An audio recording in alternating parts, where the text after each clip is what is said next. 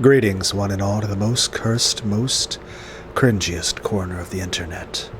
A YouTube channel content creator actively alienating everyone in both the analog and digital world. Well, welcome and good evening, wonderful dice of all alignments. I am Lunar D8.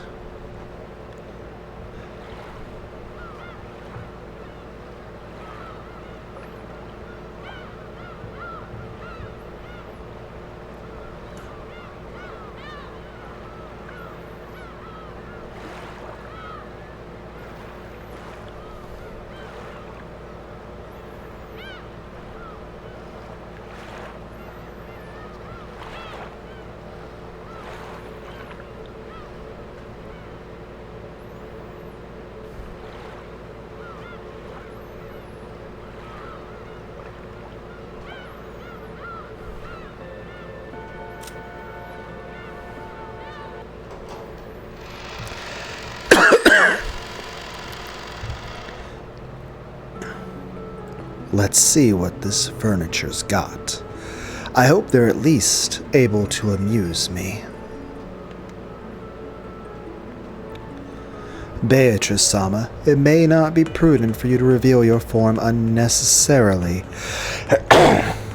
And you don't unnecessarily move your king away from the center. That's part of a monarch's and a witch's dignity. Belphegor was already blocking the way in front of Rudolph, who had boldly tried to escape to the second floor. It's useless to try and resist or escape. You don't need to think about anything. Just close your eyes. I'll gently end it all for you. You'd make a good wife.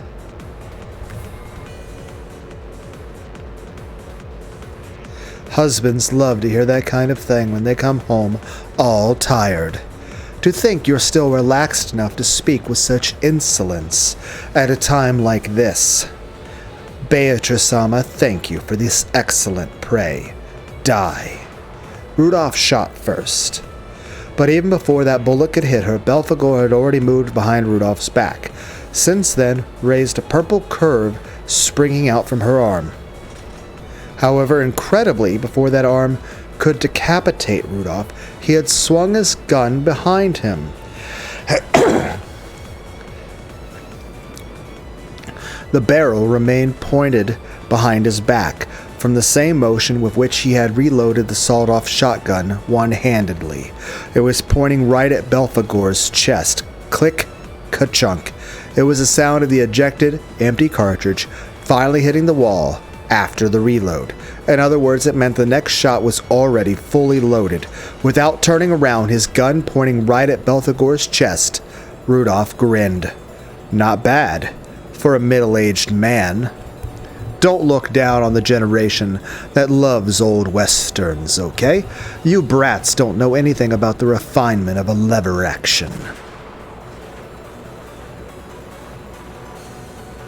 Just like Rudolph, Kyrie was also confronting a demon stake in the first floor corridor. What a moron. You could have just escaped with your husband.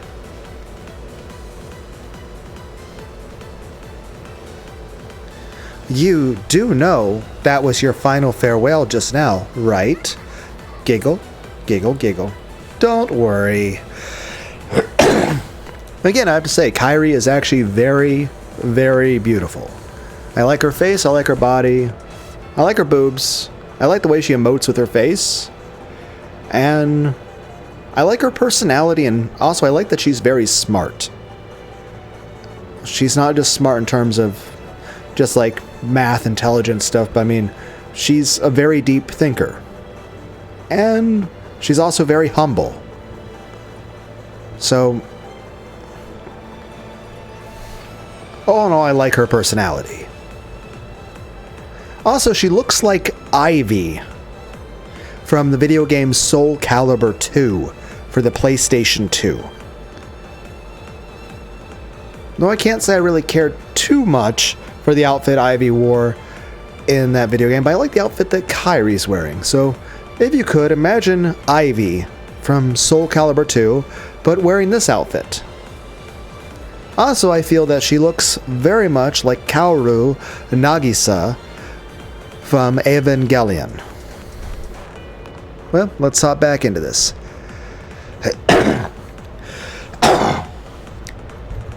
Don't worry, this kind of thing is my husband's specialty. By the way, I don't know if it's quite still noticeable, but my voice is still a little scratchy.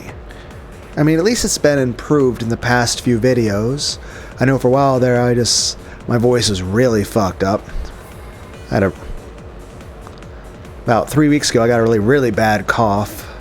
Granted, I have a bit of persistent cough that I have all the time, every day, for like years and years and years now, but, you know, you can have additional coughs on top of other coughs.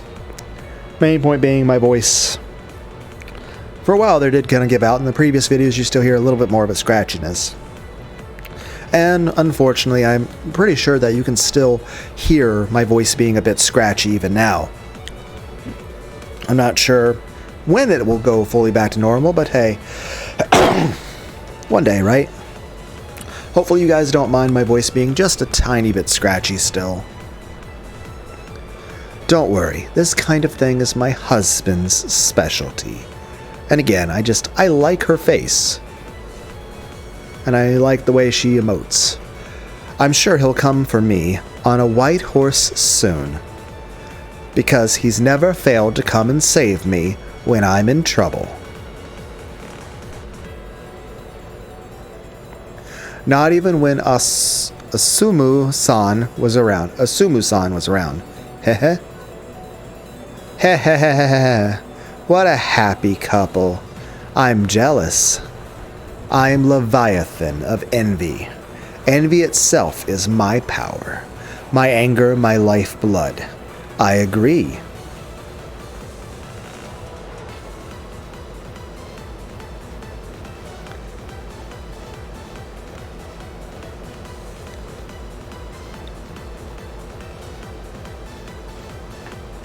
Envy is the source of a woman's power.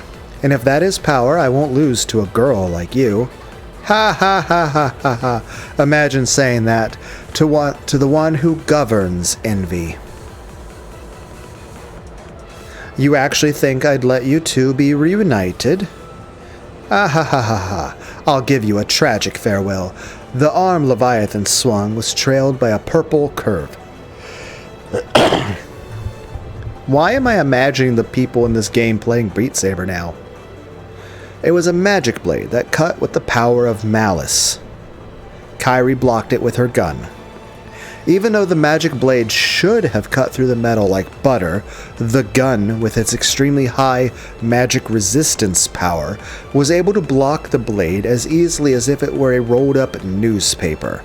Rapidly, 2 times, 3 times, it blocked all of them.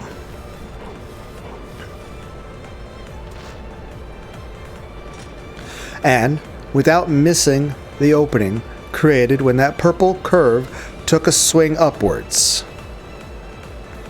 This is like being attacked by Freddy Krueger, but you're not like, you just don't feel scared of him in any way. It's like, so his powers weaken. And that's largely what's happening here, like,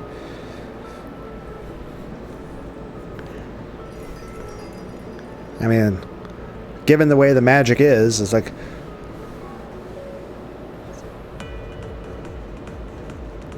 Kairi kicked Leviathan in the stomach with her heel. As Lunar probably should drink some tea instead of water. Leviathan was knocked away with a lightly dancing feather, before the demon's stake feet touched the ground again. Kairi was already pointing her gun directly at Leviathan in midair. Good luck dodging in the air. From that position, the two women who had called envy a form of power met each other's gaze. Can you do it?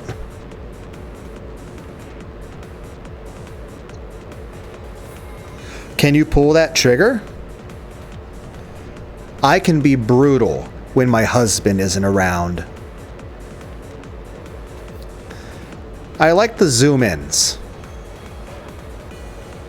I like this. I like the zoom ins. Then again, maybe I just like to zoom in because I think Kairi's very pretty.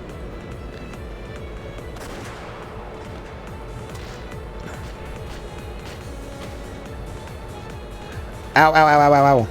Rudolph tumbled down the stairs. He had been gradually cornered by Belphegor and had been pushed back into the main hall they'd started from. The predecessor Sama's furniture is pretty good. They aren't very flashy, though. Beatrice Sama, it isn't over yet, and it's dangerous to show yourself. Satan, I think you're being overprotective. Don't tell me you're Ava? That used to be my name, but it's different now, Rudolph. You don't have to tell me.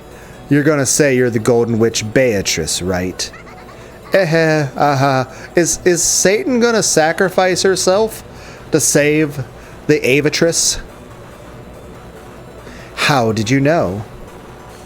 Since the time Rosa was killed, I had a vague idea. Rosa, forgive me.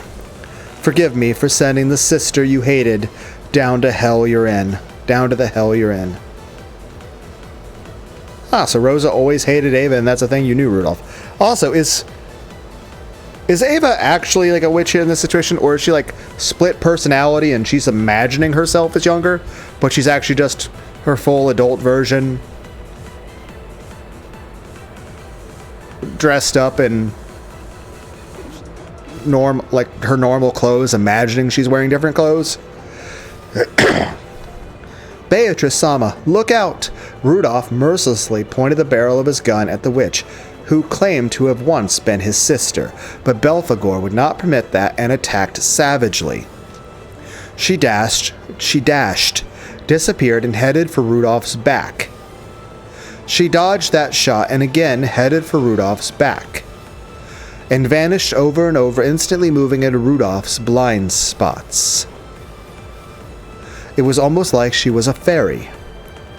As she blinked in and out of vision, Belphegor incessantly drove toward Rudolph. Or was that Belphegor, not Satan, the whole time?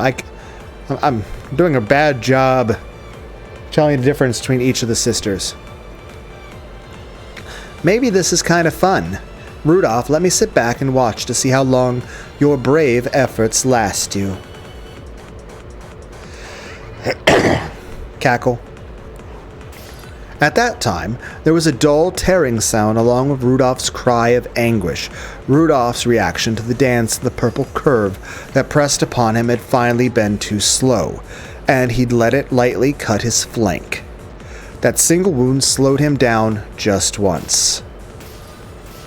That led to a new one which slowed his actions again. Now we're dealing with a war of attrition. Belphegor's dance began to swallow Rudolph whole. Watching Rudolph's body gradually get carved up, his former sister let out a shrill laugh.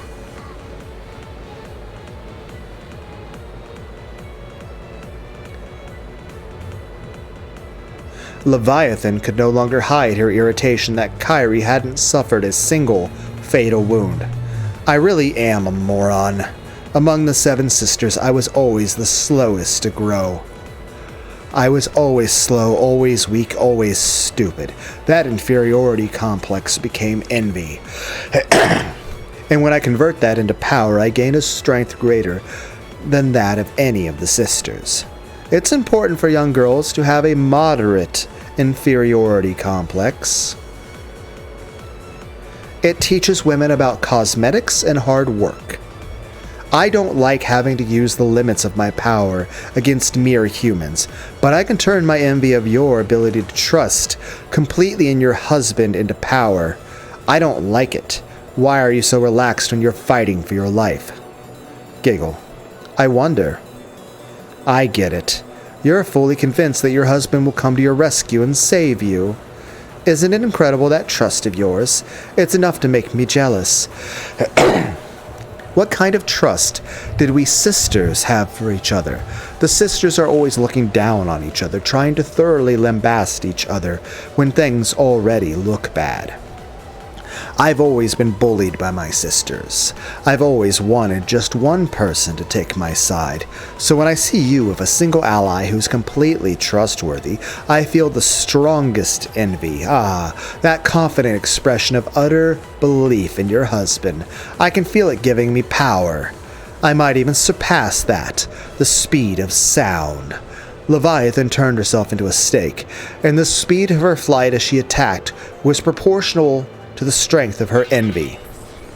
Since the day my sisters looked down on me, I was jealous from the bottom of my heart of the other 6 who grew quickly. I was jealous for 7 days and 7 nights. You can see the power I gained as a result in my speed. Die, Ushiromiya Kairi. The demon stake exposed her true form, leaping about at a terrible speed. The noise from her bouncing off the walls sounded like a machine gun. By now, Kairi probably couldn't tell if it was a single stake or a swarm of beetles flying and bouncing around. Leviathan was over 100% certain of her victory, believing in it from the bottom of her heart. Then Kairi spoke with an unbelievably calm voice.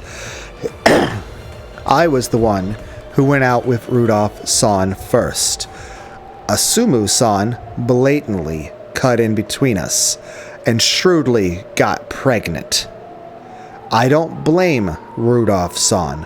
That woman used her body as a weapon to seduce him and then acted even more repulsively, cornering Rudolph-san and forcing him to get engaged to her.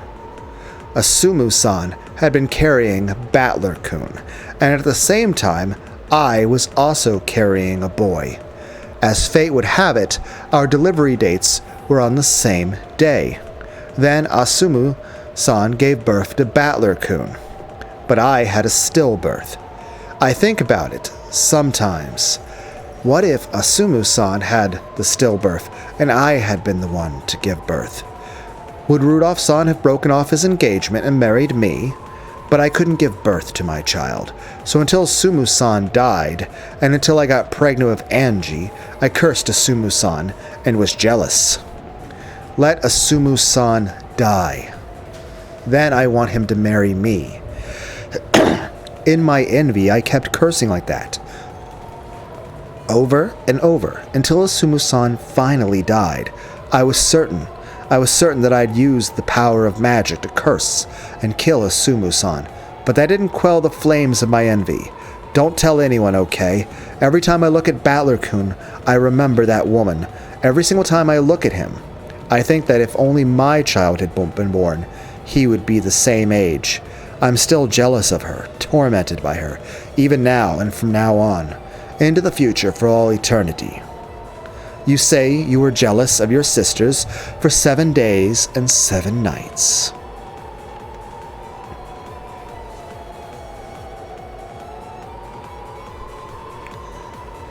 That's right.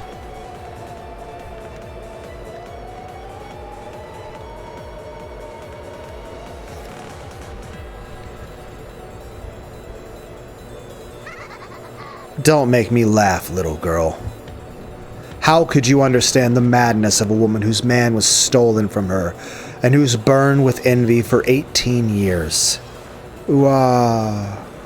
If Leviathan had the power of 24 hours times 7 days, or 168 hours of speed, then the power that Kairi had piled up was 24 hours in 1 day, 365 days in 1 year, and 18 whole years. Even without counting leap years, that was 157,680 hours. Compared to Leviathan's power and speed, it was more than 938 times greater.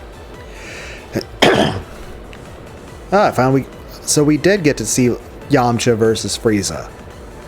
So then, even if Leviathan could soar at the speed of sound at 1,225 kilometers per hour, to Kairi's eyes it only looked like 1/938 of that. 1 out of 938, which means 1,225 divided by 938 of speed is 1.3 kilometers an hour. They say a human's walking speed is 4 kilometers an hour, So it was even less than half of that. This is almost the same speed as a baby crawling on the floor, which means...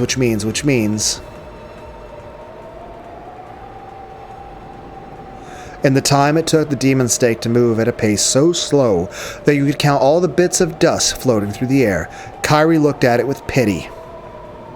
She pitied the slowness at which it came towards her.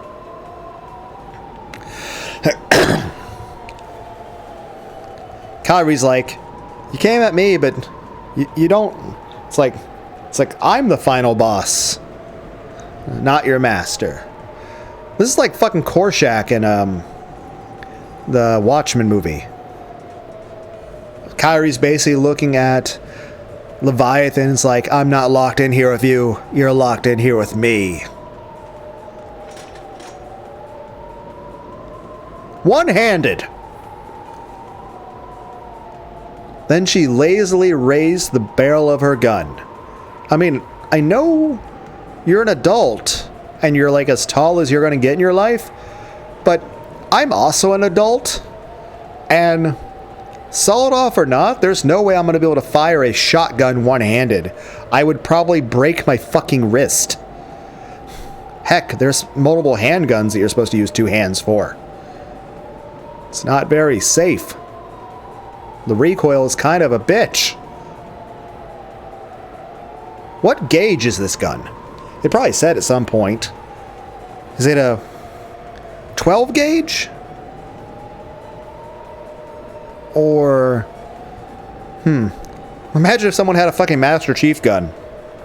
Because I'm pretty sure like the one Master Chief uses in Halo is an 8 gauge. Heck, I remember seeing a video like 10, maybe 15 years ago. A bunch of people built a fucking 4 gauge shotgun. Knocked the big... There was a big ass dude shooting it too, and he fell right on his fucking ass. It knocked him out of the air. Like he was firing it while standing, and it just knocked him flat on his ass. It just... Boom! The recoil was just too much.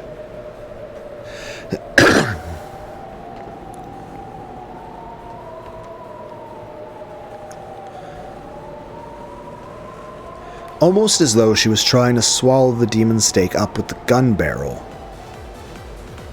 You are completely lacking in both romance and envy. Try harder next time, little girl.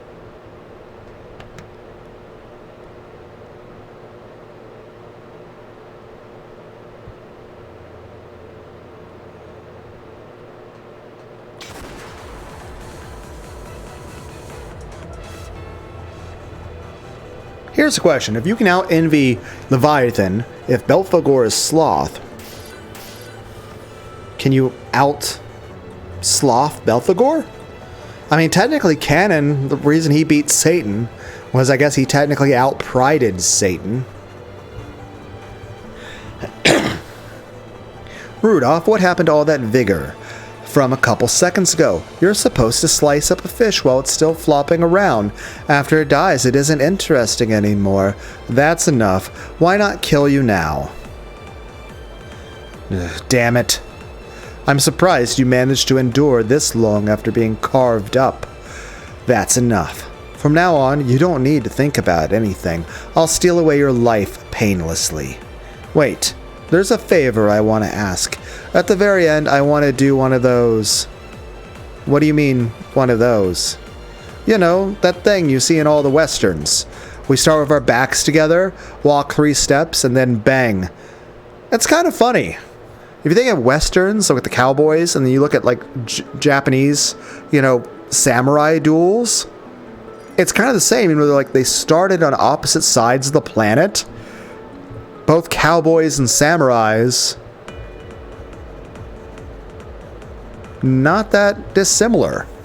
I mean, heck, if you look through history, you look at medieval knights, and you know, and you look at the way cowboys were, and you look at like samurais, like all of these cultures like as far away from each other as they can be. Sometimes even by time. And yet, I guess honor kind of has a certain mold it goes into, regardless of what culture or world it is. Again, I would like to suggest the animes Outlaw Star, Bubblegum Crisis Tokyo 2040, Cowboy Bebop, Trigun, Rurouni Kenshin, The Slayers with Lena Inverse, Dot Hack Sign, Serial Lane Experiments. A duel. Very well. If that will satisfy your regrets in this world, I'll accept. Rudolph moved his wound-covered body and turned his back to her. Belphegor responded and turned her back to his.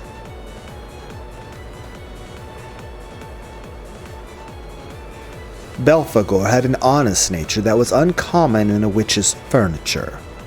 Let me warn you, even if you press the barrel of your gun between my eyebrows, I can move instantaneously, even faster than you could pull the trigger and have the bullet reach my skull. Yeah, I can feel that already. You're faster than a bullet.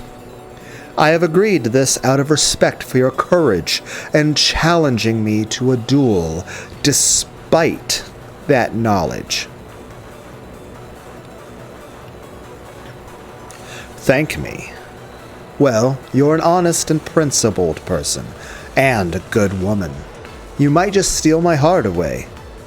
Let's begin. 3 steps will do fine, yes? First, 1 step. 2 steps. 3 steps.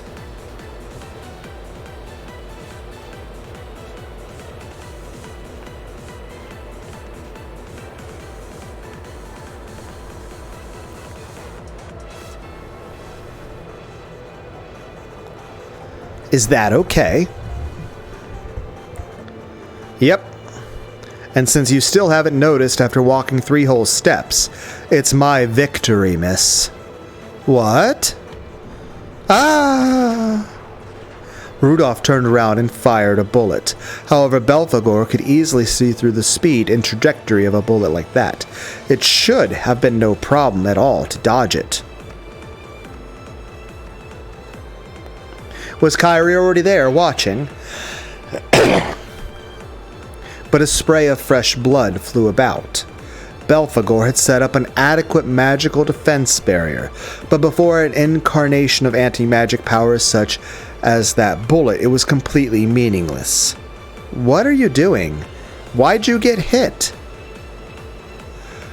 The bullet had hit Belphegor right in the chest.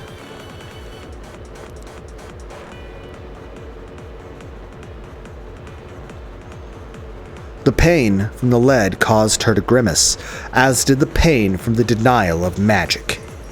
Forgive me. I'm a coward of a man. Noises. But what a killjoy. To think that furniture of a witch could be defeated by a human. Know your shame. Worthless, pathetic, if only you'd just grovel and die. Quit it, Aneke. She could have dodged it, but she didn't. She realized that you were in the line of fire, Aneke. She got shot to protect you. So this faithful girl took it without dodging, protecting you. At the very end, she saw that I was pinning the rook and the king. So spectacular. Don't hate me for it. I planned to resign if you noticed it while you were taking those 3 steps. You added those 3 steps out of consideration for me, didn't you? I didn't even try to think about it. I was lazy. You were a good woman. Go to heaven before me and get yourself all made up. I'll definitely come and chat you up.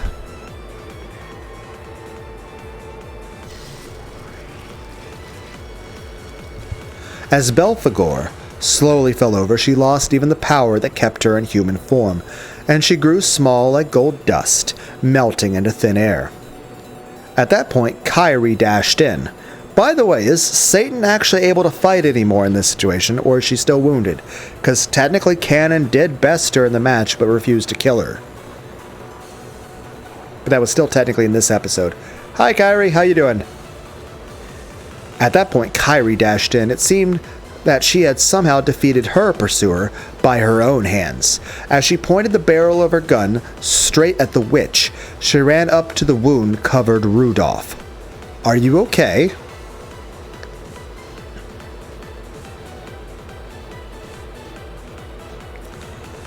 Were you chatting someone up just now? Yep, a good woman. No match for you, of course. Sorry, Aneke. It's checkmate. That looks pretty fucking cool. Take a drink of water.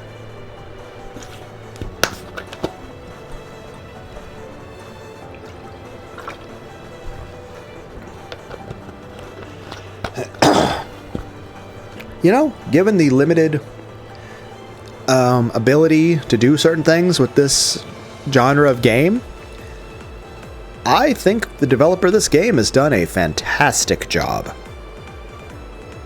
Like, this posing looks fucking awesome. The two of them pin the witch down, the barrels of their guns. Worthless furniture. To think they'd be beaten by human opponents. You're not even showing any fear for the fact that you have guns pointed at you. Worthless, stupid, boring. Beatrice-sama, we should retreat for now. There is no furniture or barrier to guard against bullets here. You locked out all the other sisters with the barrier. Or do we have to use a certain amount of mana to do our summons? And Renove is not really allowed to fight.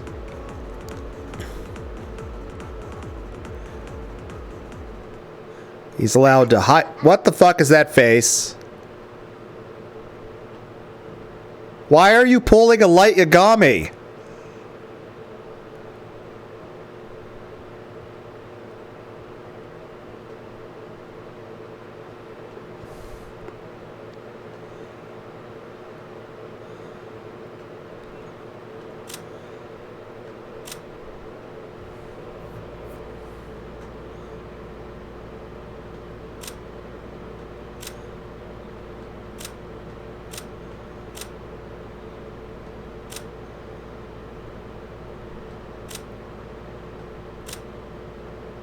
Leviathan, Envy.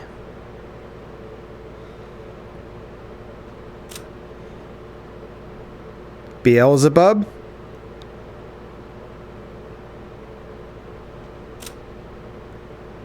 Satan. So was it Lucifer or Satan that lost to Cannon? Asmodeus. Beelzebub. Belphegor. I assume Envy's crying because she got beaten. So did Belphegor not update yet? Do we have to wait till... The witch began to let out a muffled laugh. It surprised not only Rudolph and Kyrie, but Renove as well. Because a situation like this, with two guns pointed at her, was not one that even a witch could just laugh off.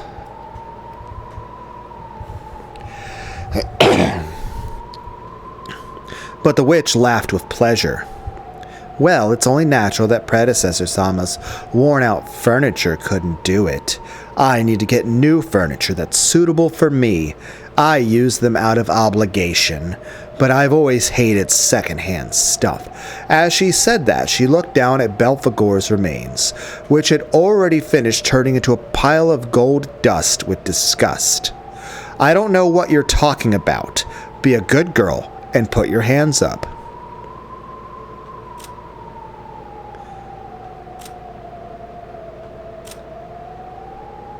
So are we just using necromancy to reconstitute her body into someone else?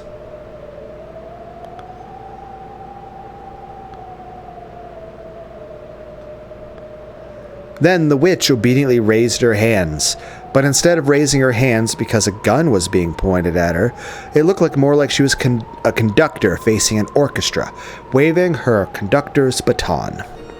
Come, arise, furniture, suitable for me, not that cheap furniture, much stronger ones, cruel ones, ah ha ha, laughter noises. Stop this bizarre act. I'll pull the trigger.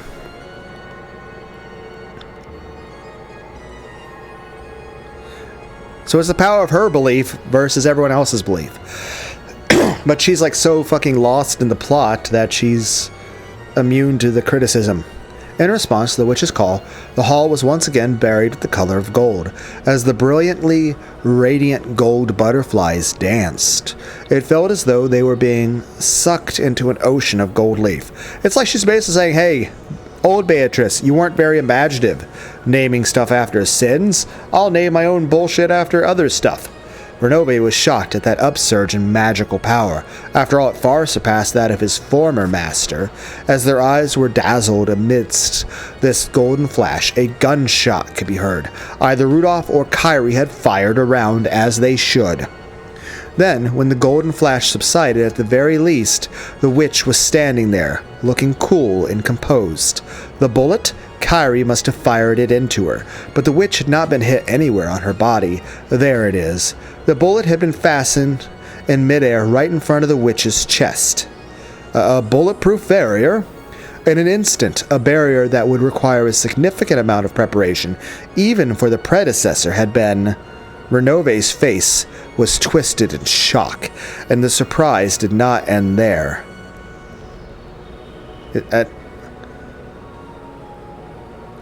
All you did was add a sweat drop to his face. It's like you're literally surprising the demon butler at being too evil and too scary. And too competent. And the surprises did not end there. The cloud of gold butterflies had created two humanoid forms. It was a furniture summoning. Oh my god. I never knew I wanted this, but apparently I've always needed this. The butterflies peeled off and flew away, and beneath them, furniture in the shape of girls showed themselves. We now got bunny girls. When British themed outfits? They're British bunny girls?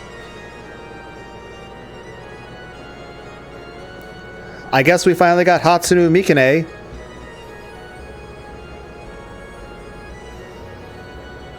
We got, like, British bunny girl Sailor Scouts?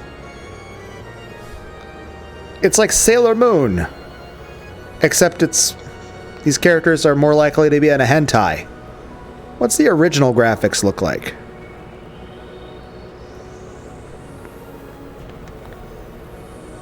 Neat. Still a fan. Though again, I do like this style much more. But I like them both.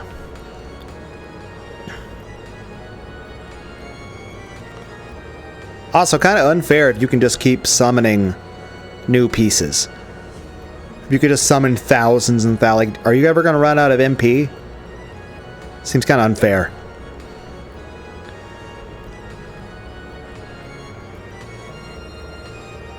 What? They're a thing already? What? How is this already a thing? So she summoned actual things that already existed. I thought she was just making shit up out of her mind. What is this? The Cheister Sister Corps? What? What? Oh, what? Oh, what? What? Okay. Yeah. Everyone's like, please never do the Little John noises again. Yeah.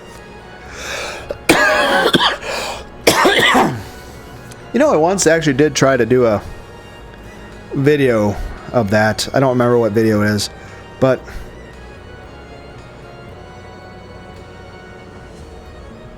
I do know there's a video of the actual music video set to an anime character. I might share that. If I find the old video I did, maybe I'll share that one too. But we'll at least definitely share the good music video. Maybe the terrible one done by me if I can remember where it is, like what it's named. Even the predecessor wasn't able to summon Pendragon's memorial troops on a moment's notice, and to do it so easily. Chester 410 right here. I want to look up the anime of this game just so I can hear her voice. Chester 45 right here. Are you? 410? 45?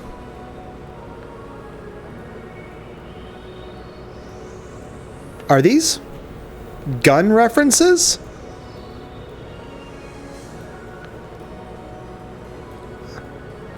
You two are suitable furniture for me, I take it.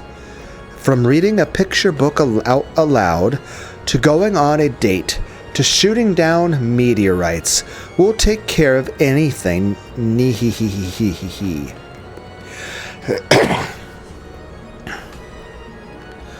If we don't take care of it, Pendragon-sama will get mad at us. Please, your orders, great Lady Beatrice. Rudolph-san, let's run for it. We're no match for these ones. Sure. Kairi definitely heard warning sirens going off in her head, thanks to the same feeling that had alerted her to the ambush by the Seven Sisters of Purgatory. Without hesitation, they escaped. As the witch elegantly watched them leave, she commanded her new furniture. This is an order. Kill the two who ran away. Then bring the corpses back here. I'll bring them back to life and play with them over and over. Cackle. The witch's expression twisted into an evil smile. Even though she feared that expression, Lucifer appeared and spoke. But forgive my presumption, but the predecessor Sama asked that you avoid brutal actions of that sort. When the witch stared at her with those terrifying eyes, Lucifer was struck dumb. She was frustrated. It was so boring not being able to let her own power and cruelty run wild. This annoying furniture of the predecessor kept telling her to show restraint, bringing her irritation to a peak.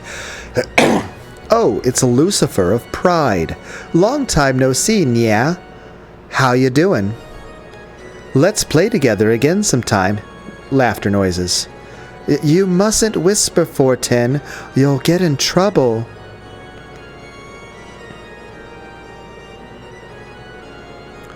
Let us carry out the great Lady Beatrice's orders at once.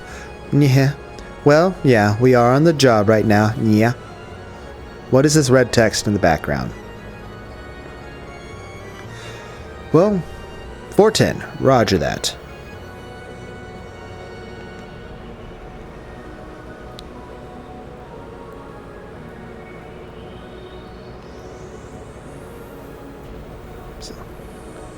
Parts of that look German and part look Latin.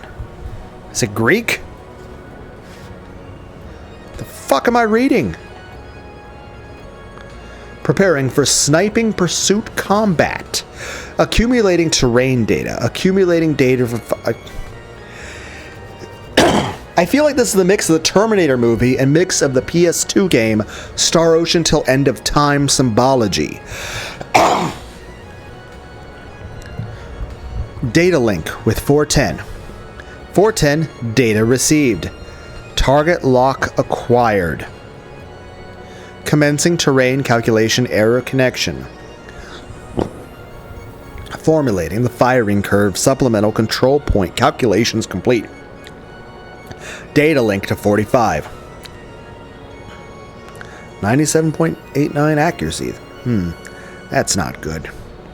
45. Data received. Checking hazard zone. Ah, that's no good. Lucifer-chan, better get out from behind us or you'll get roasted by the back blast. Are you firing a fucking rocket launcher? Do you have a mortar? Do we have the fucking Paris gun here? It's a World War I thing. Thanks to their paired measurements, the Chester sisters were able to instantly calculate the terrain throughout the mansion and coordinates of their new target, as well as firing curve to reach them. So we went from people that were like, I have a magical sword, to like, hey, look, I have grenades. What's going to come later? We're going to summon Yujiro Hanma. It's like the walking nuke. It's like, you've summoned Yujiro Hanma. No! Then again, I've described my personality as a Dragon Ball Z fusion of Jack Hanma and Astolfo. That's right, their shots could be guided to follow a curved line. None could escape. Okay, this reminds me of the movie Wanted. Then again, we're also getting the way Avatrice is being. We're getting scenes from the movie Split. The precision guidance used by the Seven Sisters of Purgatory was nothing more than a cheap knockoff of the ability these two held. 45. Firing preparations concluded. Ammo type selected and loaded. As the two of them faced each other, it was as though they were both pulling back a bowstring together. A dazzling gold arrow was readied there. 410 Nihi, firing. After giving that announcement, they released the single arrow together. As the path taken by the gold sparkling snake of light drew a curve, it followed the direction that Rudolph and Kyrie had escaped to in rapid pursuit. It turned through the corridors, crawled over the floor, chasing them as it drew a beautiful curve. That hurts my eyes. No one could block the guided shots of the Chester sisters. No one could escape from them, and their strength could pierce all physical and magical defenses. This doesn't seem fair at all.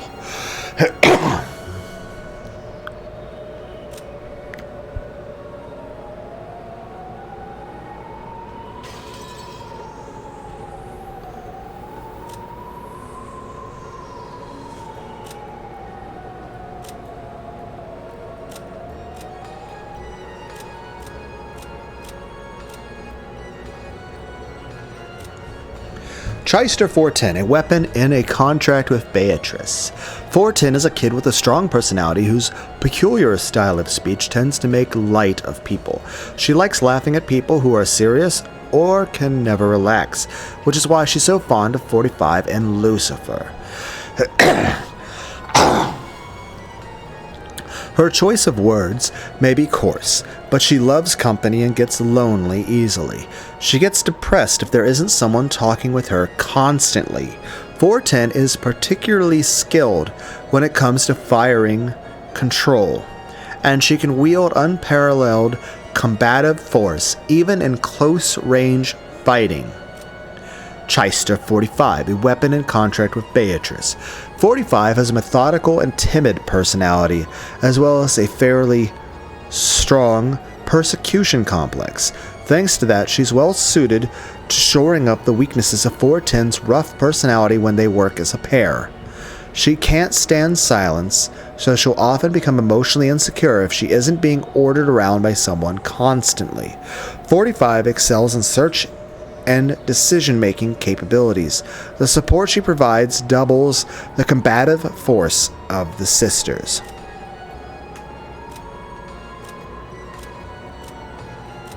Neat.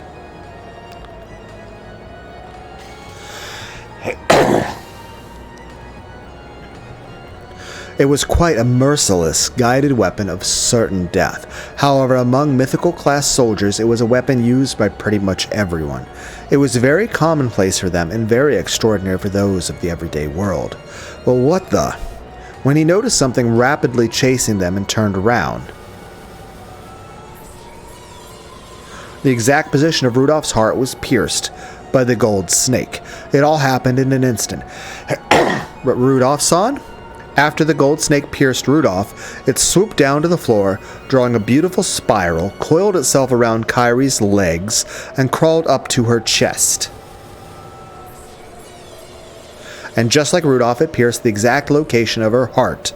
And all of that happened in an instant. It pierced Rudolph and then Kyrie, so they died, dropped to their knees, and fell over at almost the exact same time. What's this? Talk about overwhelming. Ha ha ha ha ha. Ridiculously easy, isn't it? Coo-hoo-hee-ha-ya-ya. This is the kind of furniture I need.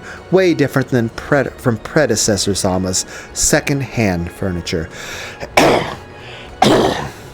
Come on, bring their corpses here. I'll keep reviving them until I'm bored, and I'll try killing them in as brutal a way as I can think of. Kind of like Freddy fucking Krueger. Then again, I kind of feel like all of this, like, all the Beatrices have kind of been Freddy Krueger to a degree. To think being a witch could be so much fun. That taking a life could be so much fun. Ha ha ha ha ha. From the time humans are born, the most shunned action they can take is the murder of another human. It's only natural that humans can't understand how pleasurable it can be to break this taboo. But she was no longer a human. She was a witch, and there were some pleasures that only witches could understand. There's also the fact that, like, in Higurashi, when Rika Furude eventually evolved into Frederica Berncastel, she became aware that the excessive traumas and life experiences she had been through had changed her into someone that, personality-wise, no longer qualified as a human. They had become something different. Albeit, very different circumstances from what is occurring here. By now, she had tasted those pleasures, and was totally immersed in them. As I've already criticized the former Beatrice, it's like Light Yagami on Death Note. The Death Note has corrupted you. It's like Beato, the Death Note has corrupted you. After learning that the contents of the forbidden pot were honey, she could no longer live without them. No, maybe the contents were honey because they were forbidden. I feel like you're just doing like a hardcore drug at this point. And it's like, oh yeah, like maybe that's not good for your brain. Maybe the magic... Again, I feel like the magic in this game actually, like using the magical power, has like negative effects on your brain. Maybe it increases the amount of dopamine you have, but then it also like puts you into withdrawal and you need more dopamine to be happy, and maybe it also causes brain damage. And also probably changes your personality. Anyway, by killing humans gruesomely and doing it over and over, she could feel the drug-like pleasure even now. As the witch rolled over laughing, the gold snake that had just been shot returned as though being reeled in. At the tips, 2 people were pinned and dragged along. The witch's order had been fulfilled.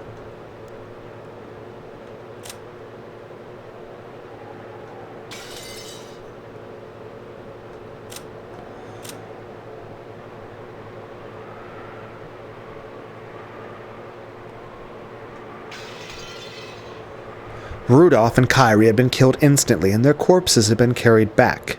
Cheister 4-5 and 410, order execution complete.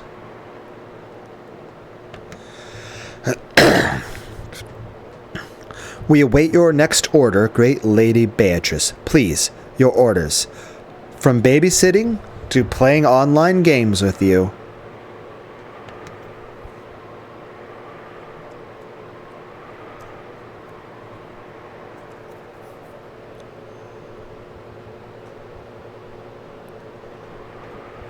To shooting down a space shuttle will take care of everything. Nehehehe.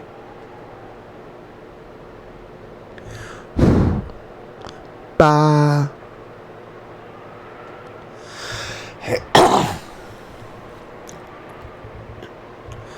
It looks like these 2 are the sacrifices for the 4th and 5th Twilights. So in the end, I'll need those worthless 7 sisters. Or are they the 5 sisters now? I need those guys to pierce and gouge the forehead and chest. But I can do that at the very end, and I'm free to play in any way I want until then, right? Wait.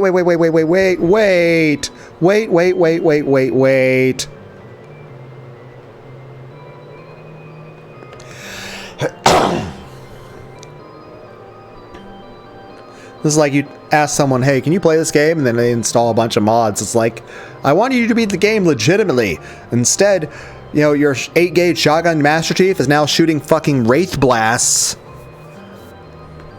And Mickey Mouse is running everywhere. Like, what is happening? What have you done to my game?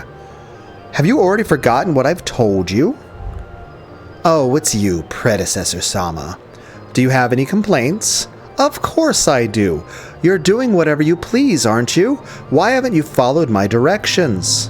What's wrong with doing as I please, Predecessor Sama? Anyway, I don't plan on deviating from the rules of the ceremony in the slightest.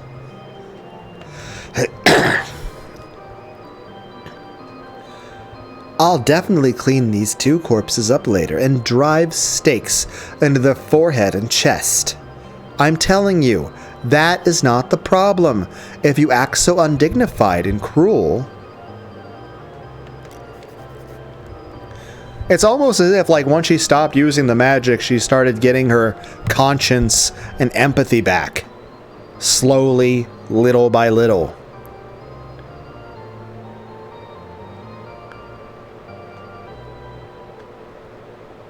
It's almost like the magic itself had possessed her, like it itself was the demon. Some people might take it badly. You mean your opponent in that game, the one we were supposedly fighting against somewhere? Renove told me. Damn it, that blabbermouth.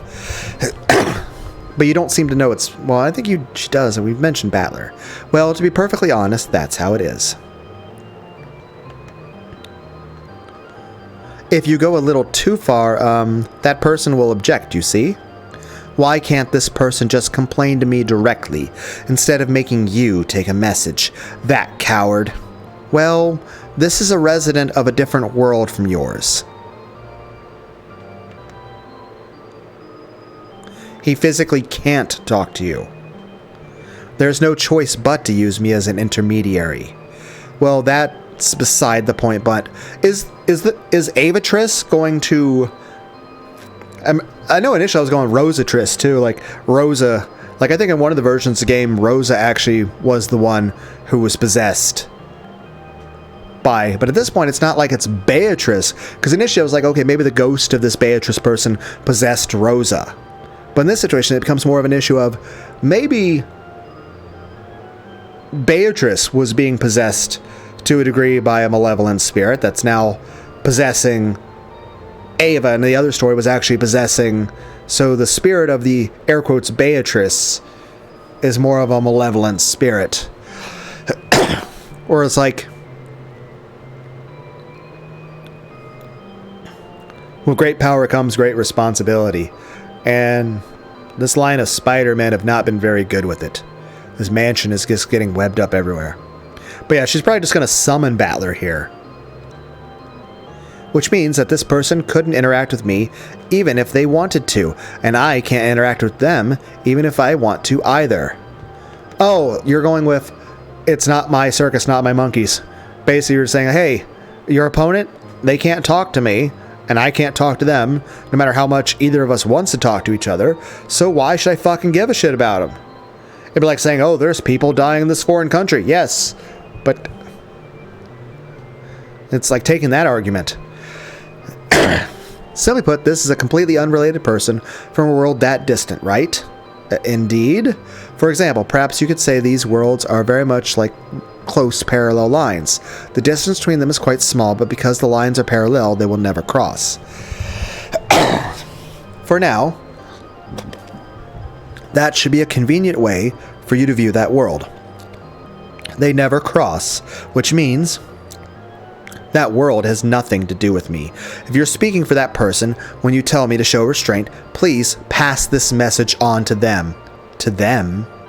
What should I say?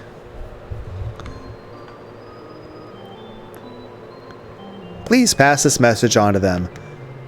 Fuck you. I don't care about your feelings. That's where we're going. It's none of your business, so disappear, you old hag.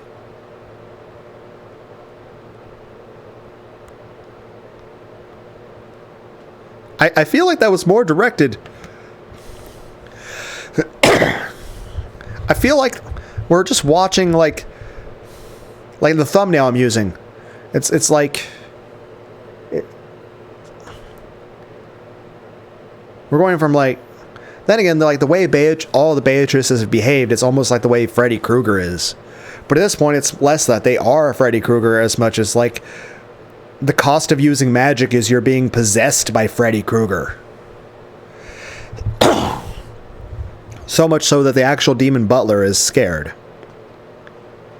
If only you just give up and die.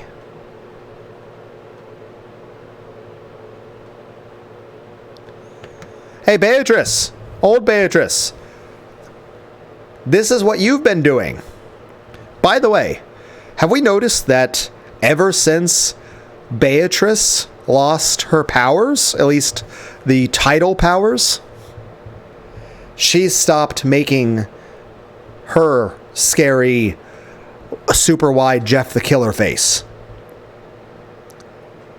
You know, kind of like this. So again, I feel like the magic actually is like an active possession thing.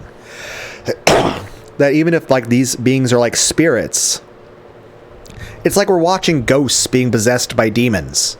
And it's like the thing, like if a human can be possessed by a ghost or a demon, then this idea, what about dolls? What about puppets? What about robots? Heck, if a human can be possessed by ghosts or demons, then can a robot be possessed? Can an AI, heck, even a non-sentient AI, just like ChatGPT, can ChatGPT or Grok get possessed by a demon? Heck, if we ever make actual sentient AI, can it have a mental breakdown? Can it have autism? Can it be possessed by demons? Can a ghost have autism? Can a ghost be possessed by another ghost?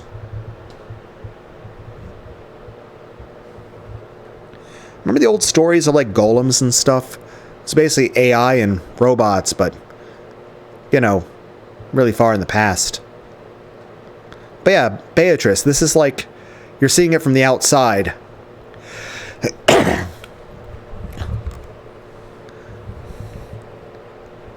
So I actively feel like the magic, just the power of the magic, I think it's like a fucking narcotic or something. Or they're being possessed by some sort of demon. What? And it's like legitimate surprise and fucking fear here. Surprise, confusion, shock, fear, disgust.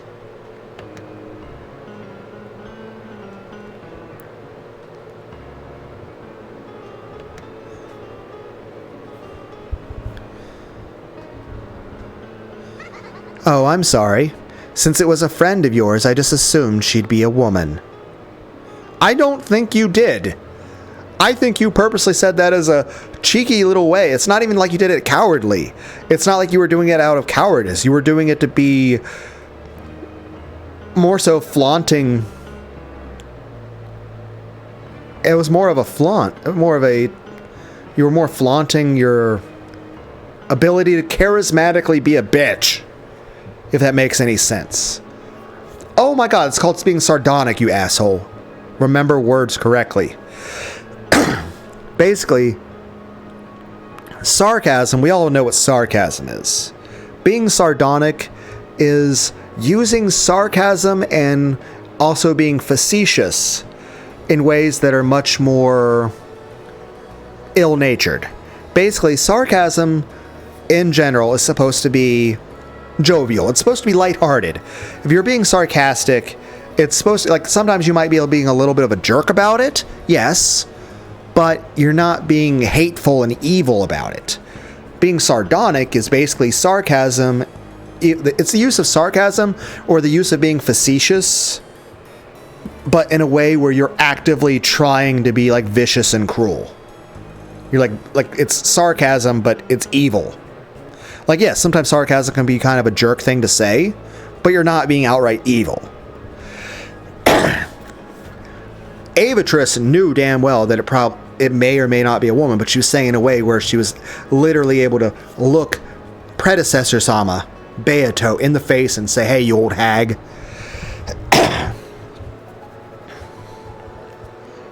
But I really feel like we're like,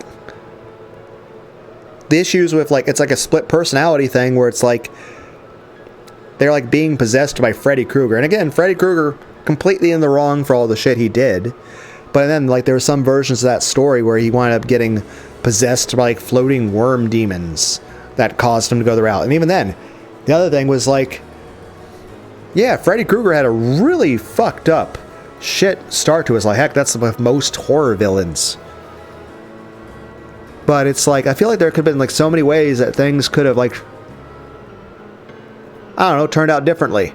But I mean, if you look at, like, let's see, Freddy Krueger, Elliot Spencer, Francis Dollarhide, Michael Myers, Jason Voorhees.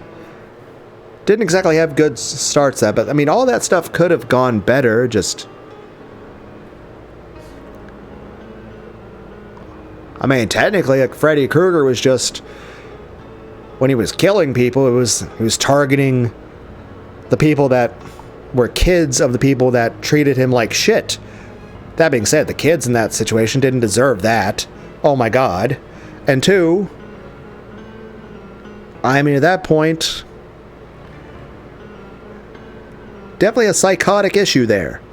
But I feel like, one, he could have just chose not to do that. But then again, also you have the one version of the Wes Craven's Final Nightmare where it's like Freddy Krueger started because you have these floating worm demons from Mayan and Aztec mythology that are, like, tied to the Cenobites of Hellraiser that were, like, manipulating the course of his life and, like, talking to him and shit even as a teenager to guide him down this path, even, like, cause the circumstances to, like, for the whole. And again, it's like, let me get this straight. Child of 100 murders, then you get treated that way at school, and then, like, your mom's, like, the over-controlling, judgmental, nun Catholic lady who is, one, to herself was already kind of not emotionally suited for raising a kid. Then she herself went through a shit-ton of trauma, and then she became way too repressive and oppressive when it comes to the whole religious stuff on Freddy at that point. And of course, then there's the stepfather Foster stuff where it's just drunken, abusive pieces of shit. Also, not good. I mean, not a justification for his behavior on that. I'm just saying, maybe some therapy could have helped with that. I don't know. Or just, I don't know, not becoming an evil piece of shit.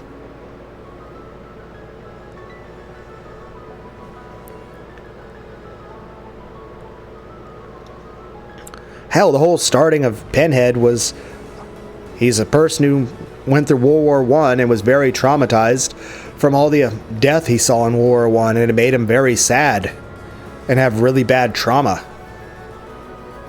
And then he became Pinhead. It's like, I mean, unless he was, like, doing other shit. And even then, that was a response to the trauma from World War I.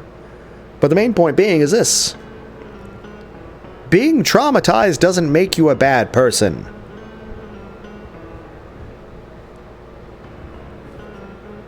Now, yes, emotional, psychological, physical pain, awful and terrible. And in general, I feel do not make you a better person. And in fact, I would say if you're a person who's gone through terrible things and, you know, you're a good person, well, good for you. That's awesome. But at the end of the day, I feel this. You would have been an even better person without that stuff happening. At the end of the day is this. I feel like the concept of hell as a punishment does not make people better. There's no, atonement via that. There's no penance. There's no, like, it's going to reform you as a person. It's kind of like people that get locked up in prison for minor crimes. The whole experience of prison makes it harder for them to get back into society and tends to push them even to greater problems. It doesn't reform the people. Granted, it doesn't mean we should abolish prison. There are some people that need to go to prison.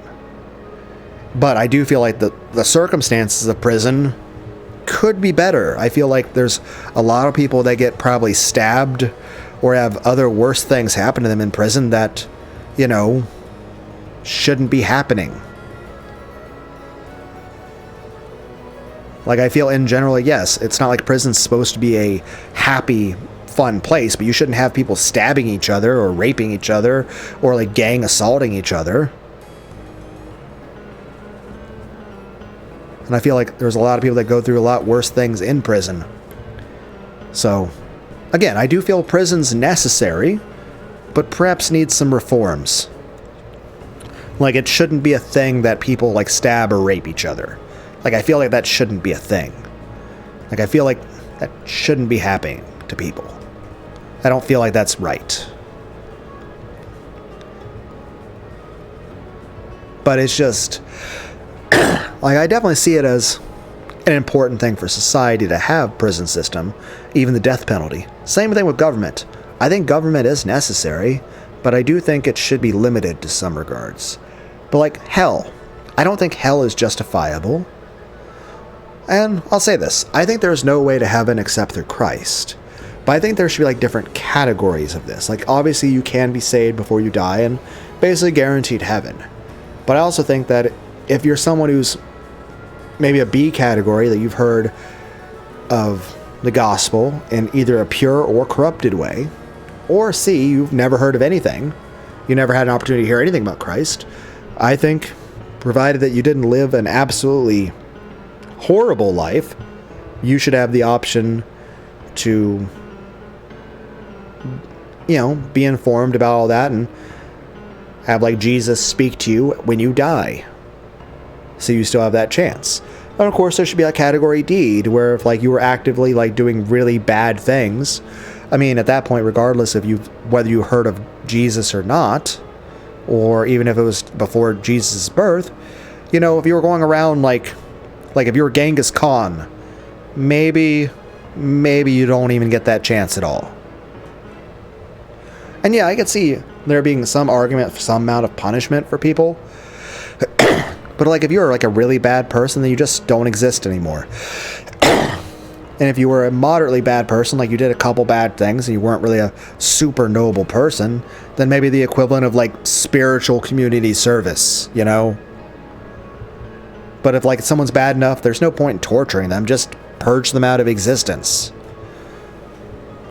At worst, like, okay, if this person's like, oh, this is Hitler, okay, 20 years of hell. And then that's it. There's no reason to torture the person more than that. Like, even if there was some amount, like, oh, there has to be justification. Like, okay, fine. But there's no reason to, like, torture someone for eternity. Heck, technically, if you look at the translations of things, according to the old Greek translations, and even Aramaic ones, the understanding of early Christians had until about 300 AD was that you just went out of existence. You went to oblivion. Or you went to an intermediary place before you were sort of sorted into, you know, those who were saved and those who just didn't exist anymore. And the idea of a lake of fire is okay.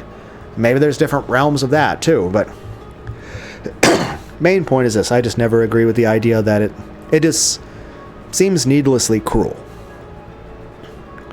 for people to suffer like that. But again, whatever the reality of, you know, the afterlife is for people, I don't have any control or power over that, and there's no way to know for absolute certain, but I can just go with what I think is logical and what I think is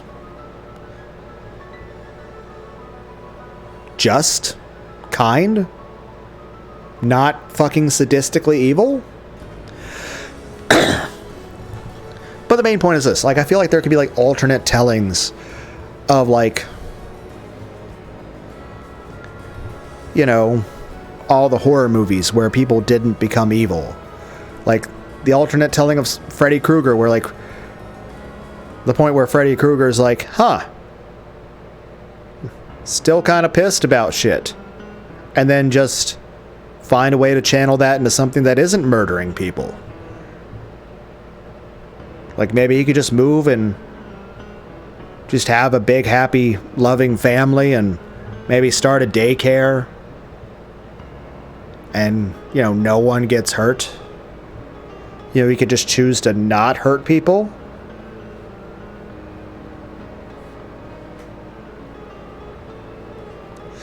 I don't know. And like I said, some versions is like demons are like fucking possessing him and shit and pushing him to do things. But main point being is this.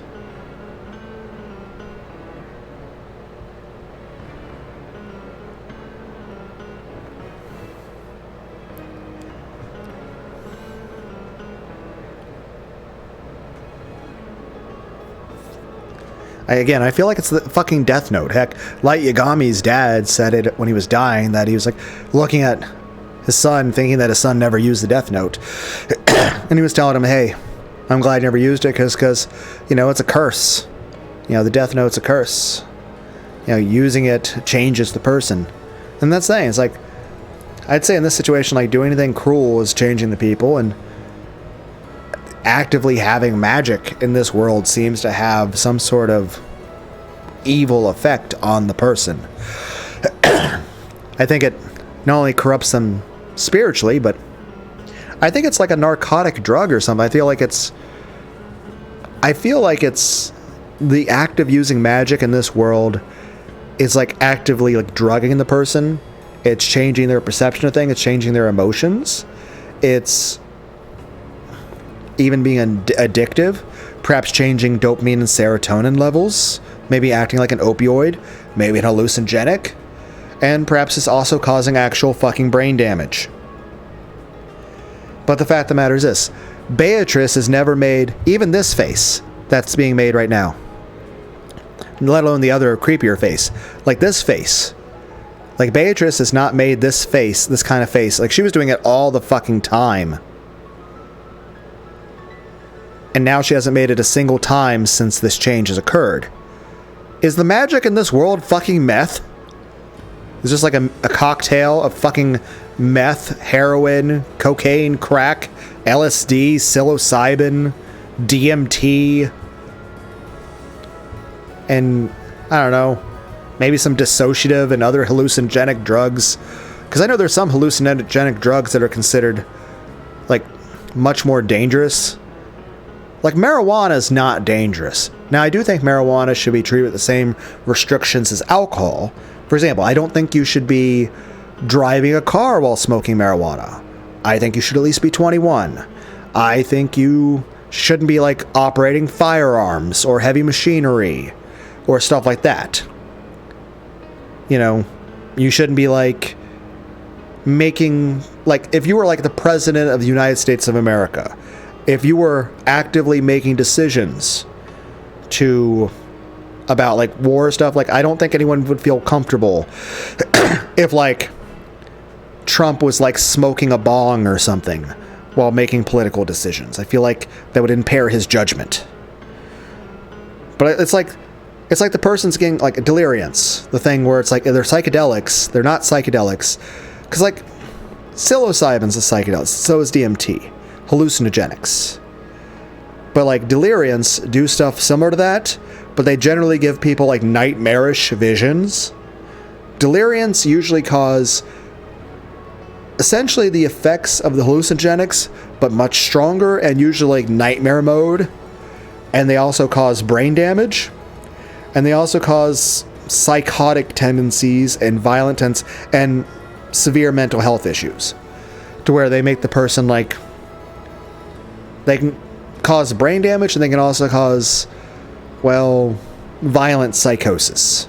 To where the person's like becomes a very, like it bleeds out their ability to feel happiness, but also bleeds out their ability to distinguish reality. And also bleeds out their ability to feel things like compassion or empathy.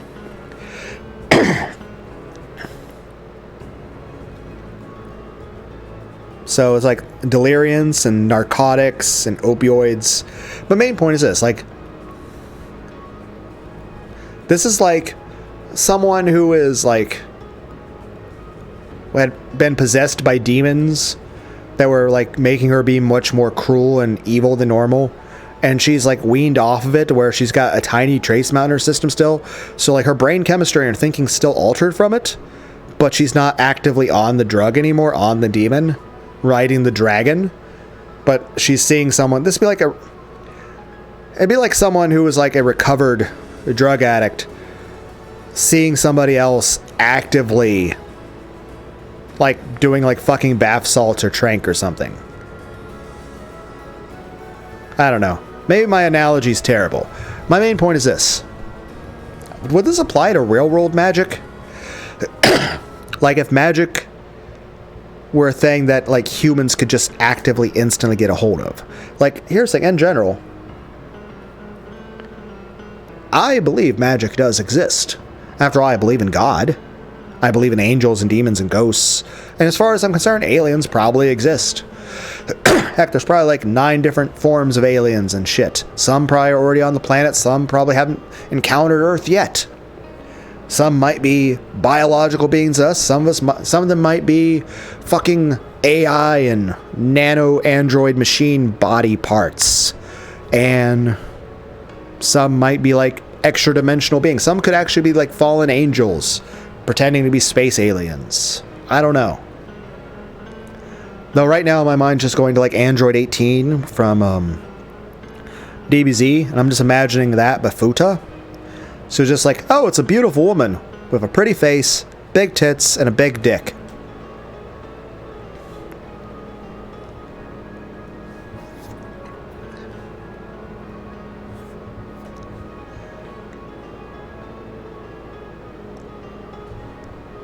I don't know why anyone's still listening to this, but I'm just saying this. Anyone understand where I'm coming from on this? Where Beatrice's, Beato's personality has changed a bit since, and I think she's becoming more pronounced. Like I think it's like tapering off. Like it's kind of like the idea like she was actively like riding a drug high from using the magic, especially when she was fighting the other Beatrice.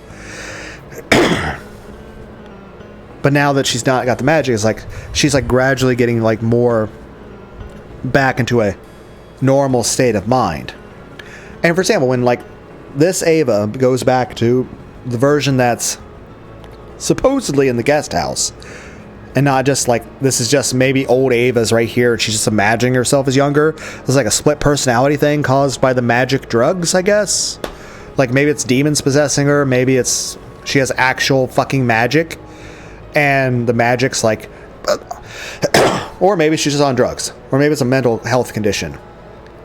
Maybe it's Hinamizawa syndrome. Hinamizawa. But main point is this. Magic. I would say magic in the real world probably falls into multiple different categories. Heck, I think it's kind of the way Dungeons and Dragons would probably differentiate the idea between a witch and a sorceress and like a warlock. Like, are you getting your magic from innate magical abilities? Did you have to learn it? Are you using alchemy? Are you using potions? Do you have to mix ingredients? Are you summoning power from other spiritual beings? Are you just using super advanced technology from space aliens? Is it fucking Ki from Dragon Ball Z? Or is it like the super soldier serum that Captain America has? Like, what are we going with? Is it like X-Men mutant powers? Is it drugs? Is it split personalities? Like, but the main point is this: would there be a type of magic? Like we're going by the idea, like we're going with the assumption that magic actually exists in the real world, but in all the forms of magic, they are very rare for humans to come across. But let's say there's like 400 different types of magic that exist. So let's say magic actually truly exists, and that there's like 400 different types of magic, and that majority of humans will never encounter even a single type out of those 400.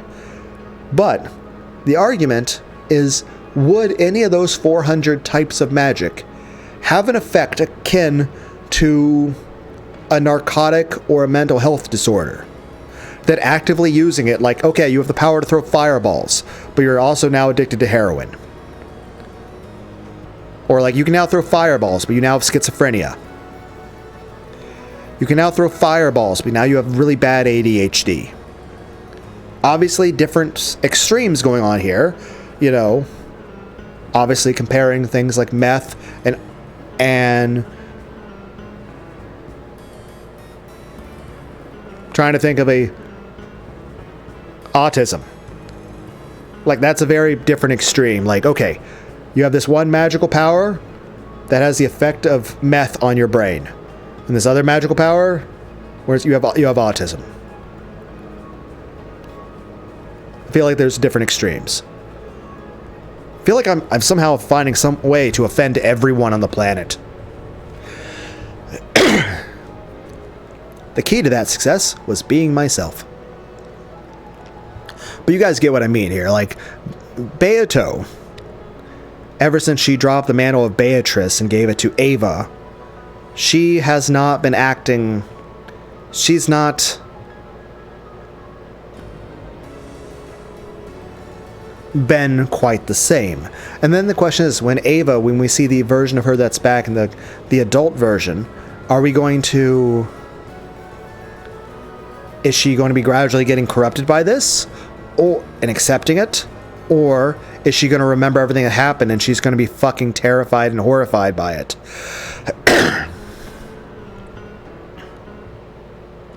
Or is like this person going to overuse their magical power and it's going to kill the adult Ava?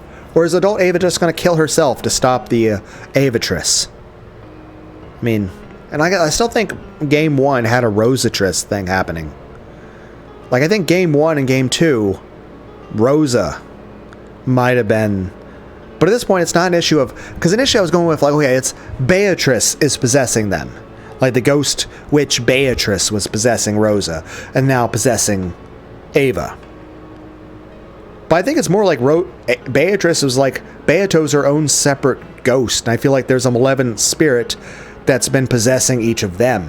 Or the magic that goes between them just comes with such a cost.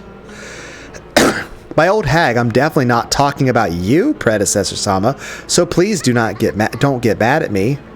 Does it matter if I use the contraction there? You guys remember the comedian Mitch Hedberg? Heck, there was this thing called Naruto AMVs. I feel like there was something I was going to link in the video that... Oh yeah, the Yeah song with Lil Wayne. Yay, my short-term memory worked out okay. I might need to write this down because I will not remember that a second time. I'm standing. Now I'm looking for a pen.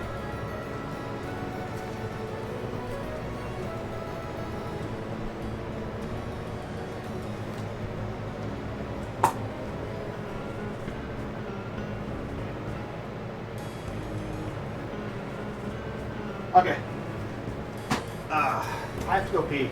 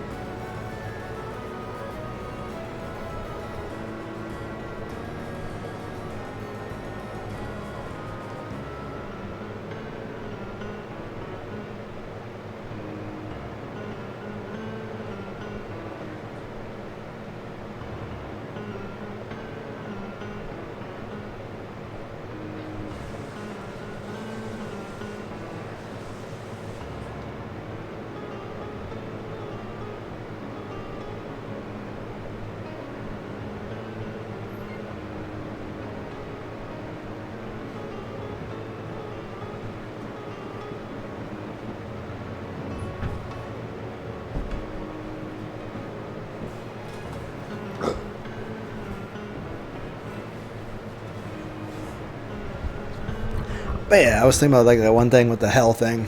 I don't feel like it would help make people better. I think it would cause more psychological damage and more degradation of a person's mental faculties, both emotionally and intellectually. And I think anyone who would come out of that better, I think they could have been much better served by much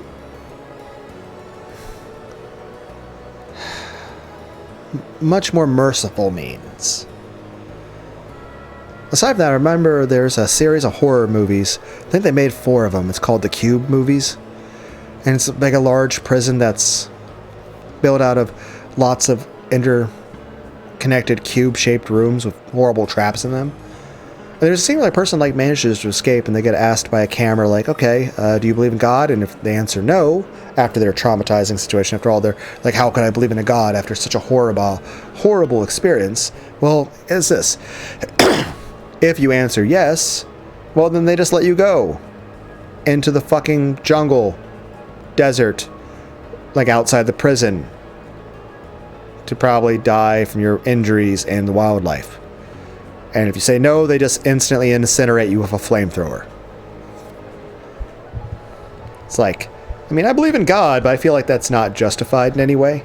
It's kind of like, I'm a Christian, I believe in God, but I don't want laws to be based off the Bible. I don't want the government to make their laws based off Christian or Jewish beliefs, or any religious belief. I want the laws, I want the state. Now, granted, I do want politicians and people who believe in God and believe in Jesus, but I don't want the laws to be passed based off of religious principles.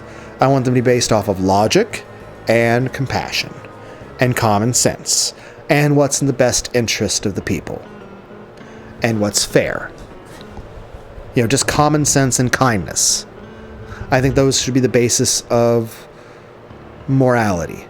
For example, I mean, Jesus criticized the Pharisees for 2 things. One, they cared more about how they were perceived in terms of righteousness and what people thought of them, about their vanity when it comes to that, rather than actually being good people. And when it came to laws, they cared more about following the exact letter of all the laws than actually understanding the purpose of each law and just wanting to be good people.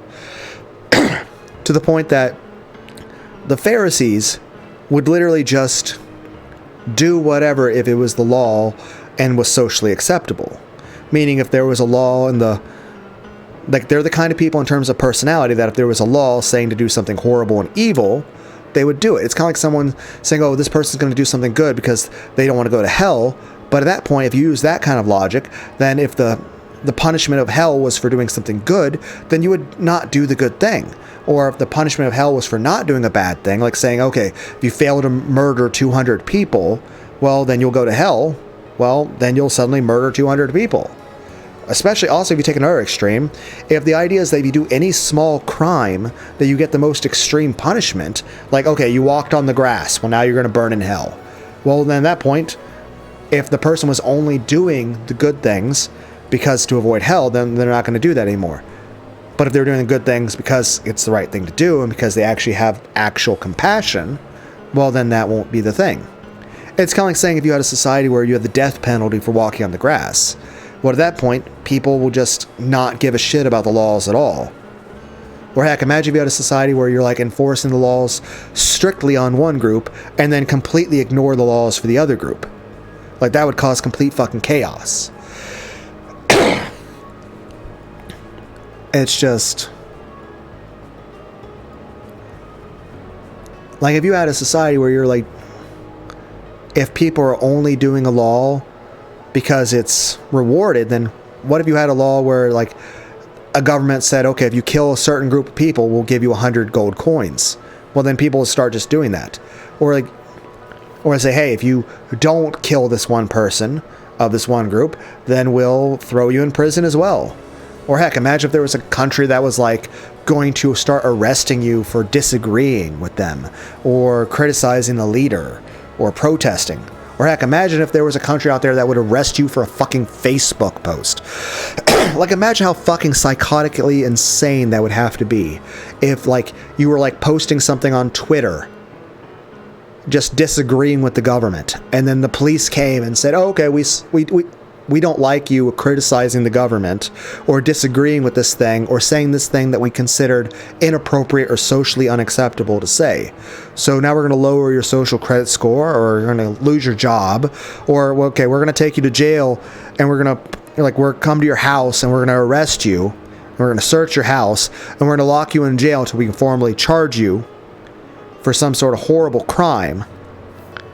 and treat you as if you're some sort of killer or something for disagreeing with the government or disagreeing with something that's considered socially acceptable. It'd be like saying, hey, imagine if you had a society where someone openly says, hey, I'm gay or bisexual, and then the police show up to your house and arrest you for being gay. Or you have to lose your job for being gay or something. Or you'd lose rights as a parent, or you'd lose the ability to run for political office. Like, oh, you're gay, you can't run for president. We can't have a gay president. Or something like that, you know? Or imagine it was like, oh, you're balding. It's like, oh, we can't have someone going for president that's balding. You know, we've decided if you're being bald, that's a sign of moral depravity. Even if you're starting to bald. It'd be like Job from the Bible. Like how his friends were all like bitching at him, saying, oh, this bad stuff happened to you because you were a bad person. You must have done something bad. Though at the end of it, like after God, took Job's case up on that and said, okay, now granted there's some questionable things about how everything started happening to Job to begin with. So I could definitely say all that. I can agree that, there's some questionable circumstances. But I do have to say this. Job's friends were assholes. Though at the end of it, God was then threatening to murder all of them. And Job, he's like, hey, saying to them, I'm going to kill you. But, unless Job takes up for you guys. And Job's like, no, I'll pray for them and I'll sacrifice some animals on their part. Please don't kill them. I'm not holding that much of a grudge against them being petulant, petty little children. Though that does remind me, there was Elijah in the Bible. There was a time where he was calling fire down from heaven on people. I mean, there was a time where he did there was the two sacrifices where there was him doing the sacrifice for God and the other one was doing a sacrifice to Baal. And God sends down the fire and consumes that whole sacrifice. But there's a separate situation where he's just out about living where he lives. And, a king then is wanting to bring him in. And so he sends a captain and his 50 men with him to arrest him. And they go to arrest Elijah, and Elijah calls down fire from heaven and burns them. And everyone dies. And so then another captain gets sent with 50 more men. And he calls down more fire and everyone dies. Now the third captain goes with his 50 men and he comes to Elijah, he drops down to his knees, and please, man, please, for the love of, just please, I'm sorry. I don't want to piss you off, Elijah, sir. But here's the thing. I know if I forcefully try to arrest you, I will be burned alive by fireballs from the sky. But if I go back and say that I was too scared to try to arrest you, the king will fucking stab me to death and have us all executed. Literally the only way that me and the 50 men with me are going to not die is if you just peacefully agree to come with us as our prisoner. I know you have no reason to really agree to this, but I don't want to die. And all of the men with me, I've talked to my men, they all don't want to die either. If we could just arrest you forcefully, yes, we would. Because we don't want to die. Because we're scared of our king. But at the same time, we know we can't just run away from you. Because then our king will kill us. Literally, no matter what we do, our lives are in your hands. Heck, it would be less painful to be burned by the fireballs by you than to go back to our king empty-handed, because he will probably do horrible things that are much more longer and more painful than being burned alive by a fireball. So, please, just please, we're begging you. Just let us take you in peacefully, man, please. And he's like, sure. Then again, his apprentice, Elisha, was a bald man. And one day, a bunch of people that were probably the teenage years or something. I don't know. It says younger people, but I don't know what ages they were. I'm going to assume from the ages of 16 to 24. A healthy amount of people from all those ages. Anyway, They made fun of him for being bald, and Alicia took exception to that. So he summoned grizzly bears out of the nothing.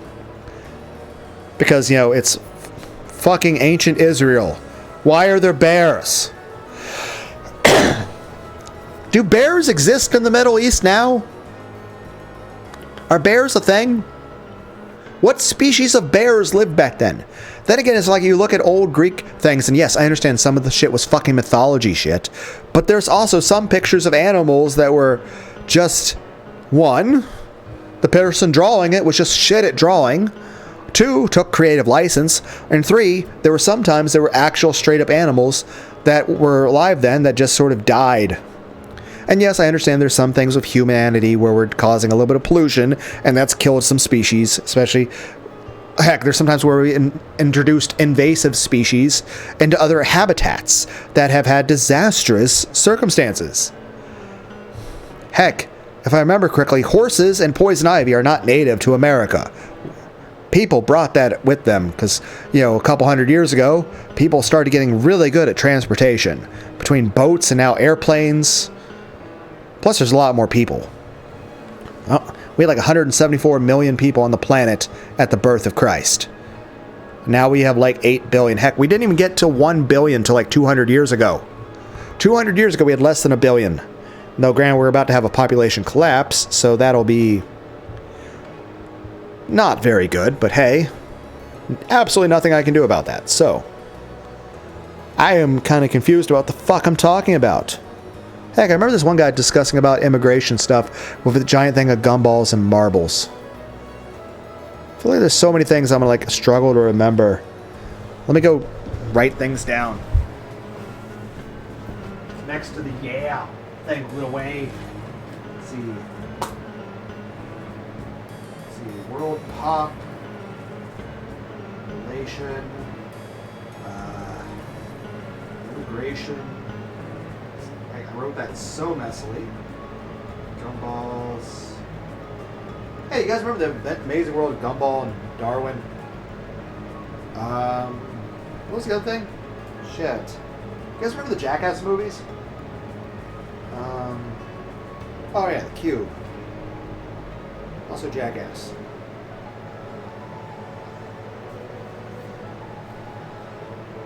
You know, Steve-O, I think it was Steve-O, or was it Johnny Knoxville? One of them made a hot sauce that I got from like a Hot Topic or a Spencer's one time. It's pretty good. I even poured some of it in some V8.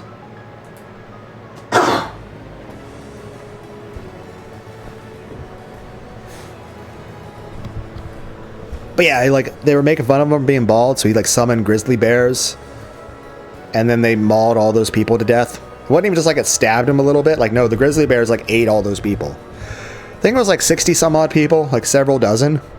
They were just like making fun of him being bald, so he like summoned grizzly bears. So Elijah's like, I'm gonna summon fire. Alicia's like, grizzly bears! Why am I imagining the grizzly bears playing basketball?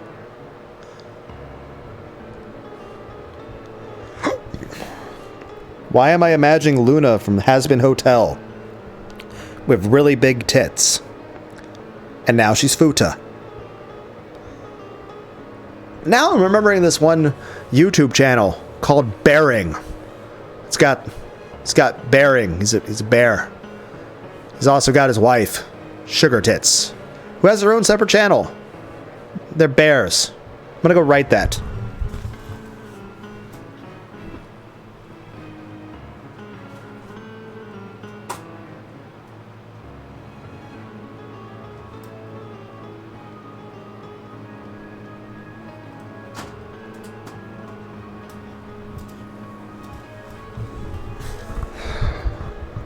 By the way, like I said, no official diagnosis, but every online test I've passed with flying colors. Yeah, I'm pretty sure I have ADHD, autism, severe depression, and borderline personality disorder. Which is not schizophrenia, by the way, nor is it split personality. Both of those are separate things. Borderline personality disorder, split personality, and schizophrenia are all three separate things. Though I do have disorganized speech. The way I think, write, talk, and type. And like I say, if I'm writing stuff out, it doesn't matter like whether I'm writing or typing it, or just thinking it in my head or talking out loud. Now, that being said, I am at least a little bit controlled when it comes to how I speak to people in person. I tend to use them as like sounding boards, so I can just like let them do most of the talking, and I listen to them, and I gear the conversation away from myself. And heck, if there's ever a part of the conversation that brings up me, I tend to just downplay it and like, oh, I'm fine, I'm okay, and just ignore things, and just because, well, then again, that is a large thing about this channel. It's me talking without a filter. Even though I'm trying to stay on topic, I've been saying multiple times I needed to stop going on tangents, but apparently I get a little bit easily distracted, and I start not really just sitting and reading the story the way we're... Though, it's kind of funny. This channel started with me playing Enter the Gungeon and Binding of the Isaac and Mega Man spin-offs and Super Meat Boy and Perfect Apocalypse and stuff like Dead Cells, and like I said, a lot of cussing at Super Meat Boy. Heck, I even played the Spooky's Jump Scare Mansion. And now we're reading visual novels with odd little thumbnails make via Grok on Twitter. But yeah, what I was saying is it's like you can't have morality based off of reward or punishment, because then what if the person's punished for doing something good? Well, then they'll just do that. Or if they're rewarded for doing something bad, then they'll do that. It's kind of like there's people nowadays who will take certain moral stances because it's, the de facto socially acceptable thing. But a lot of those people that take on certain stances just because it's popular would be the same people who would have been taking the sides of being actual Nazis in World War II. What the hilarious thing is that you have people that are taking very crazy, psychotic stances that no matter how you look at it, when you listen to their reasoning, it's like the amount of cognitive dissonance going on, the amount of just no critical thinking, the amount of brainwashing and cult-like behavior it sounds like from them. And the fact of the matter is just the way they talk about things. They say they're the people that are kind and empathetic, and they're against racism, but when you listen to them, they are the fucking racist ones, and they're the ones who are like psychotic and just calling for murdering their political opponents. And it's just like, they try to claim they're the good people and smart, but it's like, they're completely fucking insane. And everything you listen to, it sounds like you're losing brain cells listening to them.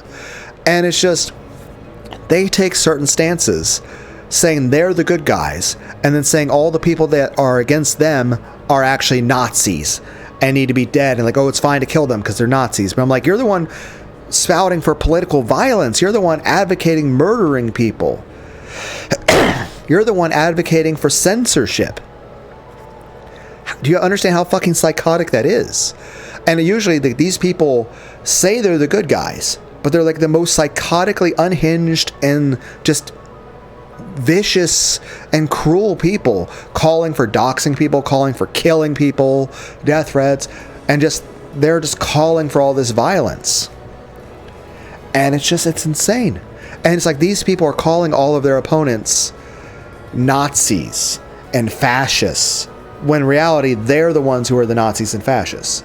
Like the very idea of they want to censor anyone that disagrees with the government. They want to force people to say things that they politically agree with, and those who don't agree with them have to be silenced, even with violence. That's literally fascism. That's literally the brown shirts from Mussolini's Italy. Like, these people are literally just doing what's socially acceptable because that's what's popular. If you were to take those same people and introduce them to actual Nazi principles, like in Nazi Germany, they would actually be the ones supporting Hitler. It's just... It's fucking psychotic. Like, heck, I remember there being this one clip of AOC giving a speech about how Trump should never be allowed to be behind the seal of the President of the United States of America. And yet everything she's saying in that speech is just completely just, oh my God, it hurts to think about. It's psychotic and violent, and it just like, if you put it side by side, it literally, it looks like Hitler giving a speech. And it's just also the thing with Kamala, just like, anytime you listen to any of her speeches, like, it sounds like she's just completely drunk out of her mind. And even then, like, there's so many times she did speeches, interviews where she had stuff edited in such a deceptive way to where it's trying to like edit out the parts that make her look incompetent. And then you look at stuff with Trump, to where there was stuff that the BBC was actually purposely editing clips that were like 40 minutes apart and splicing them together to make him say stuff that he didn't actually say. And then there's just the fact that there's actual speeches where he said things, and then they just ignore the things that he said. Like, it's like, he said things that were good, and then the media just completely ignores it.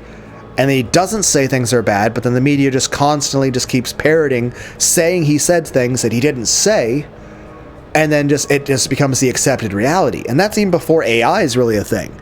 Nowadays, you have Sora to AI, to where you can have fucking clips of like JFK, Martin Luther King, Stephen Hawking. You can just have anybody doing or saying anything, and you can't even tell it's not I mean, obviously, if you see a clip that's fucking SpongeBob doing something, then obviously you can tell that's not reality. But then again, heck, we recently got a SpongeBob movie, and I haven't seen it myself. I'm not going to. And yes, SpongeBob's always had a bit of, crude humor in it, but it's just like the clips I've seen of it on YouTube from the actual movie, unedited, it's stuff that's like, it's fucking Ren and Stimpy.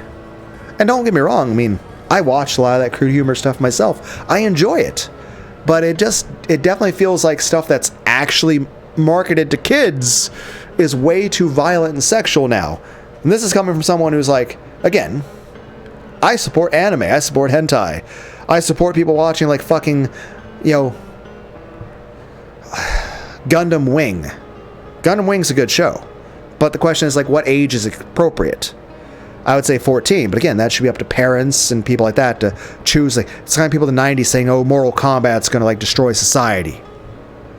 So obviously I understand the whole anime gatekeeping thing. You don't want a bunch of tourists, but at the same time, you also look at the SpongeBob stuff, and you're like, But it's like the same thing as this. I'm against anime censorship, but I also feel like there should be a legitimate rating of anime. Like, the anime should be as it is. We shouldn't be censoring things. But you should also be honest about what's in it. At which point, it should just be, hey, here's this anime, it's uncensored, but you should at least be informed about what you're getting into. You shouldn't go to watch a Nightmare on Elm Street thinking that it's, kid-friendly. Same time, I do remember going to watch a movie called Into the Woods in movie theaters. And I didn't really look into the movie much. So, my bad, my fault. I went into the movie thinking it was a legitimate horror movie. It was a musical. It was literally non-stop singing. I think it also had, I forget the guy's name. But main point is this. There was a movie called Into the Woods. I thought it was a legitimate horror movie. It was a musical where they were singing from beginning to end. I was like so fucking confused when the movie started, and all of a sudden they were like singing, and I was like, what's happening? It was just like, what the fuck is occurring here? I will say this. I did watch... I like the Jackass movies. Heck, I watched the third Hobbit movie in 3D. That was pretty cool. I liked that. That was a lot of fun. I really enjoyed that. Okay, I feel like we've gotten enough off topic. I'm not really sure what the fuck's happening anymore. I apologize for being distracted. Anyone present would be able to tell what she meant by it. Predecessor Sama. There's something I find really strange. Why do you have to play a game with someone from another world and have him accept that you're a witch? Well, as to that, it's because making all humans accept the existence of witches is a prerequisite of perfect control. There was a single holdout who simply wouldn't accept me as a witch. Why would you need the approval of a human? Witches are witches and can use magic, so why should we need to be acknowledged by humans? Well, like I said earlier, magic is... I am a witch. I can use magic without anyone's approval in particular, so what's your point? In this world, right? However, since that person won't accept it, how should I explain it? I don't need you to. I think the best way to explain it is this. You can use the magic for a limited amount of time, but you're going to burn through your mana. You can only use it in a certain area and a certain amount. And for a certain amount of time. But by getting the perfect win, you get a lot more mana regeneration, you get a lot more spells, you get to use it for an indefinite amount of time, and you get to travel the world. Think about it, you might be able to go to Disney World. I've never been to Disney World. Then again, I imagine Disney World is probably overrated. And probably fallen off since it probably what it was a couple decades ago. Not that I have anything to compare it to. I've never been there. I have been to Washington, D.C. back in like the year 2000. I was like 13 years old. I'm 38 now. I don't need you to. After all, isn't all this about a different world that never crosses this one? In other words, that world might as well not exist. You fighting a game in another world is absolutely no different from you telling me about stuff from your imagination. I'll say it again. It has nothing to do with me, and I am already a witch. Predecessor Sama, somehow or another, it seems that you can't become a witch as long as this person doesn't acknowledge you. But I am different. Even though no one has acknowledged me, I'm an excellent witch already. Since you are my predecessor, I will formally pay you respect. But that's out of kindness, not out of duty. I won't ask for your advice anymore because I clearly know what I should do and how I should play from now on. So I will carry out the murder of 13 people as a final act of respect for you. However, there is absolutely no reason for you to interfere with the methods I use or what I do afterwards. Therefore, I'll be counting on you in that regard. At a glance, those words seemed obedient, but they were more of a fucking disrespect and a threat. But they contained within them a clear parting of ways. She was no longer under Beato's care in any way. That's why she was clearly saying nothing more than, "Don't get in the way of my fun." Beato understood that and was dejected, realizing that no matter how she explained it, she wouldn't be able to make the witch understand. I see. Then it is no longer my problem. Go and learn with your own body how magic ceases to exist when you lose your respect for it. I wish you'd tell me where the respect was in that carefree rampage of yours up until now. After hearing that, Beato could not respond, because she remembered hearing exactly the same thing from her teacher. Okay now, Chister sisters, see off my predecessor on her way back. Nihihihi, Predecessor Sama, please leave this place. If you don't, we'll be scolded. Throughout her body, Beato felt something unseeable from the Chister sisters, which could only be described as an oppressive sensation. Are they preparing to fucking shoot her? It's like saying, okay, Beato, you need to leave. Like, why are you saying this to me while loading the gun? Fucking Jesus! Most likely, they were initiating firing calculations to shoot Beato. It was an action much like taking out a gun and cocking it. It's like get off our land, Beato, as you're pumping the fucking shotgun. Even Beato could not escape from the Chister sisters' attacks without any preparation. In the past, she had placed her greatest trust in them, so she knew how terrifying they were down to her very soul. Predecessor Sama, if you would retire, I would not recommend damaging Beatrice Sama's mood any further. Predecessor Sama, I understand. I shall leave for now. I'll watch over the end you eventually reach at my leisure. It was almost infinitely close to a parting shot. So after Beato vanished, the witch and her furniture doubled over laughing. Well, I do understand. The endless power is fun.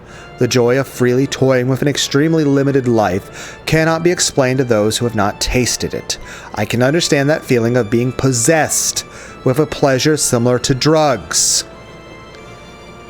It must have been quite fun.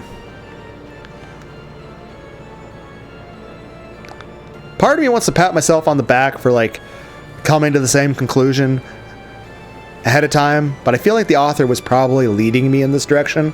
I feel like this was something that the author wanted everyone to come to as a conclusion before he outright stated it. It's like Futurama.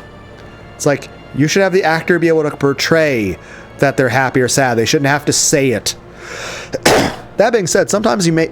Like, you guys know the L Core from fucking Mass Effect? Sometimes I feel like maybe I do a poor job of emoting things, and that I maybe need to just, like, start speaking like a fucking L-core, so that it's very clear what my intentions are. But the problem is sometimes I'm not entirely sure, like,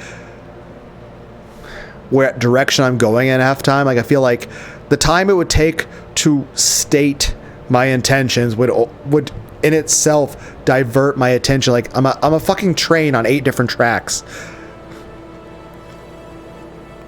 Judging by your antics in the past.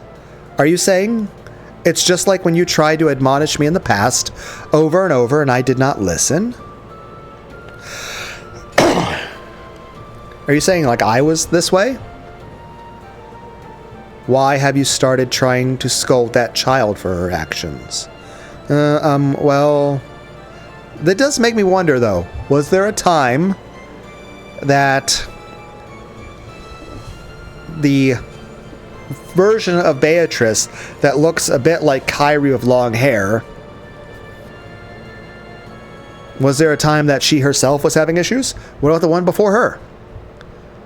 Who is Pendragon? There's a single large difference between you and that child. That child may already be a witch. Of course, you are also a witch, at least in the world on top of the game board. However, to be acknowledged as a witch in the world outside the game board, you need to have Battler-kun, your opponent in this game, acknowledge you. You must have understood that when you started the game. I thought that if I could show off a whirlwind of proof that I am a witch, blow away his desire to deny me and make him surrender, he would acknowledge me as a witch. I mean, here's the thing.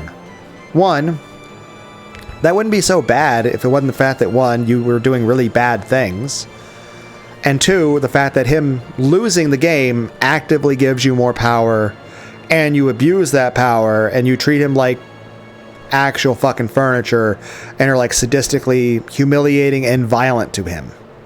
Now, if it was like, hey look, magical powers, I have made you a lovely dinner, and here's a wonderful bath, and I have big boobs, and we now have a really cool... You know what? That makes me think about something. You know, there's like... I recently got a VR headset, playing some Beat Saber and Synth Riders, and both are really fun games. But I'll tell you this, the start of the menu for Synth Riders, you're like on top of this skyscraper, and granted, I don't like heights, but the view is beautiful. And just looking around at everything, it's so beautiful just to stand there and like look around at everything. It looks so fucking cool. Everything looks so awesome. And they're like, there's multiple different, you can change that starting room. And granted, the other options, they look cool too. And don't get me wrong, I would like more options.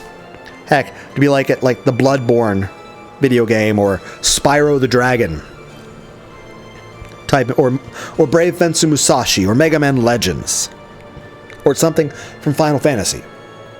But I'll tell you this.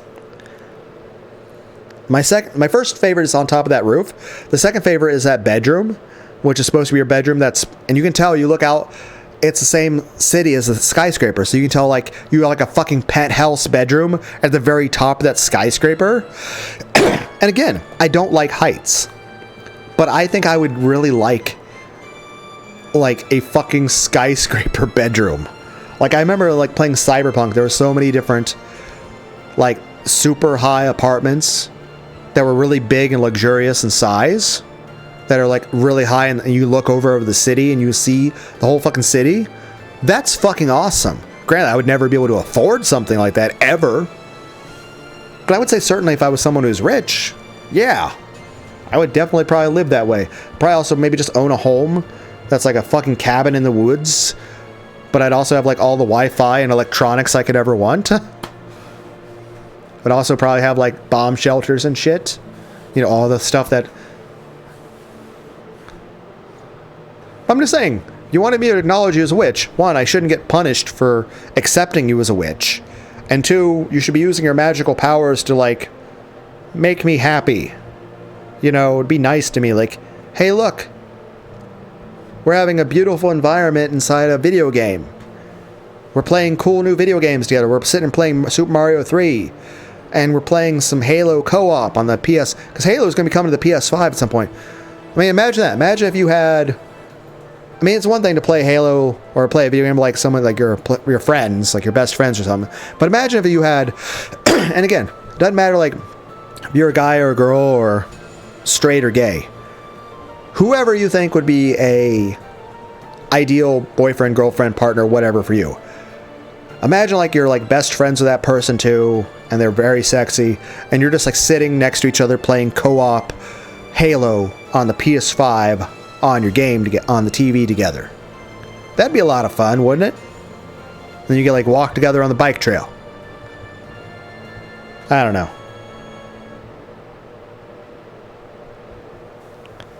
Just saying, like, why can't she just use her magic powers to like cook me dinner and run me a bath? Maybe take the bath with me.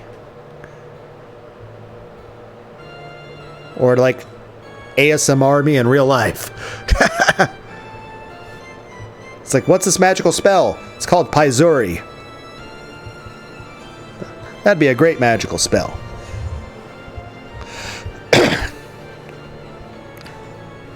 Then again, I like boobs.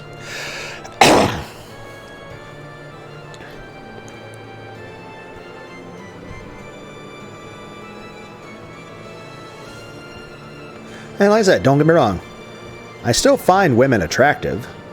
You know, I'm bisexual. But the main thing is I've had such awful, terrible experiences with women that it's just... It's like I don't wish any harm on women. I just don't want to involve myself with people that are likely to have very bad things occur. Like, I don't want to go through another divorce. I don't want to have another child taken away from me. Like, I don't want to be in a legally binding contract with an abusive, adulterous, psychotic person. I have a 3-inch scar on my right arm to remember my last Christmas being married to my ex-wife by. That, I think, makes it very easy for people to understand that I was not exactly in a very happy marriage. I don't want to go through that again. So it's more so an issue of, I went through a very bad experience, and I don't want to go through that experience again. Then again, it also is, I guess, in my favor that I'm so fucking ugly. That's, I would definitely say, is the main reason why I've struggled so much in any kind of relationship over the course of my life, was the fact that I'm incredibly ugly. I'm also not athletic. I'm also not a very aggressive person. And also, I've never been rich. So, yeah.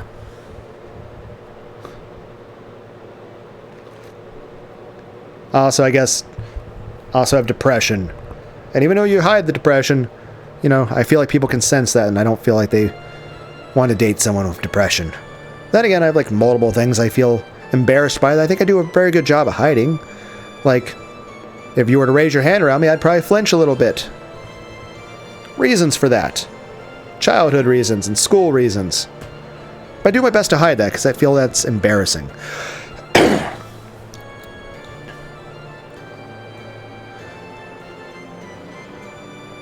It all went my way last time, so I thought I was just a breath away. It's actually the opposite. Battler-kun was disgusted by your brutality. He did not step up to the plate as a player because he acknowledged you as a worthy opponent. It was based on a strong animosity, his resolve to completely deny the existence of a brutal witch. In your foolishness, you probably felt that Battler-kun's acceptance of his role as your opponent was a first step towards making him acknowledge you as a witch. See, she hasn't made this kind of face, or even the scarier faces than this, since passing on the title. But new Beatrice has been making both of those faces. Both this face and the more scary face. However, it was actually the opposite. Battler-kun challenged you in this game because he was absolutely determined not to acknowledge you. No matter how hard the thoughtless north wind blows, the traveler only wears his cloak even tighter. You were committing a huge error from the very beginning. This game is not torture to make Battler-kun surrender. And that's the thing. At the end of the day is this. You're coming at this person too aggressively, you're just going to make them resist even harder. I think the saying is you catch more flies with honey than you do with vinegar. Basically, she would have had much more success at getting him to accept her as a witch if she were just not a bitch. If you just were kind. If you used your magic, if acknowledging you as a witch and giving you extra powers didn't result in you misusing that power to torture and humiliate Battler further. Like, there's no reward for him in acknowledging you as a witch. And you're also being very much a bitch about how you're doing it. But if you were going about proving your magic powers by using your magical powers by, like, healing the sick and feeding the hungry and doing generally good things and just being kind to him. And if there was a reward for him, like, okay, he accepts you as a witch, so now you cook him dinner. Like, something like that. Everyone's like, Lunar, could you stop being fat for a minute? I'm like, no, I'm hungry.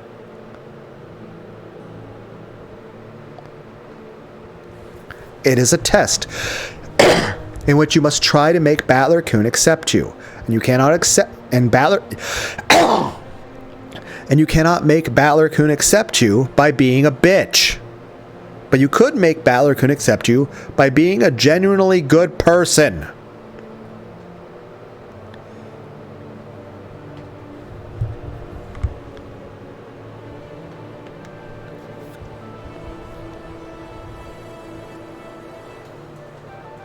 Ooh. Hey, a Maria noise. The sound of autism has arrived. I've vaguely noticed that. The last game was a tough one for Battler. But as it seems you've already noticed, this game is a tough one for you. Well, what should I do from now on? Think about it for yourself.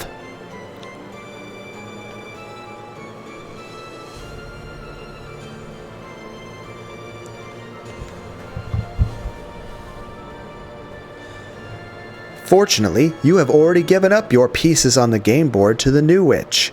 You should have plenty of time to reflect upon your own self. But Battler's already a mass of hostility to me. Hey, Beatrice. Is that consequences of your own actions? Is it accountability? It's called accountability, right? It's like you did bad things to people that didn't deserve bad things to be done to you.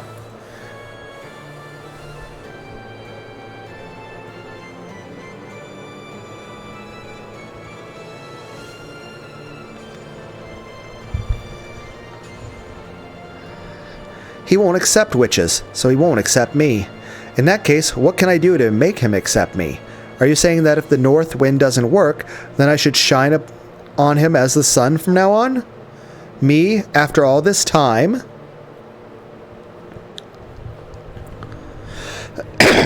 You're saying if being a bitch to him And evil doesn't work. I should be kind to him and not be a terrible person. And just be a generally good person. And not lie or be a jerk. You know, actually have a fucking soul. But Battler's already a mass of hostility to me. He won't accept witches, so he won't accept me. In that case, what can I do to make him accept me? Are you saying that if the north wind doesn't work, then I should shine on him as the sun from now on? Me, after all this time? It's October now, the Halloween season. It's the month of rebirth, when the sun dies and is revived again. When the sun is weak right after reviving, it may not reach far through the cold winter winds. However, it slowly grows, and eventually able to hail the coming of spring. Basically what it means is this. If being kind to somebody doesn't work, especially if you've already been a complete fucking piece of shit, instead of just losing your patience and just abandoning that because you didn't immediately get your way, because at this point you care more about getting your way than actually caring about Battler, you should be patient, you should keep being kind to Battler, and you should legitimately actually care about his feelings, and not just about getting your way. Because at that point, if getting your way could be accomplished by being a jerk to Battler again, well then you'll go back to that. Because at that point it means all you care about is getting your way and not actually about Battler's feelings. You care more about doing what's convenient for you and not what's actually good. You're willing to do what's good if it's convenient for you, but the moment it's inconvenient, the moment doing something bad is convenient and you can get away with it, you'll go back to that. So I was saying it matters more about whether or not you're doing something good and right based off of morality and actually feeling that it's good, not because of some reward or punishment. You should be doing what's the right thing, even if, even if you were suddenly told, okay, you need to be a bad person to get to heaven. Would you still choose to be a good person?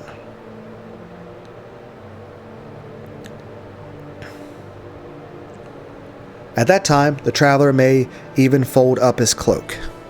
Are you saying that I've been mistaken? And that's the other thing. It's like if you're... Basically, when you're getting to know someone, I mean, usually most people will, no matter what, have a bit of a guard up, let alone... Especially if they've had prior issues. The main thing is this. If you meet someone and you legitimately care about them, well, no matter what, you shouldn't just stop caring about them the moment it becomes convenient for them. And you shouldn't stop caring about the moment it becomes inconvenient to do so. Patience. Love is supposed to be patience, long, enduring, and kind. That's some scripture somewhere in a Bible, but I don't remember where. Heck, I could probably look it up on Google. Give me a moment. We're using Google power. So give me a moment to type in Google. Let's see. Bible, scripture, love is...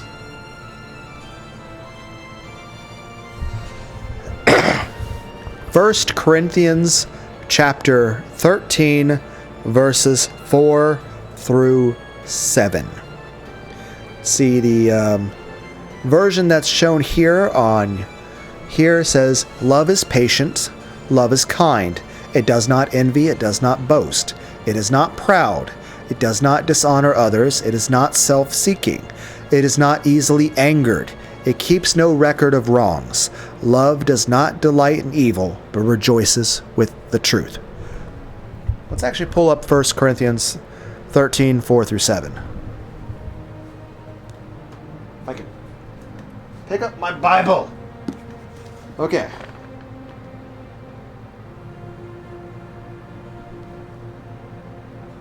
Lately I've been reading a bit of Jeremiah. Okay.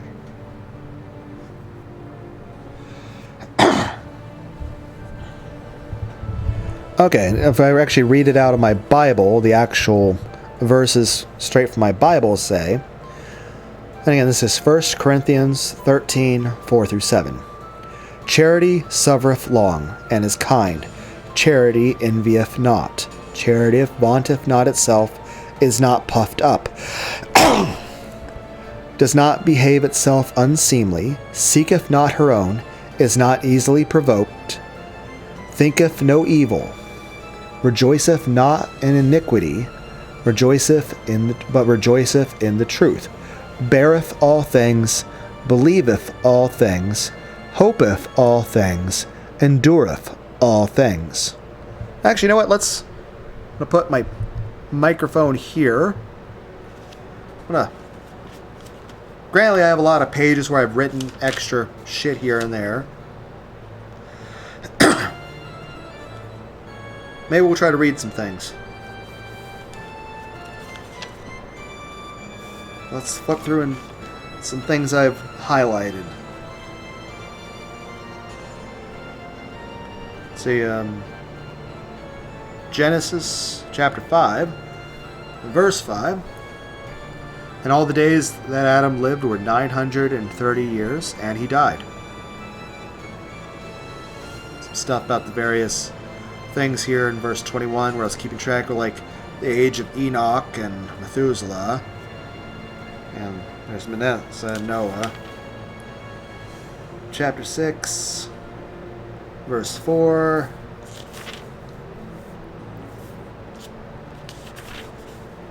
Let's see. Highlighted some stuff on Genesis chapter 14. Melchizedek. So verses 18, verses 23, verse 24.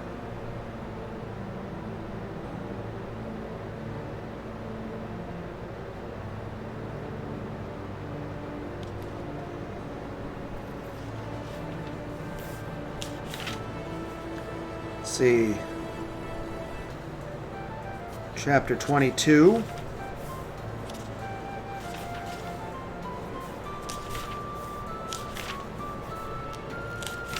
And I know some of these highlights might be small enough I'll probably miss them, where like it would be noticeable if I was just like slowly reading through instead of just flipping through the pages.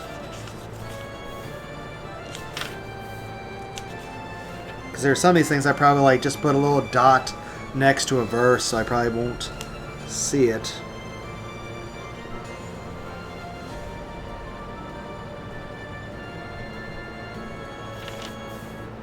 Some of these things I'm seeing I wrote enough where it's hard to tell where one thing ends, the other one begins. Made quite a bit of notations in Exodus. Especially in chapter 14 of Exodus. And 20. I think I skipped a page. And 23.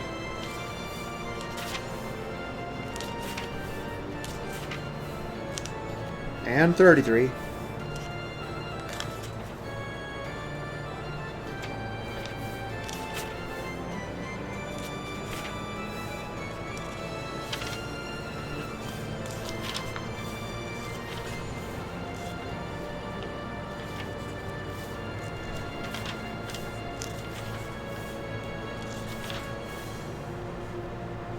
See. Leviticus 18, verse 21.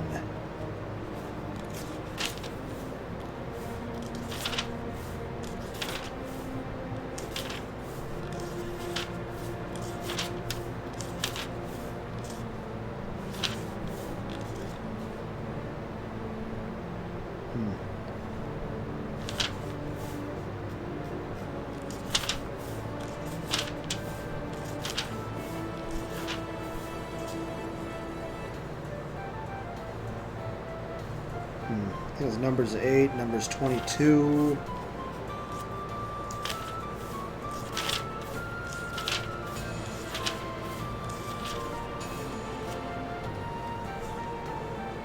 Deuteronomy 2, 3,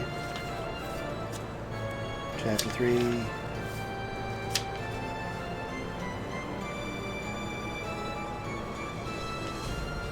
8, verse 3. Chapter 11.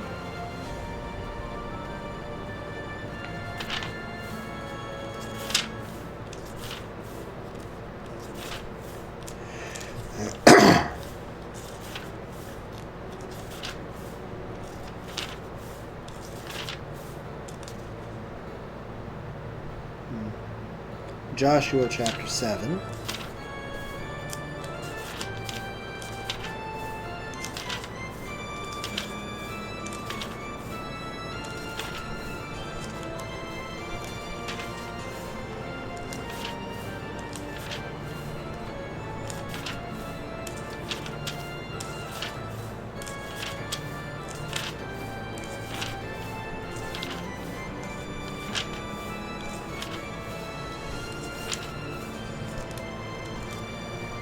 First Samuel.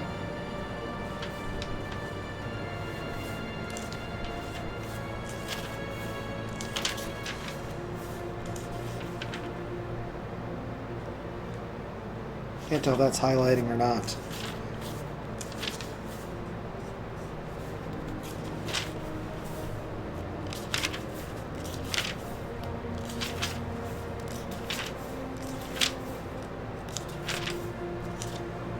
Second Samuel 22. Also 2 Samuel chapter 24. With a note to compare to 1 Chronicles 21. So yeah. There's a thing about 2 Samuel chapter 24 verse 1 and 1 Chronicles, I assume, chapter 21.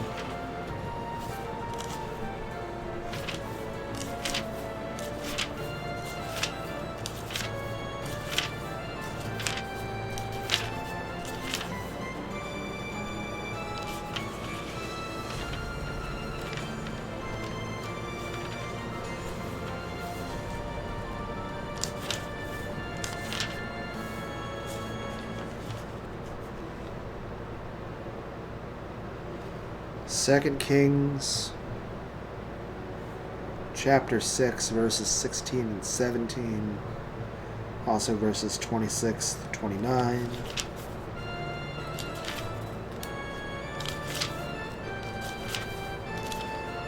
Chapter 16, particularly verses 2 through 6.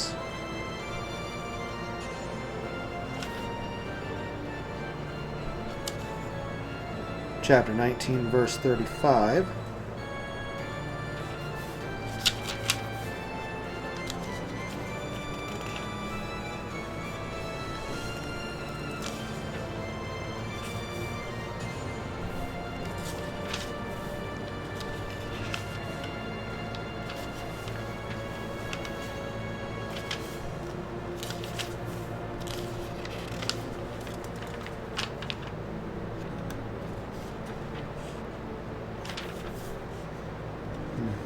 Chapter 21.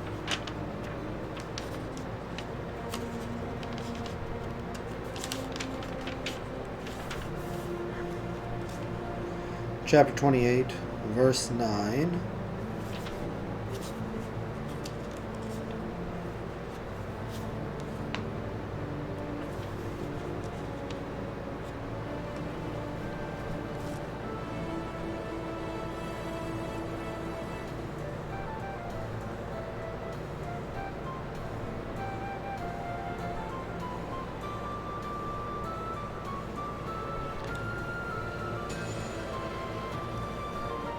So 1 Chronicles chapter 28, verse 9. And thou, Solomon, my son, know thou the God of thy father, and serve him with a perfect heart and with a willing mind. For the Lord searcheth all hearts, and understandeth all the imaginations of the thought. If thou seek him, he will be found of thee. But if thou forsake him, he will cast thee off forever.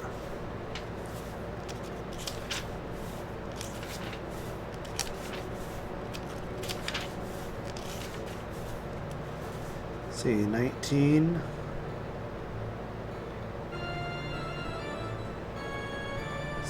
Second Chronicles 19. Second Chronicles 20.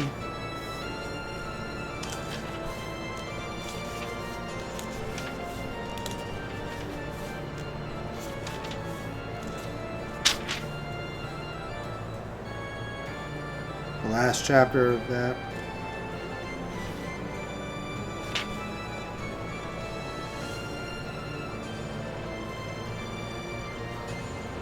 Second Chronicles 36. 23. Thus saith Cyrus, king of Persia, all the kingdoms of the earth hath the Lord God of heaven given me, and ye have charged me to build him a house in Jerusalem, which is in Judah.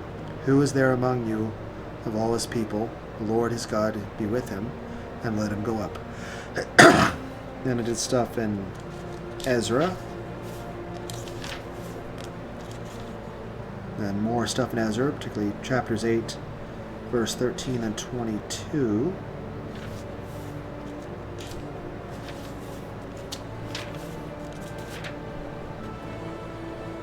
Nehemiah 7:18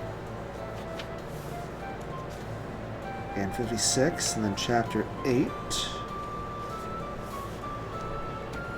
verse 22, verse 33 of chapter 9. And like the first 6 verses of chapter 10. Underlined a bunch of stuff in chapter 11, and in chapter 12, and in chapter 13.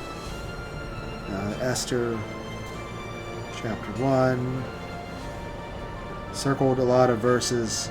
The next, oh my god, just about every chapter this has something underlined.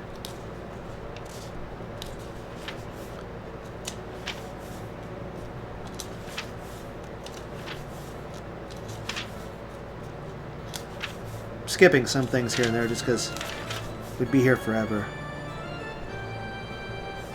Your Psalms highlighted so fucking much. I also written a few paragraphs here in the space between Job and Psalms. And honestly, from this point onward, because I know I did a lot of more of my reading in the New Testament and Psalms and Proverbs, so there's going to be an absolute retarded amount of just stuff to read if I was just going to read all the stuff I've written in this Bible. Like, just, especially the parts that's in between, like, the end of Revelations and the part that says a concise Bible dictionary concordance. It's just like paragraphs upon paragraphs that I've written in here.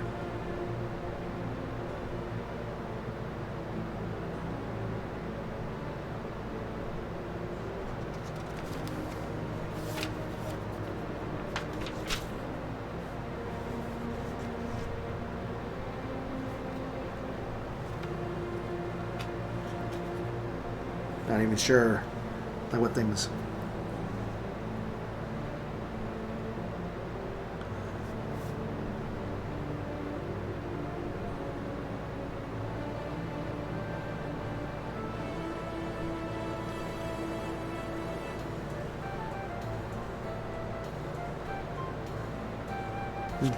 I guess the main advice I can give to any of you out there would be learn as much as you can. Be open-minded and just read. Just be prepared for a lot of reading.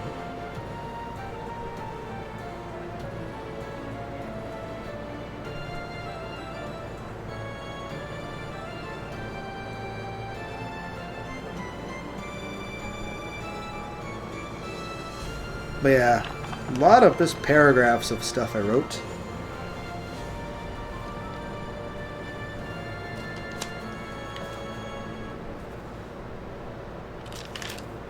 A lot of writing.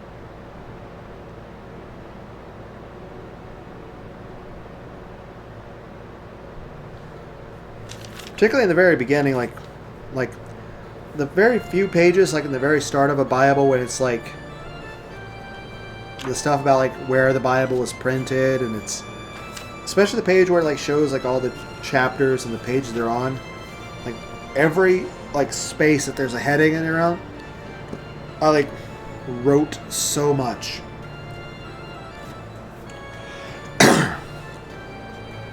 Alright, I got distracted, my bad. But yeah, like I said, what's saying on Google is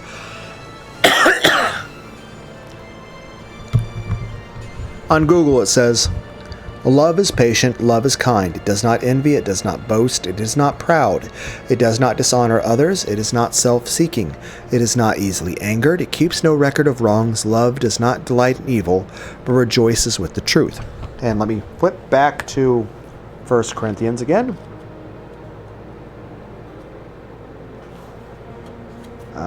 13.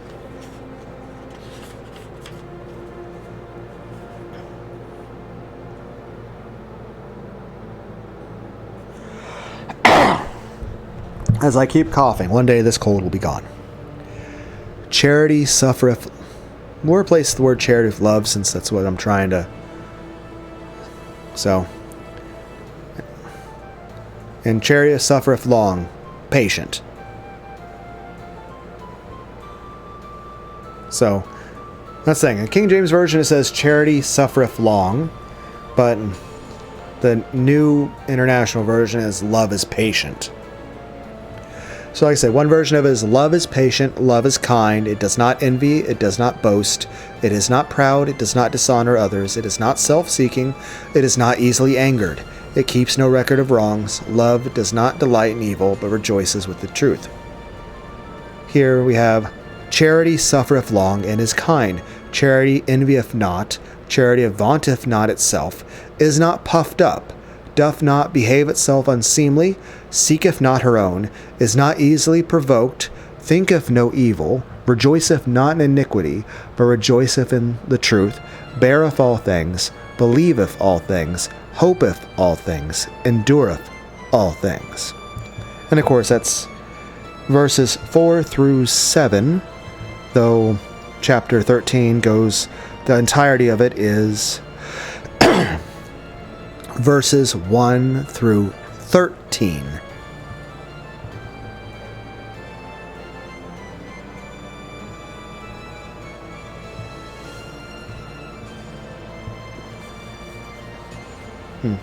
Though it does remind me of the concept of doting. To dote, D-O-T-E, doteth, D-O-T-E-T-H, doting, D-O-T-I-N-G. Heck, a lot of people, I imagine if they see the word doting, would probably think it says dotting. Though I imagine dotting would be with 2 T's. But the word doting, I can actually make Google say it. Oh, will it? Doting.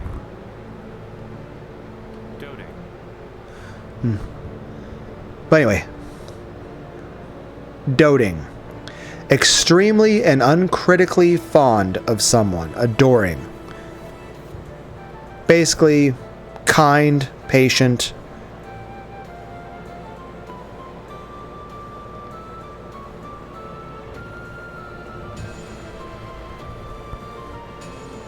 Anyway, we'll go back to what we were doing.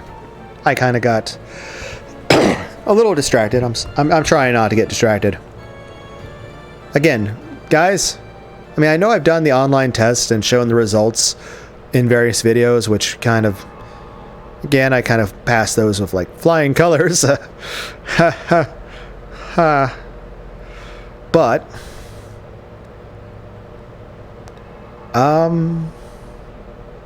yeah, do I have ADHD? Do I have autism?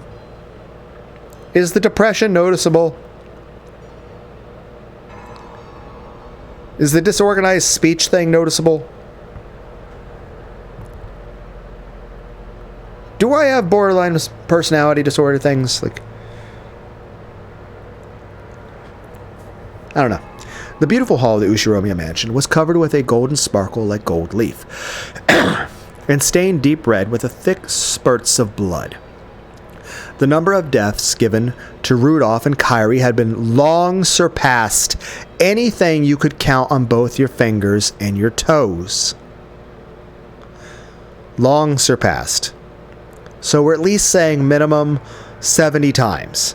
So you've revived and murdered in cruel, sadistic, and varying ways both Rudolph and Kyrie at least 70 plus times minimum. The witch was breathing so hard her shoulders shook, but it wasn't because she was tired. She just couldn't hide her ragged breaths caused by her still uncontainable excitement. Is she fucking getting off on this shit? Is she basically doing an aha gal right now?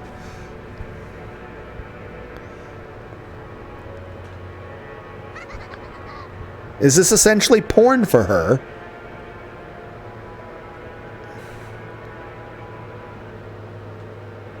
How fun it is to do as I will with people's lives and deaths. With the power of the endless switch, the endless everything I paint with my mind becomes reality. No matter how sloppily I mash them, I can revive them, returning them to normal with just a snap of my fingers. Hey, Battler, what's your reaction to this? Especially since, you know, they're technically your parents. You know? I mean, technically, you've been really sad seeing their corpses, but this is the first time you're actively watching them get murdered. Like 100 times each.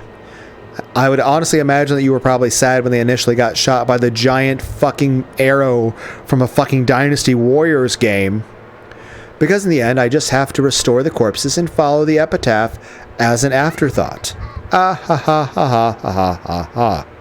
Hey, you guys, have you ever sliced a stuffed animal's stomach open? Never. I have a question. How is Renove, the Cheshire Cat's bunny sisters, and the 5 remaining stakes of Purgatory, let alone the other... Like, here's the thing. I assume Beato is watching all this. Is she legitimately getting disgusted and actually empathetic for her own sake? Like, not just, oh, Battler's gonna be upset. She's looking at it like, oh my god, this is fucking gross. I see why Battler was reacting the way he was. It's not even an issue like, oh, she's upset because Battler's upset with her. It's that she's upset because she's legitimately getting disgusted and just bothered by what's going on. Not only is she disgusted by what the new Beatrice is doing, but also she's probably like drawing the parallel like, oh my god, this is what I was. This is what I was doing. Like, oh Jesus.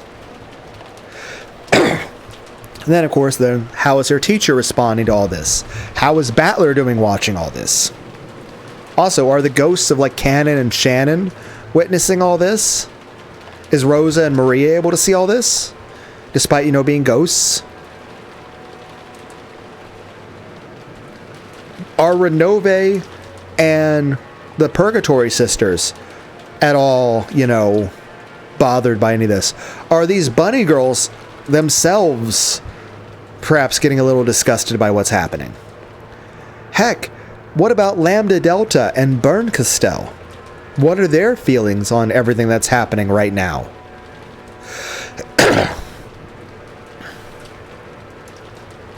What about you, 45? No, I have never done it. My apologies. They don't seem like they are enjoying themselves. They don't seem like they have very much... Basically, they're like contractually obligated to serve this person, but they feel really fucking horrible about it. It's kind of like that guy that... You know in the movie Hannibal? Where there's like Mason Verger? There's the guy who has to take care of Mason Verger.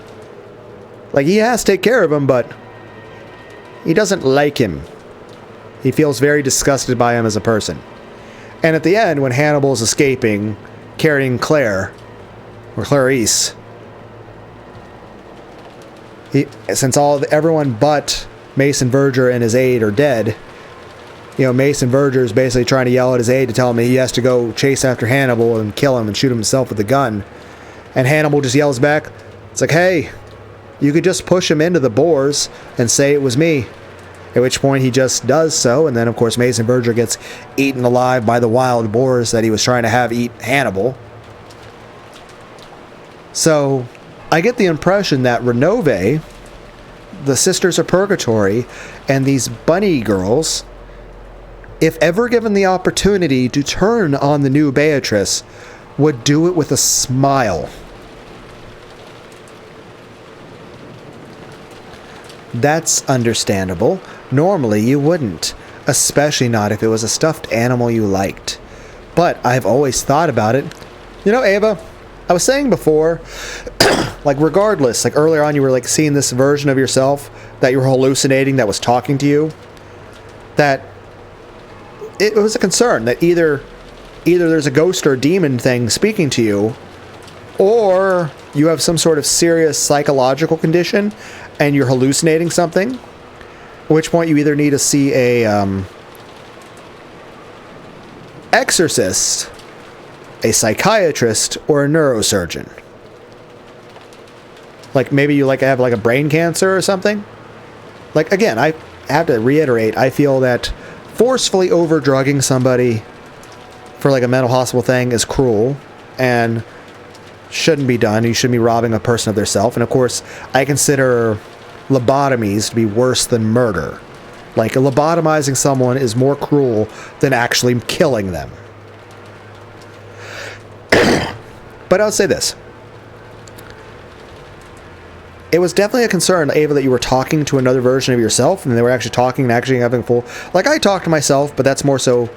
I just have conversations with myself. Like, it's not like I'm having fucking multiple personalities or discussing, like, talking to fucking hallucinations.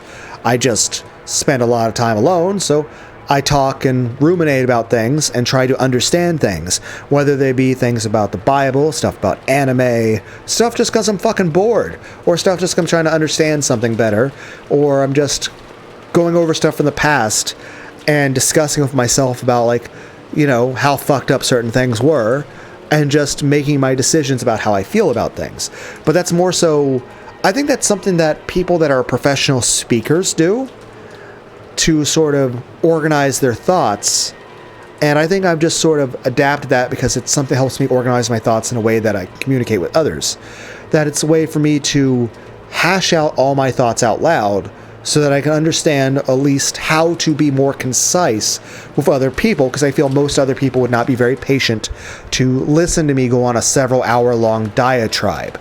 That I need to have things down to bullet points, because I feel that most other people, I'd have to go with a much more limited attention span, because, you know, I'm all over the place. It's very disorganized. I need to have some way that's more clear, and especially if I was going to give some sort of speech, like on some sort of topic, I would need to make sure that I don't, you know, go off on tangents or anything.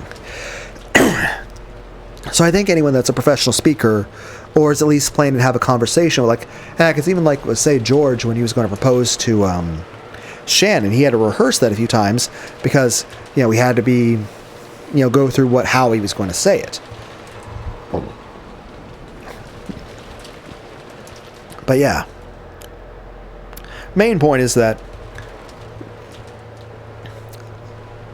yeah, I talk to myself a bit, but it's not like I'm talking to a fucking hallucination or an actual other person. It's more so I'm just having conversation with myself, mainly just because I'm very enthusiastic and get very much into the things I think about. And it's just, I've spent a lot of time alone. And it's more so an eccentric personality quirk. Whereas this, it's like straight up like there's something psychologically fucking wrong here that Ava needed to see a fucking doctor for. But this is a separate thing. Like talking about how you want to do things like this, it's like if someone's a fucking serial killer, usually people that are serial killers are outright straight up the people that would do bad things usually start doing things to hurt like animals and stuff first. You know? Which thankfully I can say, not a thing I'm into. But I'll say this, the fact that Ava's like imagining like, you know, tearing apart stuffed animals or hurting animals, you know, could be a warning sign that she would have the psychological disposition to be like, I don't know, murdering people and enjoying torturing them. Like, she's definitely a bit of a psychopath here. Like, I really feel like whether it's the new Beatrice we're seeing here or the way the old Beato was behaving when she was influenced by the magic, it literally does come off as like the way Freddy Krueger is when he's killing his victims in the dream world. Like, it's literally the way Freddy Krueger is. This is like the way people would react differently if Freddy Krueger was a woman. And I mean, heck, the question is this: are you more likely to try to be more understanding and less judgmental of a person if you're like, oh, it's a beautiful woman, instead of, you know, a horribly burned guy with like burned, rotted flesh? And it's also, are they in an ugly Christmas sweater? Or are they dressed as like something from like an anime, you know, like a Sailor Moon outfit? Or like a French maid? I mean, there's a reason why maid cafes are kind of a thing. Then again, there's different types of maid outfits. Like there's maid outfits in British style. There's the Japanese styles. There's also a lot of French styles, which usually the French styles are a bit shorter skirts and a little bit more exposed skin here and there, especially at the chest. Let's go on Google again. You know, whoever's in the FBI watching me is like, probably has to be like very confused about like what the fuck I'm searching on Google. It's like, what the fuck are we doing? I'm like, I don't know. We're going to start searching how to build a nuclear bomb. It's like, why would we? I don't know. Maybe I'll get a job. Honestly, I don't think I'd want a job building nuclear bombs for the government. I think I'd feel very ethically, conflicted, because I'd feel bad about, the bombs would hurt people. Then again, imagine if I worked in a nuclear reactor, I'd just be really nervous. And like, if I fuck up, it'll explode and people will get hurt. And I'd feel bad. What was I? Yeah, maid outfits. Actually, maybe we go on images. Maid outfit styles. Oh, there's a picture here. It's a very tiny picture. I can't see. Let's try to zoom in. Zoom in more. The writing's still too small for me to read. Okay. We have figure number 1. Victorian afternoon. English Victorian era maid has an end of the 19th century flavor, a standard personal maid. As a rule, their hair is tied back and in a cap. Victorian morning. I think I'm going to copy this picture and I'll probably post it on Twitter. Attire for doing work such as cleaning that could get hair dirty. The thick and unadorned apron over the light colored dress gives the impression of a working woman. Figure number 3, mini skirt. Made with a short skirt, made famous in Akiba, also called a Japanese maid. This style is the strongest when combined with animal ears, like cat ears and stuff. French. Definitely very provocative. She has a lot of tits and cleavage showing.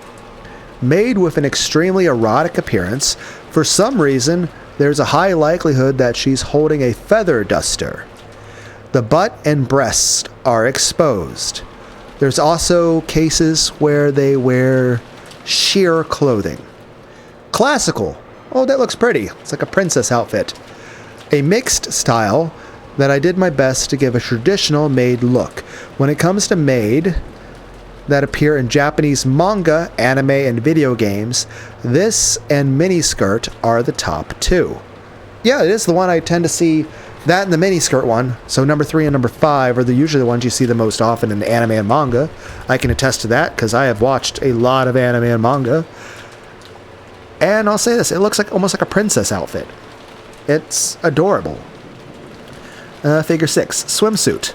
The rule is that only white frills and an apron are needed to look like a maid.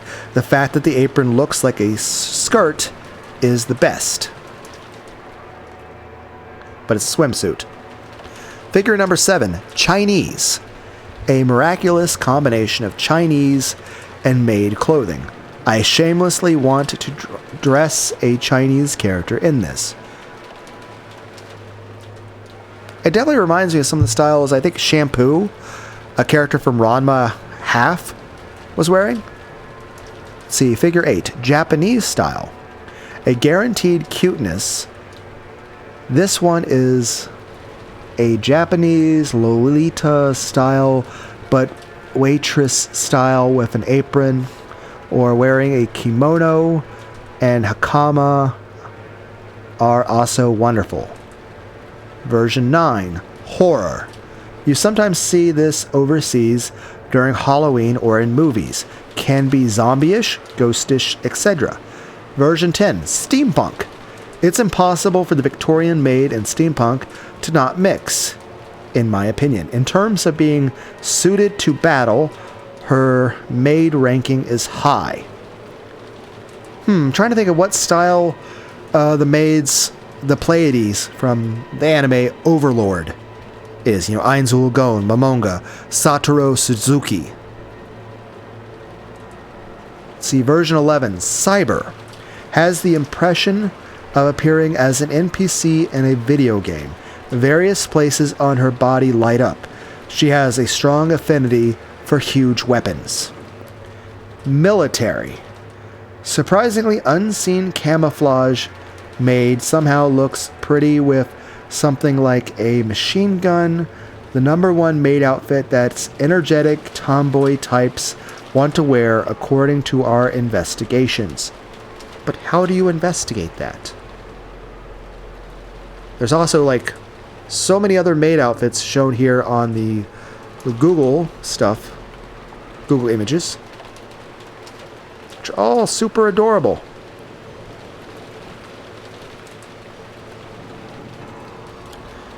Lunar is now distracted looking at maid outfits of cute anime girls.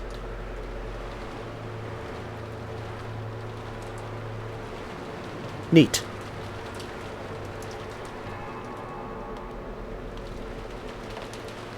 Post that on Twitter.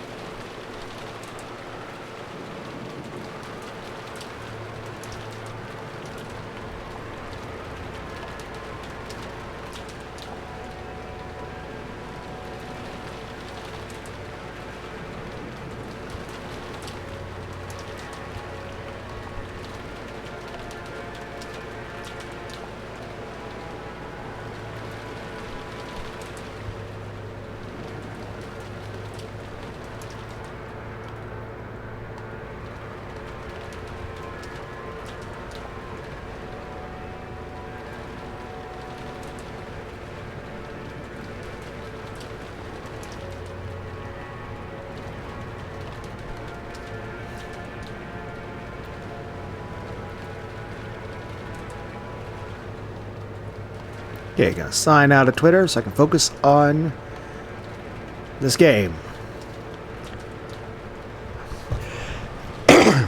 Every video I say I'm gonna try really hard to stop being distracted and to stop going on tangents, and I mean that every time. I'm gonna try, but it's more so I can't focus. I'm sorry. Did I skip a thing that I could have read? I feel like I missed something in the log.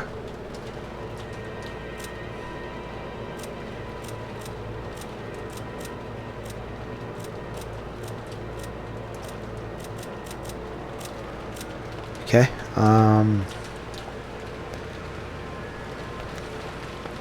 That's no, normally you wouldn't, especially, but I've always thought about it. Yeah, that's the other thing. I was just like even if you're the kind of person that just thinks about tearing apart stuffed animals or hurting hurting actual animals,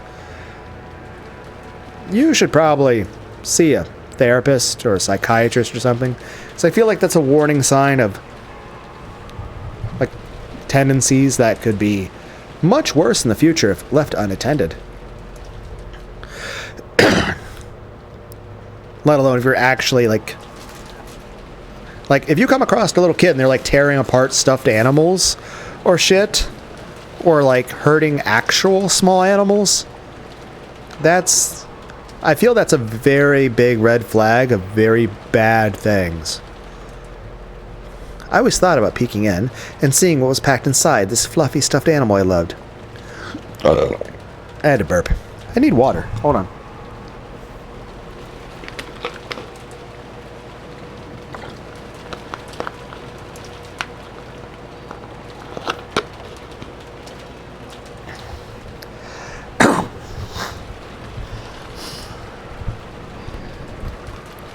But yeah, I wonder how the adult Ava is going to feel when she wakes up from her dream, having all these memories of brutally murdered Kyrie and Rudolph over and over, and also the fact that it's suddenly dead. Also, did Hideyoshi escape? Is Hideyoshi going to see young Ava and then kill him? If you cut it and looked inside, your curiosity might be quelled, but the stuffed animal would be broken. So, even though you want to see, you can't. Oh, you can't have your cake and eat it too? You understand that feeling, right? The power of the Endless Witch can truly grant that wish. As I am now, I can slice the stuffed animal all I want. I'll be honest, I like stuffed animals. I am a man, and I am an adult, and I still like stuffed animals. And I would still be the kind of person that, if I had a stuffed animal and I were to accidentally get it cut open on anything, I would feel horrible. Even though it's not alive, and even though it's a stuffed animal, and even though I'm a man, and even though I'm an adult and I'm 38 years old, I would still feel sad if it were to even get accidentally damaged. Then again, maybe I'm just sentimental, or just not a serial killer. I don't know.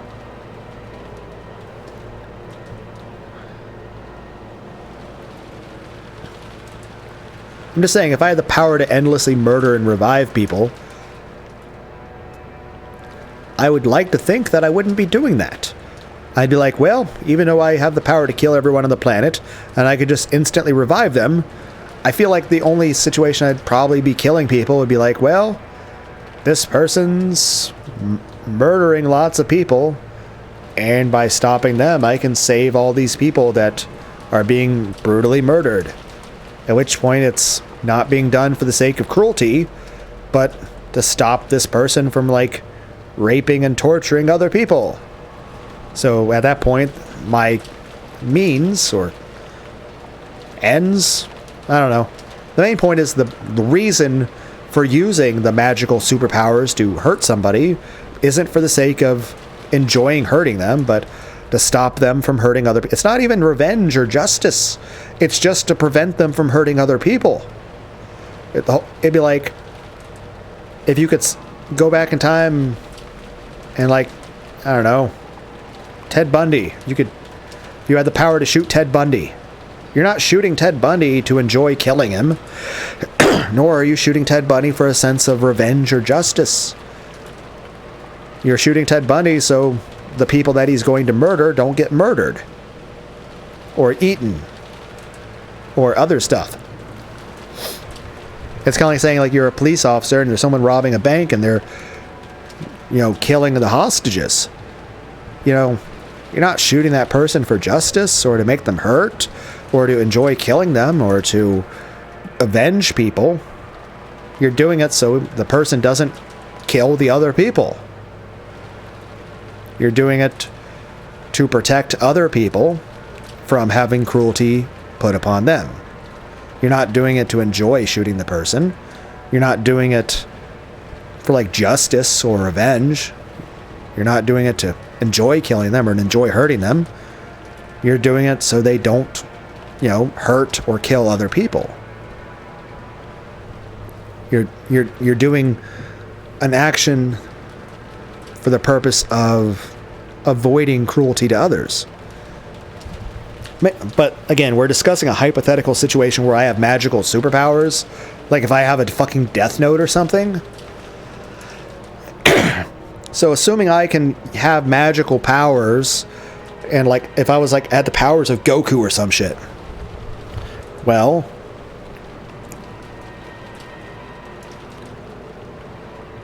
it's like, well, do you use it to hurt people? And honestly, it's like, not really. I mean, heck, even if I had magical, I wouldn't go back. Like there's people that have wronged me in the past, but I wouldn't go out and try to seek to get revenge on them. I'd rather just not have anything to do with them. Like there's people that, were very mean to me in the past. That sucked. I still care about the emotional effects it's had on me, but I don't desire any revenge against anyone.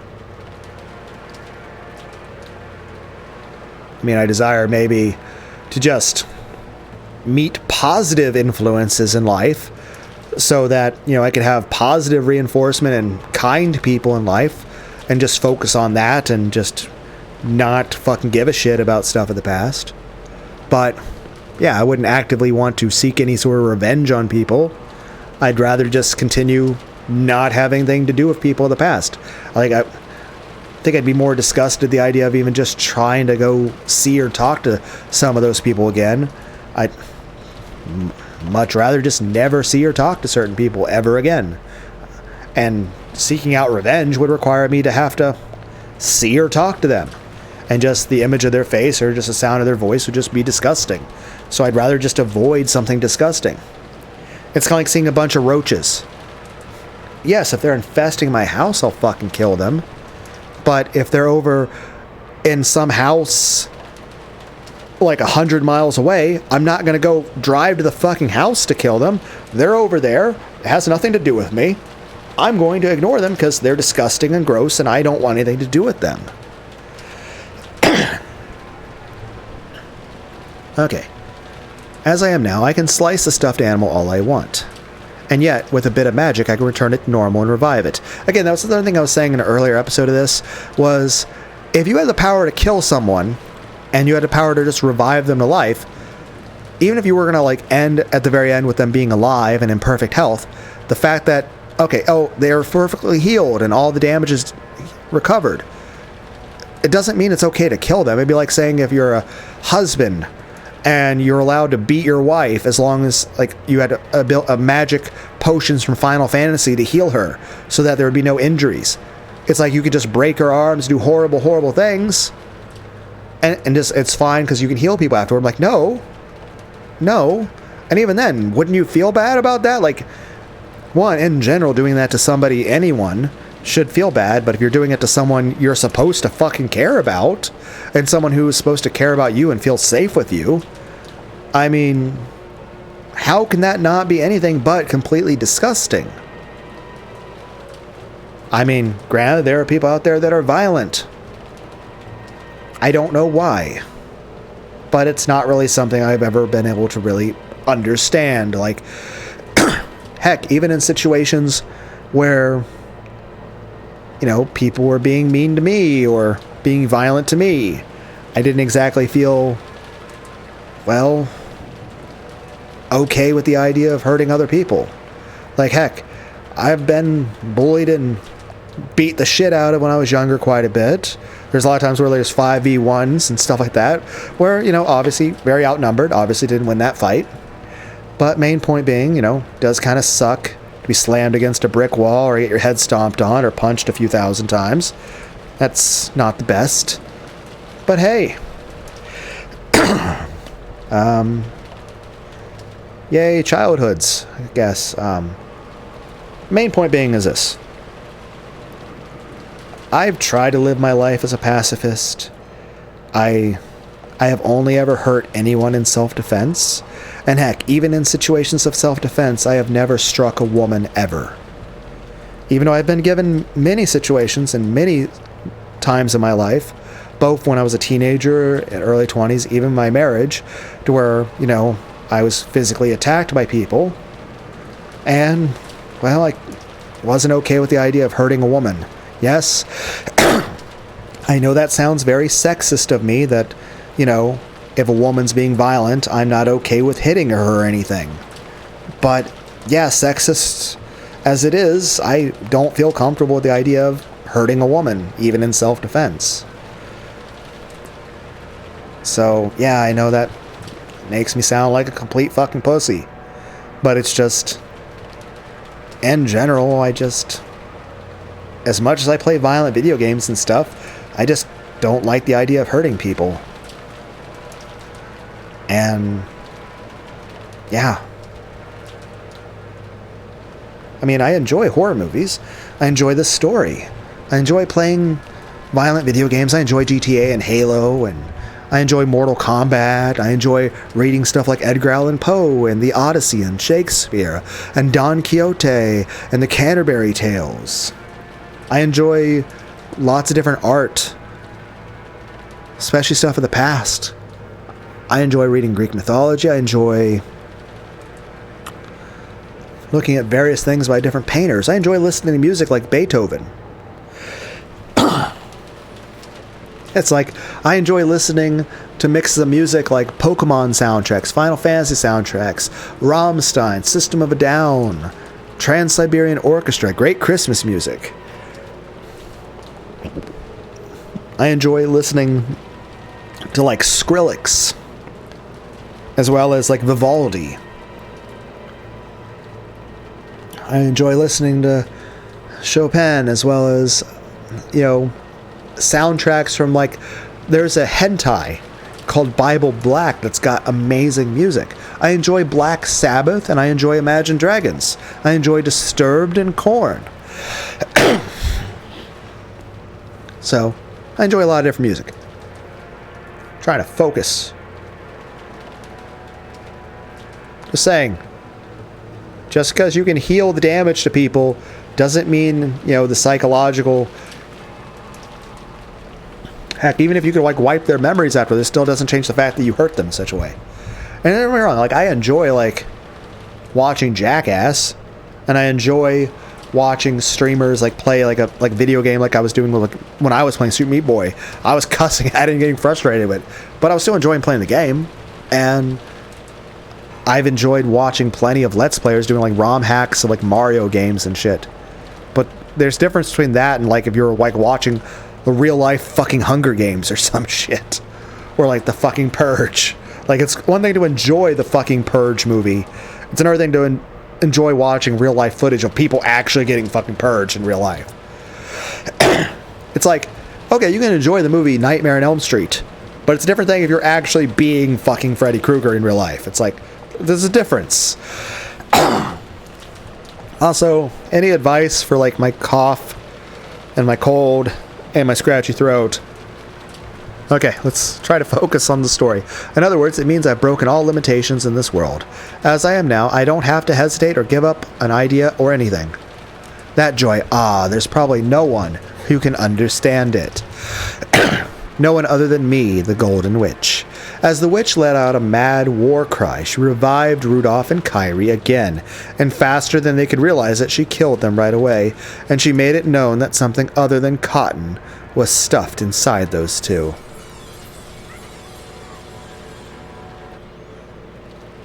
Quit it, Ava.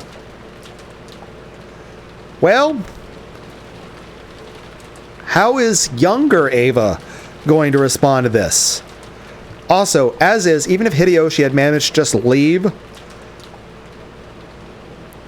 and was never aware of this, how would the adult Ava that's in the guest house psychologically react to one, knowing that she, the other her, killed Rudolph and Kyrie, let alone the memory of all these gruesome murders?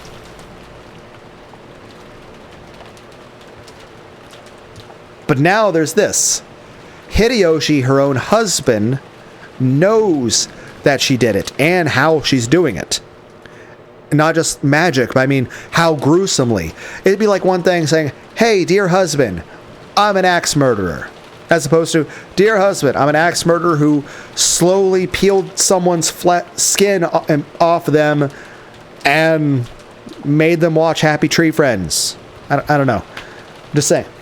It'd be like saying, okay, you were someone who killed people in military service, as opposed to you were brutally murdering and torturing prisoners of war. Like, there's a difference line. Like, and again, It's perfectly fine if soldiers have to kill someone in war. I'm not judging that. That's honestly a very lamentable thing. And honestly, especially in a lot of wars in the past, people got drafted. They didn't have a choice. But there's a big difference between shooting an enemy combatant who's trying to kill you as opposed to shooting innocent civilians, or even if it's an enemy combatant or a captured innocent civilian that just saw something they weren't supposed to see, and you're just like, they're prisoners. They're no longer a threat. They're captive. They're captured. They're no danger to anyone. I mean, here's the thing. Think about how fucked up you'd have to have prisoners that you take who you just don't feed. You just starve them or you torture them. To the point that if they ever do get released, they look like fucking Holocaust survivors. But that being said, even if you're like a soldier who has shot enemy combatants in war, I mean, that's understandable, and there's no judgment there. I mean, that's what it is, and it's obviously something that's probably very sad and still traumatic for the soldier having done it, even though they know that there's no choice. Because in that situation it was them or them.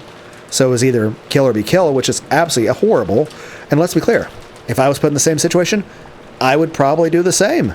I would definitely have to do what I would have to survive. But I would definitely feel bad afterward. And I imagine, 99.99% of soldiers who ever have to kill an enemy combatant probably feel really horrible afterward. And probably have trauma about it and probably feel really, really sad. Like a type of survivor's guilt.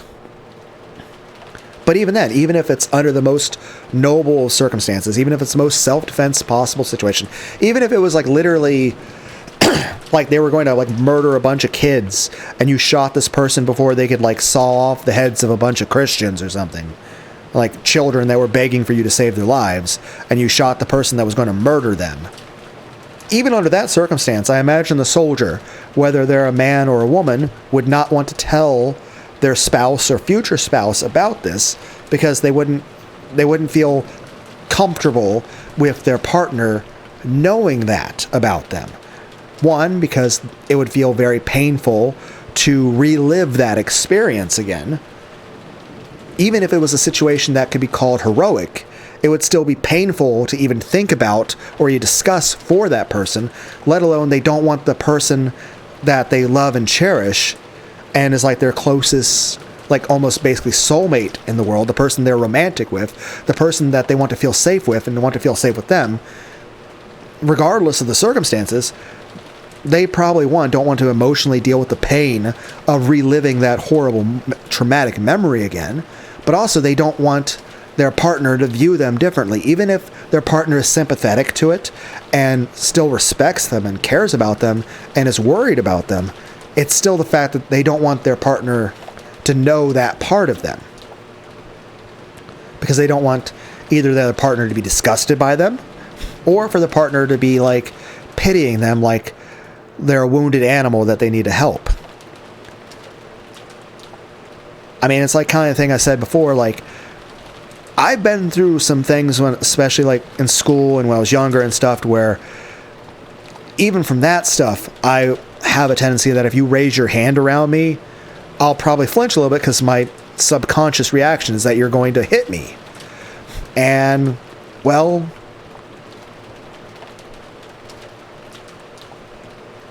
regardless whether it's a platonic friend or a romantic partner I ever have in the future, provided I ever have any kind of relationship in the future, because I have been completely alone since my divorce. So, and most of my life has been alone anyway. Then again, every partner I've ever had, every girlfriend or wife I've ever had, everyone has cheated on me. So that's additional things there that are kind of sad face for me. But,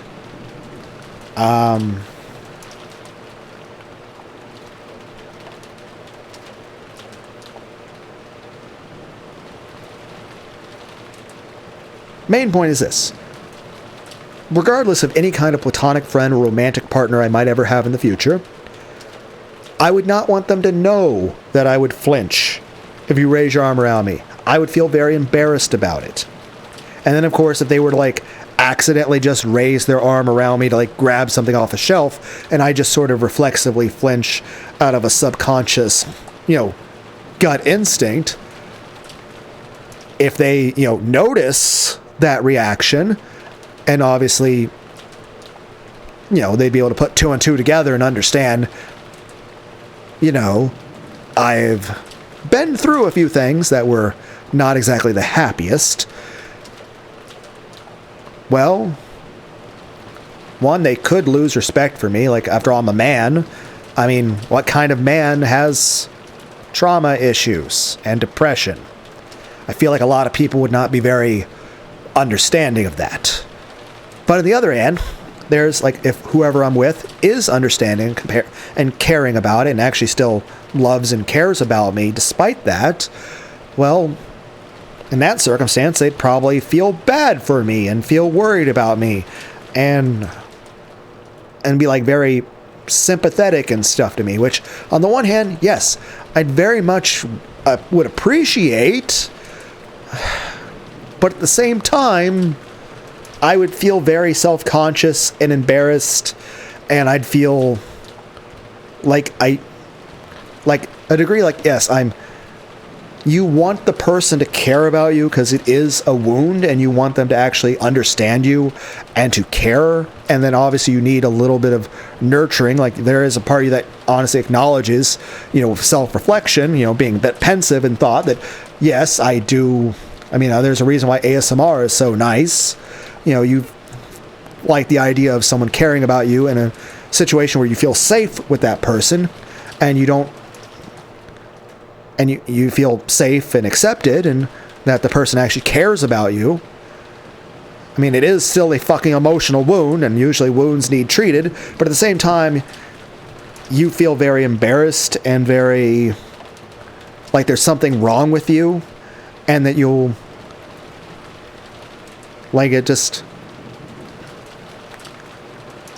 like, it's like a mix of things. Like, I don't know, like, on the one hand, you would appreciate them having sympathy, and you would actually, to a degree, would like them having sympathy and understanding for you and actually caring for you and being concerned over and actually caring about your well-being. On the other hand, you feel embarrassed and a bit ashamed of yourself for being emotionally hurt like that, and for them thinking, like, okay, are they going to think differently of me now? Are they going to think less of me? Are they going to... And it's just like, I don't know if that's something that's you guys can understand, or I don't know. I know I can't communicate very well. But main point is here. Obviously, Ava is... The question is this. What reaction is going to be happening with the fact that Hideyoshi is witnessing this? Like, obviously she's witnessing, and he recognizes it as Ava.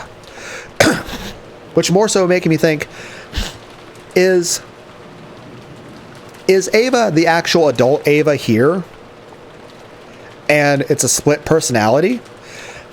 And she's just imagining herself as younger, but she's just literally adult Ava wearing like a Sailor Moon outfit or some shit? Was Hideyoshi aware of the Rosa stuff? Is it possible that Hideyoshi did the stuff with, like, strangling Maria and shoving, like, maybe Ava distracted them,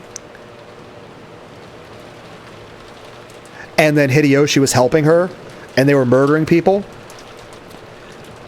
and it's like a split personality type thing, and that maybe Hideyoshi's not aware of the split, or maybe he is aware of the split, I don't know, and he's just helping his, like, I don't... Main thing is this. Is Hideyoshi complicit in any way? Is it like she's been, like, some sort of psychological issue, and Hideyoshi's been working with her to kill people, and she's just not remembering that? Okay, well, we need to pay attention. Though he has a bit of an exclamation thing here, so he does seem a bit surprised. Well, it's very excited. But there's no question mark. Like, the question is this. Is he...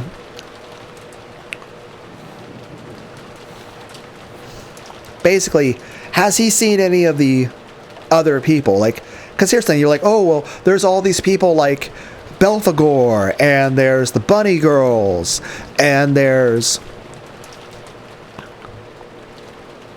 Leviathan, and even Renove showed up. But here's the thing.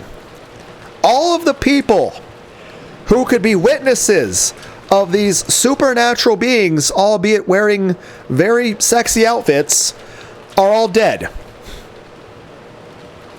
So technically, there's no one alive to be a witness of any of these magical beings. And technically, we're seeing things from the point of view of Ava. So this Ava is seeing herself as a younger person dressed as a witch.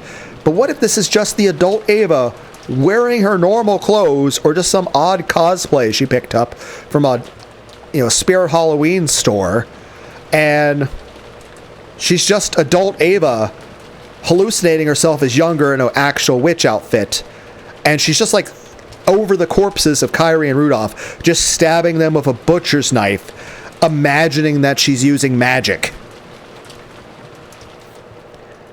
And Hideyoshi's just seeing Ava in her normal clothes, or in like a fucking dollar store outfit, just laughing weirdly as she's stabbing the corpses of her brother and his wife. Also holding a shotgun. Quick question for anyone of any gender, whether you're a man or a woman, and whether you're gay or straight. So, let's say you're a man and you're married to a woman, or you're a man and you're dating a guy, married to a guy, or you're a woman and you're married to a guy, or a woman married to a woman. Main point is this: regardless of your gender or orientation, if you are in Hideyoshi's position right now, and you walk in on your spouse, on your significant other,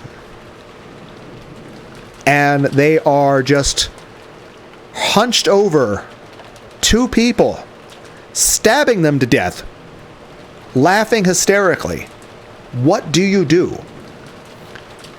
And what if it's just complete strangers? Or what if it's literally the two people that your spouse is stabbing to death is one of their own siblings and that sibling's spouse? And she's just over their corpses, stabbing them with a butcher's knife, laughing, covered in their blood. What do you do? You are also holding a shotgun. What do you do? But here's the question. Both the witch Ava here, as well as the, air quotes, adult Ava that's in the guest house. What is her reaction to Hideyoshi knowing this stuff? Seeing this side of her? What about George? What if George sees this? What if George knows it? What if George were to watch all of this? What if, when the adult Ava wakes up, what if Hideyoshi or George are dead? What if this witch version of it decides to, after all, what's it matter if we kill Hideyoshi? After all, that's the other thing. Hey, Ava, Aunt Ava. I mean, technically you can revive people forever, so what's the harm in hurting them, right?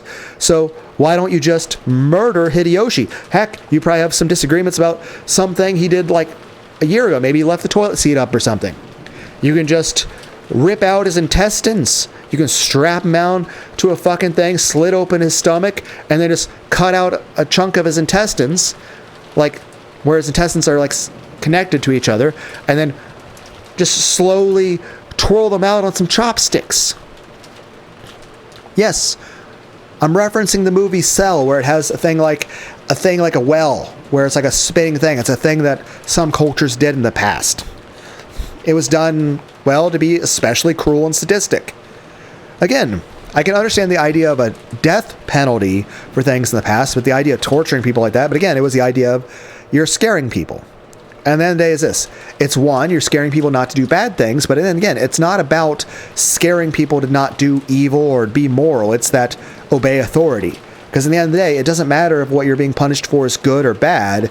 It's just the person has the power to hurt you. And again, that's not a good idea to use that as a way of, disciplining someone. Because at the end of the day is this. If you overly discipline somebody, whether it's for a stupid, nonsensical, or even non-reason, or if you were to discipline someone too harshly or too frequently, the only thing you'll do is make them hate you and reject your authority completely. The other thing is this. If you teach someone by using force, say, hey, do what I say or I'll punish you, you either teach them A, that they should just have complicit obedience to anyone with power over them. So at that point, it literally just teaches the lesson of obey authority. Do as you're told. Morality, thinking for yourself, none of that matters. All that matters is this. There is a strong person over you. You do what they fucking say or they will hurt you. So it either teaches someone complete fucking, obedience, and the person has to they basically force themselves down into the role of being just a fucking puppet or a doll. They have to basically throw away their own free will. Or you teach them the lesson that might makes right, which means if they ever have more power than you, or more power than others, then they can just do whatever they want and mistreat other people, and they are justified to be as cruel and sadistic and hateful and vengeful and spiteful as they want, as long as they have the power to enforce it. Both of those are horrible, despicable, disgusting things to teach a person. To either teach a person to be so fucking scared of stepping out of line that they just blindly obey all orders and authority because they're so terrified of being punished that they can't even have a fucking independent thought without being scared that they're going to be hurt badly, that they're just terrified of even thinking for themselves. They're terrified of even doing anything, that they literally have to just obey orders at all times. They can't even make any kind of judgment for themselves. As opposed to the other end where they're like, okay, this person's able to punish me because they're like, okay, do what I say because I have more power than you. Well, it teaches that person that, hey, if I can get more power than the person who's punishing me, and especially then, if there's ever a situation where the person who was punishing and abusing that other person is in a weakened spot, well, if that person takes that might makes right, then that means, okay, now that you're stronger than the other person, now you can be vicious and cruel to them, and it's justified after all. It's the lesson they taught. It's what they wanted. It's how they behaved. It's like, and they're like, oh, you're not supposed to fight back, and you're like, no, this is what you were doing. All I'm doing is literally one for one the lesson that you taught. So one, if you ever have the one-up on that person, you can then be as cruel and sadistic to them as possible, and it's literally just following the lesson point blank. But again, usually in that situation, it's either somebody not thinking through on what they're doing, or they're being lazy about it, or they themselves are just sadistic, spiteful, hateful people who want to abuse their own authority to hurt other people because it's either convenient or fun for them, and they'll use the whole excuse, air quotes, of it being moral or a lesson to justify their actions, but it doesn't justify their actions. And even then, if the person they're using that abuse towards uses that same justification, it is now a justification to turn back and abuse that other person just as badly, if not worse. Or if there's ever a situation where that person has authority or power over others, it justifies being as cruel and as evil as possible too. So by using a sort of penal punishment, because that's the whole penal code, the whole punishment, like the idea of like, oh, you're trying to reform somebody by punishing them. If you go by just might makes right, like, you did something bad, so I'm going to hurt you. Well, if you take that way too excessively, like you either use it for a stupid reason or a nonsensical reason, or just because you have the authority to do it, at that point, sometimes it's like, I think there's an old Russian, what's the adage from like the old Soviet Russia times, which again, I wasn't even born back then, and I've never been to that side of the planet. But the main point is this. There's a lot of people that were in authority positions that were known for saying something. They were known for saying, show me the man and I will show you the crime.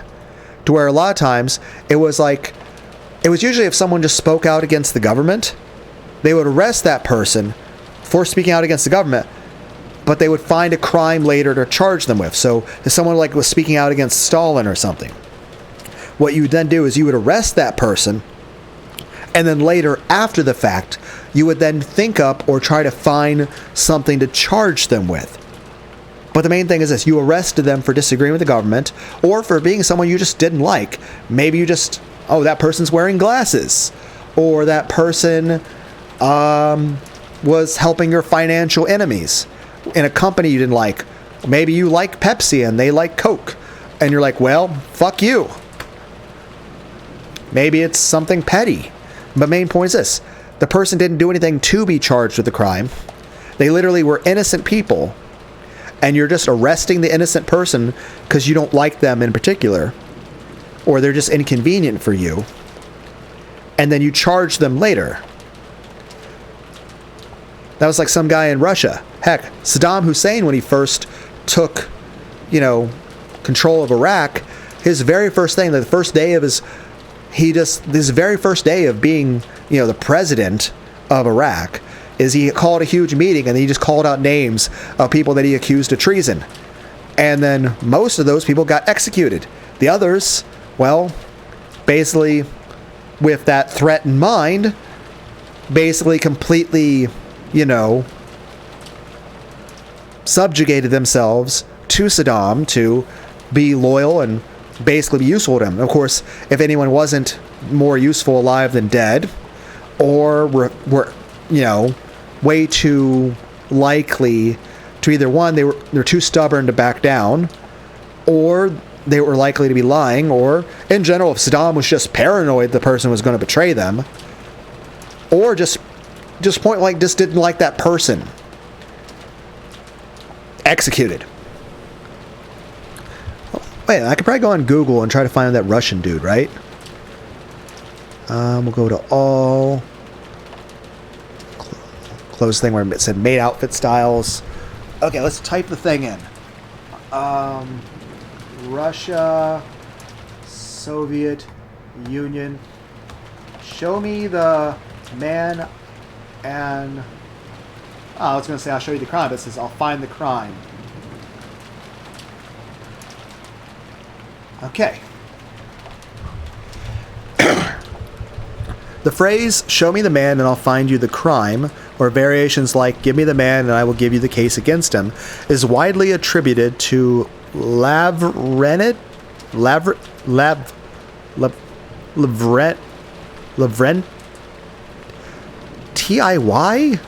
Lavrentiy. I don't know how to say this. Lavrentiy Beria. Beria. The powerful and ruthless chief of the Soviet secret police under Joseph Stalin. The saying encapsulates the abuse of power and miscarriage of justice prevalent in the Soviet Union's totalitarian regime. Do you guys say regime or regime? It signifies that the authorities would first target a political opponent or individual and then fabricate or manipulate evidence and laws to ensure a conviction, regardless of the person's actual guilt or innocence. The goal was political suppression, not impartial justice. While Beria is the most commonly cited source, the quote is also sometimes attributed to the Stalin-era jurist Andrei Vyshinsky? Andrey Vyshnsky. And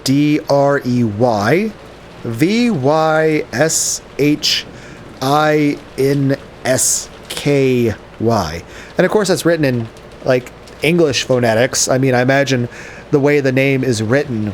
Oh, there's actually a thing down here saying Russian, and it's, yeah, it looks like fucking hieroglyphics. I can't read Russian. I can't even begin to pronounce it. I don't even know what most of these letters are called. Like, there's a symbol for pi there. That's a symbol. That's not even a letter. That's the symbol for pi. In Russia, a similar proverb exists. If there is a person, there will be an article in the criminal code. Russian. And okay, so it's a translation of this bolded thing of if there is a person, there will be an article in the criminal code. The way it's spelled is a lowercase b that is saluting, a lowercase b that is crying,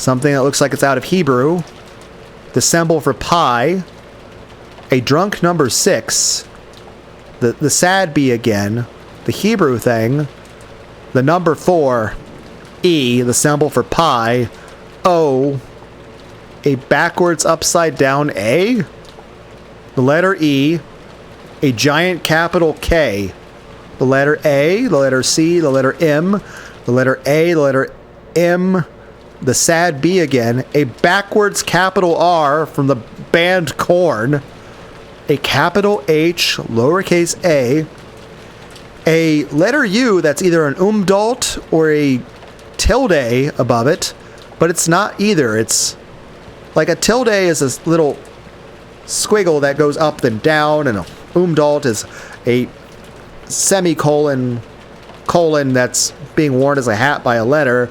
This is just like an accent symbol. And then there's a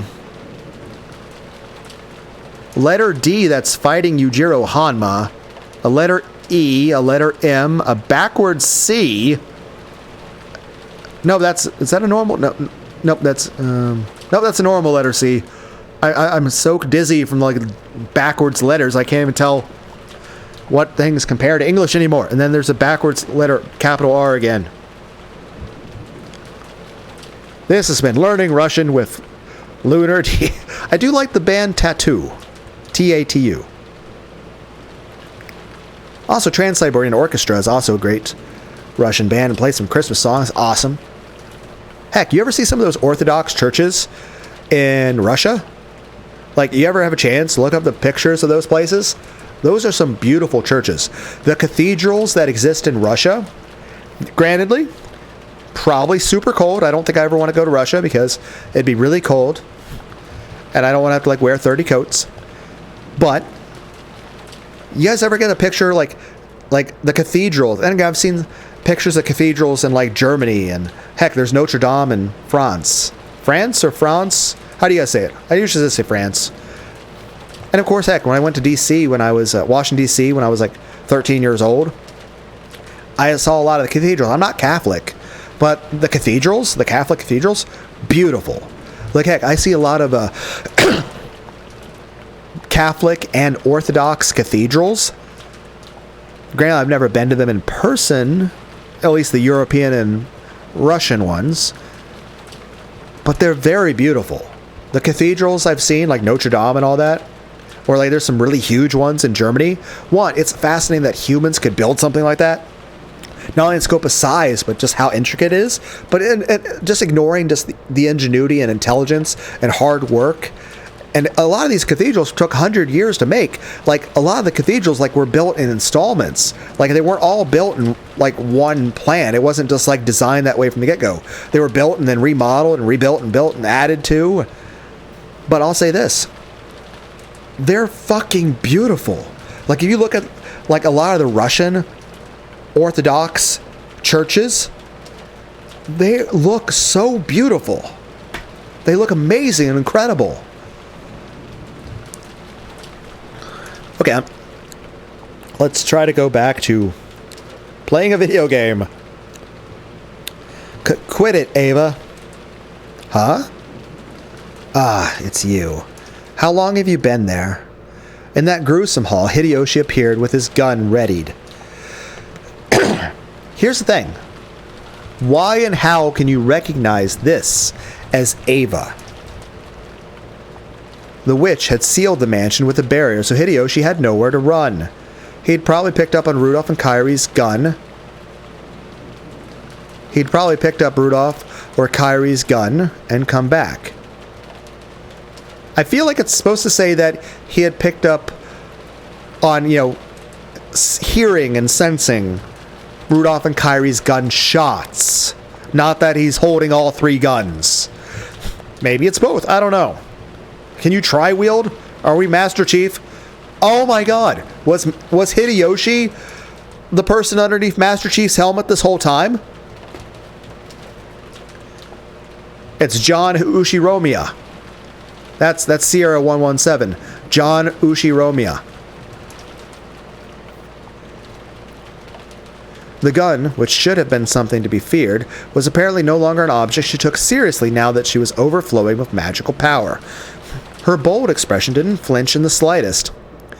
Why did you have to kill Rosa-san and Maria-chan and Rudolph-kun and Kairi-san?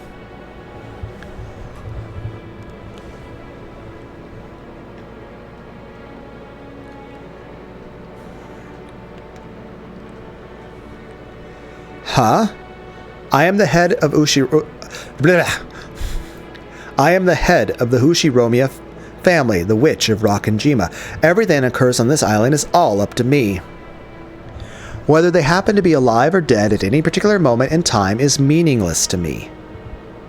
You went mad after finding Father's gold. Just how high must that gold have been piled? Okay, here's the question. Did the adult Ava ever actually tell Hideyoshi about finding the gold? You went mad after finding Father's gold. Just how high must that gold have been piled? I can't even imagine it. It must have been enough to steal away your sanity. But if there was that much gold, why didn't you think of graciously splitting it up? You misunderstand. All of that belongs to the Golden Witch. No one is qualified to touch it except me. So what about Hideyoshi and George? You're going to kill them? What are you? Don't tell me you're that thing Ava told me about long ago. The witch Ava from when she was young. Okay, I kind of feel like we come from this from a scientific standpoint. Like when Ava was mentioned as a Hideyoshi, it should have been like therapist, psychiatrist, brain scans.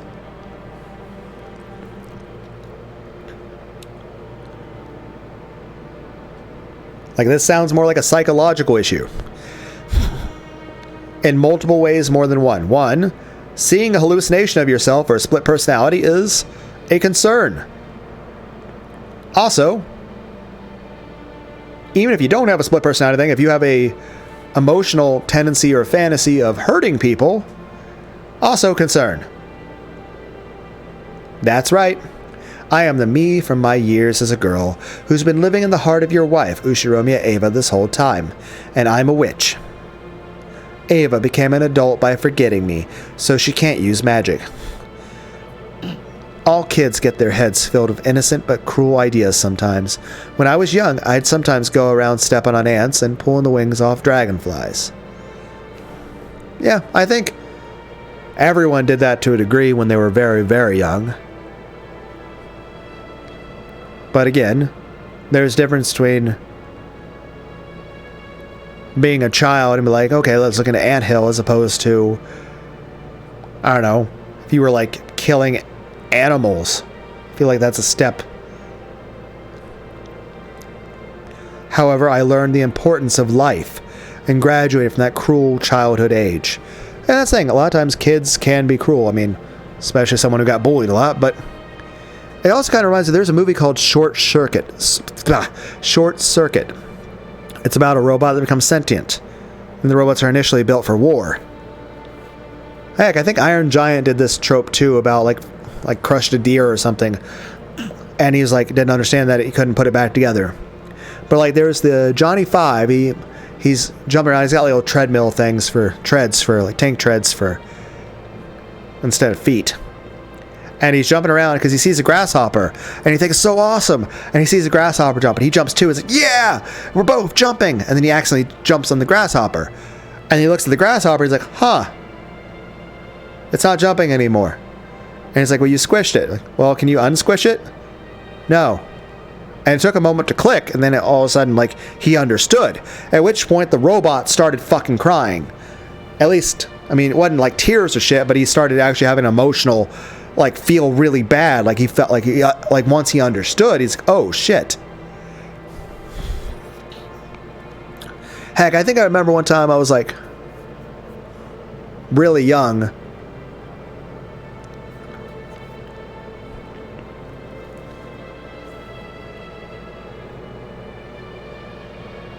I think I was maybe like 10 or 9 years old or something. And then again, I remember seeing like the Nightmare on Elm Street movies when I was like 7 or something. But I think like 8 or 9. Seeing like I think it was either a TV or something that was like talking about like abortions or something.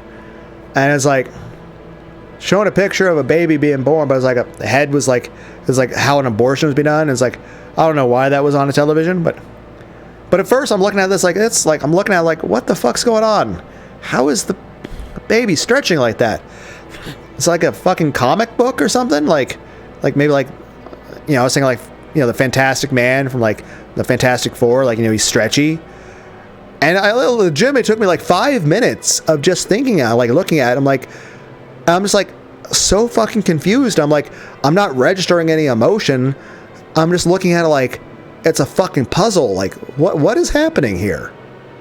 And then once it actually clicked, I'm like, oh Jesus, oh fuck. Then again, I don't know if I even knew those words back then. I'm not sure. Main point being, I felt very grossed out and disgusted once I actually understood. But initially, it's like I wasn't registering it at first. It's either, on the one hand, maybe part of my mind just didn't understand what went on in regards to that, or the part of me that did was probably just trying to keep the rest of me from, you know, being aware of that. So you just like not, you know, be emotionally hurt.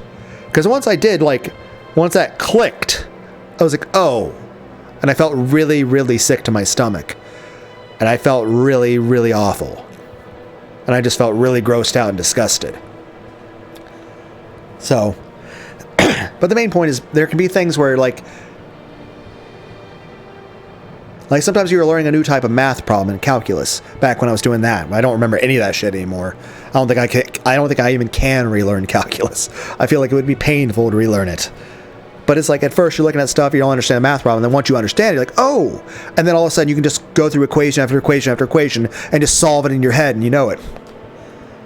I know that's one thing. It was like I was able to just do things in physics class and the chemistry equations where I could just look at it. And I was starting to reorganize certain things in ways that the chemistry teacher was looking at it like, technically what you're doing is correct. But I've not seen someone do this before because I was making odd little shorthand versions of longer equations. And though technically there's different types of chemical equations, like if I remember, like, there's like synthesis and like, I can't remember. Google! I know there's like synthesis, types of chemical equations. Okay, there's synthesis, combination, decomposition, single replacement, and double replacement, and combustion. I gotta blow my nose, hold on.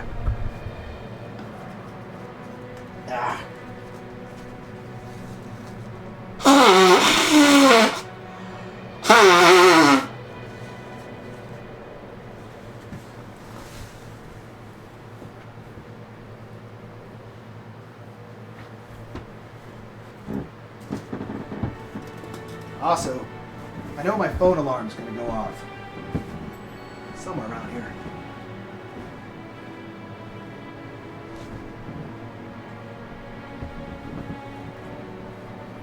Huh. Where did I put that then? Is it downstairs? One moment.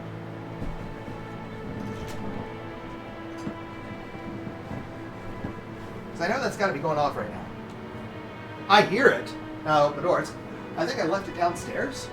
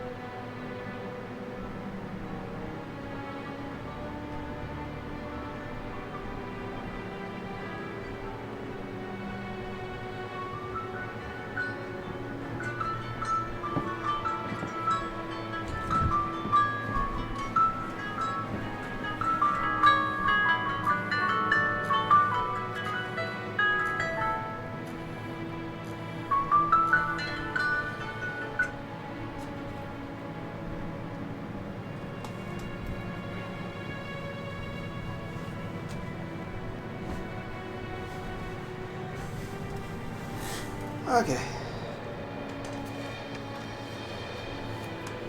I'll put that over here. Okay, I'm back. I put it to the microphone a little bit. You guys can hear it. I also checked my phone to see if I got any missed calls. Nope. Anyway, I don't remember how to do any of these chemical equations. Let's see. Oh, there's a picture here. The four main types of chemical reactions. Synthesis A plus B. Decomposition AB gets separated. Single replacement AB plus C equals AC plus B. Double replacement AB plus CD equals AC plus BD. Which I remember actually being really good at those in the past. But I don't remember. But I do remember there was things I was doing with the equations that the teacher hadn't seen before. But they said like there would be later ways that people could do the equations that my shorthand version might not work to. That if I put that shorthand version into bigger equations, it can cause problems, but it works for the smaller versions. Anyway, I suppose, once again, I apologize for being distracted. I'm trying to focus.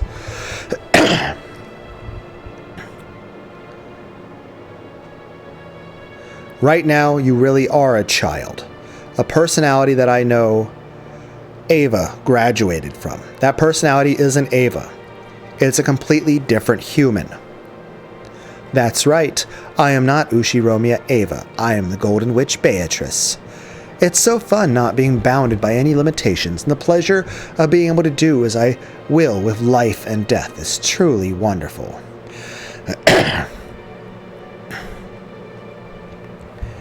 I don't have to apologize for breaking a goldfish bowl. Again, if you're in Hideyoshi's place, how would you, like, oh, your partner has a split personality, and that split personality is an axe murderer. And I can tear stuffed animals up as much as I want. There was a crisp sound. It was the sound of Hideyoshi slapping the witch's face. Looking at the hall, stained deep red with fresh blood, he should have been able to imagine how terrible the witch was. I mean, his other options are, one, to acquiesce and just tell her she's allowed to just murder people, or shoot her with the shotgun. He chose to admonish her, because he's still trying to save her.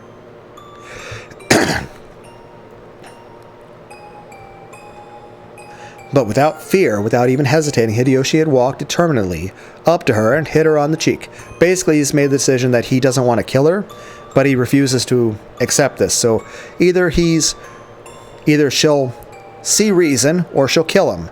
But basically he's decided that he'd rather die than be party to the fucking monster she has become.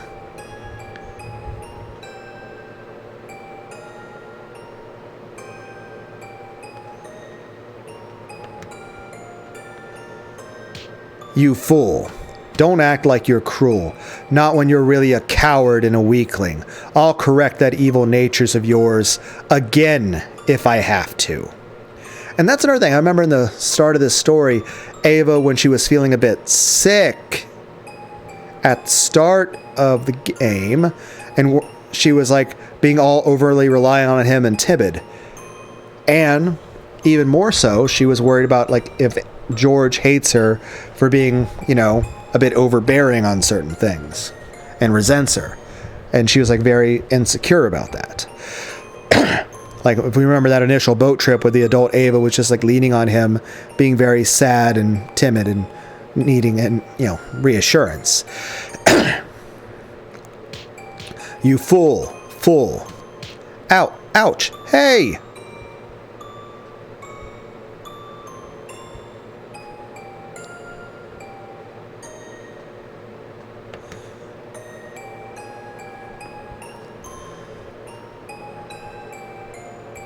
You're a woman who understands how important, how fragile a life is, aren't you? I'll make you remember. What are you calling a witch? you stupid fool. You're my wife, Ushiromiya Eva. If anything, you're a witch of the kitchen who can always make the perfect snacks out of refrigerator leftovers in a flash. Won't you open your eyes, you fool? Didn't I just tell you that I'm not Ushiromiya Eva? You stupid fool. You. As tears dripped down his face, Hideyoshi kept hitting the witch's head.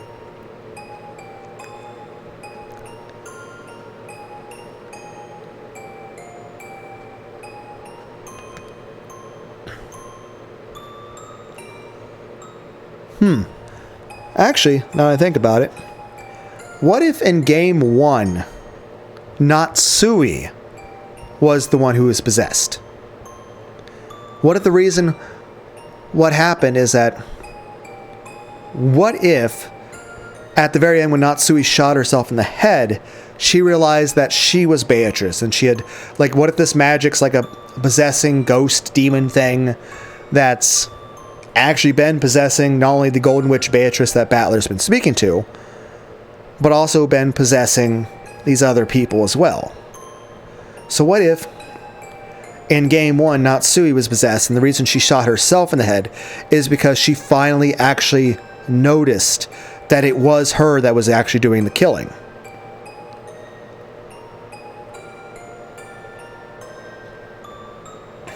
So then she shot herself.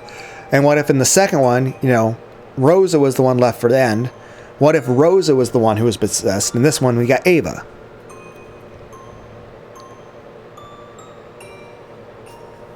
And as much as I like Kairi, I feel like we're eventually going to have a version of Kairi that could be wind up being different. After all, I'm pretty sure the original Beatrice with the long hair and the black gothic outfit, I'm pretty sure that just looks like Kairi with long hair, and she's never opened her eyes once, but I imagine she'll look very much like an even older version of Kairi. As tears dripped down his face, Hideyoshi kept hitting the witch's head.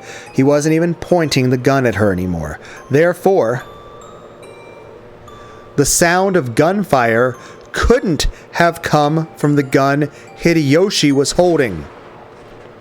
Who shot her? The gun, which has fallen in the corner near Rudolph's corpse, was floating in the air, and smoke lingered near the barrel. And the bullet, a red stain, was slowly spreading across the chest section of Hideyoshi's vest. Even though... So did it, shoot the back of Avatrice? Did it shoot the back of Ava and, blow her blood out through her chest onto him? And what do you mean it's just floating? Who's holding the gun? Is it the ghost of Maria? I mean, it's a pretty damn good shot for someone that short. Even though his back was facing the barrel of the gun, the bullet had driven through... Oh, his back was facing the barrel of the gun. Okay, so it shot him in the back. So is the blood going to go all over the younger Ava? How is she going to react? The bullet had driven through Hideyoshi's chest. Ooh. Like I said, I'm not Ava. What a stupid, annoying man. Oh, you used the magic to levitate his gun. Well, levitate Rudolph's gun and shoot Okay, so he was there smacking you, not even pointing the gun at you. You used your magic to levitate Rudolph's gun and shoot him in his own back. That's really fucked up. That is really fucked up.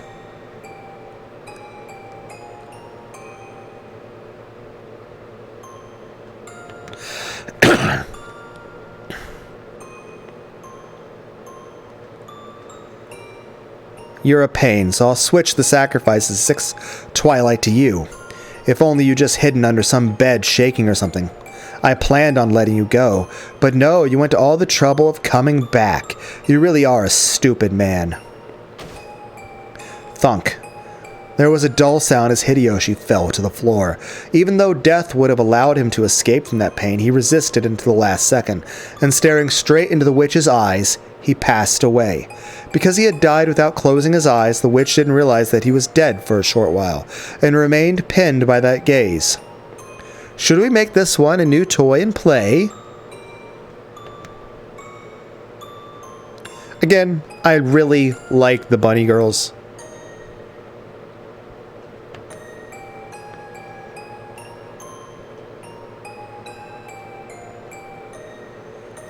Let's see if this has updated anything with people.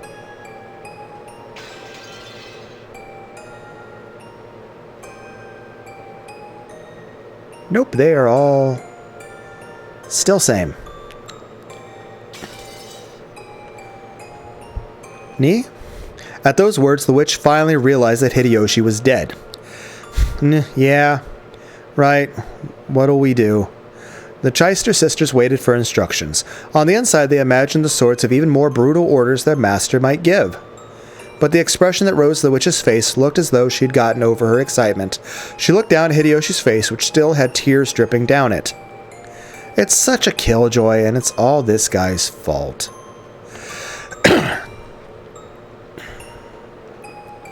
I'm done. Renove, are you there? Yes, right here. Take care of the cleanup. I'll bet the predecessor Sama makes a fuss over this one. Please make it clean enough for that old hag to accept. I guess I'll follow the rules of the ceremony out of a sense of obligation to my predecessor Sama. Treat these 3 corpses as the 4th through 6th twilights. Lucifer, it's your turn. Lucifer Pride, right here. Dig into these 3 corpses and gouge them. Into the corpses? Into corpses? That's right. Got a problem with that? No. The 7 Sisters of Purgatory had their own sort of pride. Yeah. Basically, like, there's no honor in it. Like, yes, you may have a super advantage over people, but it's the difference between... It's kind of like Jurassic Park. The T-Rex wants to hunt the goat. Yes, the goat's never going to win an actual fucking fight with the T-Rex. It's not like the... Like, if you released a fucking goat to just wander the fucking thing. Yes, the goat isn't going to win a fight against the T-Rex. But the T-Rex still wants to hunt. As opposed to the goat's just literally chained up and it can't move. Or already dead. It'd be like, a boxer wants to win his fight, yes. But Mike Tyson wants to fight a worthy opponent. Mike Tyson's a man of honor. He's not going to fight somebody who's like literally like, yep, here's this person who's disabled. Like, no, Mike Tyson's a man of honor. It was the pride of a hunter, the pride of gouging prey that they had brought down themselves. However, being told to gouge a corpse that someone else had brought down ran contrary to that sentiment. Of course, the witch didn't mean it that way, but for the 7 sisters, it was horribly humiliating. However, they had already screwed this up, with 2 of the sisters defeated, so they had no right to question her. Only Renove appreciated this, and he rested his hand on her shoulder in understanding. This is an order from Beatrice Sama. This kind of also reminds me of the things where, like, Genji would be a bit supportive of, like, Kanon and Shannon when they were upset at certain things that happened that were a bit insulting by the Ushiromiyas. And he's like, hey, I understand, but it's okay. Lucifer, carry these 3 and dispose of them in accordance with the etiquette of the ceremony. Then, when you are done, lend me a hand with the cleanup. Certainly. The witch looked down upon Hideyoshi's corpse, as though implying that the now delicate atmosphere was all Hideyoshi's fault. Stupid man. And you didn't even have to die. Dear! Yep, adult Ava.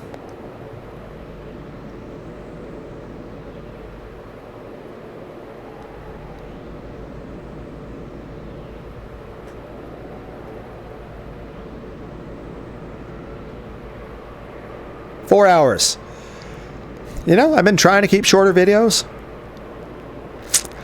Trying to aim for less than half an hour, max, maybe 20 minutes. But I don't feel like stopping to read, and I don't want to end the part yet. So, continuing on we go. Hey, you don't mind your husband's dead, right? Dear, where are you? You're there, right? Answer me. The crash of a thunderbolt woke Ava from her nightmare. If Hideyoshi had been gripping her hand at that time, her fearful heart would probably have been instantly healed. However, Hideyoshi, who had supposedly sworn that he wouldn't leave even for a moment, was nowhere to be seen. Well, he did have to go get some food for you to take your medicine. After all, you've been really weak, Ava.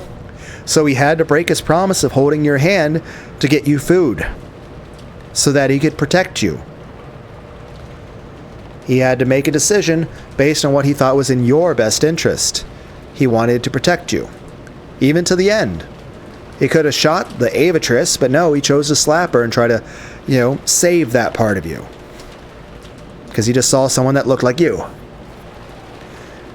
Maybe it was a split personality thing, and she just ran back in and passed out and then woke back up as this version. Welcome to the adventures of Tyler Durden. Dear, answer me, dear. Wah.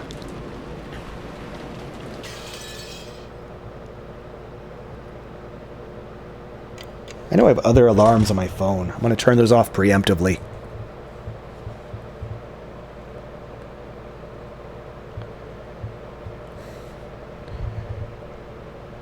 Part of me wants to order a pizza.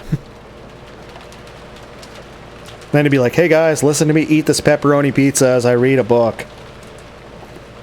It's gotta be a fascinating fucking channel. Hey guys, welcome to Lunar D8. I'm gonna read this while eating pizza. I'll get a pizza at some point.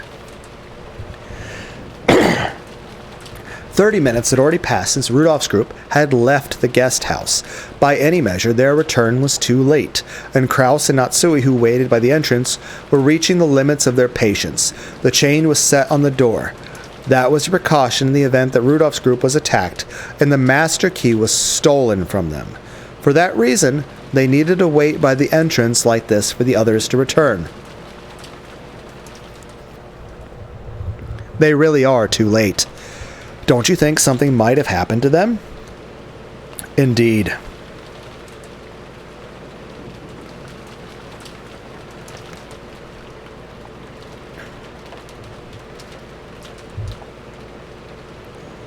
Kraus glanced between his watch and the door, struggling to keep his composure. If something happened to prevent them from returning... A terrible thought, but it seems we should ready ourselves for that possibility. So it really was too reckless after all. That is what I said. That is what I said. Why did they go outside when they knew it was this dangerous? How foolish. Why go outside even though Rosa-san had just been attacked?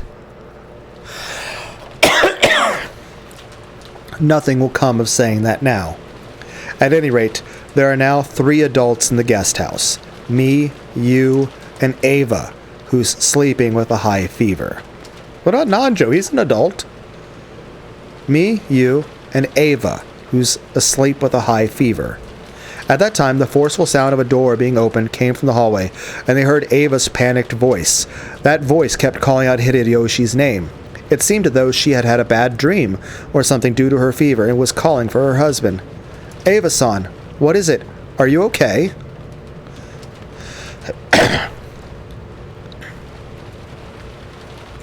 Hey, it's nice that you guys have dropped the hostility, because I know Natsui and Ava kind of fucking hated each other. But under these circumstances, it's almost as if, they dropped that fucking pettiness and that bullshit. Where is my husband?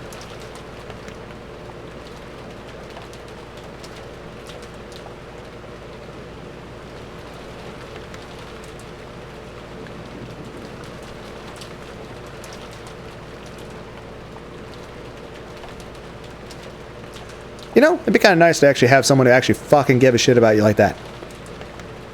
Then again, I can also say, every partner I've ever had even during the parts of the relationship where I actually thought they loved me, honestly, would have never actually been sad if I had died. At any point in any relationship I've ever had, even with people who I thought loved me, if I had ever died at any point in any of those relationships, they would not have shed a single fucking tear over my death, even over my fucking corpse. So that's depressing. Then again, every partner I ever had cheated on me, and some of them, well, turned out to be violent and not very nice to me. You know, again, I have a 3-inch scar on my right arm to remember my last Christmas being married to my ex-wife by. So, yeah, that's just a little bit jaded, paranoid, and distrustful over that. But the sheer acknowledgement of the fact that every person I've ever been in a relationship with would not have been remotely sad at any point if I had ever died. Like if anything bad had ever happened to me, or if I would just straight up be dead. Regardless of the circumstance of how I would die, they wouldn't have been sad. They wouldn't have been remotely sad that I would have died. At all. I meant that little. So that's depressing. That makes me feel a slight bit of betrayal. You know, I feel kind of sad. I feel kind of like people feel like that's an emotional stabbing in the back right there. My husband, where is my husband? My husband isn't here. Even though he promised that he'd stay with me the whole time. Even though he promised that he'd grasp my hand while the whole time. Kraus was struck dumb by this attitude of hers, which she had never shown in front of him before. But Natsui understood her feelings.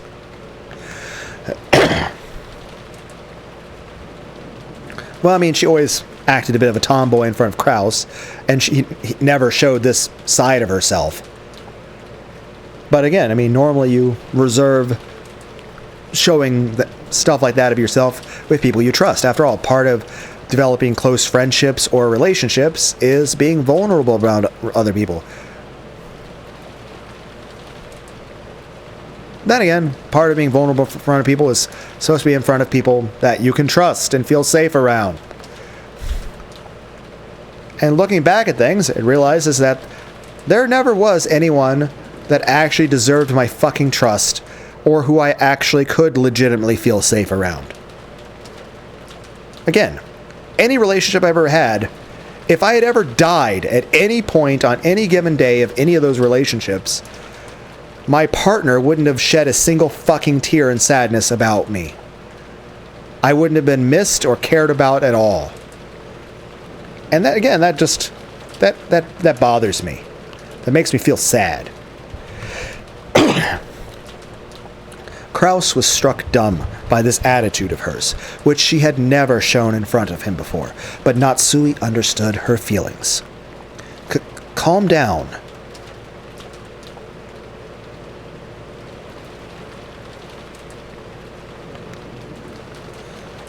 Hideyoshi-san is with Rudolph-san and Kairi-san, and they're outside right now. Outside? But why? Why did he go outside? After he promised that he'd stay with me the whole time. You mustn't go outside. The witch is outside. You mustn't go. You'll be killed. Why? Ava, calm yourself. Hideyoshi-san returned to the mansion with Rudolph and Kairi-san.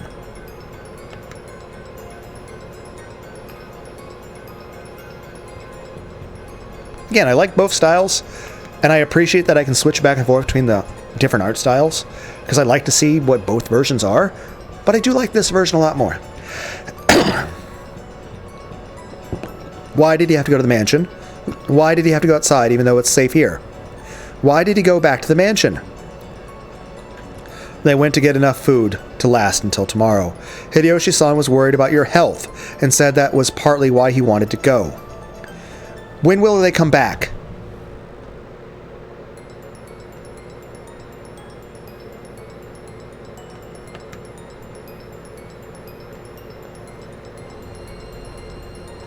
And that's another thing. I imagine this Ava will probably try to run to the mansion to try to save them. That's another thing. Every partner I've ever had, I imagine if I was ever in danger in any way, shape, or form, even if it wouldn't endanger them, to come save me. I don't think they would have raised a fucking finger to try to save me.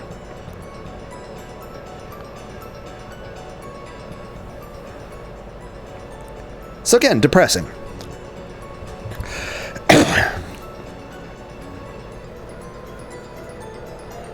When will they come back?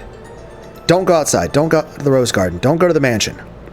The witch is there. The golden witch is walking about. If she finds you, you'll be killed. You'll definitely be killed. When will my husband come back? They left here 30 minutes ago. We are waiting for their return. The 30 minutes ago? Isn't that strange? Why would it take so much time for them to go to the mansion, get food, and come back? And why are you two just standing around here? We have to go get them. We have to hurry to where they are. Eek. Ava probably had quite a nightmare. And because it had continued even after she woke up, she could no longer hide her panic. Natsui tried calming her down, but all it did was make Ava's emotions explode even more.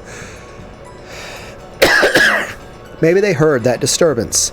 Battler and the kids, who had supposedly been on the second floor, were peeking their faces through the crack of the lobby door. Kraus, Natsui, Ava.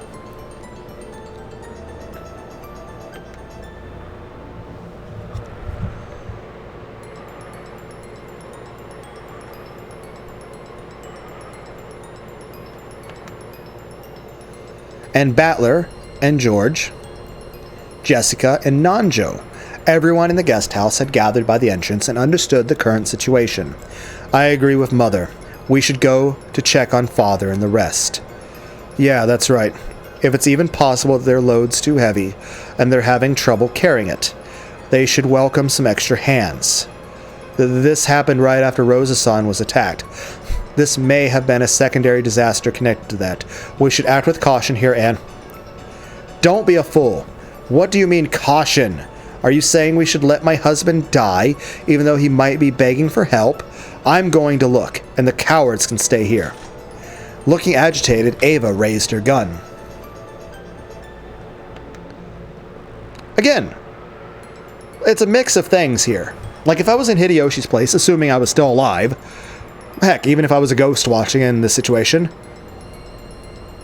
on the one hand, I would appreciate and be glad that my wife actually loved and cared about me enough that she'd be willing to fucking go to war to fucking save me. On the other hand, I'd probably want to tell her, like, even if there was a chance of her saving me, I'd probably want to tell her not to come because I don't want her to get hurt. And I wouldn't want her to die or get injured. I'd want to protect her. So it's a mix of things. It's a mix of, I would appreciate someone actually fucking caring about me. On the other hand, I wouldn't want them to get hurt. And I'd want to be able to protect them. So again, an odd contradiction of emotions there.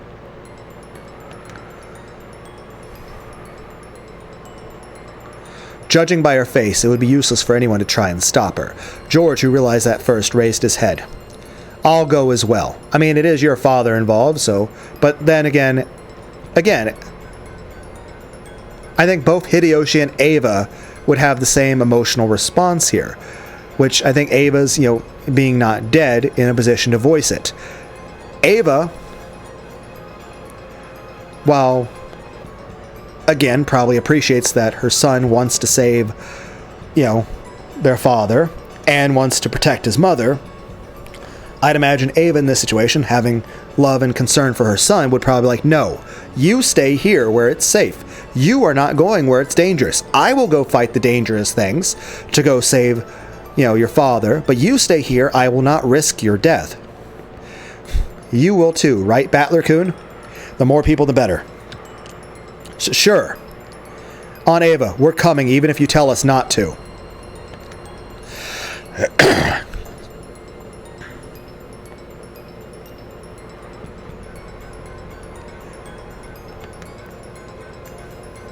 I'm coming too. I can't be the only one to hide in a safe place.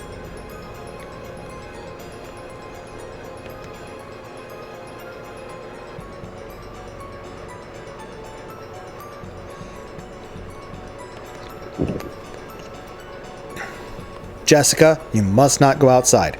Stay here with me. Got it? It was like they were implying that those three had already been killed anyway, so going outside would be pointless. Natsui realized that Ava felt like her heart had just been gouged out, but she spoke out strongly as Jessica's mother.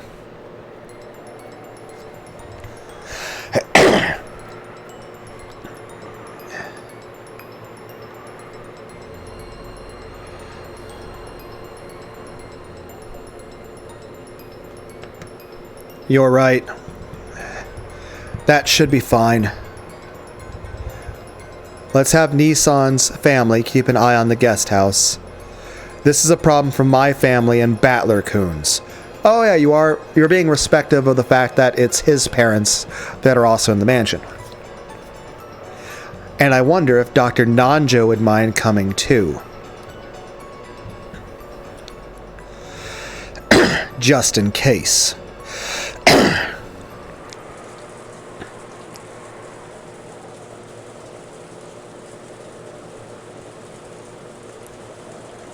Here's a question. Since they're all going to the mansion,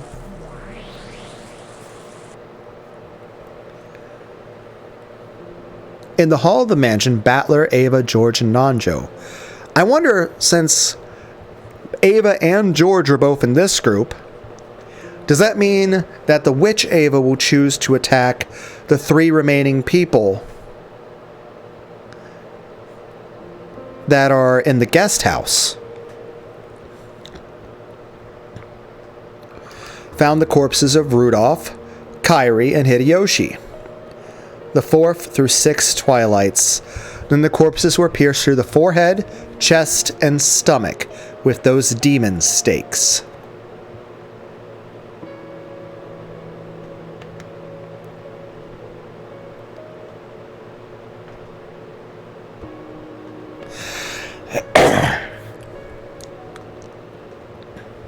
Yes. The demon stakes were buried into them, one in Rudolph's forehead, one in Hideyoshi's chest, and one in Kairi's stomach. The disorder of the clothing on the three suggests that they were fighting or running away. Since the three corpses were not found right next to each other, it is hypothesized that after coming into contact with the culprit, they attempted some form of resistance, and they had stakes in the forehead, chest, and stomach. Horrible, just like usual. Even though Renove knew it would be superfluous, he contemplated telling Battler the truth. Normally, the witch would have killed them in a much, much more horrible way. The corpses have been left in this manner only because Beato had suggested to the witch that she show restraint. The new witch, thinking it would fit well enough as long as she gouged them with stakes, would probably have just stuck a stake into a lump of meat that wasn't even shaped like a human. Rosa and Maria's corpses were a particularly striking example. If they had been killed as the Golden Witch had wished, just how gruesome would the corpses have been? Beato had changed that into the still better kind of killing Battler had mentioned earlier. Wanting to have Beato's small bit of thoughtfulness appreciated, he thought of telling Battler about this, but judging by Battler's eyes, that might do more harm than good. Oh, he's reading the room. Good for you. To humans, the gap between being alive and being dead is very large. Saying that she'd given them better deaths might have made it possible for a demon to understand her feelings and pardon her, but there was no way a human would be so accepting, especially if it's, human thinking about other humans that the human actually cares about. Understanding this, Renove remained silent, despite knowing of Beato's modest efforts.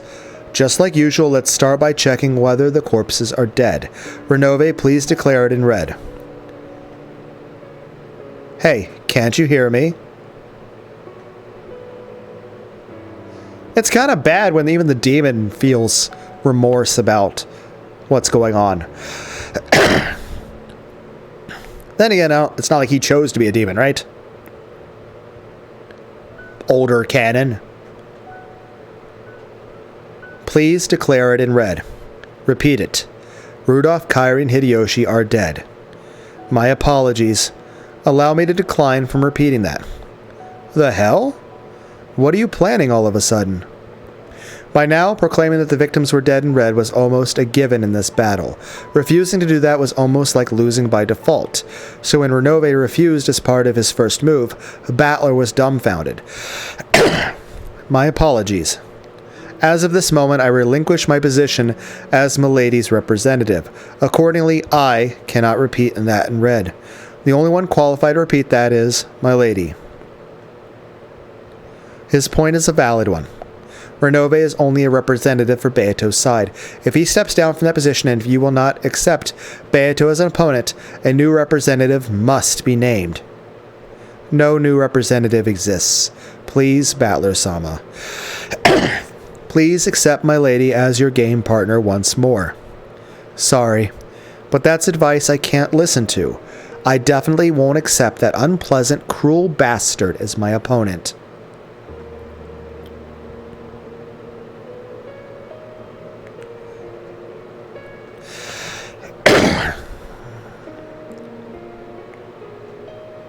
My refusal to accept her is why I can't step down from this game.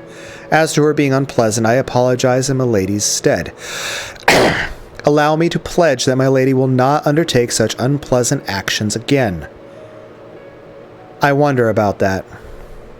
Battler-kun, I also want to apologize as that child's teacher. I'll give that child a good talking to, so please offer your forgiveness. Just this once. Hey, enough of that.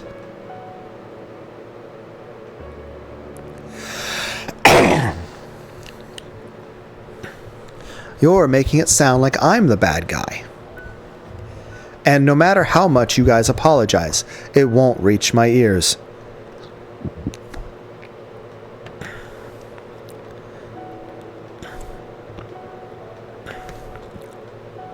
I gotta drink water.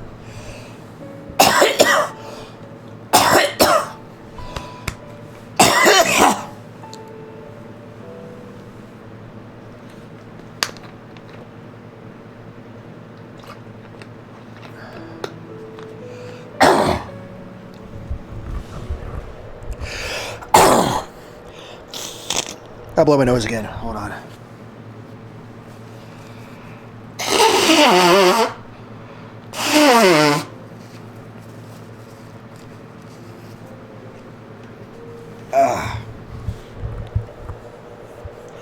It's been a minute cold outside. If Beato can say that from her own lips, well, I might listen to her. Understood.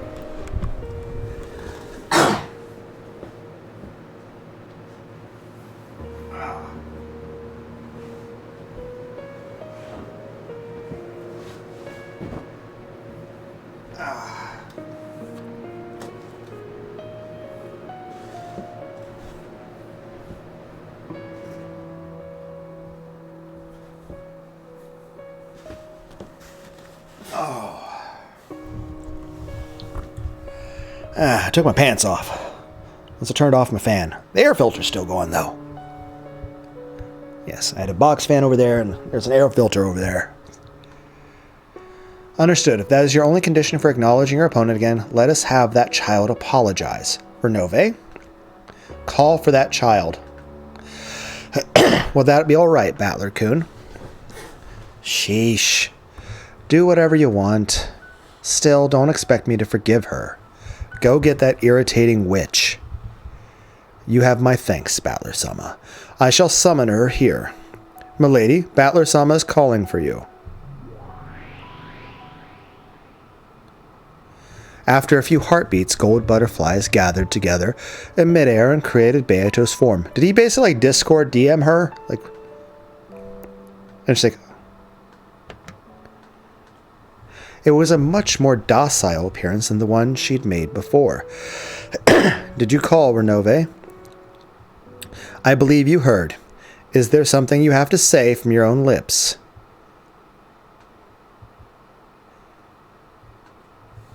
It looked as though Beato shrunk slightly under Battler's cold gaze.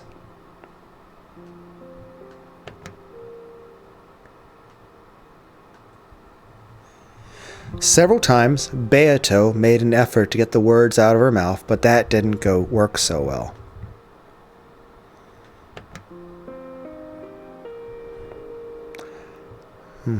Those fingernails could probably scratch somebody.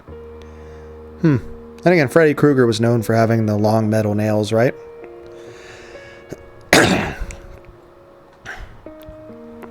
And she was just as awkward as someone trying to light a match during a freezing winter with icy hands. Even as she did that, the game board was advancing. In the hall, they had just found the corpses of the new victims and had broken down crying.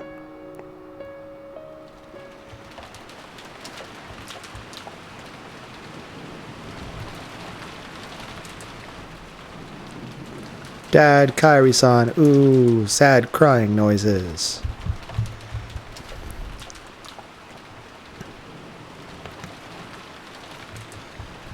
Dear, dear, wow, mother, hang in there. Even for me, it's so crushing, so sad. They probably died instantly. I'm sure that, even if we had arrived immediately after they fell, it would have been too late. No, that's wrong.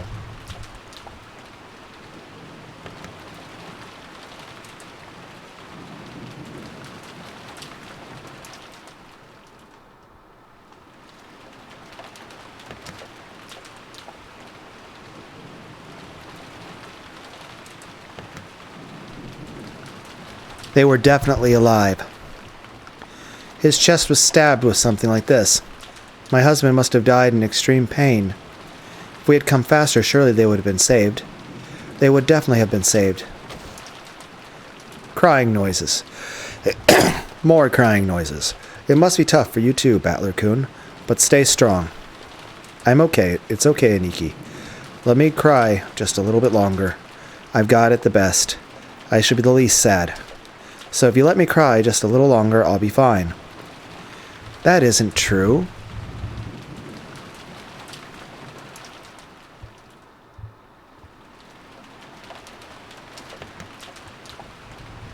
I can understand how much it must hurt your heart to have lost both parents. I still have mother. That's much better than what you're going through, Battler-kun. No, that's wrong. It's got to be toughest for you, George Aniki. I understand, Aniki. In this group, you're the saddest, and the one who has it the toughest. I understand that, so I can't keep on sobbing like this. Ugh. Why do you say it's toughest for me? To me, Dad and Kairi were people I'd eventually split up with when I grew up and became independent. Since their parents, it was fated that they'd die before their kids. It just happens a little early, that's all. But it's different for you, Aniki. You've been much better terms.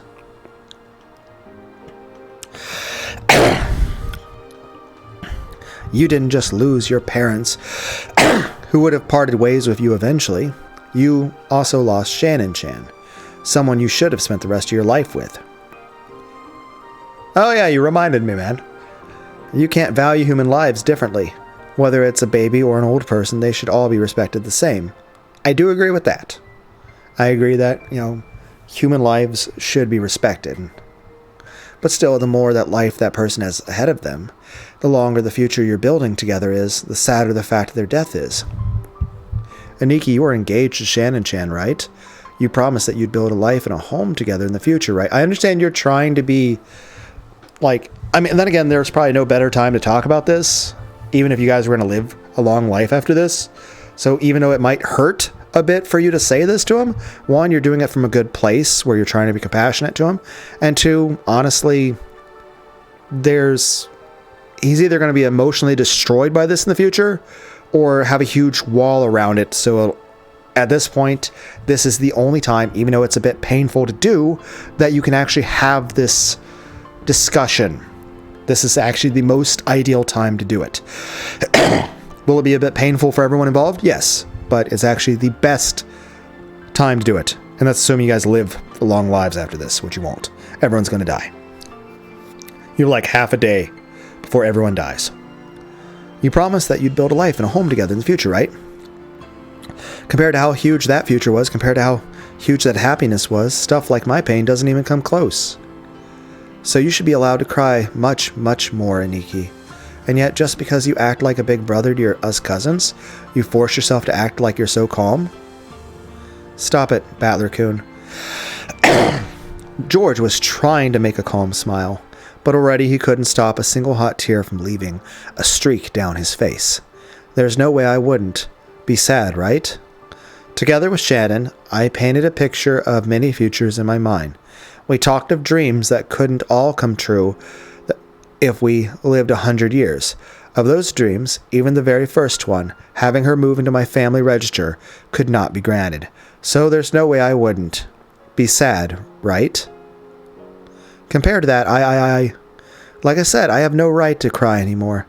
When even you're struggling to hold it in, I have no right to shed any more tears. We're the same. We both feel the same sadness from losing those close to us. So there's no rule that says you can't shed any more tears than me, Battler-kun. And for me too, there's no rule that says I have to hold back my tears any longer, is there? Aniki? I do, Shannon, the one who shared my dreams. For the future is dead. And again, I agree with both of these guys. Like in general, crying is a very vulnerable thing. And of course, it's a good thing to cry. You need to vent those emotions at times, especially if there are things that make you very sad. Honestly, over the course of my life, I've probably cried at least a few thousand times. However, most of that, like 99.99% of that, was entirely by myself, with no one to hear it all. And that other bit of it, some of that is I've done during videos where you hear my voice on YouTube. Though there have been a few times in front of other people, but usually that's, people were dead. And even then, I didn't cry as much as these people because I was still very reserved. Like, I've cried I've wept fucking bitterly in recordings and by myself. But the times like I cried in front of other people, I went out of my way to very much try to control and contain and hide that emotion. Father's dead too. It's so sad, so sad. As Battler and George hugged each other tightly, they cried a waterfall of tears over each other's shoulders for the people who had been so precious to them. And again, that's good. That's good that they're able to cry together. They're able to accept each other's sadness, and they're able to support each other. It's actually really very loving and caring on both their parts. Though initially I thought Battler was going to say that George is having it harder because not only does he have to be sad about the loss of his dad himself, but his mother has also lost that person, and he has to try to be supportive of her. And deal with, the fact that she's really sad too. By the way, Ava, how do you feel about George's sadness? Do you understand why I said that George Aniki has it the toughest? I was listening, so I understand. Your sadness is proportional to the length of time you would have been able to spend with that person afterwards.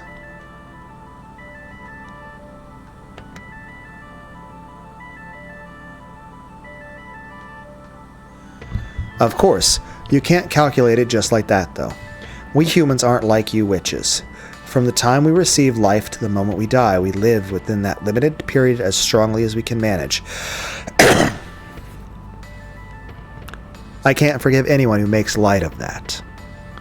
It does also remind me of, another thing that Rika was saying, aside from the fact that the extended trauma and desensitization had changed her a bit, and all the really bad experiences, but also the fact that she had lived such a long time, and the fact that she stopped really being involved in life because she just sort of reserved herself out of it. Basically, she kept also acting like, if it doesn't work out in this loop, I'll just fix it in the next. So she's like, okay, whatever. If everyone dies here, whatever, I'll fix it in the next loop. But she's like, okay, I can't win like that. I can't save everyone like that. I have to live as if this is the only shot I got. And the other thing is, eventually it came to the idea of, okay, if these are loops, if there are other dimensions, what happens to the people that die in all these different... It's like, I remember making the joke in one of the titles. It's like the movie The Prestige, or the thing where Rick and Morty, where Rick does a air quotes save system for Morty, and he's like, "Yeah, guess what? You prestiged yourself. Every time anyone died, it was for real, and those were real people." So basically, yeah, there were actual consequences. Because originally board is like, oh, there weren't no consequences. No, there were consequences every time. And kind of like if you played a game, even if you reload saves, if people died in all the other loads, they're still dead.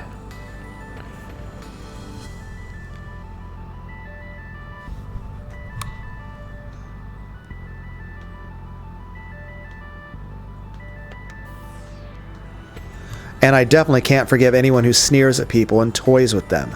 A person like you, whose very concept of death is all screwed up, probably can't understand that.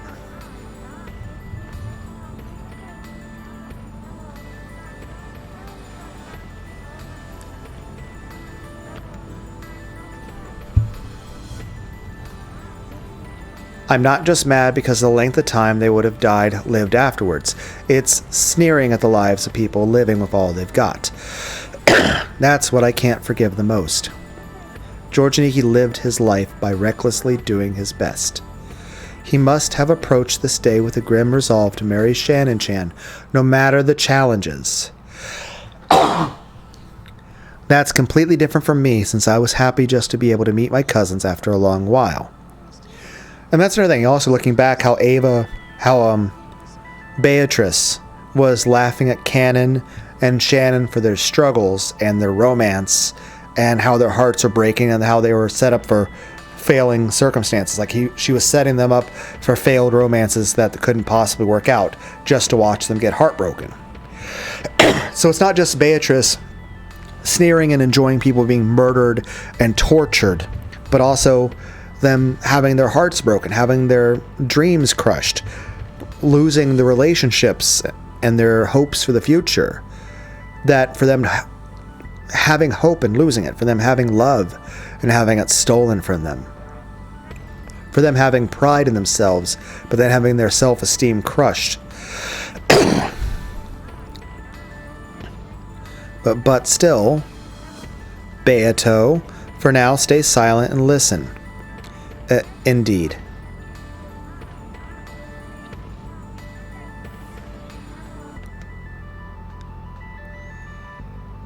In a way, I understand your point.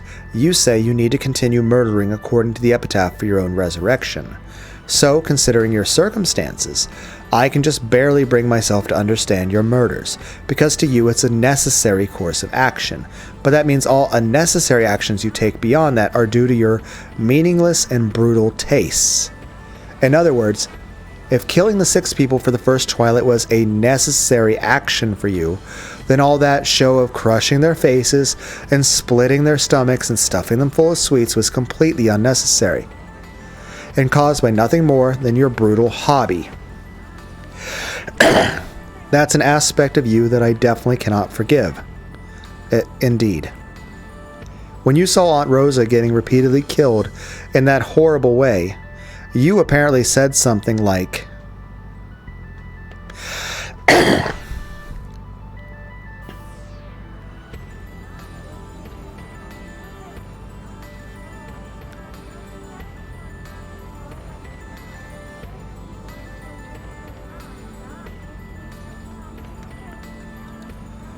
if they're going to be brought back to life in the end anyway, it doesn't matter how they're killed.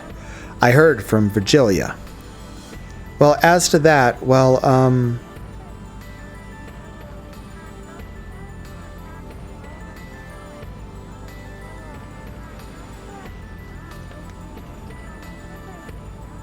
that idea that you can kill them as many times as you want, as long as you bring them back to life in the end, isn't that a completely unnecessary action with no purpose other than to toy around with someone's life?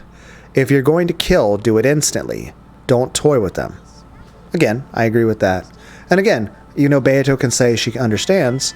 At the end of the second game, she was repeatedly murdering Kraus, Rudolph, and Ava, and then feeding their body parts to Rosa strapped to a chair. And even though it's unclear whether or not she actually did this following thing or not, she did make mention to Rosa about decapitating Maria and feeding her severed head to her.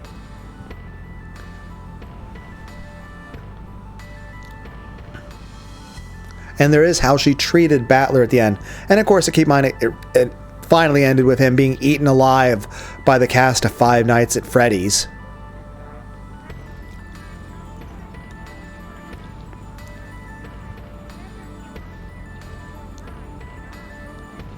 If you won't kill them, then don't bully them. You're taking advantage of the fact that you can do as you will with people's lives, and you've forgotten the sanctity of life.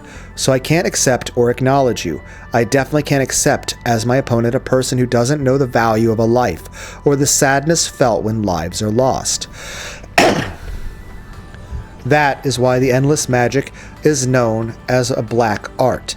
The Endless Witch has no concept of limitations. Also, apparently the magic has, like, demonic drug effects on the brain. She has no concept of limitations and losses caused by breaking and killing. For that reason, Endless Witches sometimes start playing by jumping over the gap between life and death like it's a game. That is a very, very frightening thing. So as an Endless Witch, and by my own choosing, I never reached your level. That's kind of like the other thing. It's like earlier, Virgilia was telling Beato that, you know, she chose to not do certain things. And even then, Beato herself was bragging earlier, even in this episode, about, well, episode 3, not in this video, bragging about how she had surpassed her teacher by going to a level beyond what Virgilia had ever reached. But that's because Virgilia chose to end before that point, because she drew a line in the sand as far as what was acceptable and wasn't acceptable. It's kind of like someone at a bodybuilding competition. It's like, well, I surpassed you. And the other person's, yes, you surpassed me because I drew a line at using fucking steroids. Or like injecting shit in your body. Or one could take it with like Vegeta and Trunks. Like, Trunks thought that he had surpassed by Vegeta because he could do the much bulkier form. But when it came right down to it, is this: Vegeta definitely could do that bulkier form if he had wanted, but he realized the limitations of the form. Now, of course, he was still surprised in the fight with Perfect Cell at just how much Cell's speed had increased. But he thought the amount of strength he had was still managed to... Now, of course, if he could still outpace Cell but wasn't strong enough, yes, Vegeta would have bulked up at that point. But knowing that he was already outpaced in speed... But the main point is this: Vegeta could have gone further. Heck, even Goku was doing that. He like buffed up a bit in front of going like, yeah, you can beat Cell like this. It's like, I could go further if I wanted. Then he went to the point that Trunks did. But he's like, no, even with the other form, it's like it slows you down too much. Yeah, you can give you a lot of strength. And you're saying, yes, if you can get by with certain amounts of trades off. For example, Vegeta, without using his Ultra form, the buffed up form, to the degree that he did, probably wouldn't have been able to beat Cell. Now, granted, as a Super Saiyan standing in front of semi-perfect Cell, again, you're either perfect or you're not me. But that being said, yeah, I'm quoting Team 4-Star. I also suggest Gozar's alternate reality Dragon Ball Z abridged.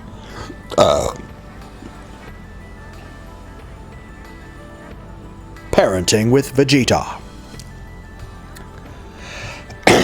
Heck, part of this also reminds me of Undertale.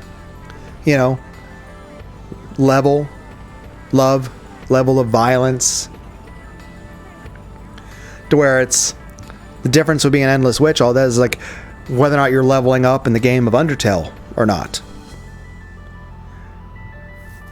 But yeah, like when Vegeta came out of the time chamber, definitely as a non-Super Saiyan, he definitely would still lose to Android 18.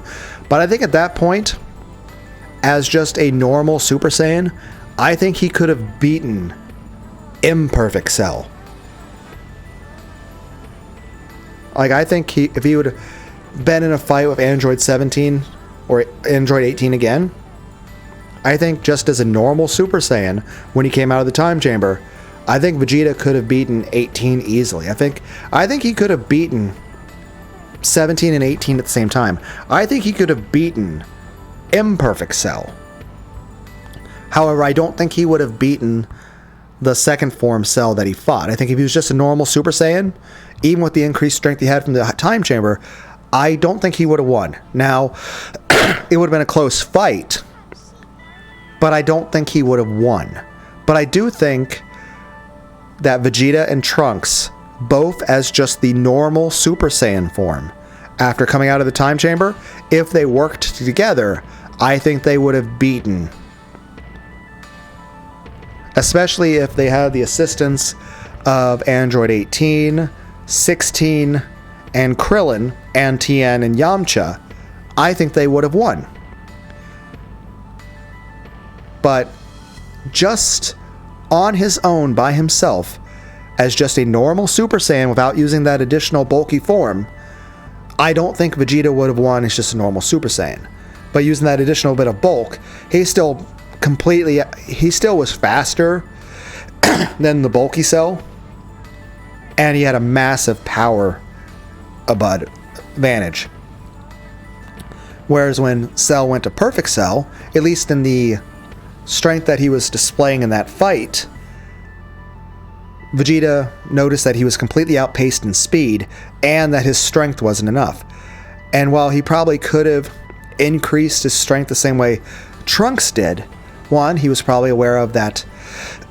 One, even if he could catch Cell at that point, that he probably still wouldn't do enough damage to actually kill him.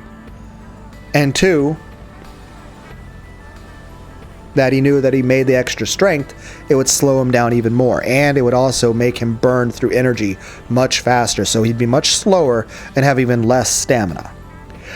And even then, that trade for strength still wouldn't be enough to actually do proper damage to Cell. And keep in mind, there was multiple times, like, technically at the start of the fight with Goku, when he was still, air quotes, warming up, was still a massive amount of power. Like, he was displaying more power in just the warm-up with Goku. The part that he declared a warm-up was still more power than what he was using against Vegeta and Trunks. And then, of course, after they said their air quotes warm-up was done and Goku was going all out, yes, Cell powered up, but he still technically didn't go all out.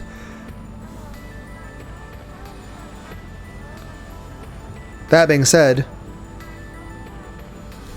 when Gohan initially pushed further, Cell powered up a few times too to show that, oh, this is my true full power. And then, of course, Gohan beat the shit out of him. And then, of course, Cell self-destructed, he came back, and he was even stronger as Perfecter Cell. And even though Gohan even took some damage in that situation, he still was able to win.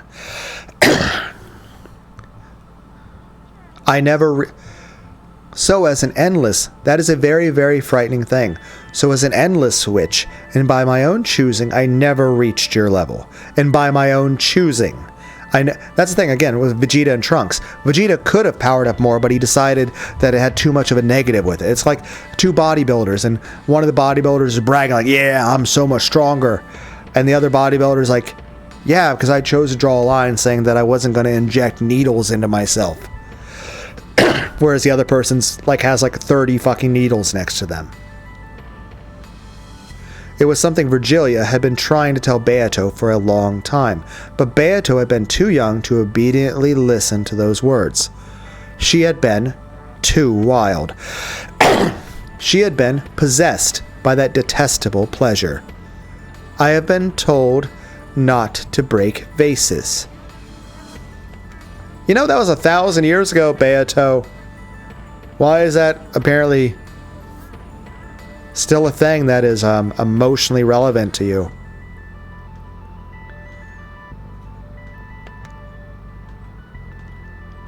But that's why I wanted to break them. Then I gained endless magic. when I knew that I could fix them back to normal no matter how badly I broke them. Now here's a question.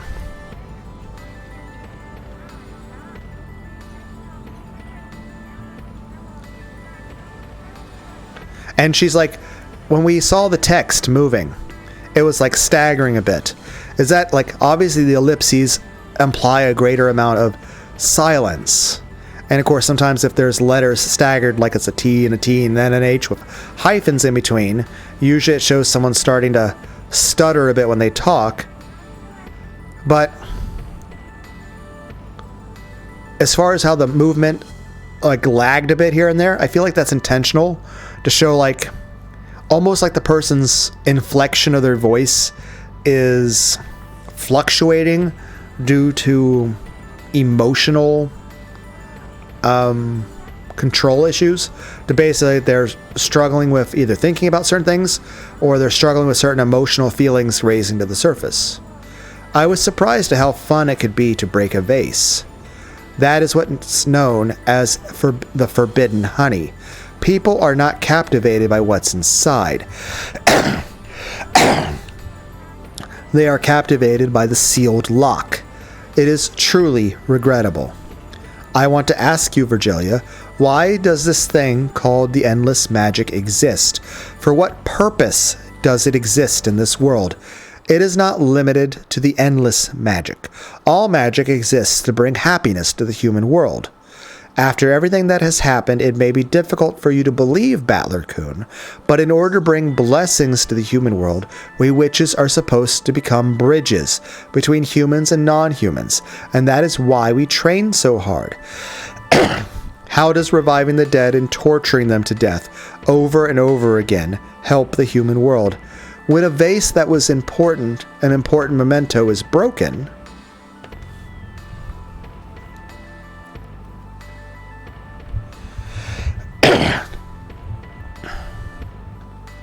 if by fixing it everyone will regain their smiles, I would repair it with magic as many times as necessary. However, I would not be fixing it in order to break it again.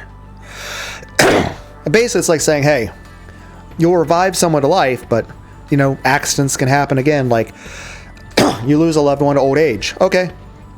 Brought them back to life, undid the old age. Oh, there was a car accident. Revive that. Oh, there was a avalanche by a mountain and it somehow killed them. But you'd be, one, you wouldn't be going out of your way to hurt them. And two, even if you could endlessly revive someone over and over, you still wouldn't take needless risks. Like, even if you had the ability to be, like, live forever, you wouldn't take needless risks. Like, here's the thing. Even if I had a body that wouldn't be damaged by, like, the stuff that us, like, take Ezio. Like, I really like playing the video games. Like, I think the 3 best Assassin's Creed games are Assassin's Creed 2 with Ezio Auditore, Assassin's Creed 4, Black Flag, with Edward, and Assassin's Creed 5, Rogue, with Shay. Those are the 3 best Assassin's Creed games. Now, don't get me wrong. I also like the first Assassin's Creed of Altair, and I like the Unity one, Assassin's Creed 6, though I don't remember who's the person in that one. Now I'll say this. To rank them in terms of which ones I think are best, I think Rogue is the best one, followed by Black Flag, followed by 2, followed by the first one, and then followed by Unity.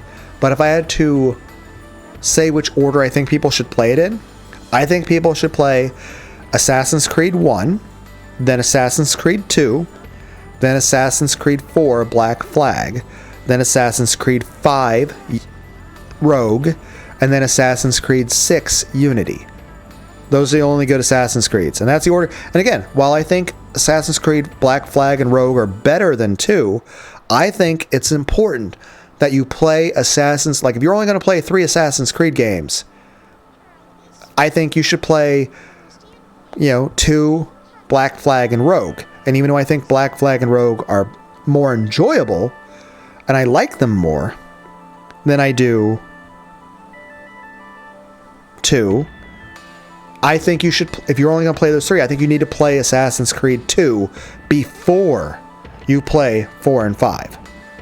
And I would say, again, the order I would suggest anyone to play the game in, if you only play 3, it would be 2, 4, then 5. But if I could suggest you play any of the Assassin's Creed, like as many as you wanted, I'd only suggest 1, 2, 4, 5, and 6. Honestly, all the others they're terrible. That being said, even if I had the ability to like revive from death and to be immortal and to basically not even be hurt and have a body that's physically strong enough to do those things, I don't think I'd be doing the fucking parkour shit.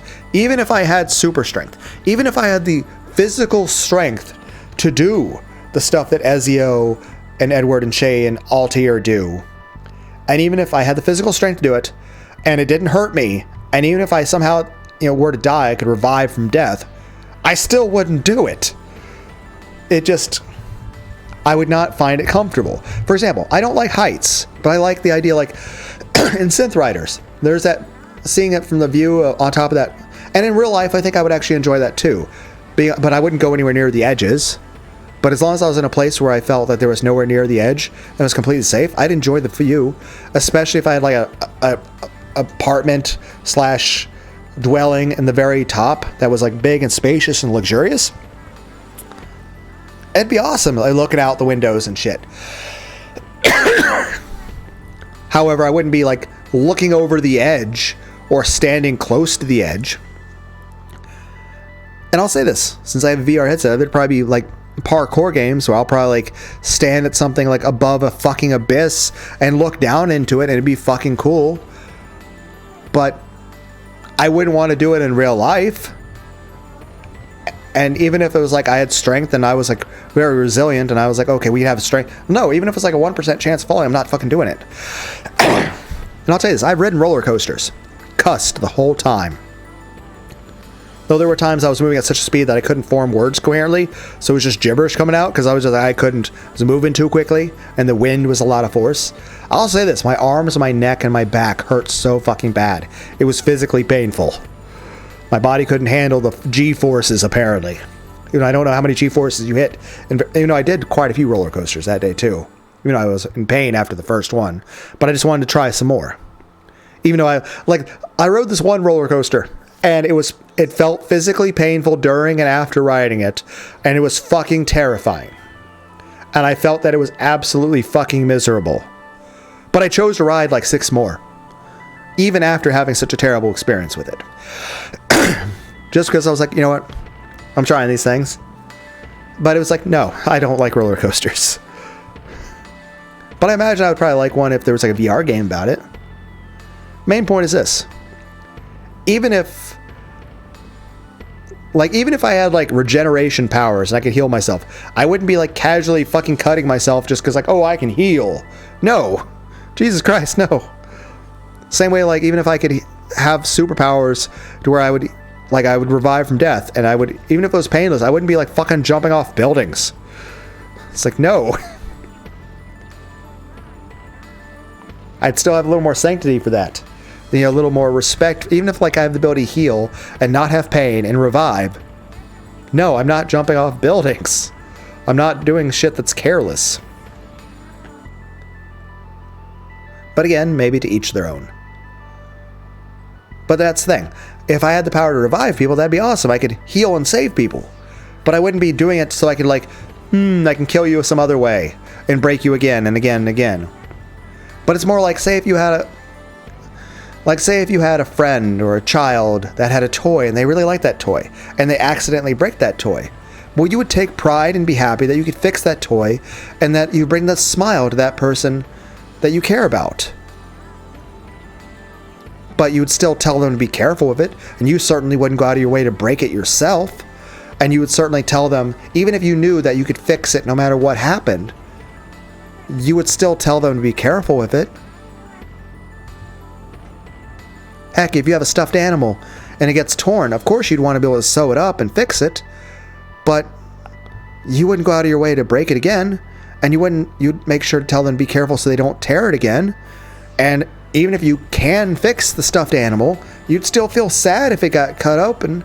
Like, oh, you can sew it, yes, but you'd still feel bad for it. Again, I'm attributing human emotions to inanimate objects, but it's more so a reflection of my own sentimentality. But then again, I'm a fucking pussy. So, I guess the emotions I have about this stuff might not be relatable to other people. So I do things like have feelings. However, I would not be fixing it in order to break it again. I would be reviving it to give humans happiness. In that case,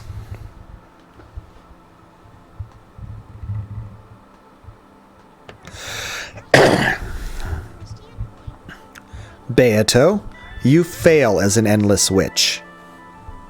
Indeed. There's this thing I've been vaguely thinking about. Why do I keep playing this strange game against you?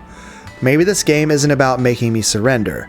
Maybe it's a test for you to be accepted as an endless witch, in the truest sense. I don't know about that. The reason I proposed this game to you was simply as a way to kill time. There's no ulterior motives at work. Just now I heard the definition of a witch from Virgilia. By that definition, you, Beato, are not even a witch.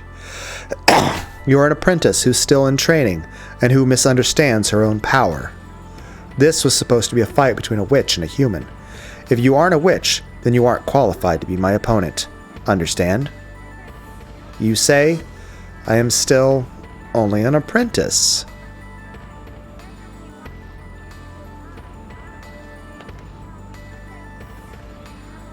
Then, when will I be accepted as your opponent once again?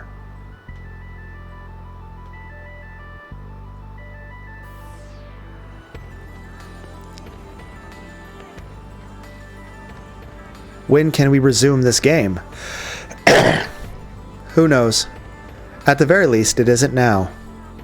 When you fully understand what I've said and become a real witch, I'll probably accept you as my opponent in this game once more. I can't understand if you say it so abstractly like that. Clearly tell me what I should do to earn your forgiveness. No, I've said enough. If you actually cared, you'd figure it out yourself. You think about the rest.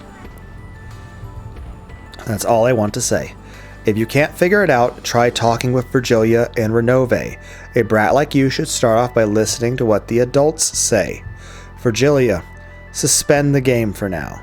Now that Renove has stepped down as a representative, all we can do is wait for Beato to gain the qualifications of a proper opponent. Understood.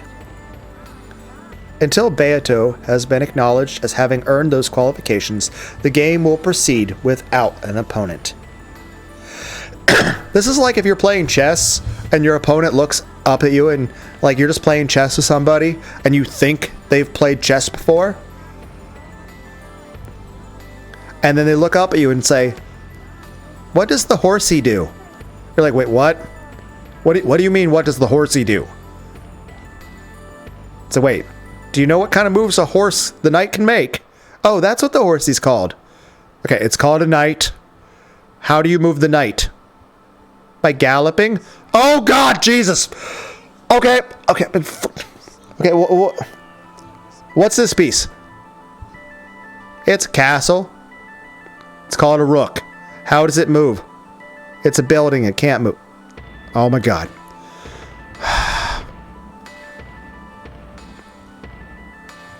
Okay, how do you win the game?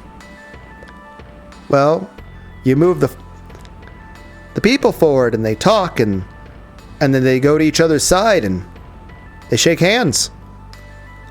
What? Okay. Well, what's this piece? Oh, Mr. Twirly Dude. He's got the little slash on the side and you like spin it like this and it goes twirl, twirl, twirl. That's a bishop. How does the bishop move? Jumps? How do you take a piece?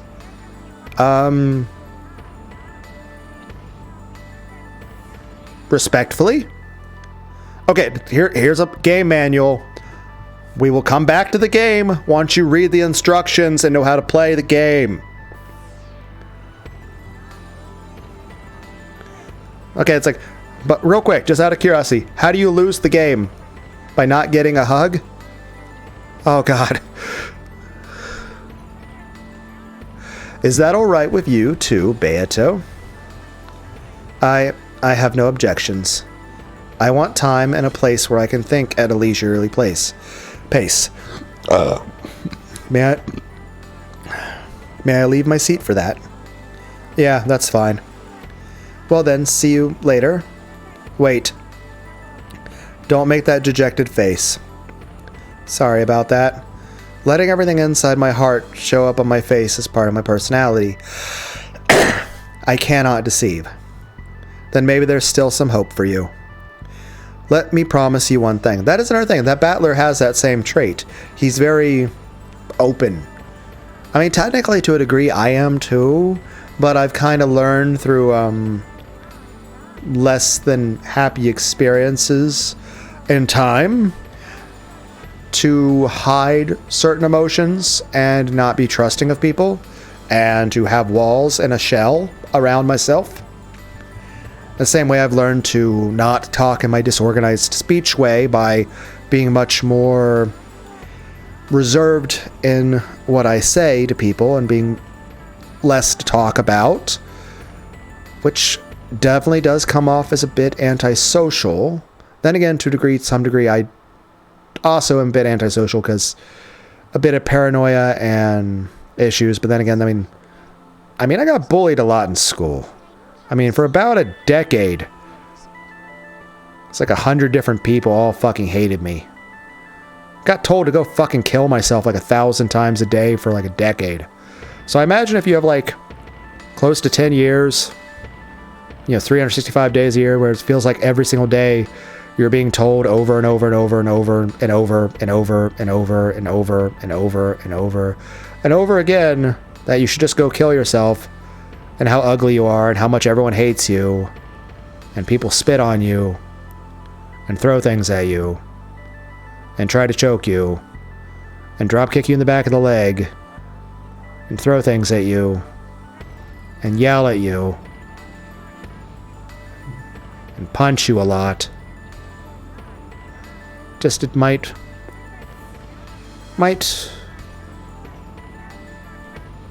contribute to a little bit of a lowered self-esteem and self-image issues.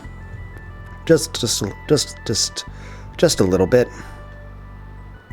In this game with you, I might win and I might lose. If you don't come back, it might be my victory by default. At that point, Battler stopped talking for a second. Then he spoke forcefully. However, I definitely won't be the one to step down. I definitely won't give you a victory by default. I'll keep on waiting here for you to sit there again as my worthy opponent. Well, that's a very honorable way, Battler. Battler-sama? Thank you. Lord Battler. Lord Battler. Thank you, Battler. I will definitely come back and be accepted by you.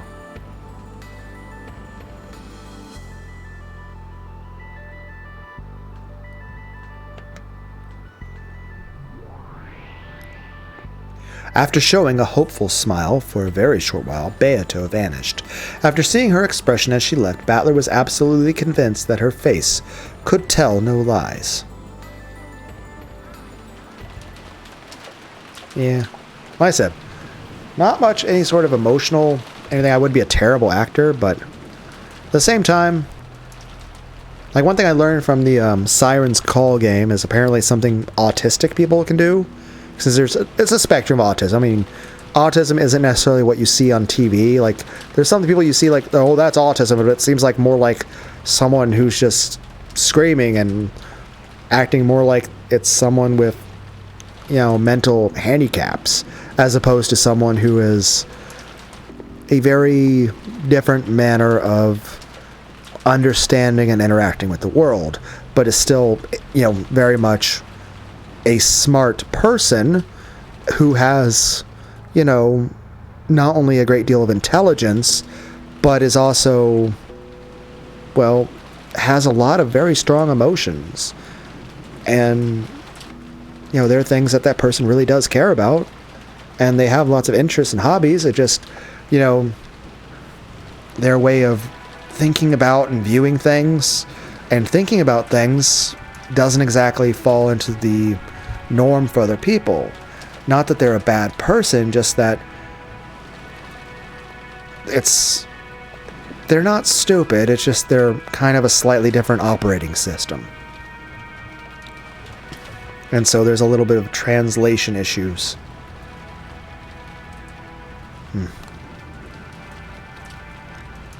Forget what I was talking about, why I was brought up. The masking thing.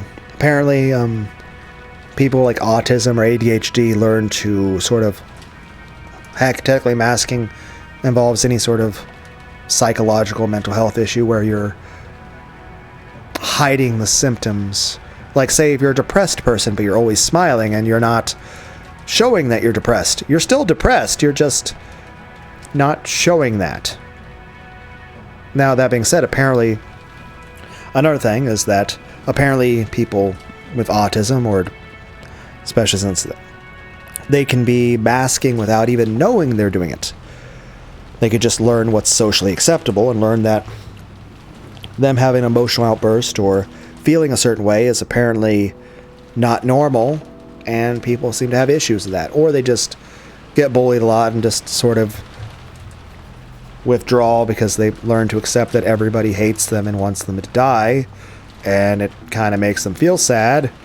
And also they realize that going out of your way to have any interaction with another human being will be painful and cause you suffering, and then pretty much any interaction you might have with another person is going to end with them hating you for literally no or any reason, and you won't even know what that reason is or even be able to understand what it is, and everyone's just going to hate you and want to hurt you for no reason.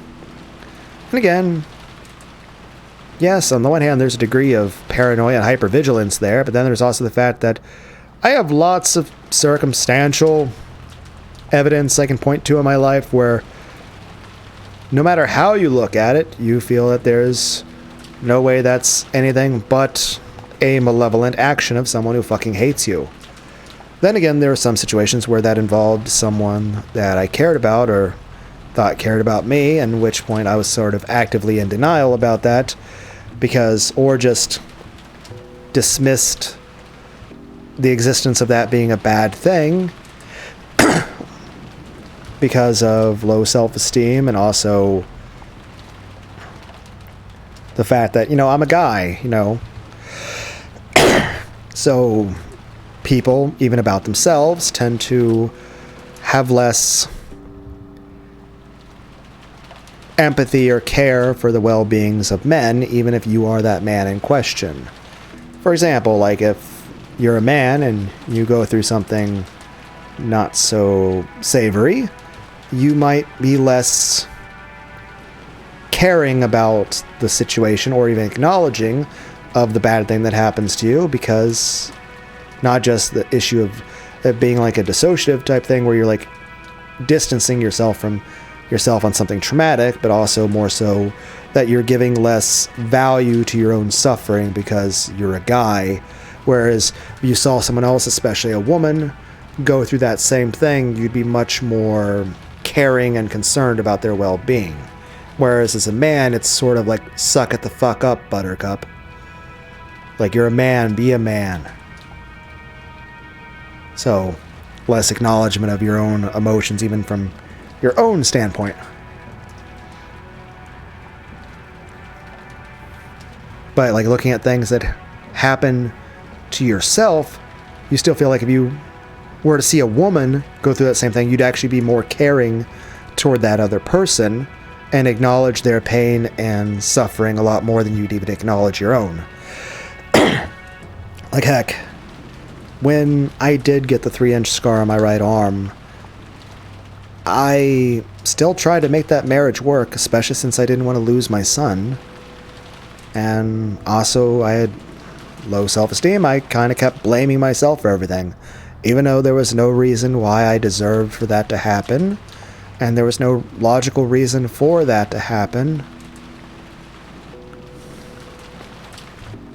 I mean, my son was 2.5 years old. He was playing with his Christmas presents. He was happy. My wife felt annoyed at the noises he was making. So she started yelling and cussing and screaming, picking up his toys, breaking them in her hands, slamming his toys into the wall, kicking and breaking things. And then, of course, my 2.5-year-old son is a little upset at this. I was just very confused, and Granley, I mean, she had behaved in similar ways before and done a lot of yelling and behaving in not exactly the best way. And so it wasn't exactly anything completely new. But anyway, so he felt a little upset and crying a bit, and I was just sort of in a bit of shock at everything happening, and I didn't really know what to do. I was just really confused. And then, well, she got agitated at our child crying. And, well, I kind of saw where that agitation was going with the way she was behaving, and so I stepped in between them, and I asked her to please stop. She then lunged at me, and then she stopped after she saw the blood coming out of my arm. She then went up to our bedroom. I was still a bit shocked, and then noticed my son seemed kind of sad and a bit emotionally upset at everything that happened. So, I took care of my arm real quick so that he wouldn't have to see it. And then I, comforted my son, gave him some hugs, and told him everything was fine. I still tried to make that marriage work.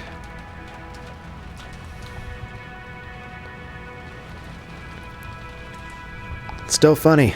My wife was really looking forward to marrying her affair partner. That's why she was in so much of a rush to get divorced from me when we did file. So that's also the fact that she... Also, by the way, in that half year where I was trying to make things work, one, I was still blaming myself for everything. Like, maybe if I just... maybe if I made more money at work, maybe if, things are better, like maybe she's just going through a rough patch, I kept doing everything to blame myself for and to excuse her behavior. And then, of course, one, she kept getting worse in regards to me and our child, and also the adultery. So then there was a divorce. We'll say this.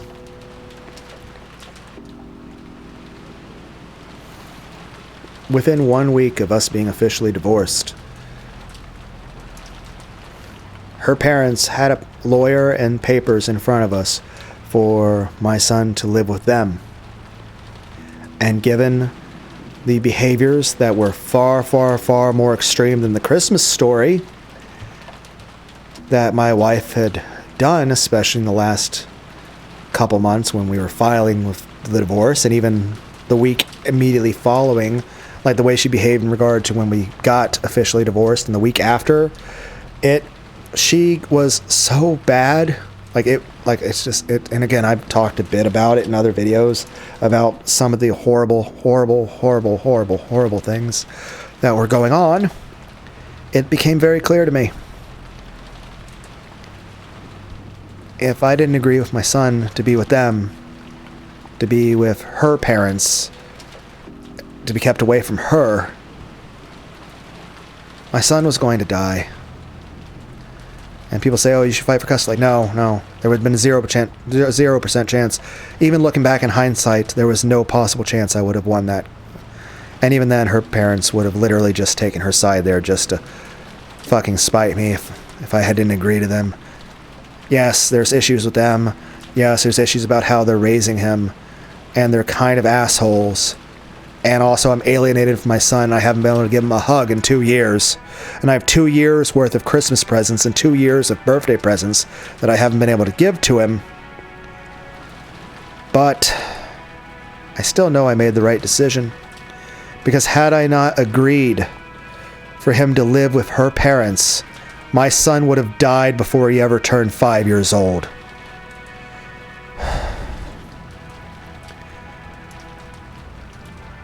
I took the only option available to me that kept my child alive.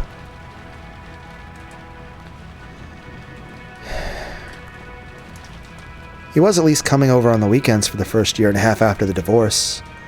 Though it's still funny.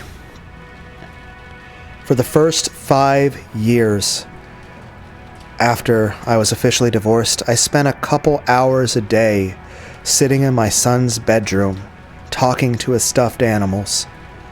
But I'm much better now. I only spend about 15 or so minutes a day in there talking to them. His bedroom's still set up the way it was all the way back then. Heck, his bedroom has the way it is now. It's basically looked that way since even before I got the 3-inch scar on my right arm. Heck, the only time anyone's been over here, the only time I've had anyone spend the night was about a little bit over 2 years ago. I had a bladder surgery, and my mom spent 3 days and 3 nights over here with me since I was in a lot of pain from the surgery and I needed someone here with me. I appreciate that my mom was here for me on that. I was in a lot of pain, though. That sucked. But, yeah, I tried to make that marriage work, and it every day it got worse and worse and worse. And like I said, especially toward going through the divorce, even the week after the divorce, like I said, her parents, within 1 week of us being officially divorced, had me, her, and a lawyer for us to sign for my son to be with them. And it was very clear, even while signing it, it was the only way I could protect him from her. Because the way she was being, the things she was doing toward the very end, it was the only way to save my child's life. Any other option would have, any other choice, any other decision I could have possibly made would have resulted in his death. So as a father who loves his only son, I did what was required to keep him alive. I did the only option that would have kept him alive. Any other choice, any other decision would have resulted in his death.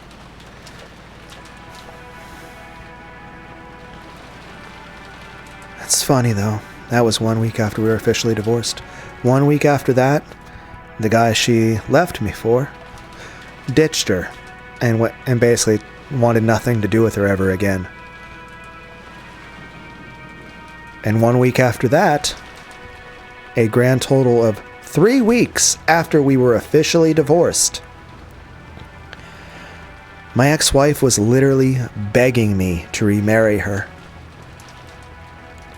She even got down on her actual hands and knees, actually literally groveled. She was even making a scene in public. She was even yelling for me to forgive her. Yelling for me to remarry her. She wasn't even wanting to wait for another church or anything. She was suggesting that we go to a courthouse and just get remarried on the spot that same day. And then the next few years after that consisted of her fucking harassing me, constantly switching back and forth between trying to beg me to remarry her, or even begging me to, say she doesn't want to have to try to pay her own rent anymore, so she's asking if she can live in our son's bedroom as a platonic roommate if I wouldn't take her back as a wife.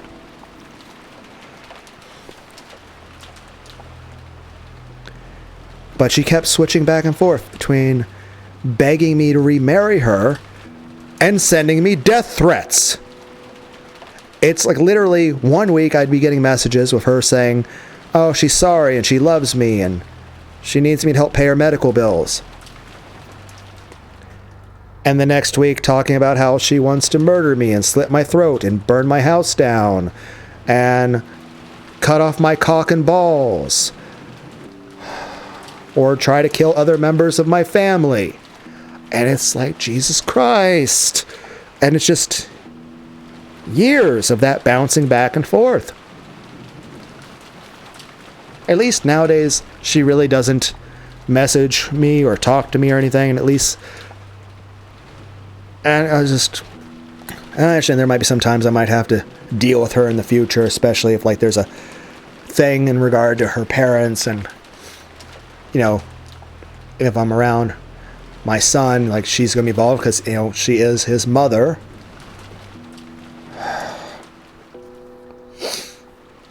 The thing is, I really did think she'd be a good mother and a good wife when I married her. Heck, even when I got the 3-inch fucking scar on my arm, I still thought she would never cheat on me. The hilarious part about that is, granted, it was different people, but technically a half year, because technically the other adultery stuff that was coming out in the open was a half year after the 3-inch scar, though technically she had been doing what, you know, she had been talking to that person before that. That being said, there was other people that she had been cheating on me with before the 3-inch scar that I didn't know about. In fact, the other adultery people, I didn't know about that till after I was officially divorced.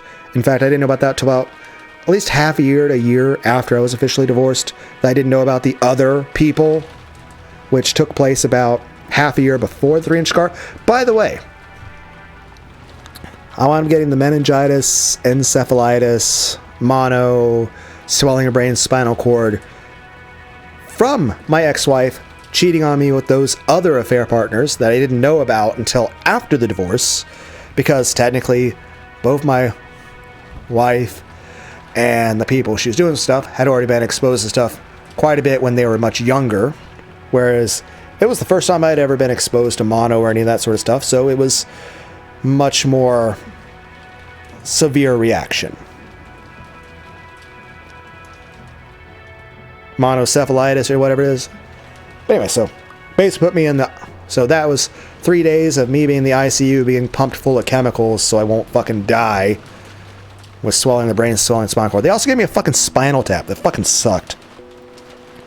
Also, my testosterone levels seemed to drop off a little bit after that, so it's either the mix of the fact that I had a spinal tap and swelling the brain and swelling the spinal cord, or just the fact that I was under such immense sleep deprivation during the time that I was married, since I was the only one caring for our child. I was the only one working. I was the only one paying the bills. I was only doing anything around the house. And I was the only one taking care of our child.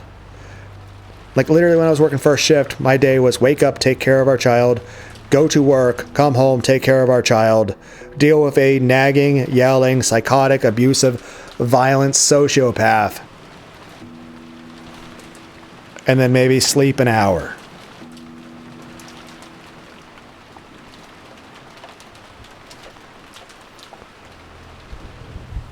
Just saying this. In the future, I'm just going to be gay. It's the benefit of being bisexual. I can just make the decision I'm just going to be gay in the future. That way I never have to deal with someone like my fucking ex-wife ever again. So I'm not going through that again. Ever. I'm not losing another family. I'm not going through another divorce. I am never going to be in a situation where I'm going to work and I have to worry about my spouse neglecting and abusing our child while I'm at work. And just locking him up in his bedroom the whole day so I come home and he's just covered in fucking shit. Because you chose to just ignore him the entire fucking day.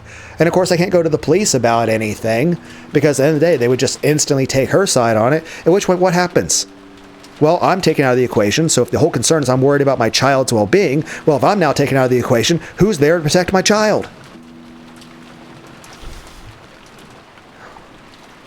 And even then, I just, again, my own mental state for is like, it's just kind of normal. Everyone grows to hate. I just eventually, I married someone I thought there was a person who actually fucking cared about me. And no, that was completely fucking wrong. And you have to learn to accept the person you thought you could trust is just a lying psychopath who even tries to kill you in your sleep a few times. And it's like, no. And I was like, and then saying, I'm not going to lose another family. I'm not going to have another child taken away from me. I'm not going to be alienated from another child. I'm not going to go through another divorce. And I'm not going to have another child used against me as a weapon and a hostage. And I'm not going to be stuck in a legally binding contract with the government, with an abusive, adulterous, psychotic. You get the point. But it's just...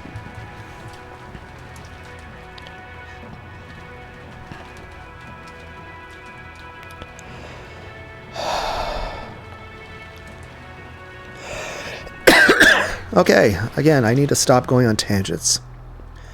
The 7 survivors returned to the guest house once again. By now it was clear that those who went outside would not return alive. Rudolph's group had gone out with 2 guns and a master key. But those had been lost. It was already clear that those had been stolen by the culprit.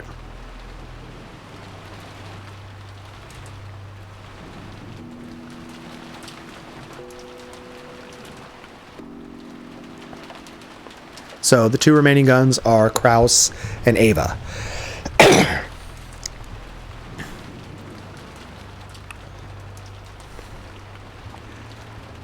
was already clear those had been stolen by the culprit. Because the shutters were closed on the windows, they couldn't be opened even if the culprit had a master key. The front and back doors that led outside were all sealed by chains. They were further blocked with sofas and tables. Even if the culprit decided to break in through violent means, it wouldn't be easy for them. You know, it's funny.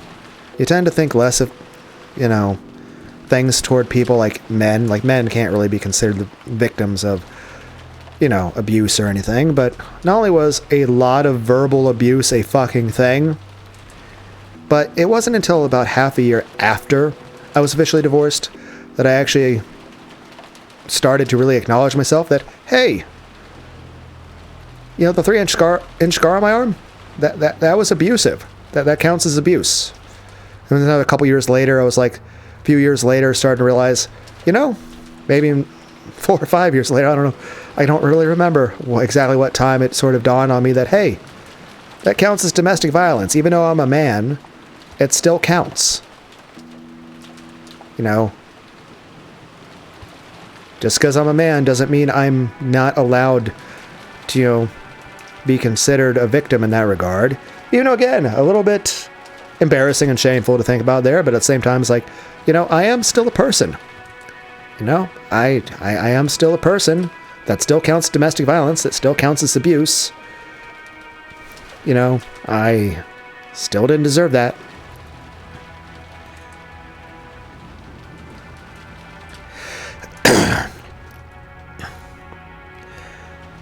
At this point, the typhoon may actually be fortunate.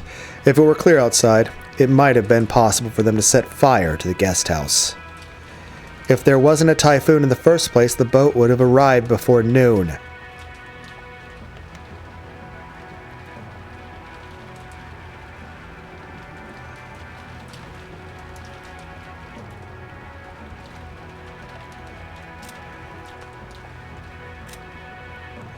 Let's see. Died in the hall of the mansion, her stomach pierced by a stake-shaped weapon. The stomach isn't a particularly lethal spot. Isn't it enough just to kill her in some other easier way and stick the stake in her corpse? Some other easier way, you say? Not like we, Avatrice, murdered her and Rudolph 100 times. I mean, at least Hideyoshi only died the one time. Apparently, they've got to be finished off with stakes from here on out. Gross. Chest pierced by a stake. That was careless of me. Didn't think you were still alive.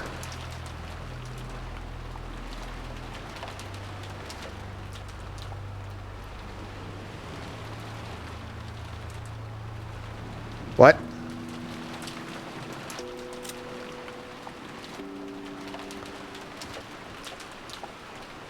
Steak and corpse. Finished off with steaks.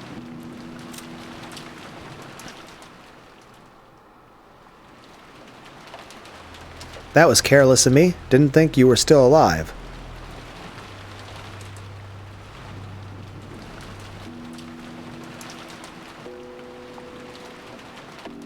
Excuse me? Is he still alive? Is he gonna come crawling in to the door? But didn't Anjo check all the bodies? To, you know, confirm that people were dead?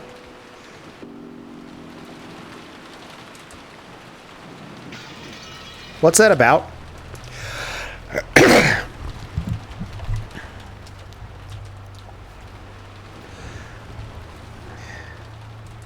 That's not much of a silver lining. Ava-san, how do you feel?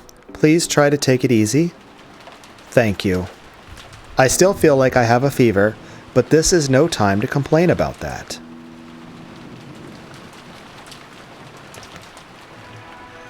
For the children's sake as well, this is no time to be bedridden. After crying so much in front of Hideyoshi's corpse, Ava had felt a strong self-awareness of her position as a mother, and her expression conveyed a strong will. In actual fact, her fever still hadn't gone down. Doesn't the doctor have some, like, medicine like Tylenol or something? And she was aware of that. If she didn't keep a strong hold on herself, she felt as though the fever would make her mind hazy again. By the way, guys, I know we had a lot going on, you know, with the dead bodies, and it was reckless of Rudolph, Kairi, and Hideyoshi to go to the mansion to get the food. But since you guys were already there, and right next to the kitchen, since you were already there, did you get the food while you were there? Like, even if it was just a little bit. I mean, it was already packed up in boxes even. You know, and there's a cart. You were already there. I mean, it'd be reckless right now if you guys made a separate trip to the mansion to get the food. Even if you all went at one group. Yeah, it would be dumb to go now. But earlier, you were already there in the mansion. So, did you get the food? By this point, the first floor formed a final line of defense set up by Kraus, Natsui, and Ava. The children and the guest, Nanjo, had been strongly warned not to go downstairs without taking great care. But I do like I said, autism, apparently people can mask and they just, they can do it without even knowing it, that they're masking. But usually those people at least know they have autism. Thing is this, I don't know if I have autism, but I didn't, like, it wasn't until like a few years ago I even started to consider, like, hey, I might have autism or ADHD, or, I mean, I've known I've had depression for a long ass time. But it wasn't until recently I started considering the other things, like, you know, borderline personality disorder, ADHD, autism, and it's like, huh. But, like, again, self-diagnosis things, and I mean, I've casually mentioned it to my physician, you know, the general practitioner doctor, that when I see her, and I mentioned, hey, it's like, this may sound like a weird question. Do you think I have autism? And, you know, she just looked at me and said, no. And even if you did, it's nothing for you to worry about. So, I'm not sure to really how to take that, but if I should, like, read anything into that or not. But we'll say this, granted, I feel like most of the online tests are probably geared a certain way to try to make everyone think they have autism or something. Then again, nowadays, isn't autism normal? Isn't everyone autistic now? Like, you're hearing it talk about it all the time. So I don't know. I don't know.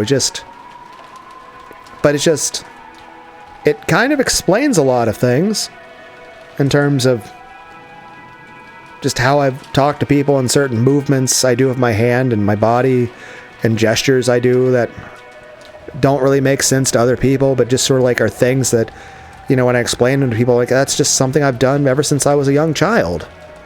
And like sometimes when I'm like doing something, I'll like tap myself on my own thigh as a way to remind myself, if I'm in the middle of doing something, if there was an extra step I need to do, it's to remind myself not to forget something that I'm doing in a set order of things.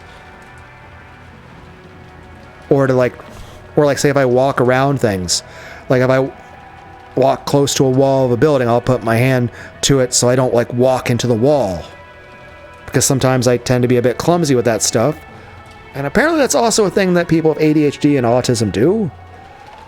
So, again, it's just stuff that I've always done that's just feels normal and natural to me, but apparently isn't a thing other people do. So, I don't know. But it just came up a few years ago. Multiple people started bringing it up. Heck, technically the grandparents who are raising my son started voicing concerns that, I think about 3 or 4 years ago, voicing concerns that they think he might have some autism, and they're like, then mentioning that a lot of the things that he's doing that apparently is seen as a bit of autistic things, they're noticing that apparently those are behaviors that I myself do. And I'm like, huh. And my first thought on that in my head was like, it's not possible for me to have autism. If I did, I would know. But then it's like, do I? And then, of course, other issues of people just voicing just certain things about mannerisms of me, like, that are just, and it's like, they're like, hey, this seems like an autism thing. Like, huh. Not even sure how you really test. And again, it's not like I'd want to like anti-autism medication or anything like that. It'd be interesting to understand yourself a little bit better on that. But again, it's just, let's say this. I don't know if I have autism. I don't really know if it's a masking thing. I don't know. And even then, I will say this, no matter what, regardless of whatever it is with me, I'll say this, one good thing about the channel is it's always been a place for me to talk without a filter. Just be myself. Not be self-conscious of anything. It's funny though. Like I said, my son was at least coming over for the first year and a half after the divorce. And then the COVID pandemic happened. And then I wound up having to go about a year and a half without being able to see him in person at that time because of the pandemic stuff. And of course, after 1 year of not seeing my son in person, I started this channel. Or at least some point around then. Or half a year or so, and I think it's some close time around then. The exact specifics I don't really remember anymore. And then I had a few years or so of seeing my son on birthdays and Christmas and a few other times during the year, and then things became what they are now. And then I haven't been able to speak to my son at all for about a year. I haven't spoken to him on the phone or anything for about a year now. And I haven't been able to see him in person or even give him a hug for about 2 years. And you'd think I'd be over stuff by now, but like even when I was in the store getting the Capri Sun, a few days ago, you see people pushing carts with little babies in them. You hear the sounds the babies make. You see young kids, like just a few years old, walking next to their parents, and you hear them say, "Daddy, Dad, Dad," or the kid's like, "Hey, Dad, can we get that?" And I was like, on the outside, I'm not showing anything. I'm just continuing to look at my box of Capri Sun, deciding whether or not I want to get Pacific Cooler or another flavor. And again, I decided on Pacific Cooler. But like in my head, I'm like, feel like I just want to drop to my knees and start crying and fucking screaming. So apparently that's an emotional feeling I have in regard to that stuff that apparently is never ever going to go away. But over time, I can get better and better at just making sure not to express it to anyone else. Again, I mean, it's not like anyone in public had any idea about that stuff. It's just how I feel in my head. In fact, the only people who really fucking understand is the random people listening to this video. Aside from that, I mean, I've talked to my mom about how I feel about this stuff a couple times. But in general, very sparingly. I have talked, even just in this, and of course there's a lot of videos, but I mean, heck, just in this one video alone, I think I've talked more just in this one video to all of you about how I feel about it than I have my mom. And my mom is pretty much the only person on the planet I feel actually cares about me. I will say this, I do love my mom very much. That being said, my mom did mention a few months ago that, you know, whenever Dad dies, she'll probably have to come live with me.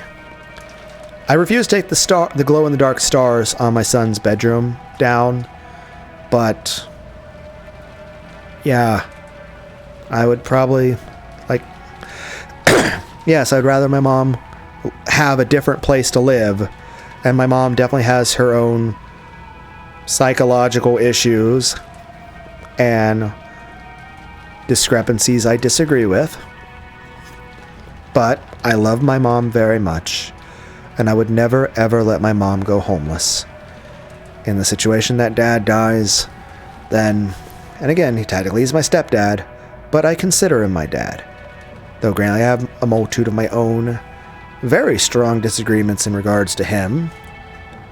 Just things that I take offense to. But again, that's me taking offense to current situations of things that he said and certain things that he feels, and also just things about how he was when I was younger that, again, were not exactly nice things. But again, at the end of the day, I still consider him my father, and I still want to be respectful to him. But as far as mom, I love my mom very, very much. Heck, I remember when I was younger,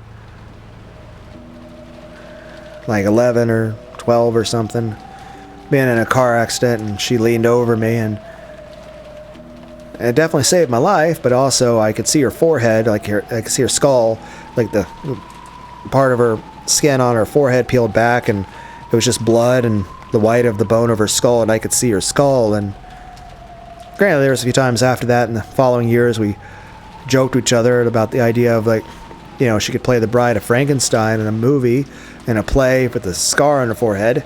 Yes, a bit callous, a bit dark humor, but it's how I fucking cope, okay? Dark humor is a good way to cope with things that are traumatic.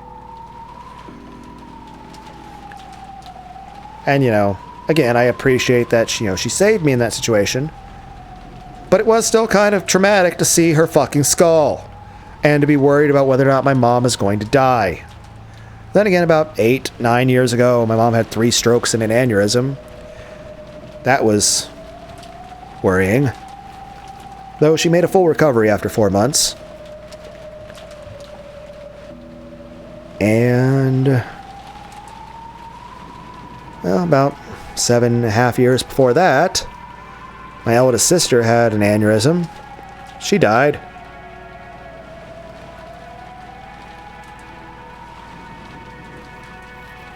That was...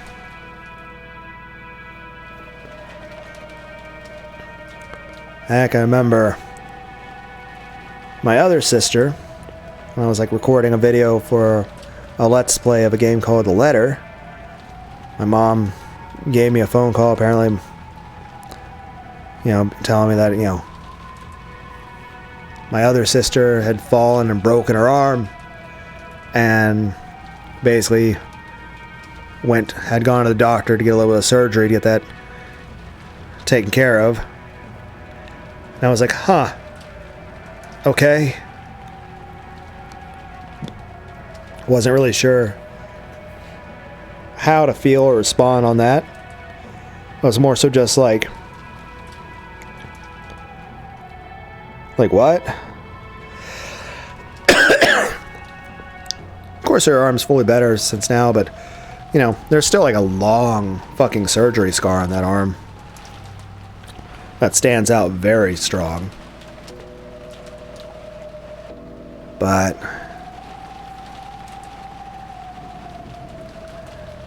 yeah, heck, I have a lot of happy memories of my mom. She cooked a lot of food homemade in the kitchen, and I'd sit in the kitchen while she was cooking and talk to her about various stuff. And sometimes I'd have that dinosaur book that I've talked about a few times that I no longer have. I mean, I like dinosaurs. And I remember sitting and playing Mario 1 and Mario 3 and the original Spyro the Dragon with her on the video games, and granted neither of us were very good at it, but I just enjoyed spending time with her. Sometimes I'll go and play Battleship with her. It's a board game.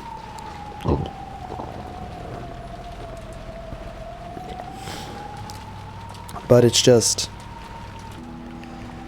yeah, like there'd be some uncomfortableness of the fact of her living with me again.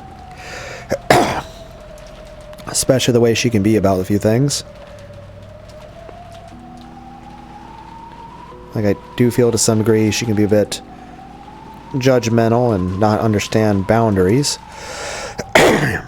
But at the end of the day, I love my mom very much, and I would never ever let her be homeless. I mean, as long as she didn't start fucking sacrificing goats and smearing blood all over the walls, I'm not gonna kick her out. So provided she doesn't do something absolutely fucking insane, you know, I would just have her live in my son's bedroom.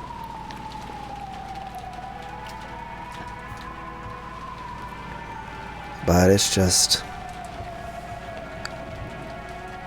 hopefully that's not something to have to think or worry about for a long time. But I love my mom very, very much. Granted, I don't see her through rose-tinted glasses. I fully acknowledge all the things that are fucked up and wrong with her, and that she has some very striking flaws. But despite all that, I wouldn't trade her for any other mom in the world, and I love her very much. And she's very special and precious to me. That being said, it's still funny that technically my birth was something that should have been impossible. 5 years before I was born, you know, less than a year after my second sister was born, my mom no longer had one of her ovaries and one of her fallopian tubes. The ovary had some sort of cyst, and one of the fallopian tubes literally just started dying and decaying and necrotically rotting inside of her. So it had to be removed so it wouldn't kill her. Technically, both of them would have killed her. So she was down an ovary and a fallopian tube, and the remaining ones were on opposite sides of the body, so they weren't even connected. So technically, there should have been no physical way for her to have a child at that point. However, after enough years, she got pregnant with me, because the remaining fallopian tube and ovary moved on their own inside her body to connect themselves to each other. After I was born, she had the remaining fallopian tube removed, just to make sure there was no possible way to have more kids. But yeah. Neat.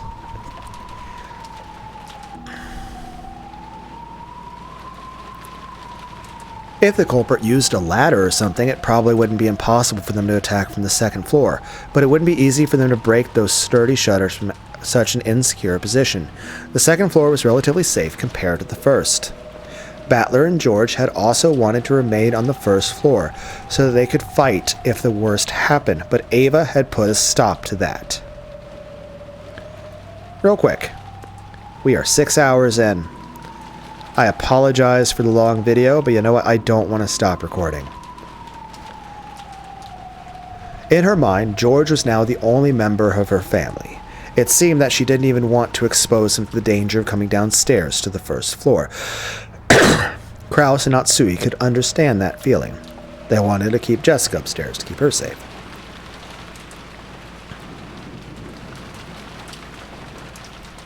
Also, a great deal of time had passed since the siege began. In the second story cousin room, Battler, George, and Jessica sat dazed. But that does mean a problem. You need 2 more sacrifices. And technically, there's 2 people right next to Ava. Where is Nanjo? In the second story cousin room, Battler, George, and Jessica sat, he's upstairs with them, and didn't even listen to the TV that had been left on. For a while, Nanjo had been with them and had tried to lend them words of encouragement, but when he realized that he might actually be having the opposite effect, he hid himself in his own room on the same second floor. George kept looking dazedly at the photographs inserted in his notebook. It was from the time he had taken a vacation to Okinawa with Shannon. Shannon's happy smile was contained in those photos. George could remember the temperature and the humidity, the warmth, the strength of the wind, and even what he had been talking about with her at the time those photos had been taken, as clearly as though it had been yesterday. So to George, they weren't simply photos, but a door to bring back warm memories. In this room, even though the sound of the typhoon and the TV should have entered George's hearing, it was the scenery of Okinawa he had seen with her and her laughing voice that reached his eyes and his ears. George, perhaps you should stop torturing yourself. George had strived to be reborn after meeting Shannon. He had sworn to separate himself from the timid person he had once been, easily caught up in the atmosphere, unable to refuse a request, and easily used by those around him. He had resolved himself to become a strong man who could make her life more joyous. Therefore, if he hadn't met Shannon, the man called Ushiromiya George would probably have lived a very different life, and the George of that different life surely wouldn't have been as excellent as a man as he is now. The person I am now exists for Shannon's sake. Still interesting, he's wearing a shirt that says Tomataki.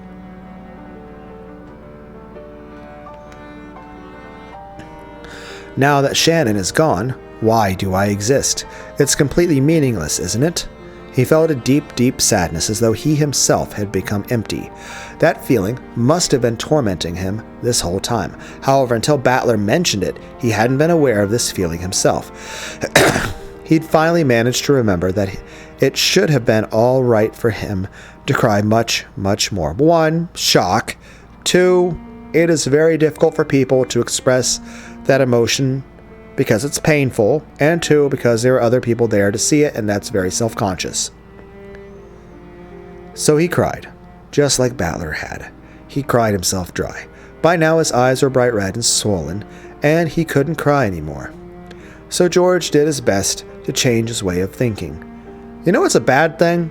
There's a few times I've cried hard enough that I wound up getting little red dots all around the bags underneath my eyes, because apparently I'd cried so hard that I caused a few of the capillaries underneath my skin to burst from the stress. But of course that fully heals within a week and goes away. But apparently that's a thing you can do.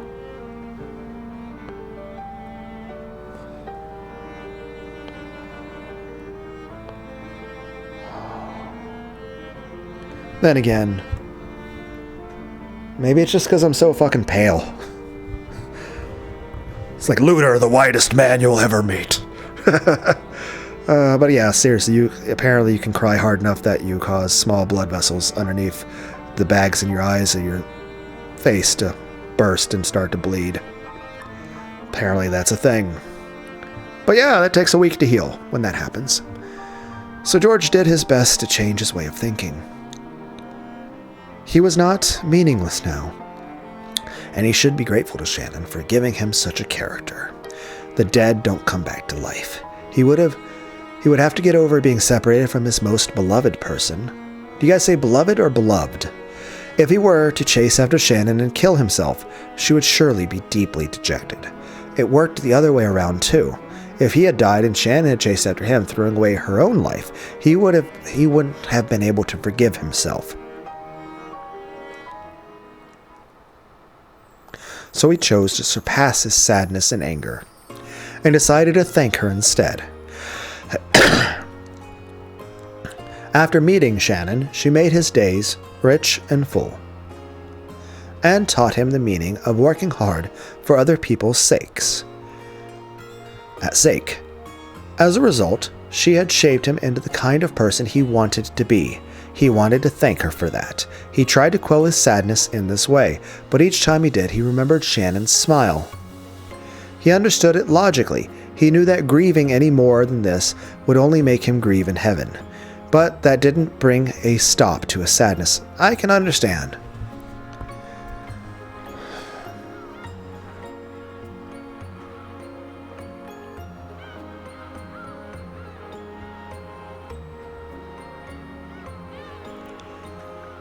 I'm gonna drink water while we watch this scene progress.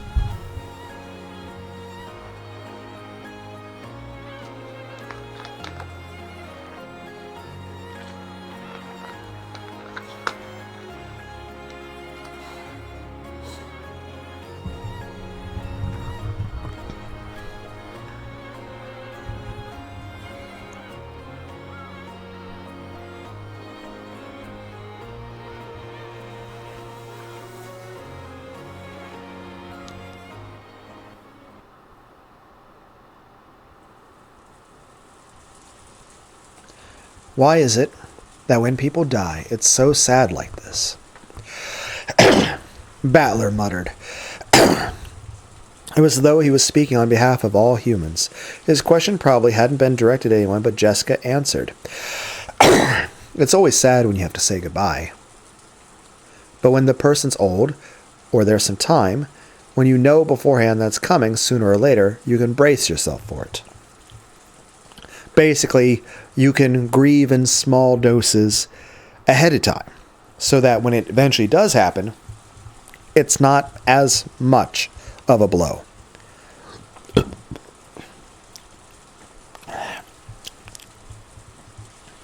That sadness gets spread out over a long period of time. When misfortune comes suddenly, it's sad, because you don't even get that time. I see.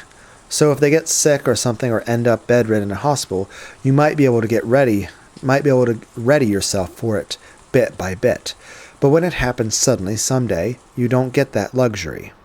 The sadness that's usually spread out over several years closes in on you all at once.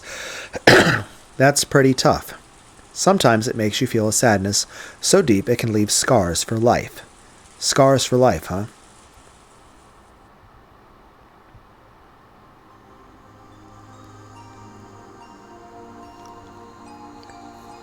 Like grandfather's occult hobby. People say that's what caused it. That Beatrice, his mistress, died a long time ago, and he was so sad that he couldn't pull himself together. Some people whisper that this is why he started sacrificing the rest of his life to the occult research in order to revive the dead. If that's true, grandfather succeeded in that miracle in his last moments. The culprit is the revived Beatrice, and grandfather was reunited with her at the moment he was killed. Pretty ironic that he revived her and then got killed by her. Even so, grandfather probably managed to meet her. He gambled half of his life and even thought it was only for a short time. He was reunited with the woman he wished to see once again. Then he got totally roasted, though. Feels like that result doesn't quite add up to the cost of researching for half his life. That's not true. Even if it was only for an instant, grandfather must have been happy to be reunited with the woman he loved. And that would be true even if his crime of going against divine providence was punished by God, and his body was burnt and sent down to hell. Even if that reunion only lasted a very short time, right, George Nissan? I wouldn't care I met with the wrath. I wouldn't care if I met with the wrath of God and had my body burned, even if it was just for a short amount of time. If I could revive Shannon again, I would sacrifice the rest of my life to the same research as grandfather. I want to talk with Shannon again, even if it's only for 5 minutes. Even 1 minute would be fine. In exchange, I wouldn't mind sacrificing the rest of my life. Aniki? When Battler and Jessica realized that their pointless discussion was causing George pain, they could do nothing more than shut their mouths. George directed his thoughts to Kenzo's life. He sacrificed half his life to research that no one understood, and on the last day of his life he revived the person he loved most and probably succeeded in his reunion in his final moments. George didn't know how much time they'd had together. He didn't know they had been given an hour or just 5 minutes. However, that moment must have been enough to reward him for all those months of research. I mean, he seemed happy. He was laughing even as he was burning. I feel like it was something out of a Bruce Campbell movie. Even though I didn't get to read that.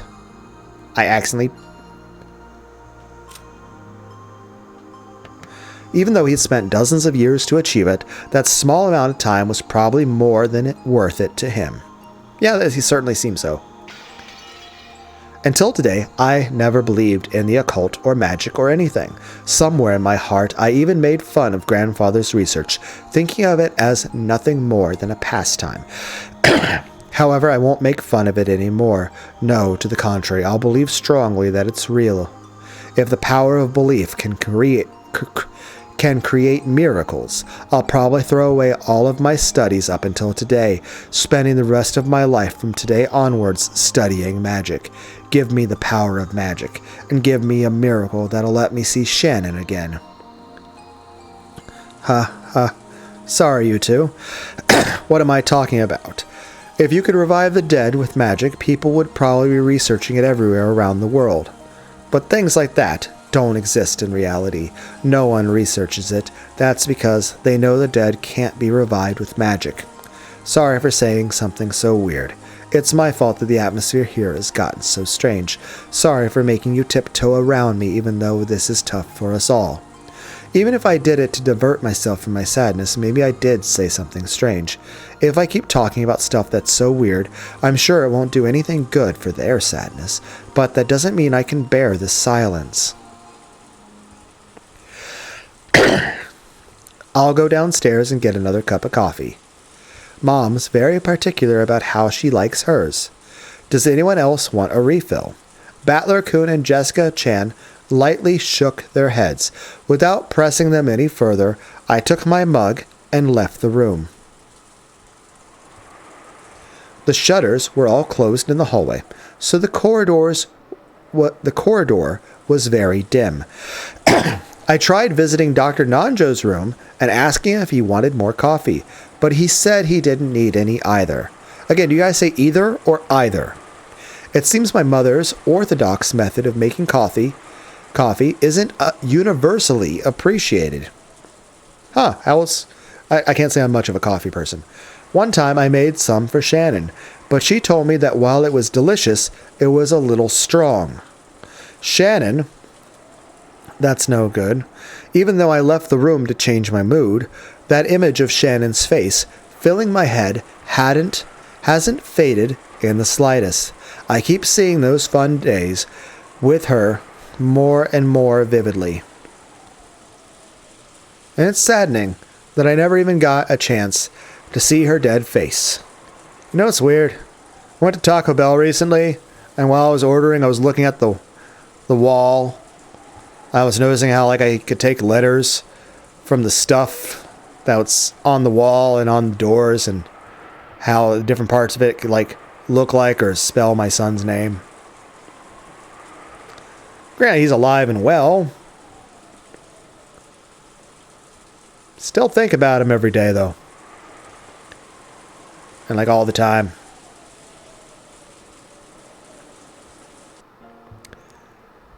Still sad about all the time I've already lost out on being there for my son.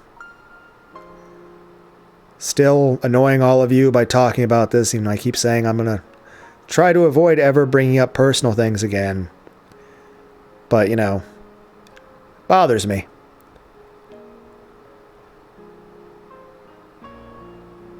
According to our parents, she was apparently killed with something like a gun or a spear. I'm sure they were just trying to console me, but they had said her dead face had been very beautiful and peaceful. I wonder if she had the engagement ring I gave her last night on her finger. If she accepted my engagement, she should have had it on her ring finger of her left hand. Last night we were both on edge of losing it and not calm at all. Shannon accepted my engagement pretty courageously, but she might have regretted that as a rash action once she cooled her head. She might have taken the ring off. I wonder if she has the ring on now. I want to be sure of at least that much. Are you going to sneak out to try to look at her corpse? Well, that's not good. That's not good at all. I wonder how Ava's going to take to that. I want to know how she felt at the very end. But even if I do confirm that, it doesn't mean she'll come back. I wonder what will happen to her body. After the autopsy, it will probably be immediately cremated. Then I'll never be able to see her face, even her dead face, for all eternity. Has the shock of losing Shannon made me go a little crazy? Is the fucking door open? I don't know if that door is the front door open? Is the door open? What door is the front door? I don't want her body to be burned. If she's burned and turned to ash, never again will it be possible for her to revive. I don't think that's how that works. But by that logic, does that mean Kenzo's not coming back in the next game? Then again, he's been burned in quite a bit. Over and over. So. Then again, I have met religious people of multiple religions, including Christianity, that feel that if their body is cremated, they won't be allowed to go to heaven. They feel they have to be buried, not cremated. Though if their concern is that, like they have to have a proper burial, what if they like die in a plane crash and it all bursts into flames? What if you get hit by a nuclear warhead or a bomb? Or your house burns down? I mean, how does that work?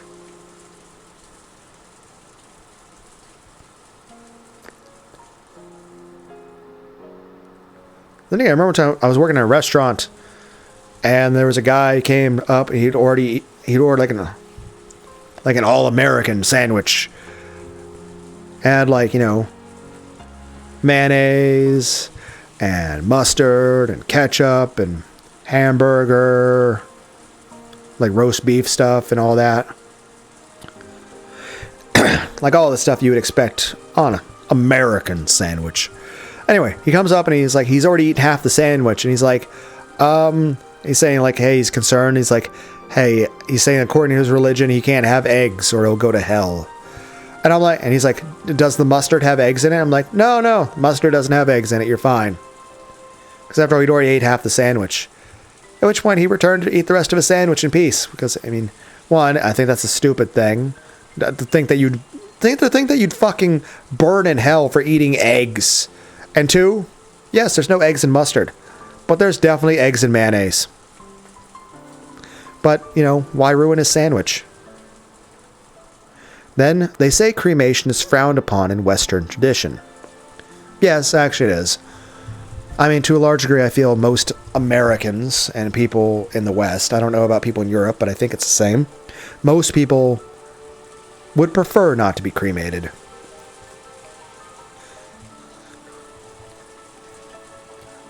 I would say I think I count in that category too. I'd prefer not to be cremated. But I wouldn't go so far as to say I think I'd go to hell if I get cremated. I think that doesn't make sense. But I would just, it's a personal preference, but it's not like I've met people that think that if they get cremated, they won't be allowed to go to heaven. Which is odd, but okay, fine. But yeah, I agree I don't want to be cremated, but I'd also rather not die. I may have depression, but I actually appreciate my life. It's more so I would like a hug. So, but hey, I don't, in general, remember what a hug feels like, so. And majority of my time is talking to myself or just being at work. So, yeah. At least right now I have some time off from work because of the holidays. Though part of me was, at the start of this time off for the holiday, was just saying to myself, I'm going to starve myself and lose weight, but, you know, I've not been doing that. I'm also going to get a pizza at some point, so. I like Pepsi, I like pizza. I'm a fucking fat ass. I am 5'11" tall, or 180 centimeters, and I am 201 pounds. I don't remember what that is in kilograms. I think it's like 91 kilograms or something. Anyway, my belly jiggles. And my arms are not thick with super strong biceps or anything. I do not look strong, and I am chubby, so. Yeah. Also, I'm really ugly. So. Yeah.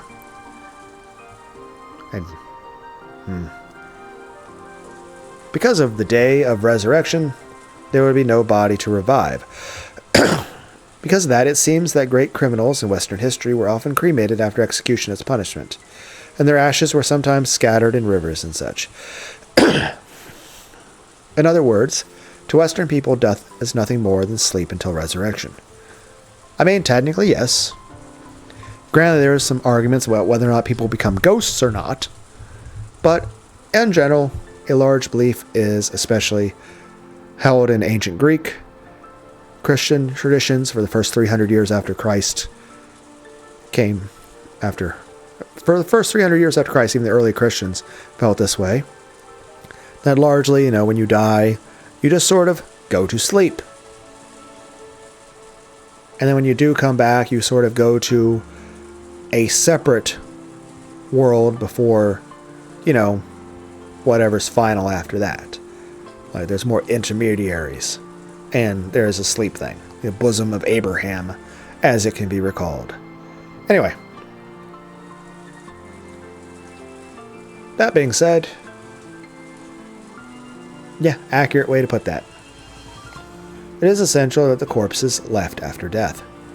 In other words, that's because Western people knew of a miracle that can revive the dead. But because that miracle doesn't exist in Japan, we burn them. Now I understand. I understand why Grandfather idolized the Western occult. That was his only reason from the very beginning. Just to revive the person dear to him. Grandfather spent the rest of his remaining life researching the Western occult. The situation surrounding us now is abnormal. Grandfather did revive his beloved. Again, beloved or beloved? Beatrice, and that Beatrice has carried out a terrible serial murder, with late closed rooms that force us to conclude that magic was used. Why does this make me think of fucking Pet Sematary? To where, you can technically bring people back to life, but they come back fucking wrong. They're in that situation, death is better. Makes me think of the fucking Pet Sematary movies. I think they made 4 of those.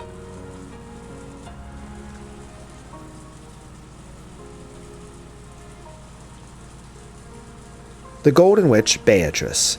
The incarnation of the miracle of the Western occult. I feel like there was something else I was going to say about that, but...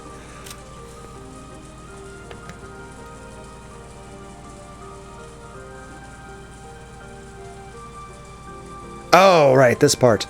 Made me think about Cyanide and Happiness.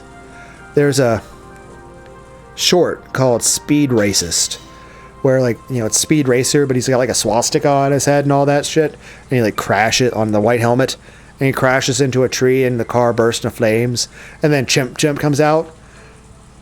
He's my monkey friend, but now he burns. You guys ever see Cyanide and Happiness? I mean, yeah, you guys get the point. It can have a little bit of crass humor. Crass? Cross? Is that intentional?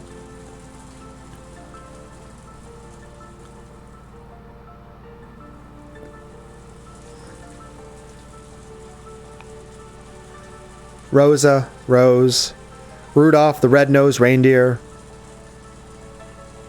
Crass Humor, or maybe Sauerkraut, Ava, Evangelion, Evangelist. Did he name his kids after fucking anime characters? And fucking, like, Christmas movies? I mean, technically it's Western shit, too. And also the culprit who killed Shannon. She's an entity I should hate. And yet for some reason I want to cling to her. I wonder if Shannon could be revived with the magic of miracles, which grandfather bet his life on. According to the legend of the Ushiromi family, grandfather met with her long ago and was given a vast quantity of gold. Then, if I also met with her, instead of gold, would she give me Shannon's life? As collateral, I don't care what sort of devil's contract she imposed. I wouldn't mind sacrificing all my remaining life. George probably couldn't believe or realize that his voiceless wish was heard by the witch herself, who stood right behind him. Beatrice had been listening to that entire discussion between the children just now in the cousin room.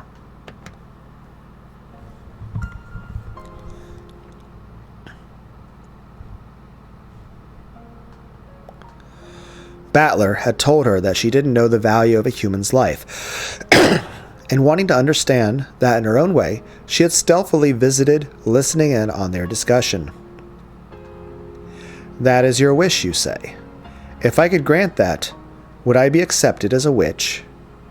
Beato looked at the palms of both of her hands. She had handed over most of her once surging magical power when the new witch succeeded the name of the Endless Witch. Of course, her current power still made her worthy of being called a witch, but it could not begin to compare to her previous strength. Even without the endless magic, I am a great witch, whose name has been thundered for 1,000 years. This is like Vegeta saying, if he suddenly lost the power to go Super Saiyan, you know what, even without my power of Super Saiyan, I am still a proud Saiyan warrior prince. Reviving the dead will be no trouble at all. Inside her head, she thought about several magical steps she could take to revive the dead. But then she does it wrong, and Shannon comes back like fucking Chucky. And then her body starts falling apart and rotting. And then Beatrice is like, oh, Jesus Christ. And then Beatrice starts to puke in the side, even though she's a ghost person who's resurrected a zombie person. Even magic that should have been easy in the past would be difficult with her current power. She thought of something, then clicked her tongue, then did so again over and over. In the end, she finally thought of a single spell, but that was a spell that she couldn't use by herself. It was a spell that witches with weak power used, one that relied on the aid of others. In the past, Beato had looked down upon that type of magic. Therefore, she frantically tried to search for any conceivable alternative, but in the end, she couldn't think of one, and slumped over in self-derision. Then, careful not to surprise him, she softly called out, softly to George's heart.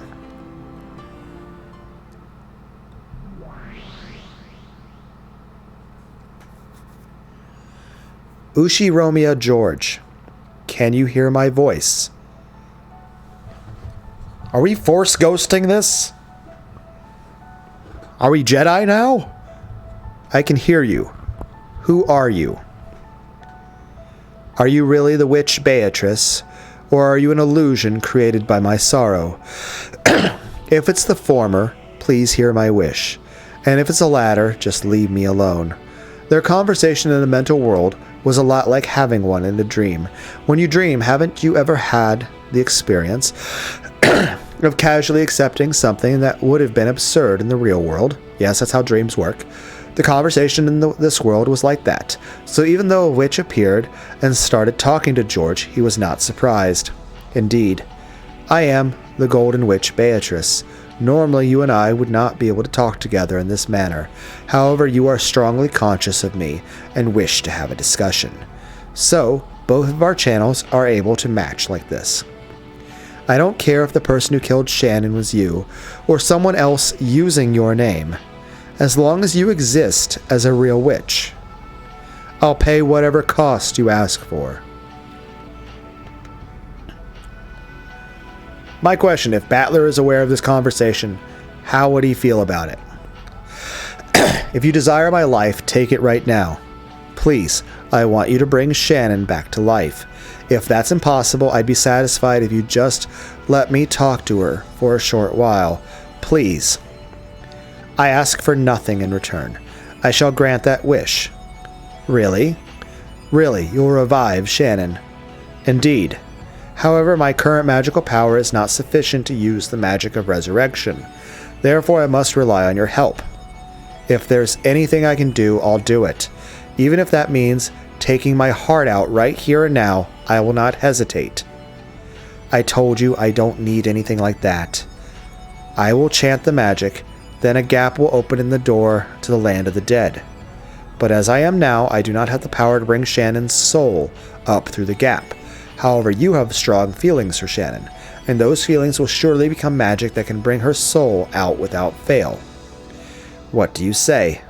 Will you help me? I will. Now here's a question. Right now, Shannon is resting peacefully thanks to Genji. But, here's the thing. If we bring her back, does that mean it's possible for the Ava Triss, the new Golden Witch Beatrice, now has the opportunity to outright torture Shannon? After all, Ava was a bit upset at the idea of George wanting to marry Shannon and stealing his air quotes future. She might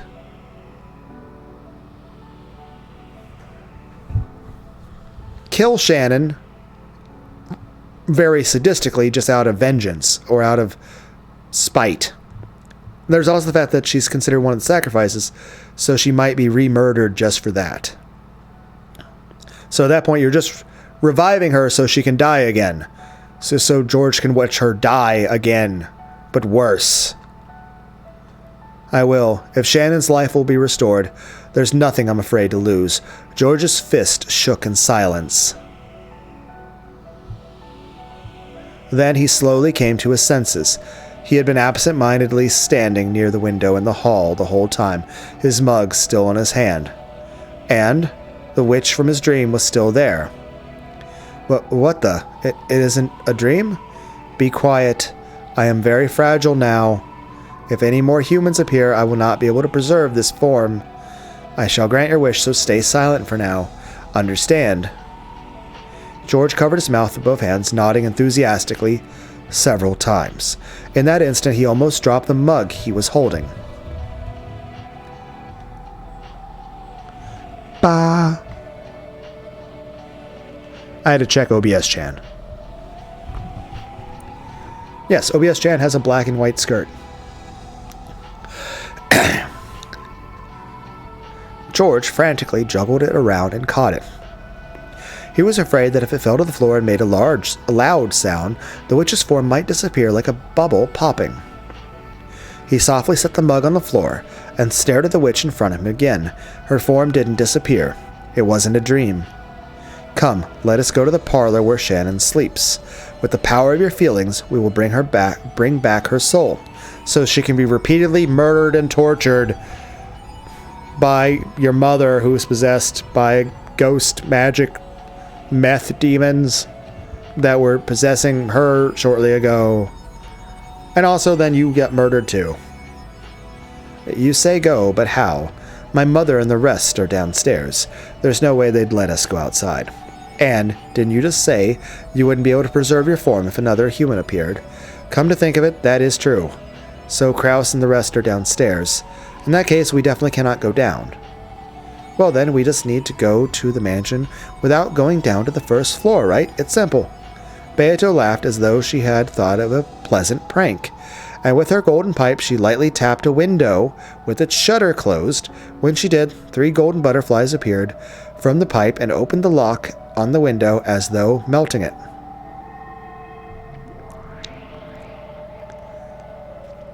Then the window opened without a sound.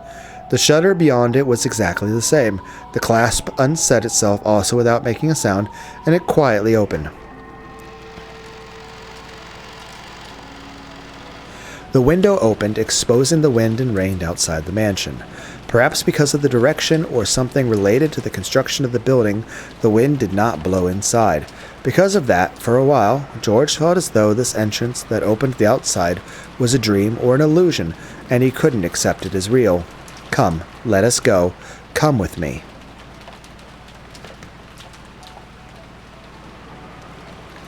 Beato gently floated upwards.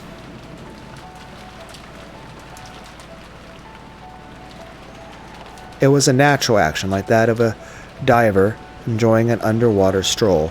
It made it easy to believe that you acted like she did. You two might be able to float in the sky just as though you were swimming through the water. No, George did believe it. Does he jump to his death? That doesn't seem very... No, George did believe that. So without thinking, just as she had done, he also, gently, as though swimming in the water, lifted his feet. Oh, not bad. So you learned how to dance in the sky faster than I could explain it. George was shocked to find himself floating in midair, like he was swimming. Of course, Beato was also shocked that George, who shouldn't have been able to use magic, had figured out how to do that just by instinct. You know, I've done that quite a bit in my dreams. I've done some flying. I've also fired kamehamehas. It was fun. To be able to fly in the air, to swim in the air, you mustn't be bound by reason. Accept it as a natural thing. You mustn't fall back to your human doctrines, such as those of Newton and Einstein. Especially when flying high in the sky, an experience which is sometimes plummet to the earth. Are we doing fucking Coyote time here? By the way, Coyote time is a reference to Wile E. Coyote from Looney Tunes. How a lot of times if he'd run out in midair, he would not immediately fall to his death until he noticed that he was floating. Now that being said, Coyote time is a thing that does exist in platforming video games. And what it is, it's one of those things that's introduced to make platformers more fun. Simply put, when it comes to especially some 3D platformers, you have to add certain elements. For example, a drop shadow. That way, if you're up in the air, you have an idea where your character will land when they suspend or end their jump. That being said, there's some concerns about how much momentum your character maintains when they jump, if they keep momentum or even gain momentum. But there's also the idea that Coyote time. That if your character goes slightly over the edge of a platform, you don't immediately fall. That technically the hitbox for the platform that your character is standing on, especially in 2D platformers, extends a little bit beyond the platform. That way you have a little bit more leniency to make that jump at the very edge. It all depends on the hitboxes. Now, usually platformers will give you some Coyote time, meaning that the hitbox that keeps you in the air and doesn't let you fall into the bottomless void extends a little bit past the actual physical platform you see. So you can technically stand a little bit further than the platform and be in midair without falling off the platform. It's to make the game more forgiving and easier to play and more accessible for people that are just hopping into it. Now, some games are much more strict precision platformers, so they will not have any Coyote time at all. So the moment you are not touching the platform, you're just falling. Also, some can take it to a little more extreme, to where you're technically clipping through the platform to where the hitbox is actually smaller than the actual thing you're seeing. Like one thing I've definitely noticed with, I lean forward. Like I gotta stand up for a second. Ow, my ass. And my butt hurts. Ow. But like, I've been playing a bit of Beat Saber, and one thing that's definitely noticeable is that the hitbox that you're hitting is actually a little bit bigger than the notes. Though I do know there's a option to make the notes smaller, and technically while the new hitbox will be smaller than the old note boxes. It'll still be bigger than the new, smaller note boxes. So no matter what, your hitbox is like a little bit less precise, which makes it easier for you to get a hit that's a good cut where it normally could have been a miss. I think this also applies to many FPS games, to where like you shoot close to a person's head, it can still register as a headshot, even if it's not quite a headshot. It just depends on the preference of the programmer of the game. I would say usually the intention of a game should be to make it enjoyable for the person playing the video game. But sometimes they may want to go for more of a challenge. Then again, that could be different difficulty settings. I don't know. I accept things for what they appear to be. I accept things for what they appear to be. George repeated those words over and over. He must not deny magic no matter what. Denying that would be like throwing away what might be his first and last chance to revive Shannon. However, compared to Beato, who was elegantly drifting like smoke, George's movements clearly resembled someone underwater. Therefore, if he didn't act like he was kicking his feet in water every once in a while, he'd be caught by the force of gravity bit by bit. I must say, you're doing better than when I first danced through the sky. Here we go. Come with me. When Beato beckoned to George, she gently flew into the stormy sky. It was just like a scene from a fairy tale. The scene unfolding before George's eyes felt entirely like an extension of his dream. Being able to fly is incredible, but so is the wind and the rain. What's this? Are the wind and rain tormenting you? I could teach you magic to block against that, but it may be too early for you, and it may be a misuse of the time right now. Yes, the magic I need isn't that. George wore a strong-willed gaze, refusing to let the wind and rain get to him. Though the fact that she was asking about that, she's, one, it's partly like, hey, I can be of use, and two, she's actually, oh, you're wet, you're cold. That's not good. I care about you. Yay. The mansion is coming into sight. Hold out just a little longer. What do you mean coming into sight? How much distance is between these two buildings? I thought they were much closer than this. If you fall now, you'll hit the bushes in the rose garden. Also the spiky fence. The undulating rose garden was spread beneath the witch and George's gaze. Huh. I wonder if the way the rose garden is undulating would look much like the way the ocean would be moving under the wind of the typhoon. This illusion-like scene no longer surprised George. Only the gradually approaching mansion was reflected in his eyes. Shannon, wait for me. I will definitely revive you.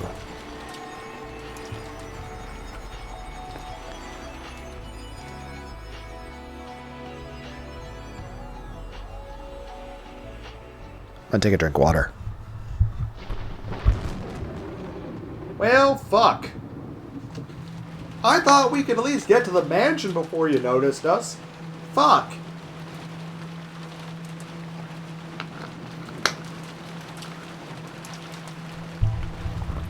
This is not good at all. At that time,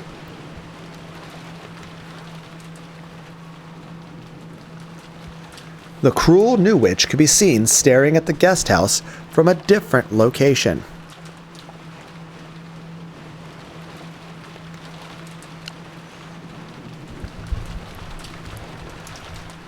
Now, all that's left is the 7th and 8th Twilights. Just 2 more and my obligation to that old hag predecessor is finished. I'll kill Kraus and Natsui. Let them die together like the good couple they are. Nihi? Where's the target, Nya?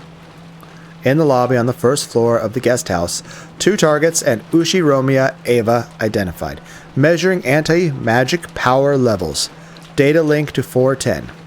410, data received. Anti-magic powers levels are extremely low. If Ava just goes outside, their tuna and abalone, shouldn't they be albacore? On a chopping block. What do you think, great Lady Beatrice? When you give the order, we shall snipe right away.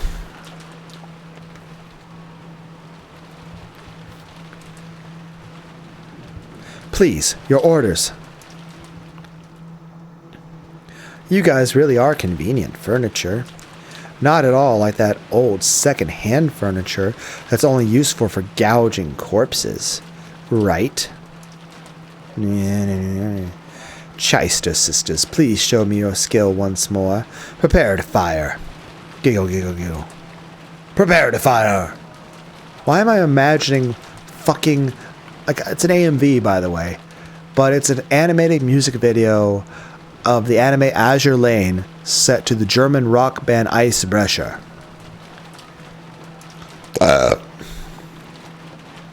And carry out those corpses again, got it? Because I'll play with them a lot. No complaints from you, right, Renove? Again, the scary drug face thing. That was the wrong button. Terrible at buttons.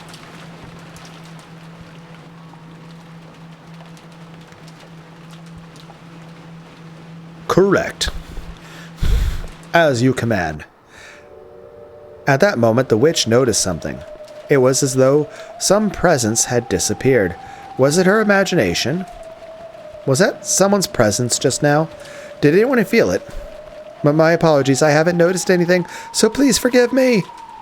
We were in the middle of observing the guest house, so our peripheral surveillance was set to off.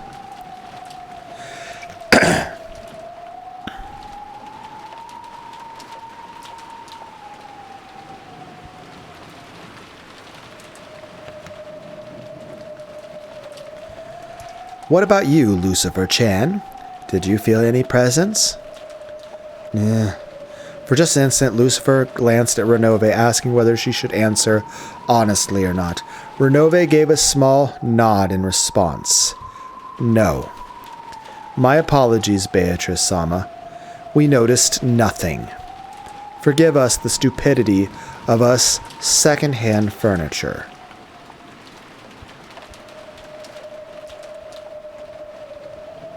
I see. She's like looking at him like, I know you're playing me. But you're right. The great demon like you says that. Then it must have been my imagination. The witch persistently stared in the direction of the presence had disappeared to. That was where the rose garden lay. And beyond that she could see the mansion's dark silhouette created by lightning. It took quite some time before she pushed her unsatisfied feelings aside, and once again faced the guest house.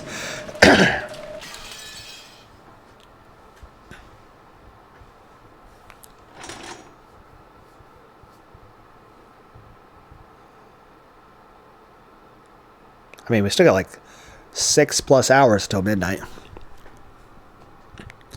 Not in real life. It's 20 minutes till midnight. It's 11:40 p.m. right now.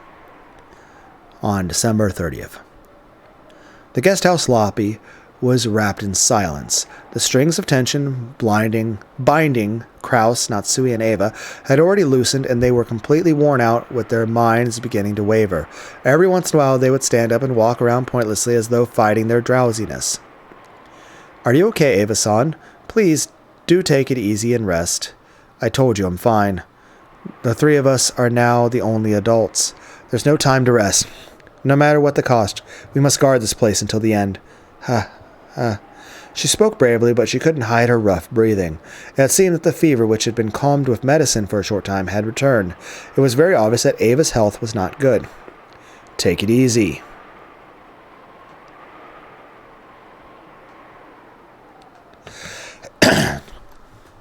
At least close your eyes. If something happens then you need to be awake for, we will definitely wake you. I'm telling you I'm fine. Leave me alone.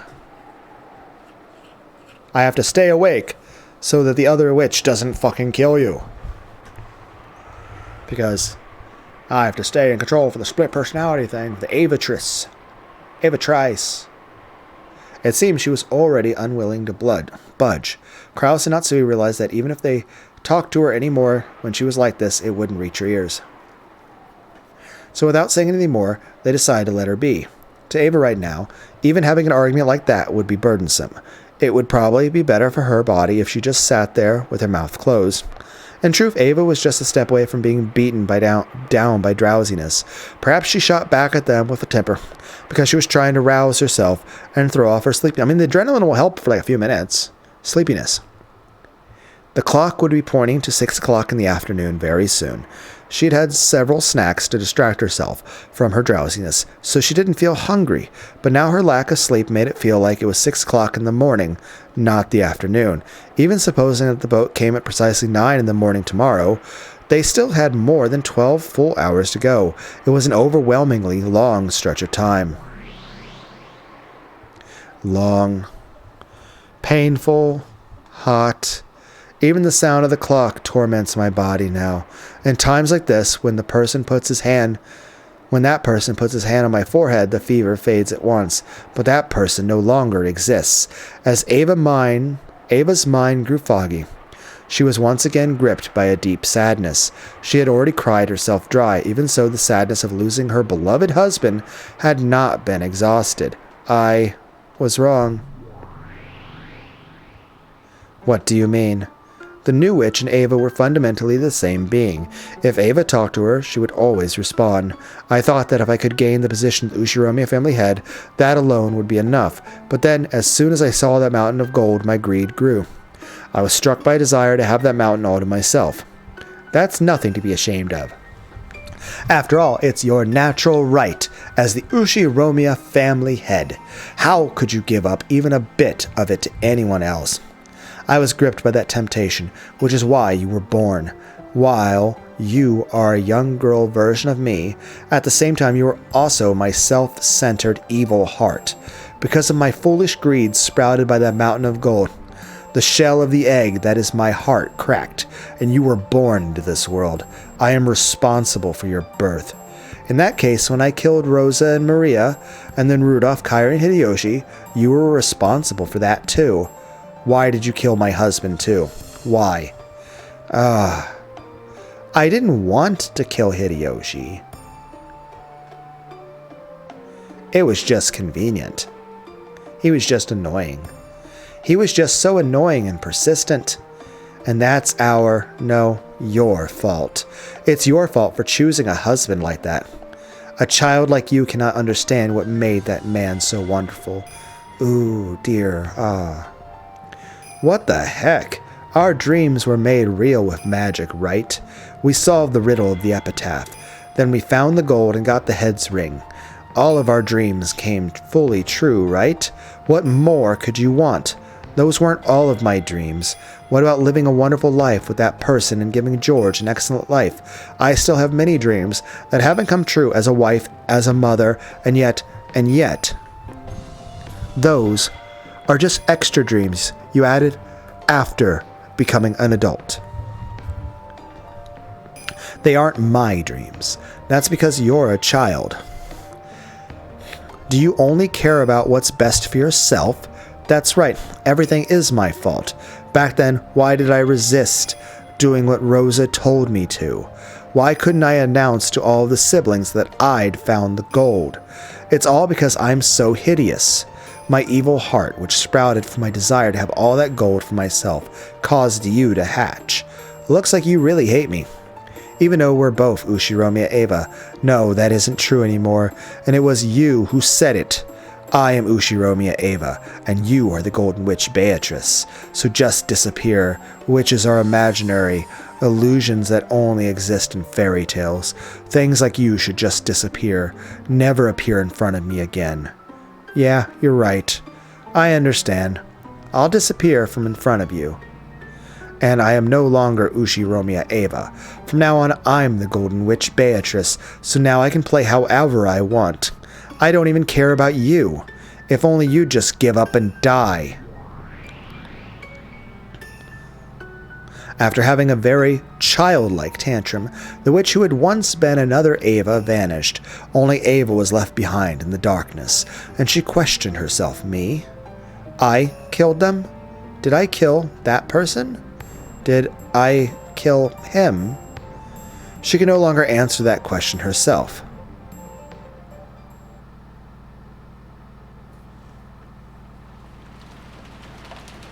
coughing noises. It seemed that, half asleep, she had gotten some saliva caught in her windpipe, just as she was dozing off. Ava suddenly started coughing. Are you okay, Ava? Please, Natsui. Some water.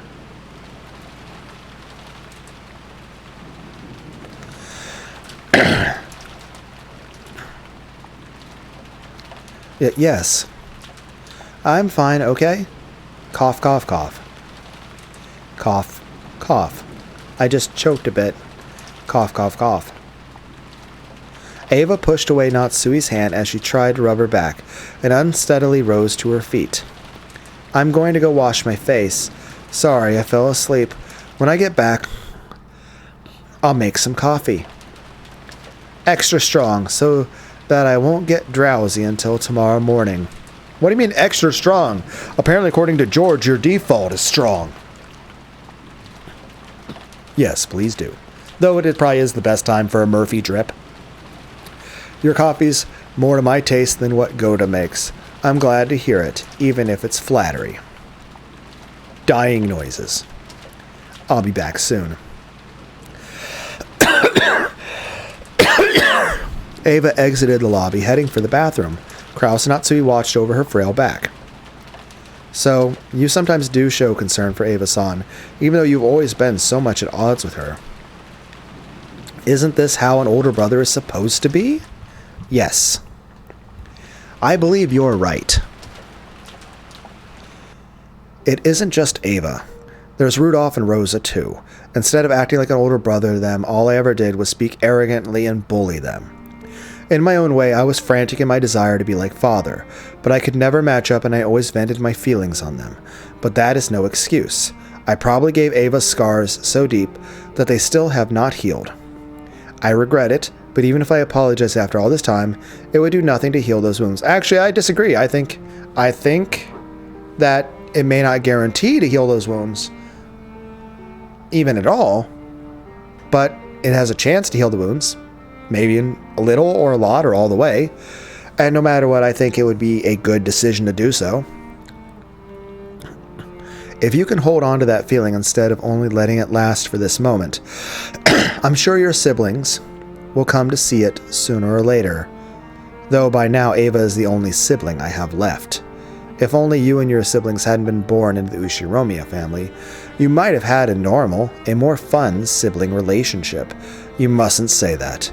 Ava will probably continue to hate me for her whole life, and she has a right to.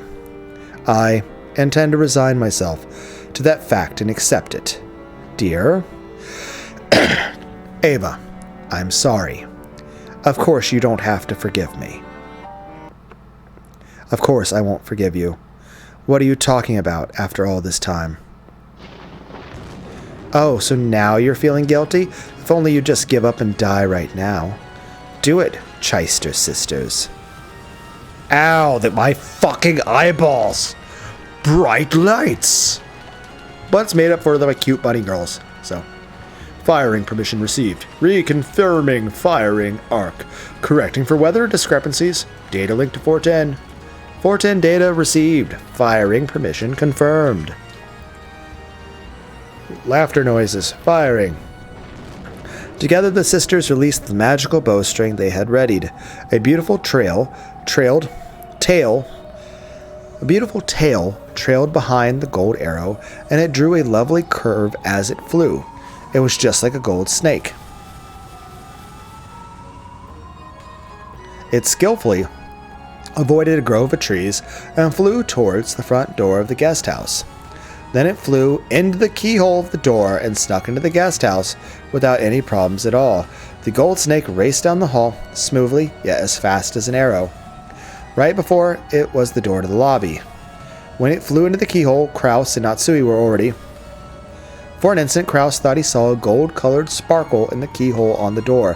However, at the same time, as he strained his eyes to see what it was, the sparkle bent like a whip and attacked, wrapping itself around Kraus's neck. Ack. Just looking at it, the gold snake seemed very supple. However, it was as though a wire had tightened around Kraus's neck. And while that snake choked Kraus, it extended even more and also tightened around Natsui's neck. Without even a chance to scream, their eyes bulged as they went into convulsions and then collapsed.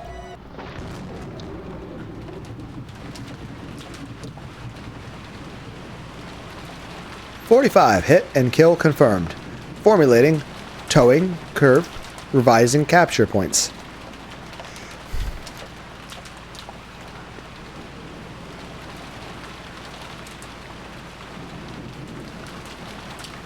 Data link to 410. 410 data received. Initiating corpse towing. We got both of them. Yeah. The gold snake began to drag Kraus and Natsui's bodies back. They slipped through the door to the corridor, dragging the bodies gradually increasing in speed, and rapidly pulled them outside the guest house. So the lobby was silent as though nothing had happened. As though Kraus and Natsui had not been there since the beginning, only the sound of the wind and the rain remained, as if they were playing dumb and pretending to be the only ones there. "Sorry, I'm fine now. I chugged a gallon of fucking Red Bull."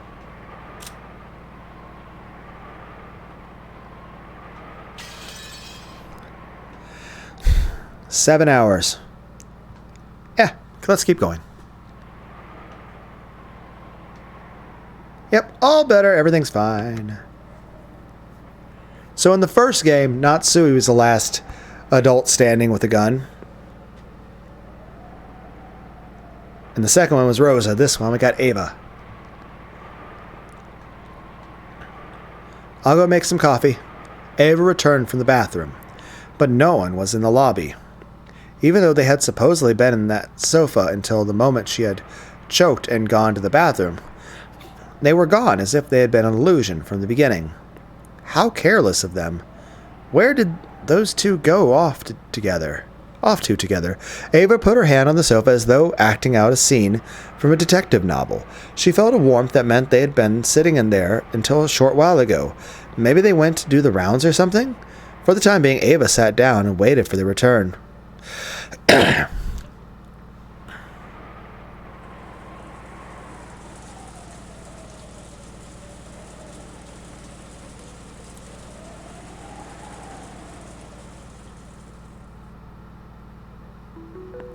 Beato and George could be seen in the parlor of the mansion. George was kneeling near Shannon's body as though praying. His face was serious and there was even sweat on his forehead. However, Beato was the same. Now that she had handed her name over, most of her previous power had been lost.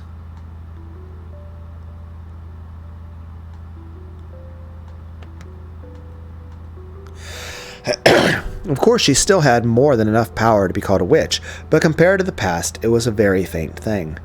Good.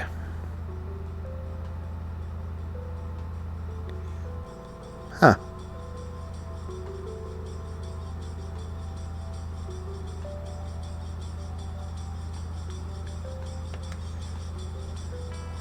Don't talk to her. Don't touch her with your hand. Call to her with the voice of your heart and seek her with the hand of your heart. Only your strong feelings can make my magic reach Shannon's lost soul.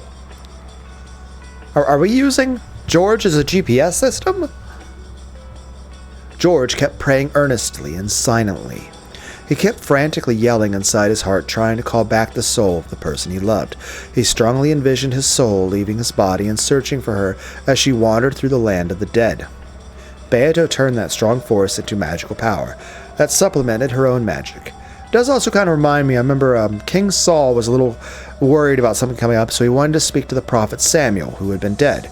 He tried to seek out a witch to summon Samuel, but she was not able to summon Samuel, but instead she summoned a evil spirit pretending to be Samuel.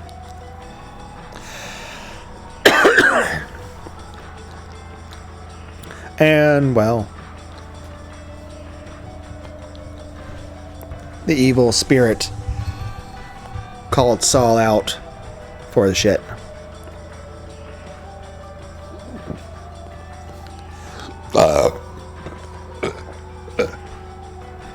I don't know why I've been burping so much. I'm drink some water, though.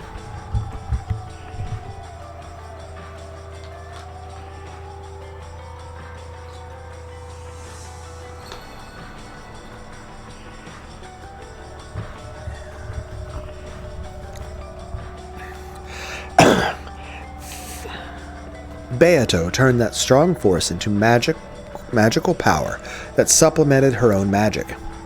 This was magic that, in the past, she could have performed easily without anyone's help. But now, if she didn't rely on someone's assistance, she wouldn't be able to finish the chant, much less succeed. I'd forgotten for several centuries. Was resurrection always this difficult?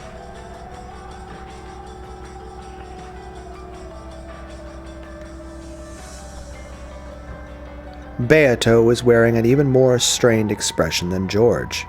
It had slipped her mind, but originally the magic to revive a life was the ultimate hidden art. I wonder this. Will she actually feel emotionally sad about the thing about Shannon's death? And keep in mind, initially she was upset at Shannon being killed too easily because she wanted to torture her and for her to be sad. But at this point, when Shannon dies this time, will she actually legitimately feel bad about Shannon dying because she herself was much more invested in Shannon and was seeing it from a different perspective, the death? The abnormal thing was her previous magical power, which could be used over and over with a snap of her fingers, so the heavy burden on her body and mind was fundamentally speaking extremely natural. However, this man's power, even though he doesn't know magic, it's nothing to be laughed at.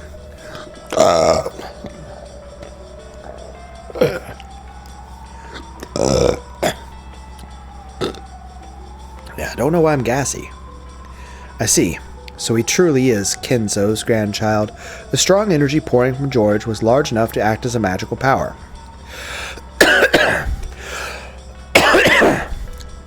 At first, Beato thought it must be the blood of Kinzo the sorcerer. However, that probably wasn't it. She had a feeling that Battler had already told her what it was. It had been born from the power of George's sadness at the death of the person he loved, and from the way he had tried his hardest throughout his life. From the warm time he spent together with Shannon to the size of the dream they swore to protect in the future. Is it really possible for humans to take life so seriously, even though they only have a single one? It was only natural. To her, a life didn't mean anything more than the difference between the top and the bottom of an Othello piece. If the black represented death, then she thought all you had to do was flip it over again and make it white. However, it was just like that broken vase. To humans in a world without magic, where they cannot return things to their original form, it is very, very natural for them to bet their life and soul. Again, sounds very much like Rika Furude in Chapter 7 of Higurashi. So as an endless witch who can do as she pleases, even with life and death, inferior to a limited human who can't even surpass the mountain of death, this time the witch acknowledged it. He was able to hold a magical power that could never reside in witches who didn't understand the value of a life. Why does this thing called the Endless Magic exist? Even though I called myself the Endless Witch, did I forget what the Endless Magic means for 1,000 years? She looked at George's expression again. His surging earnestness was like a lightning bolt. Right now, even if George's body had been burned or smashed by a waterfall, he would probably continue to pray for his beloved without minding it, without noticing it. For the first time, she showed respect for that power. So in that instant, all magical resistance was lost, and the enormous power of George's feelings turned into magical energy in its completest form. The vase was very beautiful, rich with history and value. Even as young as I was, it still forced me to take deep breath when I witnessed its beauty. But that just made me want to touch it. But the vase easily fell and smashed into pieces, like a bubble that had popped. It felt as though the time it possessed a form had just been an illusion. Lives are just that fragile. Again, fragile or fragile? Or fragile! Just that easily lost. I realized that my foolishness My foolish curiosity had led to something that couldn't be undone. No matter how much I regretted it, no matter how much I apologized, the smashed vase wouldn't return back to its original form. A lost life will not return to normal no matter what happens. I was frightened that even though my actions had been thoughtless and careless, they had stolen away a life that could never be revived again. Then I pitied that lost life and cried.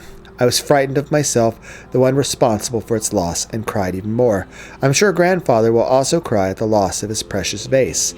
I'm sure that all people who love Grandfather and see him like that will cry. With the loss of a single life, the whole world can be filled with so much sadness. I cried even more at how terrible that was.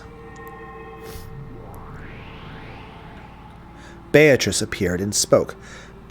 Then, my lady, let us revive that vase with magic. If that will make everyone happy, the vase and the magic and the spirits will happily lend you their power and return it to its original form. Come, my lady, close your eyes and chant with me.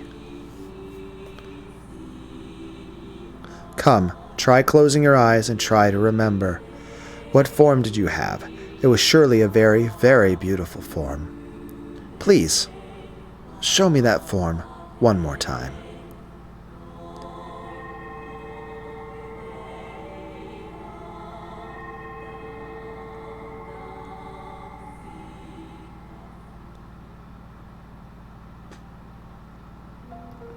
Those words of power knocked forcefully on the door to the land of the dead. The magic of her old self had performed that same forceful knock. However, doing it that way was horribly violent and earned the displeasure of the peacefully sleeping dead. But this time was different. It was very forceful and yet gentle and loving. The dead near the door opened their eyes and called out to the others that there was a voice calling for someone to come back. The sadness of that voice calling from the outside touched the hearts of the dead, and, trying to respond as quickly as possible, they searched for Shannon's lost soul. And then, they found it. They found the casket in which Shannon was peacefully sleeping.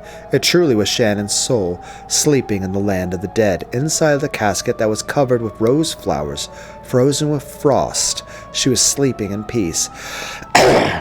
The dead silently lifted that casket up. While at a glance it looked like a funeral march, it had the complete opposite meaning. It was a solemn but filled with joy. The long-forgotten dead were made to remember that they were loved after their deaths, and they were all given a warm sense of peace. Then, as though guided by a warm light from the heavens, Shannon's body floated up out of the casket. The dead watched her go. They squinted at that warm light, offering their respect to this unknown member of the living who had not lost his love for a person even after their death.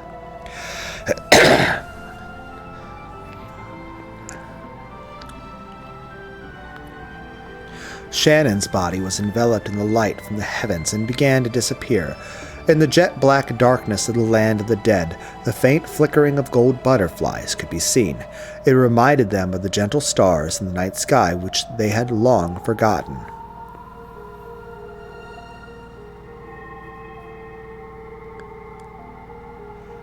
Exclamation. George remembered being told that he must not say anything, and he hurriedly covered his mouth. However, it felt like his heart was trying to jump into his throat, because he had seen Shannon's eyelids shake slightly.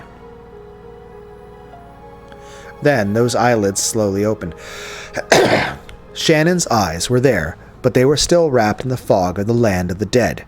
However, the human world's warmth, no, her lover's warmth, which had called back her soul, slowly dissolved that fog, and her eyes gradually regained their sparkle. Then her eyes moved and recognized George. George-san. As her lips shook weakly, Shannon definitely said that. The words were very faint, so much so that they normally wouldn't have reached his ears. However, George clearly heard them. He heard the person he cared for, his fiancée, the one he loved most and who should have been dead, call his name once again. Shannon, do you know who I am? I am curious if this has changed.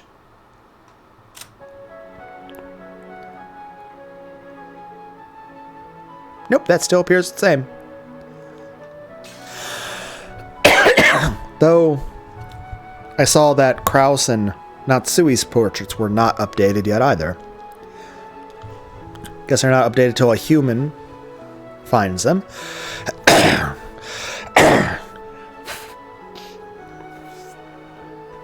Shannon, do you know who I am? George's son. Is this a dream? No, this isn't a dream. By the way, we brought her back to life, but is she still wounded? Is she currently still bleeding? Did the wounds heal? Come on, see here. Even if I pinch you, you won't wake up. As George said that, he softly pinched Shannon's cheek. It was how George had always responded in the past. When Shannon was surprised by something and had asked if she was dreaming. When Shannon felt the warm touch of George's finger on her cheek, and when George realized that the warmth of the living had already returned to his beloved person's cheek, they both cried. What words should a pair of lovers separated by death celebrate with when they are reunited? The words of the human world are not enough. In short, they had no need of the words of this world. George simply hugged Shannon, who was sitting up without talking.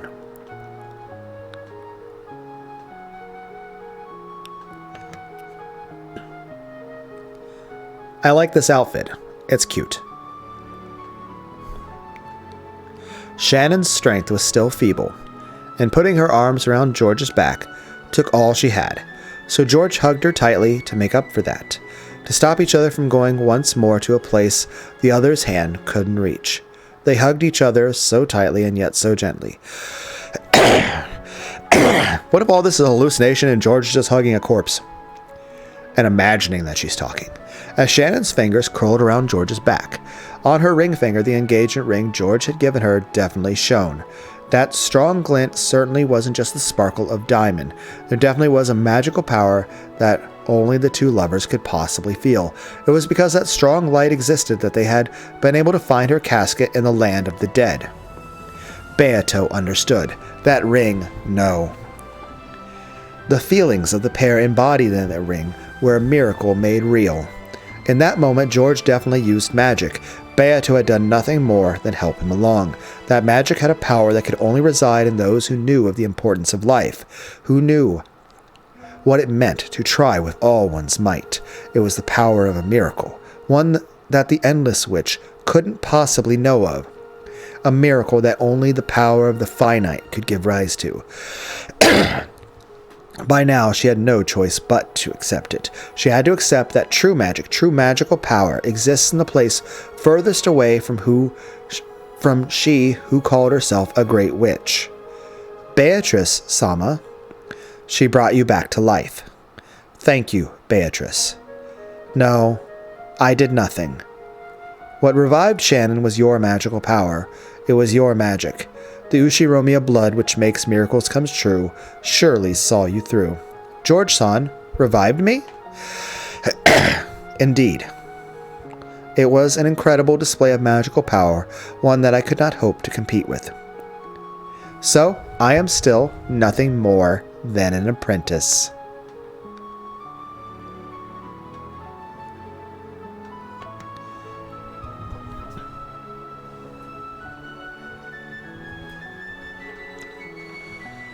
Now I finally know my place.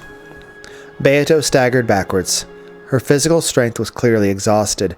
She had humbly said that George's power alone had revived Shannon, but Beato had also used all of her magical and physical strength.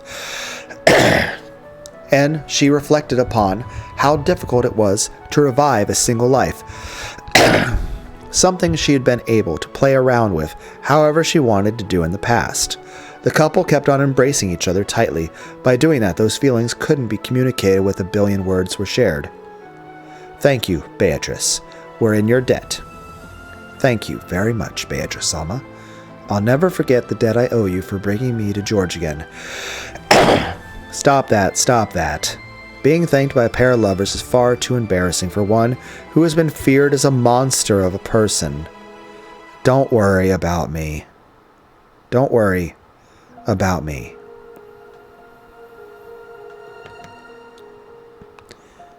Starting a redemption arc, huh? Celebrate your reunion together to the fullest. Beato, who was leaning with her back against the wall, slid down the wall and sat. How many centuries had it been since the last she grew this tired from using magic? I probably haven't been this tired since the time I first succeeded in magic. Didn't teacher praise me that time? Oh, didn't I kill that same teacher who praised me? Don't be so naive, Beatrice. Isn't that what killing means? Finally. It seems you finally remembered how to use magic. My head feels parched and suffocated, and I can't even remember. More importantly, didn't I kill you? Didn't I kill you?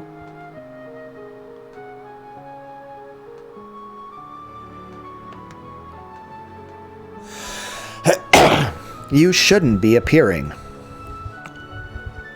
You are still allowing me to live even now. That is why I can appear like this. However, I did not come just to pat your head. Did you come to sneer at how pathetic I am? Anyway, if I have my head patted by a retired witch after all that's happened, the other witches will laugh at me. That's right.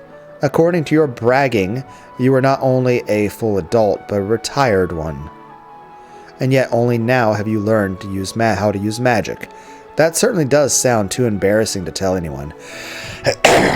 Yeah, tell me about it. Keep it a secret, okay, teacher? Beato gazed at the couple hugging each other with a sense of pleasant despondency. Love, is it? I'm no match. 45. Data received. Firing preparations concluded. Ammo type selected and loaded. Oh, we really are going to see firing. So, right as she's having this heartfelt moment, she's like looking at Shannon, who she revived, and then Shannon's going to get fucking shot. Isn't this the same thing that happened with fucking Fat Boo with Hercule and the puppy? Isn't this the exact same thing that happened with Majin Buu? You know, when Boo was befriended by Hercule and he revived the little puppy and he became best, and he's like, actually learned the value of life. And he's like, oh, I now value life and I won't take human life anymore. And then once he learns to actually value life and care, other people who don't value life, you then see from the outside them, you know, killing people and it being people you care about. Because like I said, they shot Hercule too.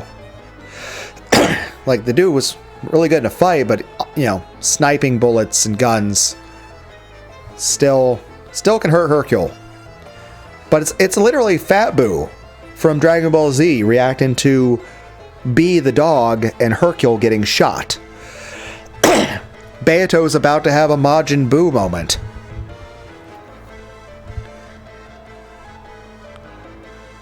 I wonder if the creator of this game knew that comparison when writing this. Wonder if the creator of this game is really a fan of DBZ. The gold snake arrow fired by chysters. Weaved and I can't read like that. I can't read while it's having epilepsy. Fuck. Fuck you, background. Bright lights and shit. Weaved its way through the bushes in the rose garden, weaved its way through the hedges, climbed the stone steps toward the mansion entrance, aiming for the keyhole. It weaved through the corridors, flew into the keyhole on the door to the parlor. Ah!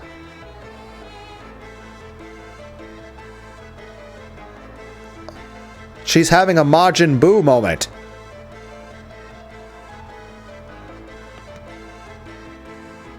It happened in an instant. One could hardly blame Beato, who was completely worn out, for not noticing it beforehand. Right before Beato's eyes, the gold snake flew in through the keyhole, surrounded the two lovers, and pierced the two hearts in a blink of an eye. I mean, I understand killing,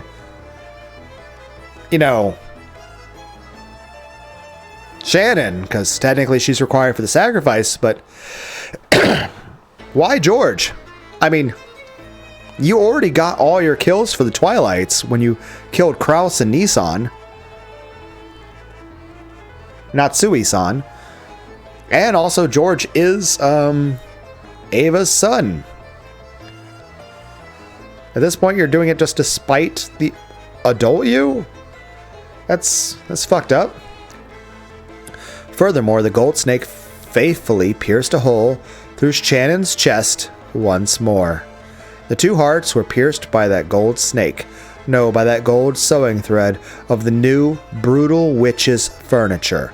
And it had happened in an instant, mocking the amount of effort it had taken to revive Shannon.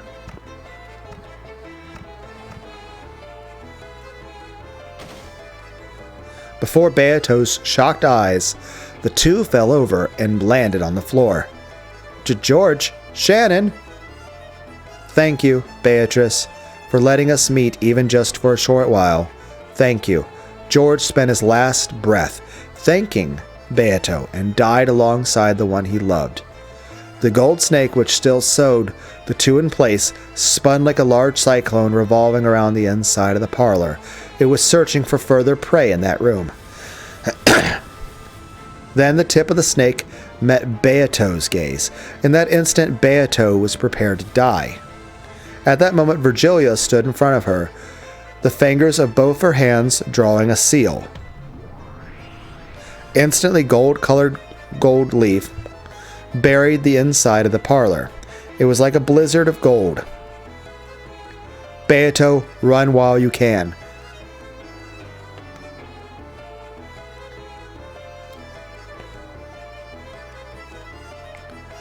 No one can escape from the Chester's golden bow. 410. Target lost. Yeah, it's magical chaff. Are we making military comparisons to magic? I mean, I'm all for it. I think it's hilarious. But it's unexpected. But then again, so were bunny girls. But both are pleasant surprises. One is a love of nerdiness, and the other one is a love of cute anime girls. 45. Roger that. Modifying search algorithm. Searching to anti-personnel image-based tracking. Target lock acquired. Data linked to 410. 410 data received. Too slow, predecessor Sama. Coming. Impact. Prey targeted by the Chester sisters' golden bow did not escape. It could not be blocked. No magical barrier could even dream of blocking it without being multi-layered. The gap opened during that instant of confusion caused by Virgilia's deception magic was Beato's only chance to escape, and it was the only chance to make the sisters confuse Virgilia for Beato. As Virgilia spread her arms wide, blocking the way to her beloved disciple, the gold snake pierced straight through her heart. After sneaking into the keyhole, the snake shot through George, Shannon, and then Virgilia in an instant, completely failing to notice Beato as she used that instant to escape.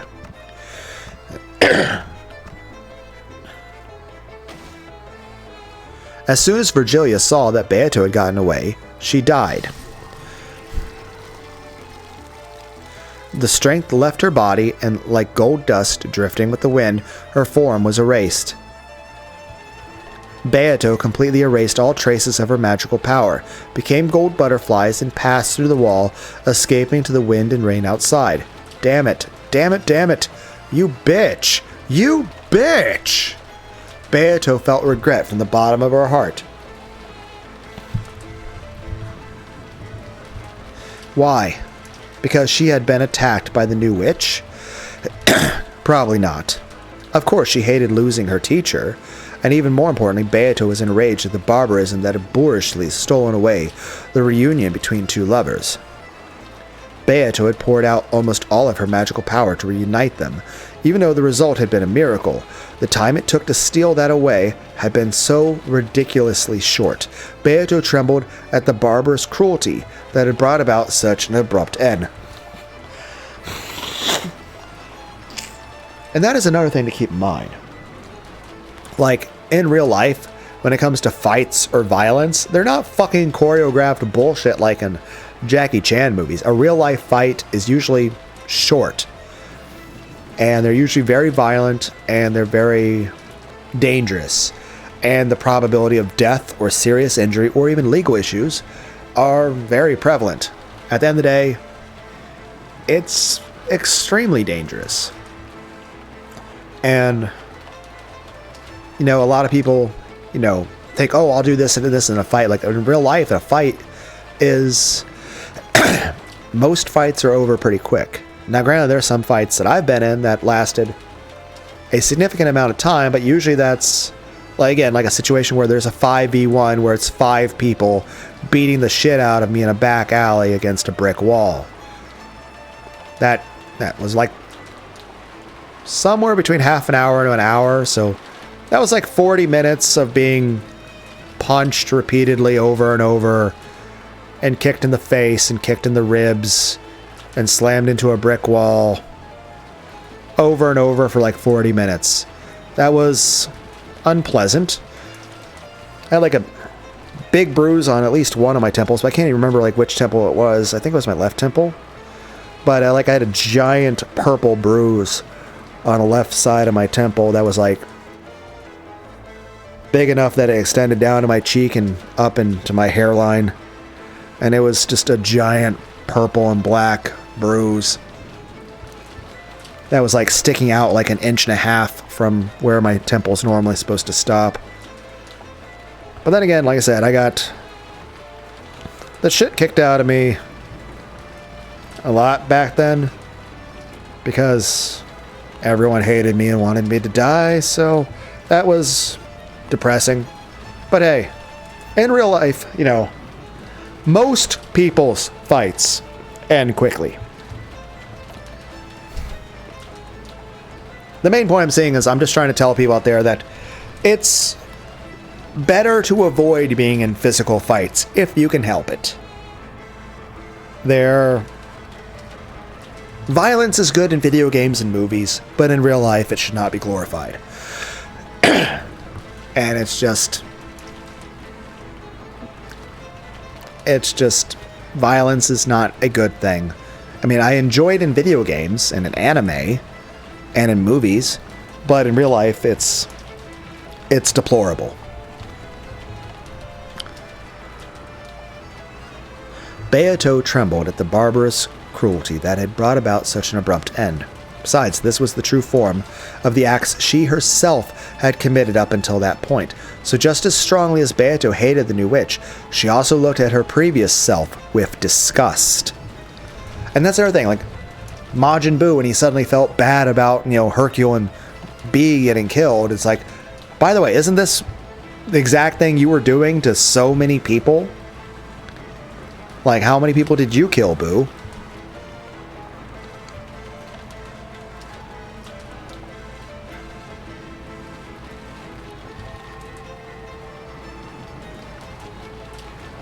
But I'll say this, in regards to her being an evil person, Beatrice looking at herself in disgust in regards to how cruel she had been is actually the first step to her actually repenting and not being evil. Again, redemption arc. But now she had to escape. If she was targeted next, she would probably lose her life. To think that a chess player had descended thinking they were like a god, only to be attacked by the pieces.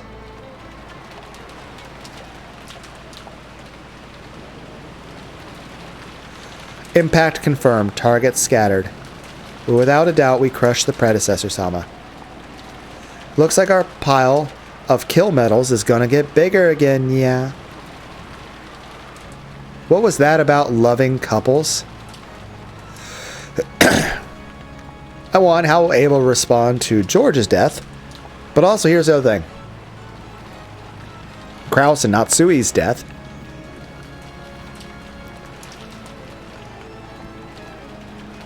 But here's another thing that you had to keep in mind.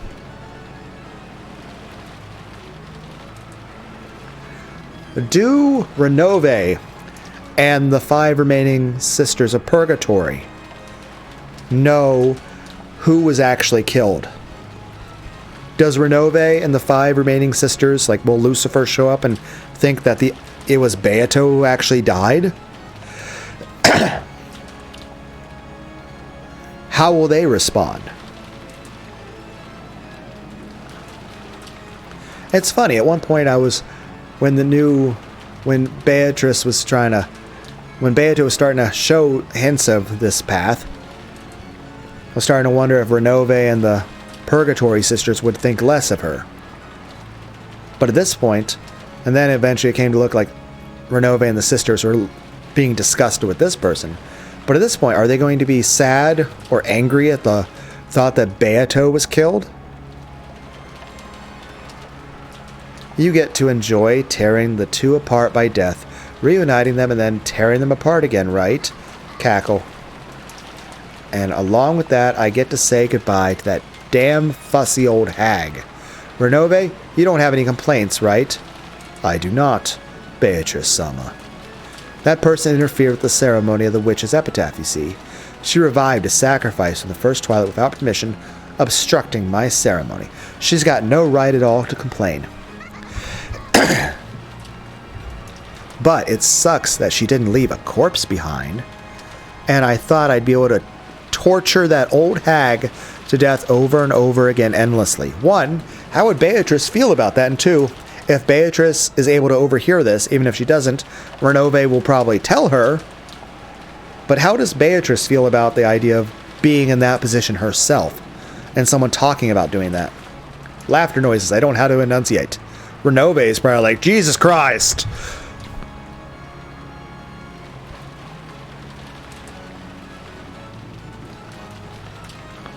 It's like, what the fuck is this? Like, I work for a monster. Renove also looks like Zealous Metallium.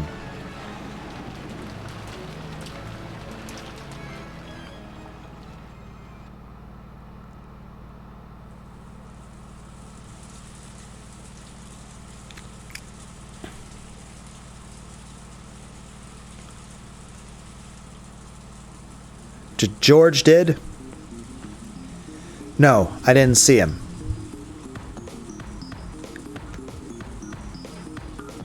Okay, so when she couldn't, Kraus and Natsui didn't come back, she decided to go check on everyone else. Maybe thought Kraus and Natsui went to go check on their daughter.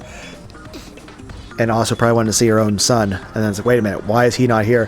When did he come down? Well, when you say? What hour was that again?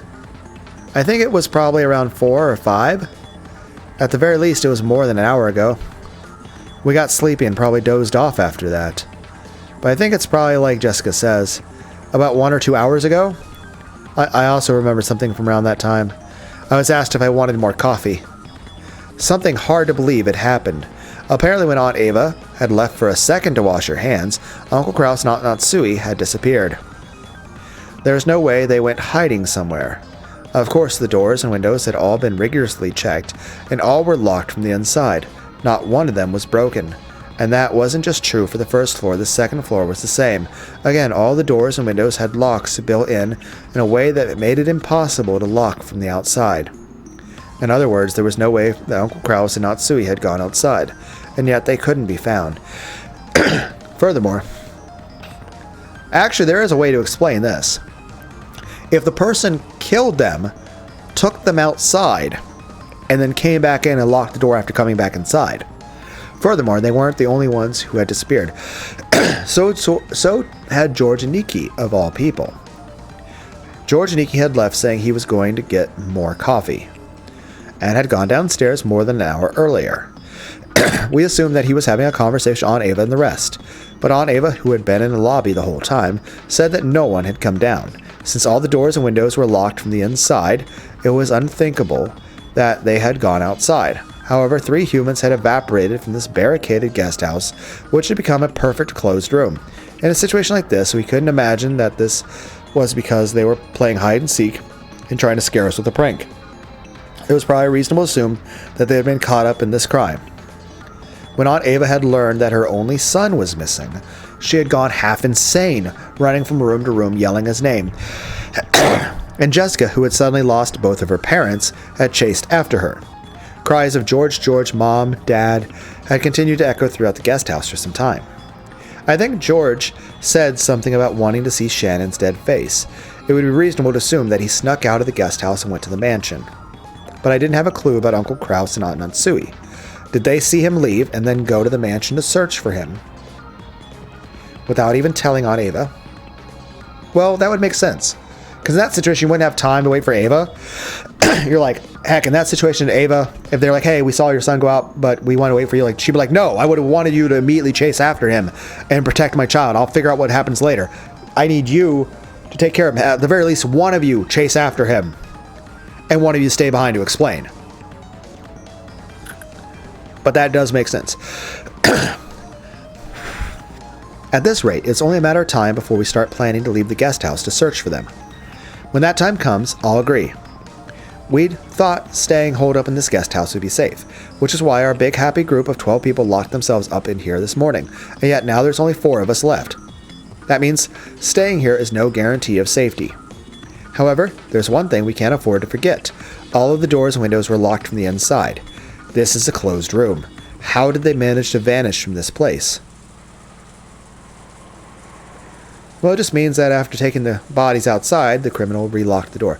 We searched around thoroughly, however, we couldn't find any traces of someone hiding. The 3 of them had almost certainly been taken outside the guest house. I wonder how it was done. You don't think there might be something like a hidden door? A hidden door?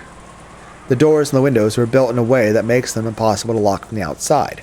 Even using a fishing line would probably be impossible with the way they were constructed. It's kind of odd that you're saying these things, Nanjo. Because these are common things, word for word, that Battler was saying in previous worlds that you weren't, present for. So it may be reasonable to assume that they left via something other than a door or a window. You're right. That does make logical sense. No one can be sure that no hidden doors exist. However, before I leap into that conclusion, I suspect a much simpler possibility. And what would that be? For some time, Battler had been opening the windows, opening shutters, and checking outside, repeating this for each window. It could be that George ran outside, then Kraus and Natsui ran out after them, and then when they ran outside, they didn't lock the door. Then the culprit, who is 2 people, one of them went inside and locked the door and hid themselves. It'd be much easier for one person, who is a culprit, to hide than 3 adult people who are not supposed to be hiding. This window's pretty quiet. I see, unlike the other windows, because of how the building's shaped, the wind doesn't blow into this one. It appears that way. It feels strange that no wind or rain comes in, even though there is so much of it outside. Dr. Nanjo, when I opened the window just now, did you hear a sound? Huh? No, I did not notice it. I believe it is well oiled. In other words, it's possible to slink through a window in the hallway when no one is looking. Furthermore, the wind doesn't blow in through this window, so the air pressure wouldn't cause the curtains or a door to make a sound. It'd be quiet. Battler leaned forward and looked at the ground below. He was looking for some sign that George had jumped down, but at a glance he didn't see any mark like that on the grass or in the middle of the pouring rain. There might also be a window like this one on the first floor. It'd be possible to go outside without anyone noticing. However, not only the doors, but the windows too are all locked, and the shutters are even down as well, correct? It may be possible to go through them, but you couldn't lock them afterwards. Sure, you can lock them. Just like this. Click. Battler closed the window and locked it as though this was perfectly obvious. But Battler-san, you aren't saying... If someone inside it locked it afterwards, this closed room is as easy as pie. But that means... Oh, Nanjo turned pale as he shook his head several times, because the thing Battler had said had forced him to face a fact that was frightening even to imagine, that the culprit is inside the guest house. That's only if the trick I'm thinking of actually happened, okay? However, with this trick, only a very limited number of people can be suspected. He didn't want to say it in front of Nanjo, but after eliminating Jessica, who'd been with him the whole time, only Nanjo and Ava could have done it. I did not do anything of the sort. Yes, I swear it. In this case, it becomes a battle between Aunt Ava and Dr. Nanjo for an alibi. We just have to suspect both of you, and confine the two of you separately. To say it the other way around, the more survivors there are, the more effective this trick might be. But since our numbers have shrunk so much, it isn't effective at all. No, on the contrary, there would be a chance of having your own neck strangled by using it. It would have been more advantageous to make it look like the culprit was outside, to intentionally leave a door unlocked or break a window. If this disappearance drama had taken place midday today, I'd be able to claim this theory with full confidence. However, at this stage, I'm not confident at all. What's going on here? What in the world does it mean? This closed room. You don't think, what is it, Dr. Nanjo? Even if it's just a thought, please say it. Nanjo looked like he was trying to swallow his words, even though he'd thought of something, so I urged him on. After Dr. Nanjo refused several times, saying that it was just a foolish idea, he finally said it out loud. Well, don't you think that this might actually be the work of the witch? Ridiculous. There's no way witches exist. The witch is trying to make her case to us. Specifically because she's doing things that humans cannot do. She must be trying to make us accept her as a witch. To me, this disappearance from the closed room of the entire guest house feels like the kind of message from the witch. It's something I must not think of. Surely it cannot mean anything. Ooh, I am frightened. As Dr. Nanjo shook with fear, it looked like he was trying to erase the fearsome thoughts that he kept imagining one after the other. When we went down the stairs, Aunt Ava and Jessica were enraged, and were each persistent in their desire to leave this place and search for their respective families. It was a desire that naturally hit those who can no longer see their family. Aunt Ava told Dr. Nanjo and me to stay here, but I shook my head and started walking. I've been shut up inside for a long time already. I've started wanting to breathe some outside air. Yeah, if we're going, let's go quickly. There's no way I'm going to keep myself shut up in a place like this anymore. Let's go and find Mom, Dad, and George Nissan right now. The blood had all risen to Jessica's head. I hope it doesn't set off her asthma. If anyone wants to stay, go ahead and stay. We'll be searching outside. What about you, Dr. Nanjo? Will you watch the place all by yourself? No. Allow me to join you.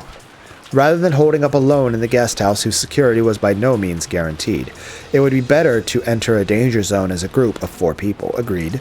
Aunt Ava had a gun. Moving separately from her was almost like asking to be made into the next victim. In this way, the 4 of us decided to leave the guest house. Even though it should have been safe to barricade ourselves here, we lost 8 people after doing so. It was almost as though it was holding a cell from which the sacrifices could be killed one after another. It's kind of like the walls in Attack on Titan. It's like, oh, these walls aren't here to protect you. They're here to basically keep you as farm animals for the convenience of those who want to eat you. We removed the chain and unlocked the front door and opened it. It was already pitch black. While there were some lights outside that dimly lit the pathway, they didn't have enough power to pierce the darkness that some suspicious person might be hiding in.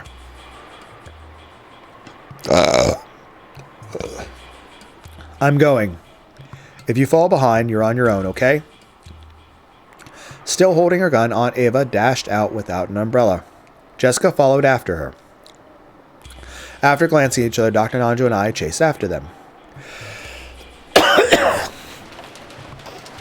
What in the world is happening in this mansion on this island? I've just been shut up in the guest house with the rest of the cousins since yesterday, so I don't know anything about what's going on outside. Just what is happening that I don't know about? Outside this room, in this mansion, on the island, Everything is happening, everything is proceeding, and everything is ending.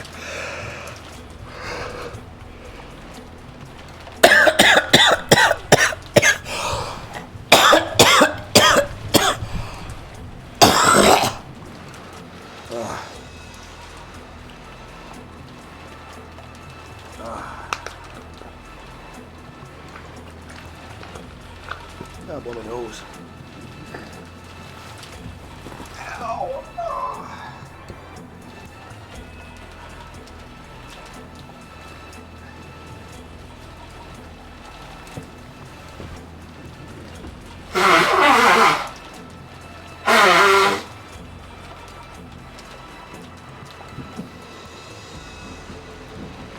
I'll have to go pee. Oh, back.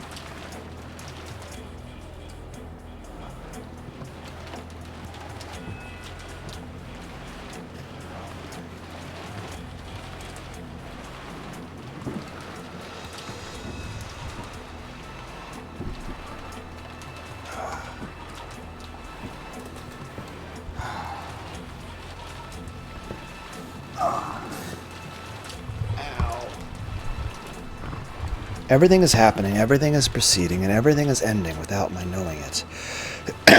Somewhere in my heart, I've already started giving up. Most likely, not one of us will see tomorrow morning. When the seagulls cry, nobody will be left alive.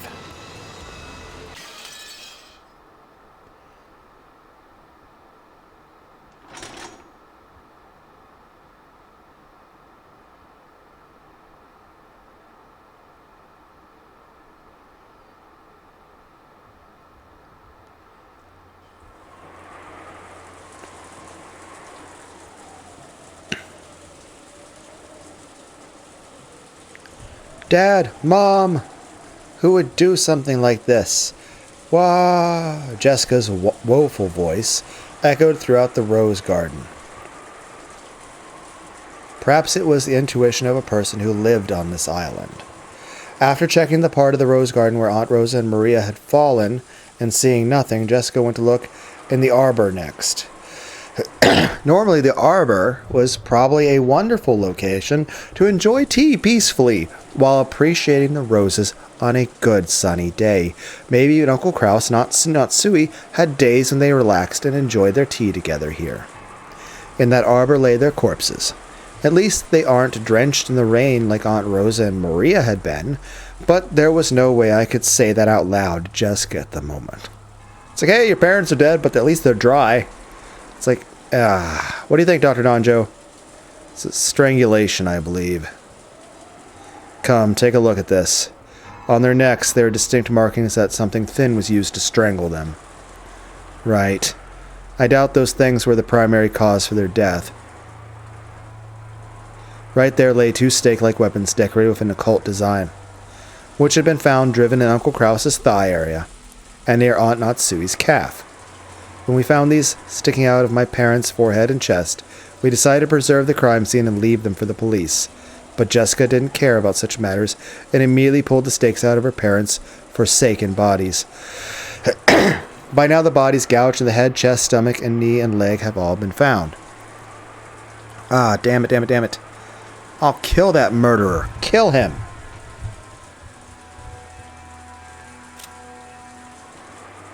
Well, we don't know for certain that George's dead.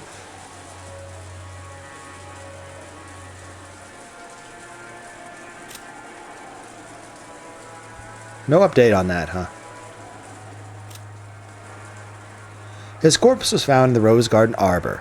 The cause of his death is assumed to be strangling with a rope-like object. Stake-shaped weapon was sticking out of his thigh. If only there wasn't that stupid epitaph, I wouldn't have needed a stake. What a pain.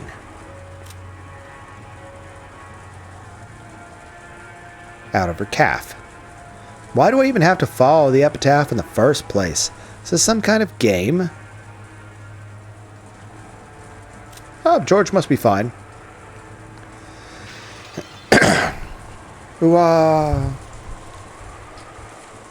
With this, the 8th twilight has been completed. Is this going to continue on to the 9th twilight? The witch shall be revived, and none shall be left alive. Bring it on! If the witch revives, that means the culprit is going to make his grand appearance, right?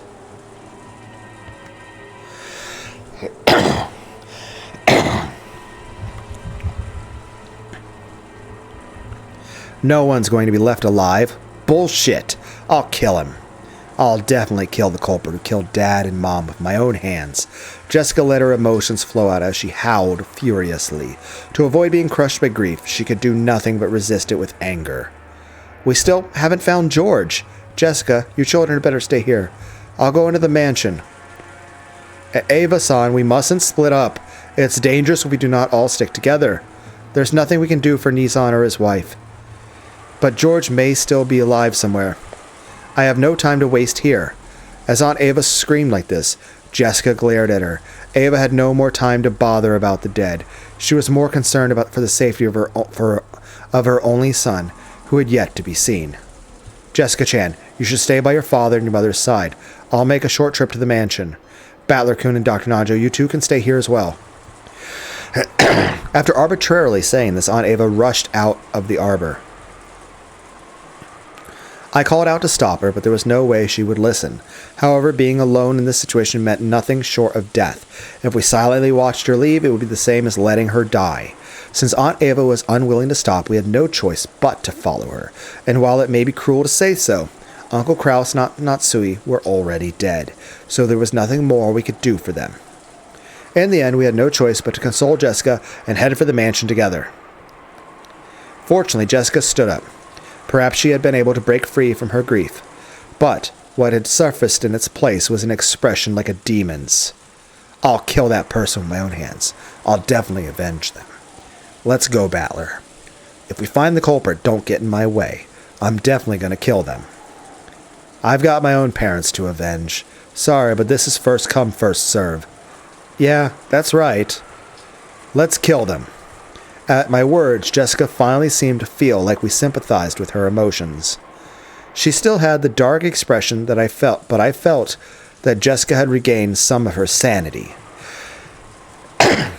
We took off, chasing after Aunt Ava. Again, you guys say aunt or aunt?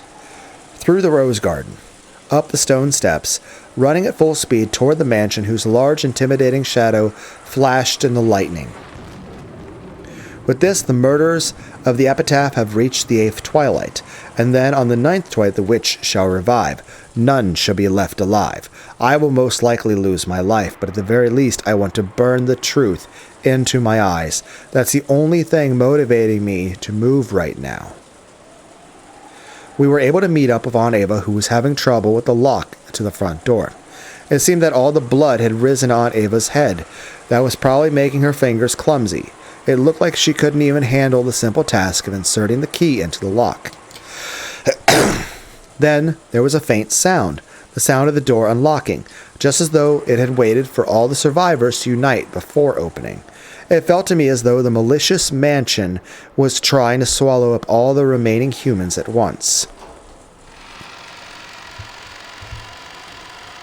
Perhaps the stench that erupted outwards the instant the door opened couldn't be described as just a smell. It wasn't just the charred smell from Grandfather. I think it also may have contained the regrets of the servants and Dad's group. And all the dead. What did it mean as it floated out, overwhelming us? Was it the cry of the dead telling us not to enter? However, Aunt Ava didn't even flinch at something like that. And we who had to chase after her were forced to step into the mansion even after receiving that message. George! George!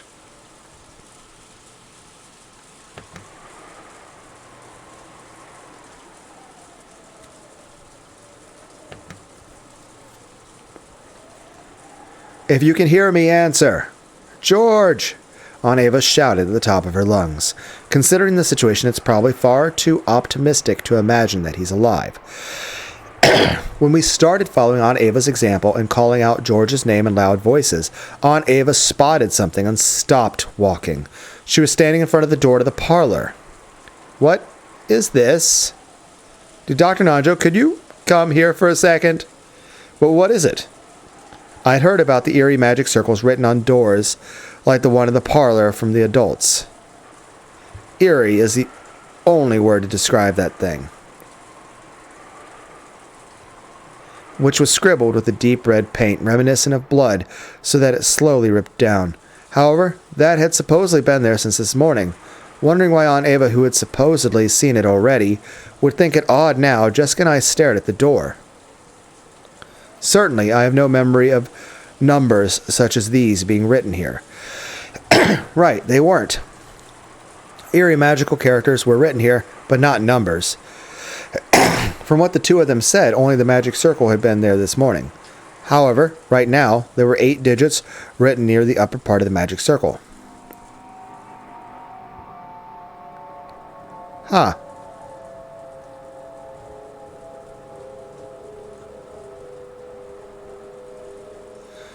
Is the magic circle a thing that only the old Beatrice was doing, and the new Beatrice, because she's using the chest tire sisters, we're getting like fucking military codes or some shit? I didn't know what it meant, but I didn't even want to imagine what someone had been thinking when they wrote it. It was drawn with the same paint as the magic circle, but it had clearly been written very recently. The way it had dried and the condition of the color was completely different from the magic circle part. Heh. I'm sure it just has some magical meaning. No point wasting time thinking about it. Jessica intentionally spat those words out in an attempt to push aside the eerie feeling it gave off. It could be magic square. The idea that a ward against magic can reside in a certain sort of number play. I believe everyone has heard the one where adding all the numbers in each row in a column leads to the same sum. Wasn't that a group of numbers buried in a rectangle? This is just a single row. You're talking like Sudoku or something? I don't have a clue what it could mean. What Jessica Chan said is probably correct. There isn't any point in us wasting time. Even though she said that, she probably suspected that it actually meant something. Aunt Ava was definitely writing that number down on an old receipt or something with a short ballpoint pen. Unless it had some obvious pattern, it'd probably be tough to memorize a code made up of an 8-digit number. Could this be a date or something? A date? What are you talking about?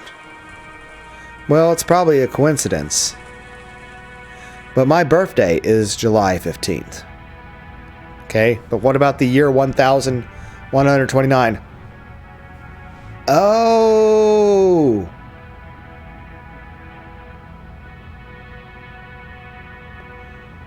Is that supposed to be the year the original Beato died?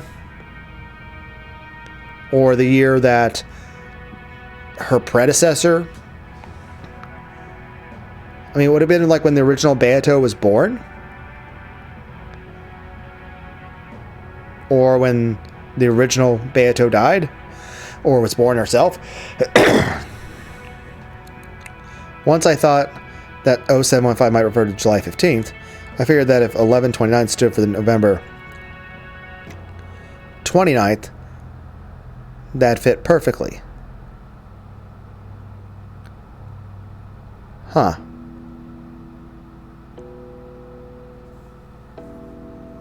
But why would it be your birthday, Battler? Was Shannon also born on your birthday? In addition to Kyrie's child? What's happening? Why would your birthday be written in a place like this? And what's up with November 29th? That's what I want to know. Still, it's probably just a coincidence. If it's Shannon's birthday, then I would assume that Jessica would know it. When I thought about it, it started to feel a little creepy. What if someone's birthday was November 29th? That's not the birthday of anyone else in the family, not Dad or Kyrie or Angie. We're probably going to meet Angie later on in this game at some point. And of course, it isn't my mom's either. Nothing comes to mind. I don't believe it's Kenzo-san's or Genji-san's birthday. It isn't from my family either. And it isn't Rosa's or Maria-chan's. It can't be anyone in my family. And it isn't Cannon, Coons, or Shannon's. I always give the servants presents on their birthdays, so I know it for all of them. But I don't know anyone who was born on November 29th. Once we started imagining the 8 digits weren't meaningless, but actually 2 dates written together, it really started to look that way. However, its true meaning may be something completely different, or there may be no meaning at all. Anyway, since we don't have any real clues, it's probably pointless to stand around here worrying about it. The inside of the parlor is much more important. This morning, behind each of the doors with magic circles drawn on them had been the body of a victim. So, if something new had been added to this door, does that mean something new has been added inside this parlor? Well, since it meant Beato, maybe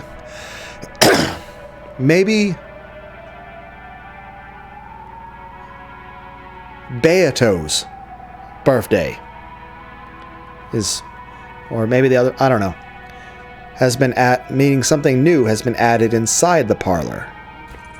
When Aunt Ava tried to open it, she felt the resistance of the lock. She immediately took out a master key and put it in the keyhole. As soon as she opened the door, Aunt Ava let out a high-pitched scream and ran inside. That alone was enough to tell us what had happened inside the room. Dr. Nanjo and I looked at each other, and I shook my head slightly as we entered the parlor. George! George! Hang in there! George! Dr. Nanjo, quickly! George Aniki lay there, crumpled alongside Shannon's corpse. His chest was stained bright red. And judging by his still-opened eyes, here's the thing, was George even an intentional kill? Or was it just an attack meant for Shannon and Beato? And again, why would it include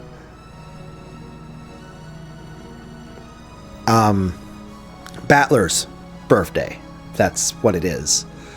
But here's the thing. If that shot hit George, here's the thing. Well, they thought, after all, when they hit the old Beatrice, the Virgilia, they thought they'd killed Beato. So here's the question. Did they even know George was in the way? Did the Ava, the new golden witch, did she even know that George died? Did she even know George was in the mansion? Well, no, she was talking about the two lovers hugging, so she had to have known. But she at least thinks she killed Beato. Here's the other question. Does The new witch. The new Beatrice. The Avitress. Does she even know about the existence of Virgilia? His chest was stained bright red, and judging by his still-opened eyes, I'd hate to say it to Aunt Ava, but I couldn't pick up any signs of life. After moving to take George's pulse, Dr. Nanjo shook his head, wordlessly reporting that George was dead. Brushing him aside, Aunt Ava once again crouched beside George Niki and started crying at the top of her lungs. I can definitely understand that. There was a time when I was going through my divorce. My ex-wife still lived with me, since that way my son would still be here. And there was a time I came home and, well, my entire shift at work, my wife, who doesn't work at all, I just locked up our son the entire day. He wasn't breathing. There's poop everywhere, by the way. He wasn't in his diaper, and she hadn't even checked on him the entire day, hadn't changed his diaper once, and just sort of left him in his bedroom the entire fucking day.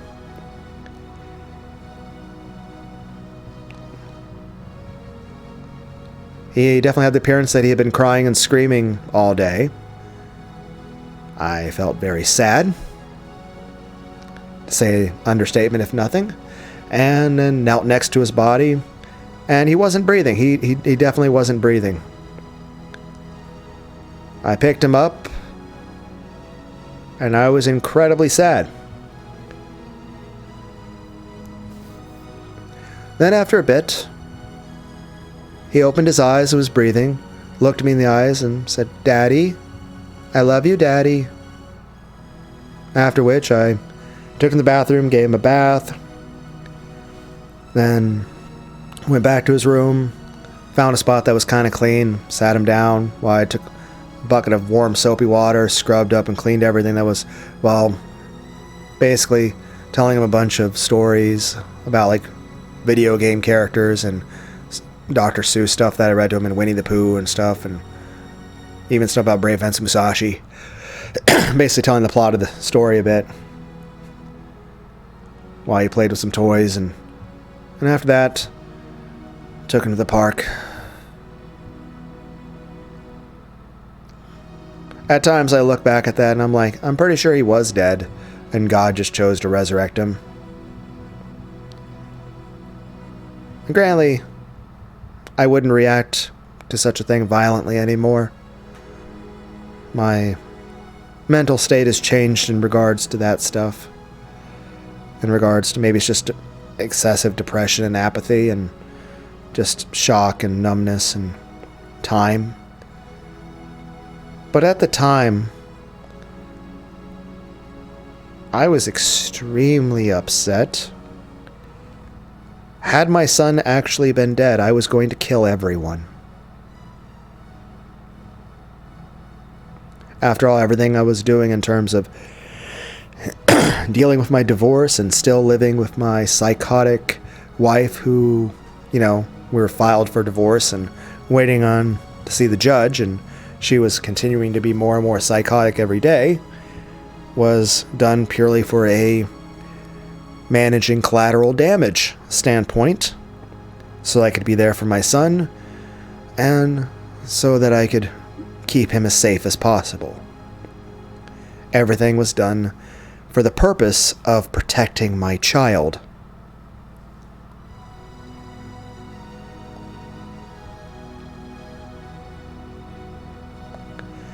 But yeah, that was a long time ago when I felt a certain type of way that very sad, angry feeling was very unpleasant, and I don't want to experience that again.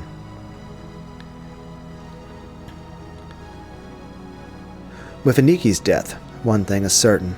The murders hadn't ended on the 8th twilight. The epitaph was being carried out in its complete form, including the 9th twilight, and none shall be left alive. I was really starting to lose track of things. For some reason, Aunt Ava's half-crazed cries actually made me cool down. Crestfallen and exhausted, I flopped onto the sofa and plucked my feet up on top of the table.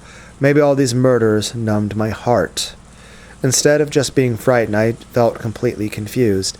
Dad and Kairi-san are dead, and people have been killed off one by one, starting with the servants. And there have been a hell of a lot of them by now. I don't know when the first murder happened, but they might have been killed at a rate of about 1 person per hour by now. We believe that the boat will come for us around 9 o'clock tomorrow. There's still a full 12 hours until then.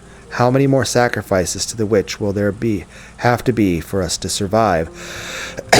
Well, the four of us, if one goes each hour, we won't last any longer than 4 hours. We don't even know if we'll last until midnight tonight. Yesterday, after lunch, we came to this parlor. Just as they started talking about serving some tea Aunt Rosa had bought, we kids decided to take a walk. Maria was jumping around, wasn't she? Didn't Shannon-chan bring us some cookies? She said Kumasawa-san had baked them or something. It would have been hilarious if she'd baked some mackerel into them, wouldn't it? That's right, I'll never hear Kumasawa-ba-chan's mackerel jokes again, will I? Oh right, if only I remember the stuff about Kumasawa-ba-chan, that wouldn't be fair to everyone else. Why did Dad and Kairi-san even go outside?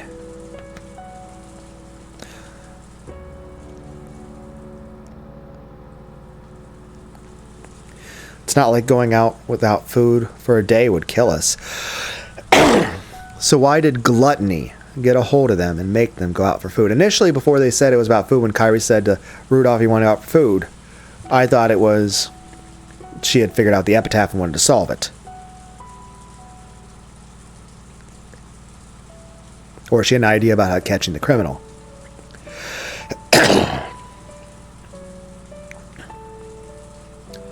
It also could be like the additional stress and high adrenaline of, the dangerous situation maybe increased people's appetites.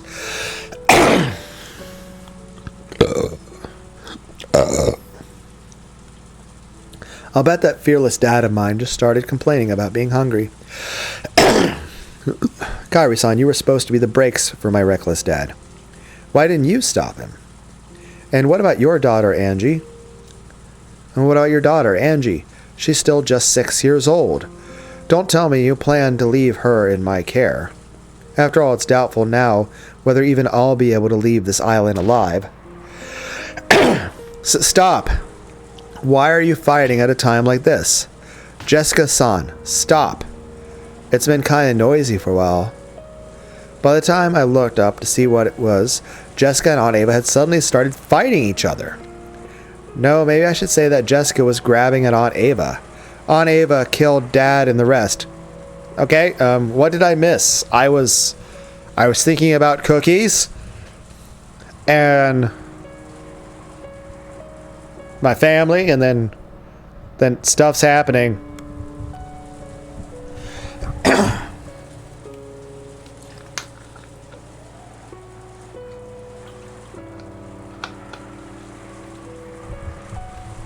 Like, I have missed a step. I wasn't paying attention. Dr. Nanjo, what has occurred? You're the only other person I can ask. Everyone else is too hysterical. Probably because they're women.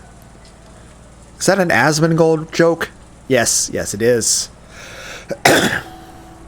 There's no other explanation. How foolish. Why should I know anything about what happened to your parents? Who was on the first floor of the guest house? Aunt Ava. Dad and Mom were in the first floor lobby along with her. And who was left alive? Only Aunt Ava. Why? So obviously because you're the culprit. You killed Mom and Dad, carried them outside, and then shamelessly locked the door, trying to make it seem like it was the witch's doing.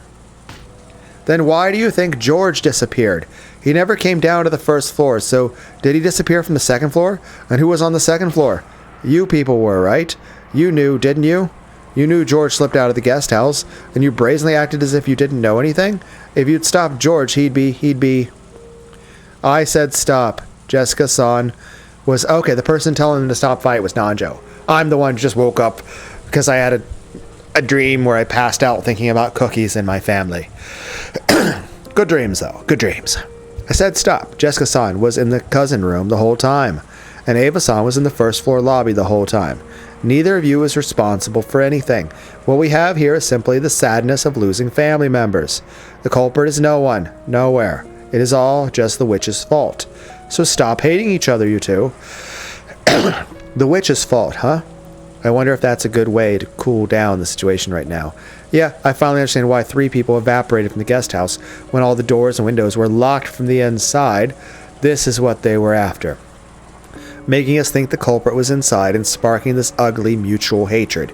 Has to be the culprit's, the witch's goal. But if that's the case, how did the culprit lock it from the outside? When Dad's group was attacked, their master key was definitely stolen, but the doors and windows of the guest house were built so that you couldn't lock them from the outside, no matter how hard you tried. So that master key should have had nothing to do with the guest house closed room. Jessica and Ava were turning their sadness at losing their blood relatives into anger at the person in front of them. Dr. Nanjo was trying to step in between them, but he's going to get shot in the fucking face with a shotgun. And I sat in the sofa staring up at the ceiling, thinking about things that didn't even matter anymore, like cookies. I want some cookies, and a pizza, and some Pepsi. With a worn out... I wonder why you're fucking fat, Lunar. I still like the cookies. Can I have some ice cream? We are not going to Dairy Queen. You fucking fat ass. With a worn out expression. I just couldn't believe that this was the same parlor that had been so warm and pleasant. Midday, yes. I mean, there are dead people here. Wait, do we have leftover cookies? For just a short time before the typhoon pit. I want to get some Oreos. Yeah! Whoa, what is happening? I don't know what's occurring. The sudden sound of a gunshot shook me out of my half-asleep trance. Smoke was rising out of the barrel of the gun Aunt Ava had. Did you just shoot Jessica? Jessica had fallen on the floor and was covering both her eyes. What happened? Aunt Ava and Dr. Nanjo were looking down at her in shock. Are you okay, Jessica-san? Jessica-san. It hurts, it hurts, it hurts. What happened? It wasn't my fault. So you accidentally... Did you have your finger on the trigger? This happened because you came at me even after I told you to stop. Hey, wait a second. What's going on? So did Jessica grab at Aunt Ava, which turned into a scuffle? Did they start fighting over Aunt Ava's gun? Did some kind of impact cause the trigger to be pulled? I didn't know if the bullet had grazed her or if she had been burned by the discharge. But either way, Jessica was covering both of her eyes, screaming, it hurts, and rolling around on the floor. Don't worry, calm down. It's not a serious wound, so get a hold of yourself. My eyes hurt. It hurts. I can't see. I can't see. Dr. Nanjo let Jessica borrow his shoulder, saying that he would tend to her in the servant room. The servant room in the mansion had a bed and a first aid kit and was able to function as an infirmary. Damn it. You killed Mom and Dad. I'll kill you. I kill you. It wasn't me. It wasn't me. Jessica-san, you'll aggravate the wound, so don't move about. Come, let us go to the servant room. Jessica continued to curse Aunt Ava as her parents' murderer. It seemed that Aunt Ava couldn't conceal her trembling at the fact that she had pulled the trigger, even if it had been an accident. It wasn't my fault. It happened because the kid jumped at me. I didn't kill anyone. More importantly, who killed George? That's right, who killed George? George! It isn't my fault. It isn't my fault. But wait a sec, Aunt Ava. Don't go off on your own. I didn't know if it was because Aunt Ava couldn't bear her mistake, or if she'd given up control of her body to anger at the person who had killed her only son, or if it was both of those all mixed together. At any rate, she ran out into the corridor yelling, fearful and screaming. I was also worried about Jessica's condition, but right then, I couldn't leave Aunt Ava alone.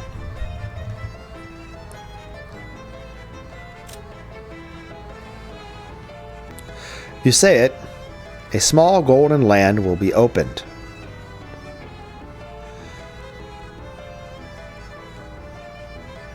In exchange for his soul, the witch gave 8 numbers.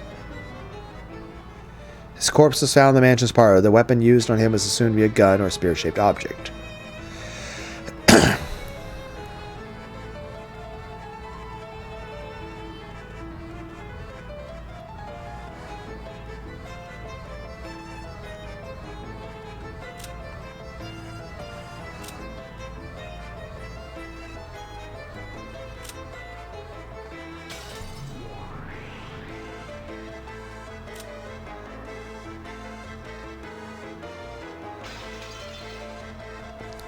Why would she go off on her own in this mansion of all places? Is she suicidal? Probably. All her family's dead. Dr. Nanjo took Jessica towards the servant room. I chased after Aunt Ava, dashing into the depths of the mansion. Oh, speaking of which,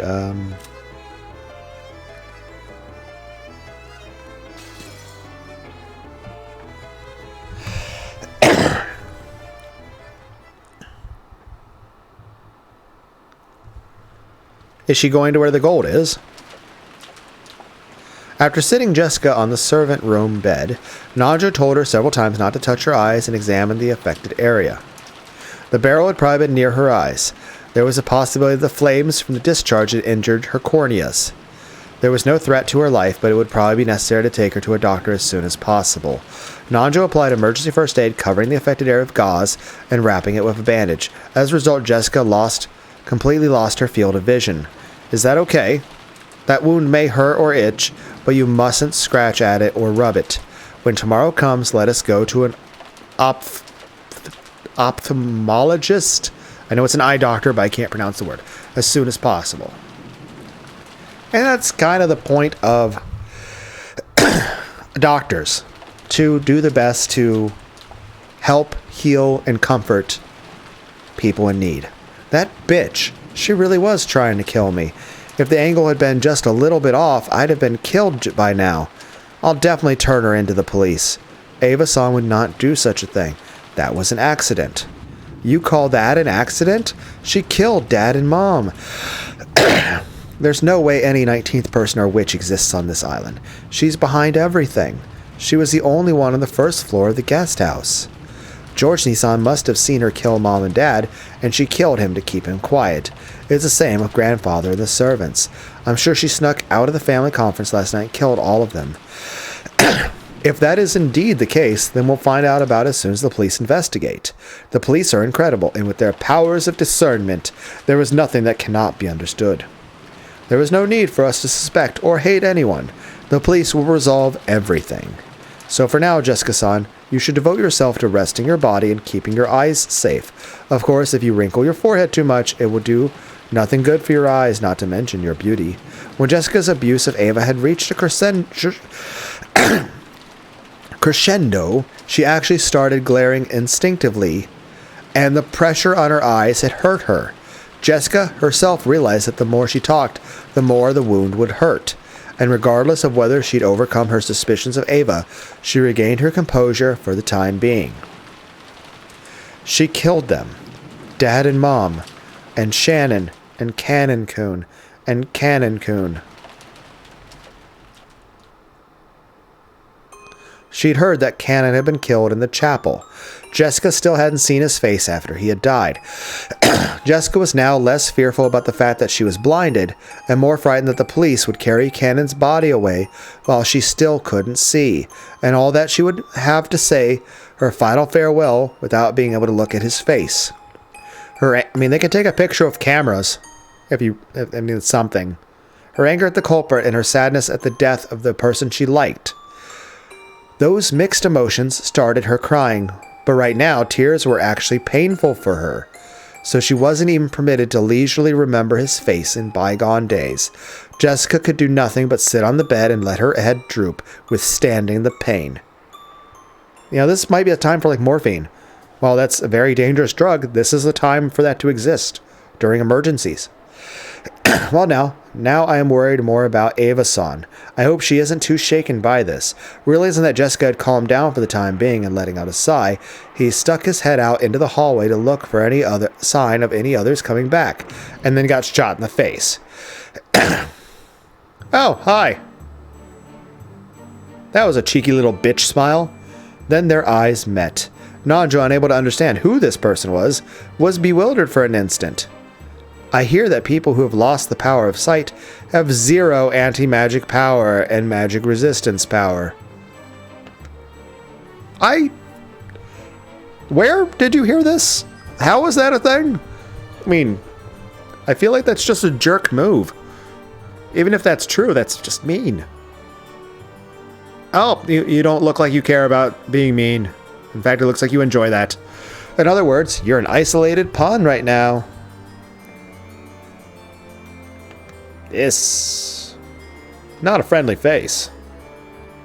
And I should know. I've seen that face in real life. It's not comforting. Understand what that means? What did you say? Nanjo had no way of understanding who the person in front of him was, much less what she had just said.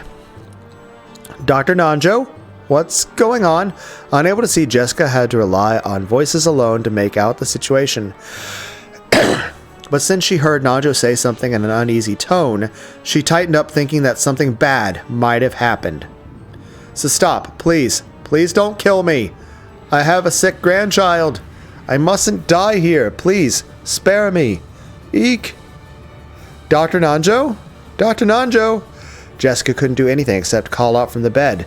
Judging by the tone of his voice, Nanjo was in the corridor confronting someone, and he was scared. His life must have been threatened just a second ago. No, stop it! Eek! Nanjo dying noises. On the 9th twilight, the witch shall revive, and none shall be left alive. The witch pointed the end of her gold staff at Nanjo. Even though he didn't know what she was planning to do, Nanjo assumed that she must be trying to take his life. Dr. Nanjo! Dr. Nanjo! Is someone there?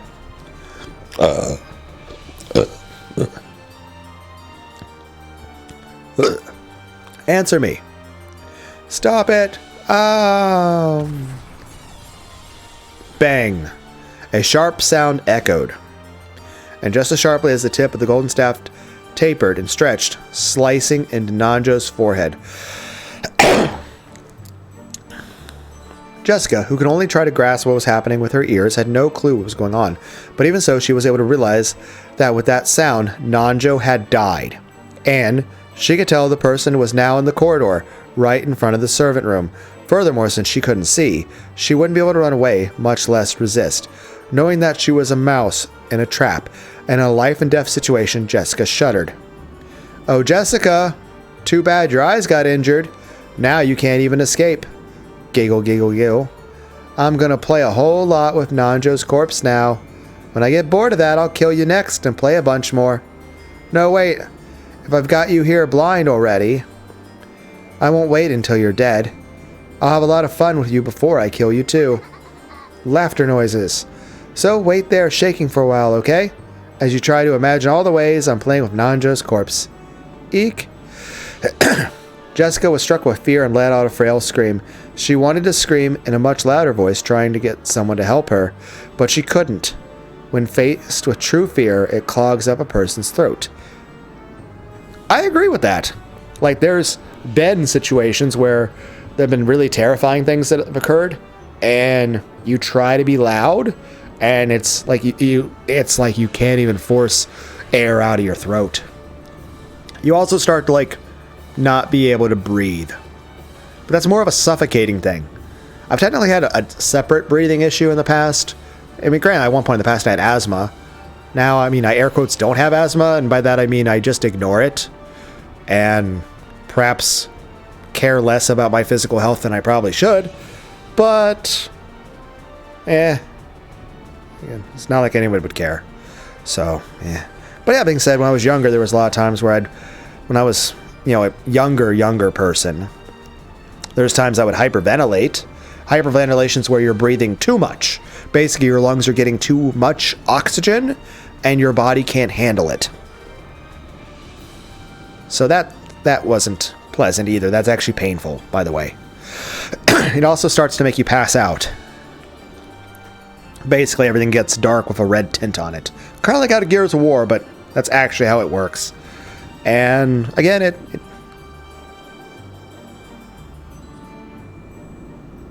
But I've had that happen from one, not only the times of back of hyperventilation, but also multitude of other things that have occurred in life. Sometimes they were stressful things that were not happy things occurring, and other times and physical pain responses. Then again, there's times I've been knocked out instantly. Heck, that time and I've been in like a half a dozen car accidents, but that one time I got hit by a truck going 75 miles per hour. Yeah, that just knocked me right the fuck out for a moment.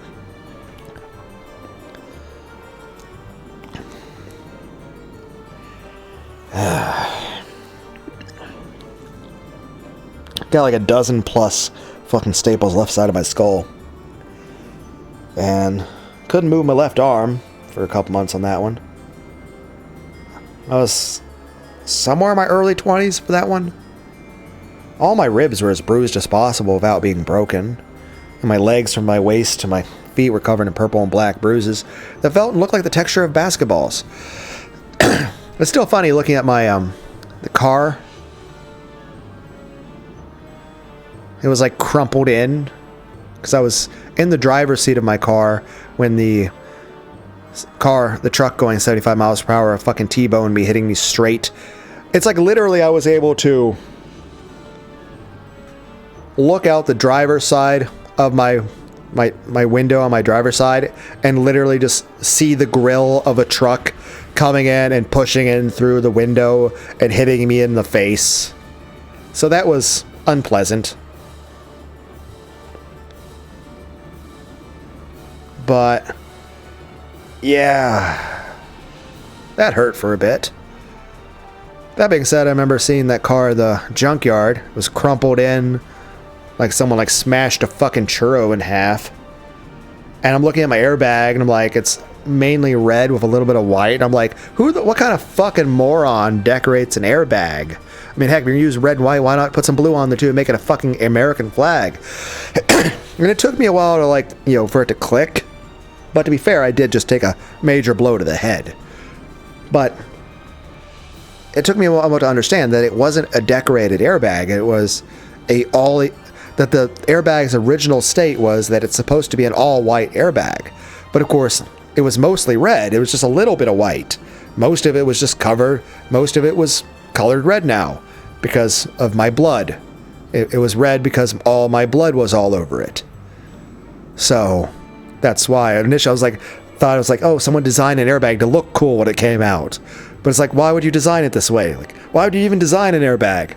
Be like, oh, it's designed to look like SpongeBob SquarePants. Like, no, it's just the reason it was red everywhere is because my blood was drenched into the airbag everywhere. Which I guess I must mean the airbag did its job, right?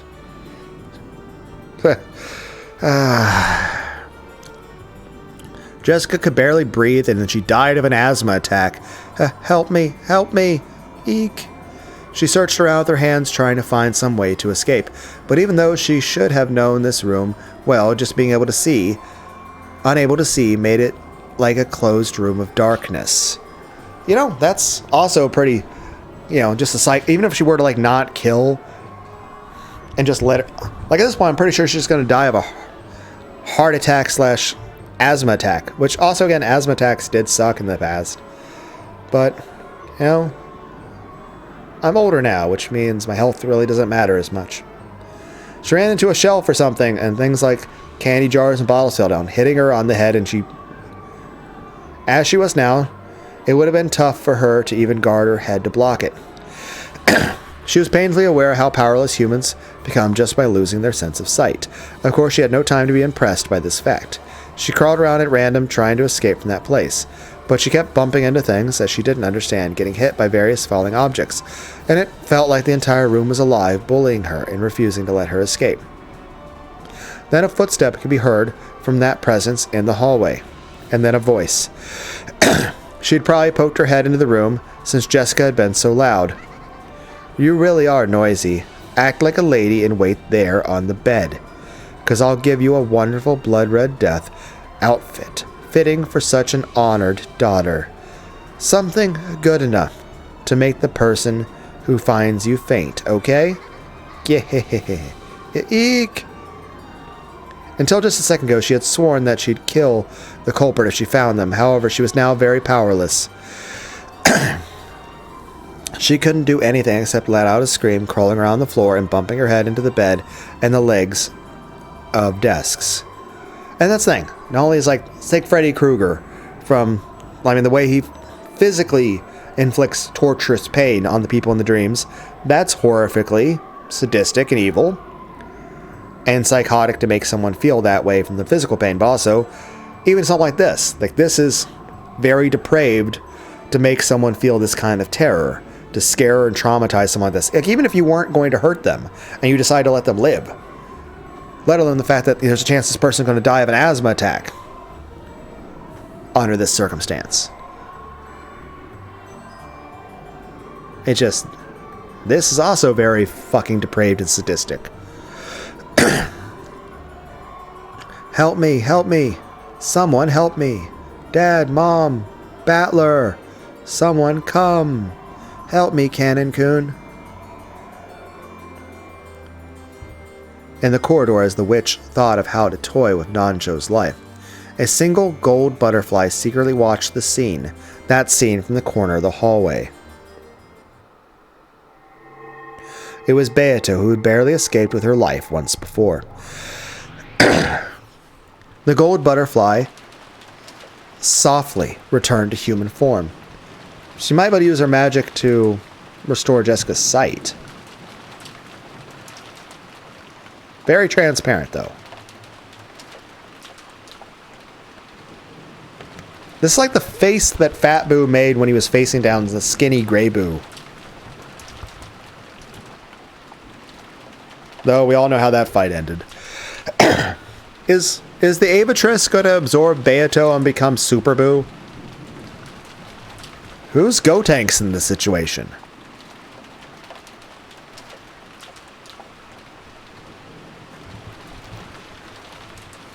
It was faint and transparent like a lace curtain. By now her power was so weak that even maintaining this form was difficult for her. Right next to her, Renove also appeared. It is unlikely that Jessica will survive. Of course, there were to be no survivors from the very beginning. She has grown feelings of love for Cannon. I have toyed with them at times. However, such behavior was shameful for a witch. Love is a single element. Romantic love is even more pure, more sacred. Though, for some reason, you seem to despise it thoroughly, my lady. I will say this, a bit of a hopeless romantic myself. I find that physical intimacy should be a reflection of emotional intimacy. Should be someone you trust and feel safe with. And, it should be expression of emotional affection and closeness and just caring about the other person.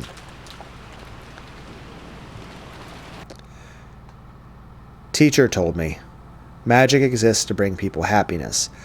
That's something I myself must have been aware of in the past.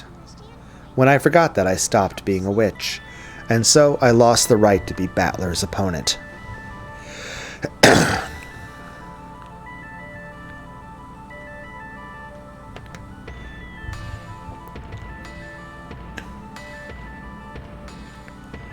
I can hardly believe it, my lady. Do you actually intend to rescue Jessica? It will be dangerous. I know. Even if I do save her, she will become a plaything at the witch's banquet when the door to the Golden Land opens. But even so, that death would be far more compassionate than what that person would do to her. So we're saving her life so she can be eaten alive by the goat people. The witch's banquet steals lives in a terrible way, but it does not do so more than once. It does not toy with life and death. However, that person is different.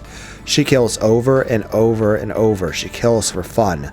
There is not even a trace of compassion there. I want to at least save Jessica from that kind of cruel fate. Certainly, by carrying that out, you would probably be praised as a good witch. However, the new Beatrice-sama already views you as hostile, my lady. If you were to be seen by her again, you would not have any method of escape this time, correct? Meaning, you, And also, Renovi's probably going to mention, like, hey, she mentioned that if you would survive, she wanted to be able to kill you over and over again. When I reunited George and Shannon, I finally understood what a witch is, and what magic is. I am a witch.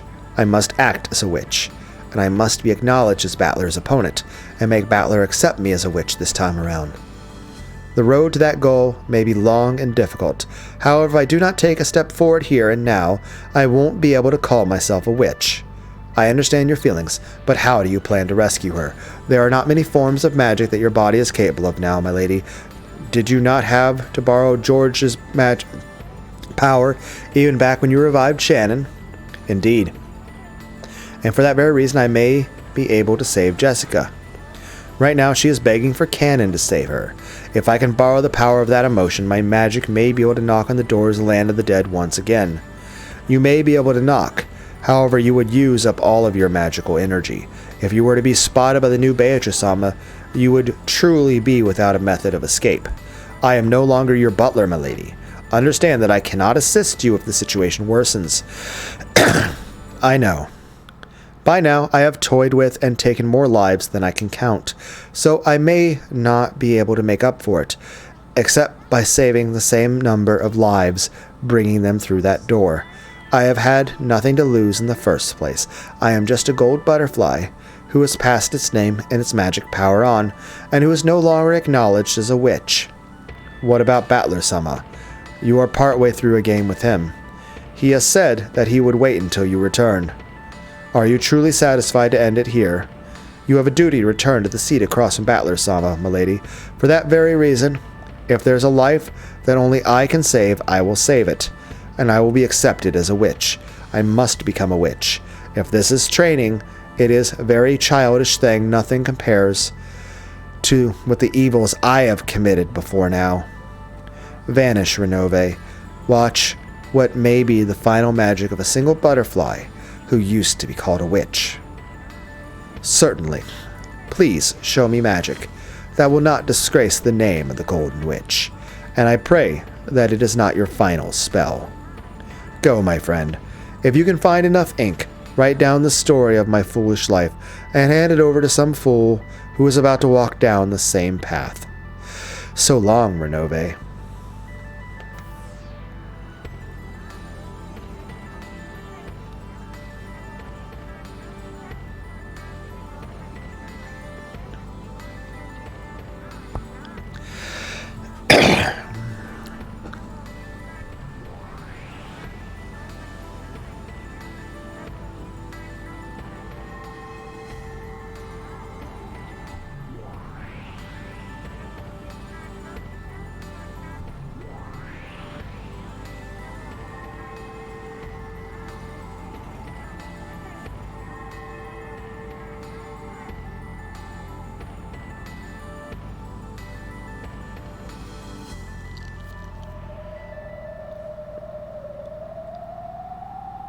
Cannon-kun, where are you? Where are you? Help me, help me, ah! My lady, I am always there by your side. Cannon-kun? Cannon-kun? It seemed to Jessica as though she'd heard Cannon's voice just then. She looked around with unseeing eyes, but of course she saw nothing. On the contrary, that action caused her head to hit the desk again. Cannon-kun, Cannon-kun, help me, help me! Yes, my lady, I will help you. Cannon-kun? You survived? This time she thought she'd heard his voice clearly. Jessica jumped up in surprise, banging her head against the desk once again. Milady, please calm your heart and listen. Unfortunately, I am not alive. Huh? I have already died. However, that witch came to me to tell me of your peril, and she gave me just a little bit of time so that I could save you, my lady. Please calm your heart even more. If you do, my form will become visible even to you, my lady. Jessica obeyed those words. She chased all idle thoughts from her head and relaxed her breathing. Of course, her heart felt like it was going to explode after hearing the voice of the one she'd liked and had thought was dead. She resisted the excitement with all her strength. When she did, she felt as though Cannon-kun really was in front of her. Even though she shouldn't have been able to see him with her eyes, she was able to sense him clearly. Can you see me, milady? Yeah, I can see. I can definitely see you, Canon-kun. I exist only as a soul now, so I cannot touch you, my lady. I cannot do anything except talk to you like this. With my current weak existence, I can do nothing more than that, but I should be able to be of some aid to you, my lady. So, we can only talk. I can't touch you, Canon-kun. I am now more fragile than smoke from a candle, so much so that if one of the living, such as you, were to touch me, I would be wiped away instantly. So please don't try to touch me, because I am also holding back my desire to touch you, my lady. Okay. More importantly, my lady, please listen well. The new Golden Witch has a cruel heart. She surely plans to make you meet with a horrible fate. You must escape from this room and hide. How? I can't see anything. Quiet. I will be your eyes, my lady. Please move in accordance with my instructions. First, please crawl 3 steps from there and stand up. You are now under the desk, my lady. If you stand there, you'll hit your head. That was under the desk? Okay, 1, 2, 3. I'm going to stand. Well done. Next, please turn to face towards 9 o'clock. Yes, well done. This is pretty embarrassing. Ow. Are you okay? Does your wound hurt? No, I'm fine. What's next? Jessica thought that if this was a dream, she didn't want to wake up. Oh, we get to see Nanjo. Nanjo is not okay. His corpse was found in the hallway in front of the mansion's servant room. The weapon used on him is assumed to be a gun or a spear shaft. Just a little longer, and he'd probably have managed to return alive. However, in the end, the witch did not permit that.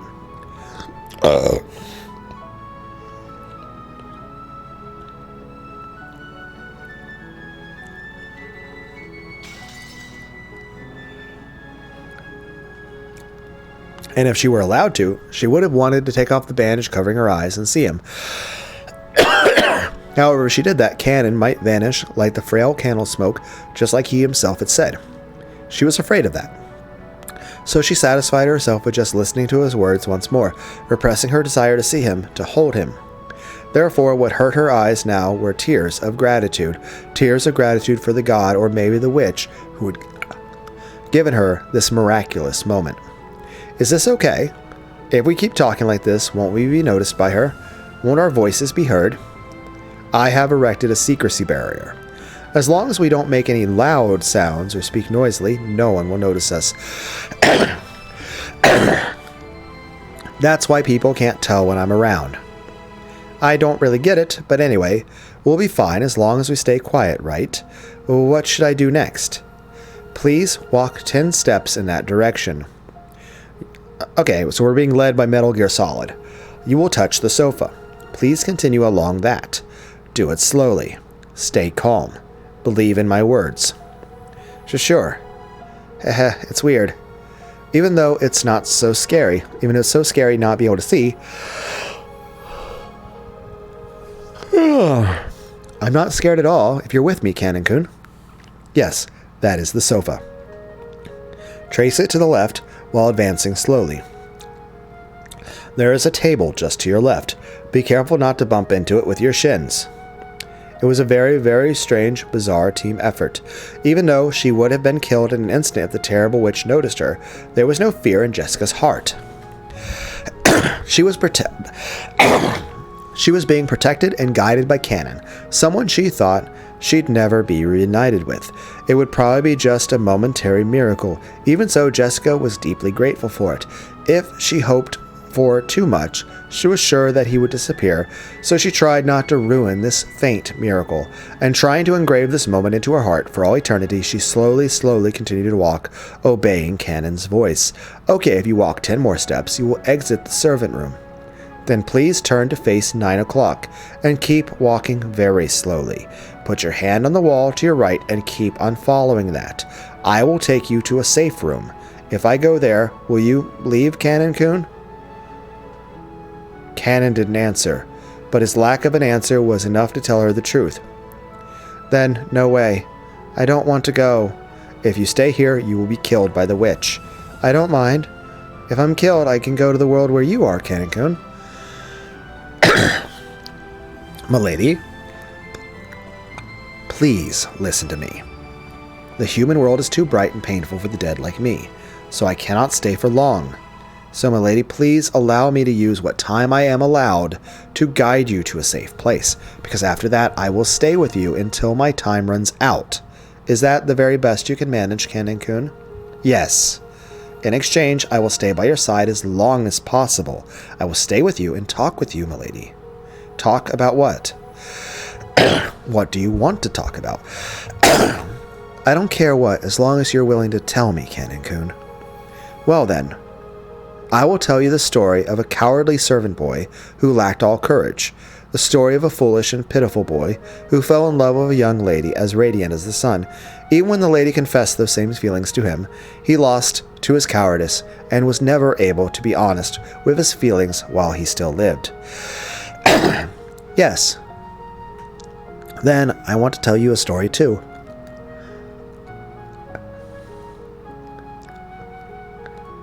It's the story of a cowardly girl who couldn't muster the courage to tell the boy she loved how she felt much more often. The story of how that girl, after being reunited with that boy by a miracle from God, used that chance to finally muster up her courage. I also want to hear that. So for that reason well, let us go to a safe place. Yeah. If I could be with you, Canon-kun, I would walk forever, however far, however long it took. I don't need eyes anymore. If you tell me to step forward, I will take that step, even if it leads off a cliff. Thank you. Come, my lady. Let us go. The first 10 steps. No, I don't like it. I won't do it unless you call me Jessica. Understood. Well then, Jessica. Take the first 10 steps. Yes, Canon-kun. Is he gonna tell her the name that he's not sure he remembers yet? Very quietly, Jessica and Canon slowly snuck out of the servant room. Just around the corner, the witch could be seen cruelly looking down at Nanjo's corpse. But she didn't even notice their presence. However, Renode, who stood at the ready by her side, met Canon's eyes. Canon thought, oh no, grimacing and blocking Jessica with his back. However, Renove did not inform his master. He played dumb, just as though he hadn't spotted Canon in the first place. No, maybe he did appear to chuckle. From a finger of Renove's hands, which were joined behind his back, a single small gold butterfly appeared, flying in front of Canon as though guiding him. It went unnoticed by the master he served. Canon was surprised at the magic the butterfly held, because it was far more powerful than the secrecy barrier Canon possessed. He may not have known it, but the power of his had originally been Renove's. Canon's ability was an imitation of that, which Kinzo had made and given to him. As that butterfly of secrecy magic scattered gold scales, it grew smaller bit by bit. It probably wouldn't last long, but without a doubt, even that would buy them enough time to get them far away from the cruel witch. Okay, milady. Let's follow that wall and keep walking. Keep going. Keep going. Yeah. If I can be with you, Canon-kun, I'll keep on going on and on. Led and protected by the small gold butterfly, the pair, separated by the wall of life and death, slowly walked towards the end of the corridor. There was no way the evil witch could have had magic to notice their flight. Until they disappeared at the other end of the corridor, the witch didn't realize that Jessica had vanished.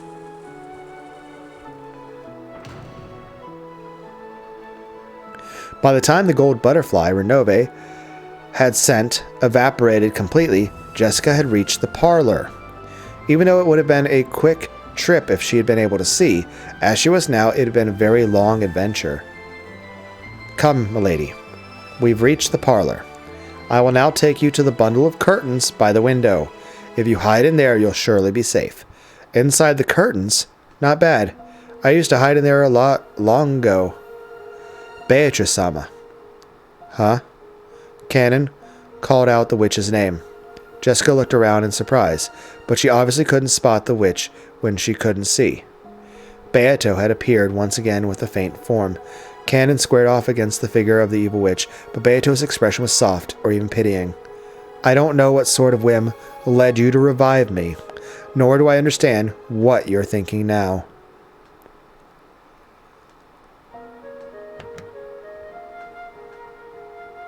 Oh, it was nothing more than a whim. No, this is how witches should be. It took me 1,000 years to realize that.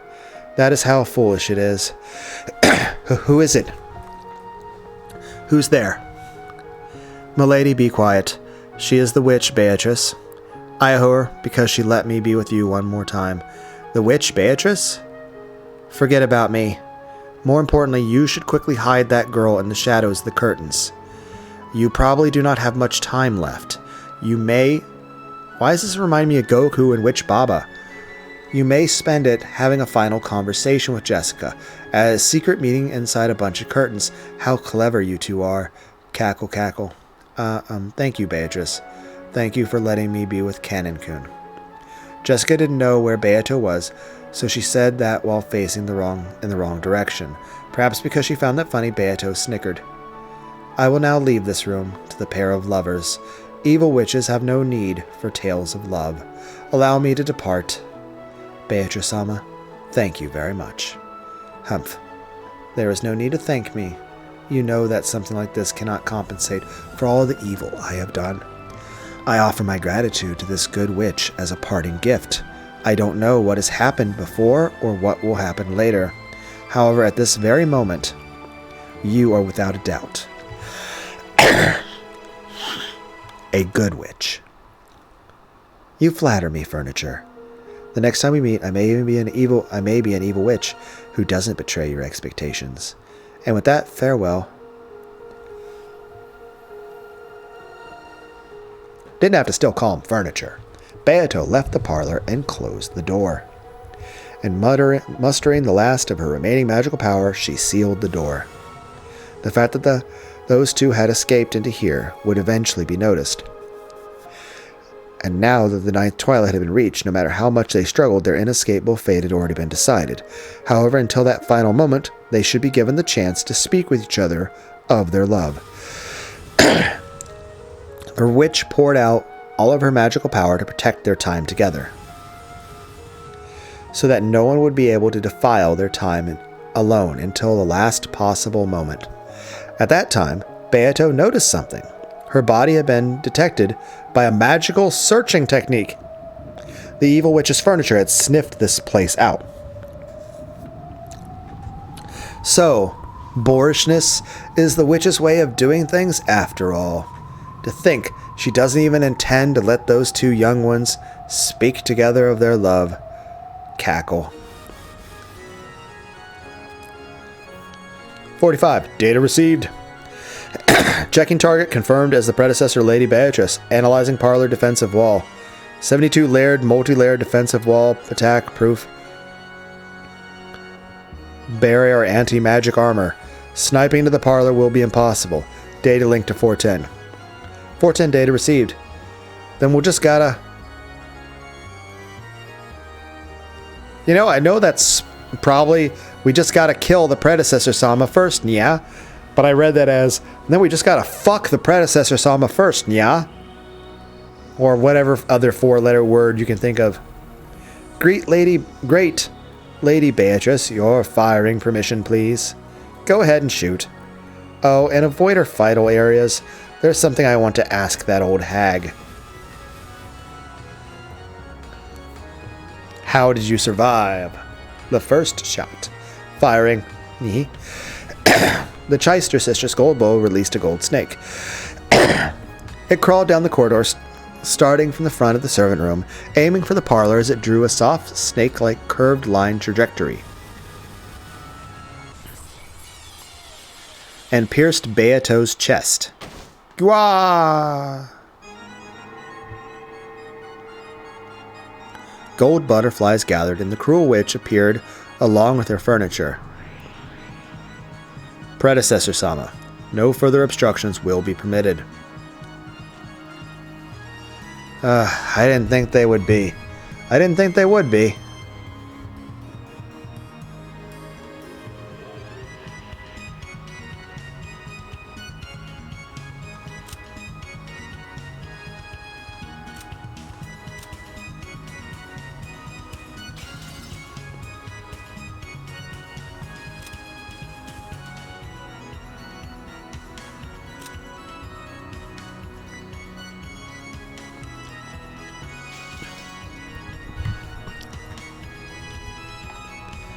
Still, the Cheister sisters really have gotten rusty.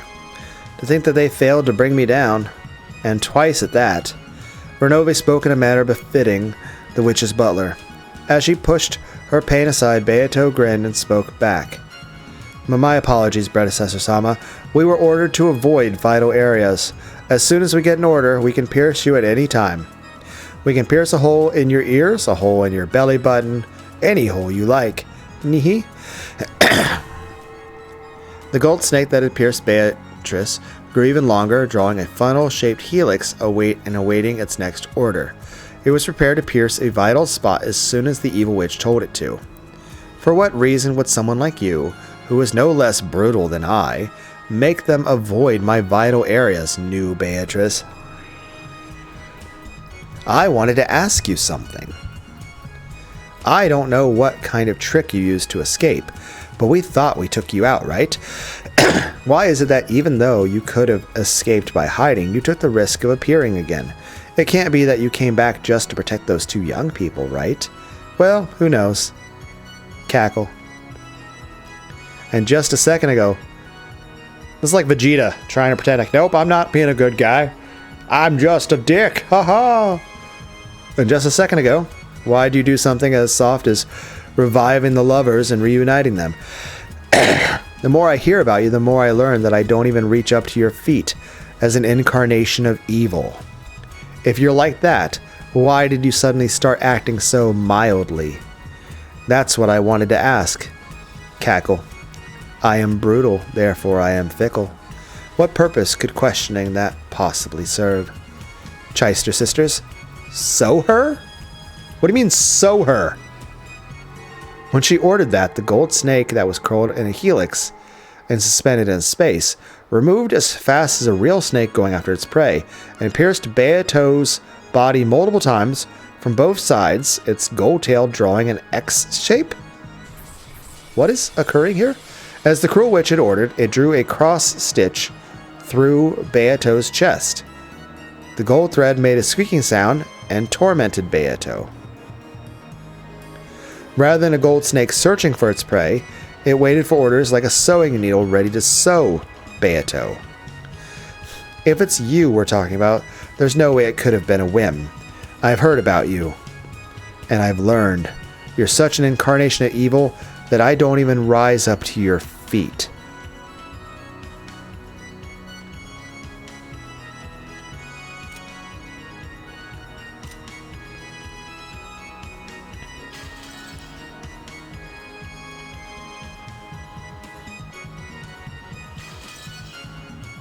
I thought I was truly a fitting successor to you, but you've always been in the way. You always say warm, pleasant things that shock me. What changed you? You explored the depths of evil for 1,000 years, and I let you live because I wanted to know what happened to make you change so much. If you really want to know, then I suggest you waste 1,000 years as well. So we're literally just sewing needling her so that we're stabbing her but healing the wounds as we're going, but making them still hurt but not be fatal. So we're literally doing it to avoid killing her but cause pain. That being said, Beato is actually getting a chance to experience this firsthand. Yaka. Beato's chest was once again sewn with a golden cross stitch. It tightened once again, squeezing fresh blood from Beato's chest. The intense pain it caused ran in conflict with its beauty to the eye. You might be one of those things that disappear when they die and don't leave a corpse, so I'll kill you slowly. But if you answer my questions honestly, I'll let you die easy. I'll give you a splendid, gorgeous death, perfect for my predecessor-sama. I'll sink you in a coffin filled with water and roses. Isn't that wonderful? And you still won't talk about the reason for your change of heart? Cackle, not answering when she is asked, is another one of an evil witch's pleasures. So twice. Gah, noises. Of course you don't have to answer. It's still fun to fucking torture you. 'Cause I'm a psychotic bitch. After all, that way I get to torture you. Laughter noises I don't know how to enunciate. The endless magic truly is wonderful. When you think about it, this world is limited in every way. The endless cannot exist in the human world. Because gods are without limits, the human world is deprived of all limitlessness, so that they can be looked down upon. So in other words, this endless power is the power of the gods. A wonderful power where the more you play with it, the more fun ways of playing you find. You used that power as you pleased for 1,000 years and went on a rampage. Why are you having a change of heart only now? You aren't going to say you regret handing it over to me, are you?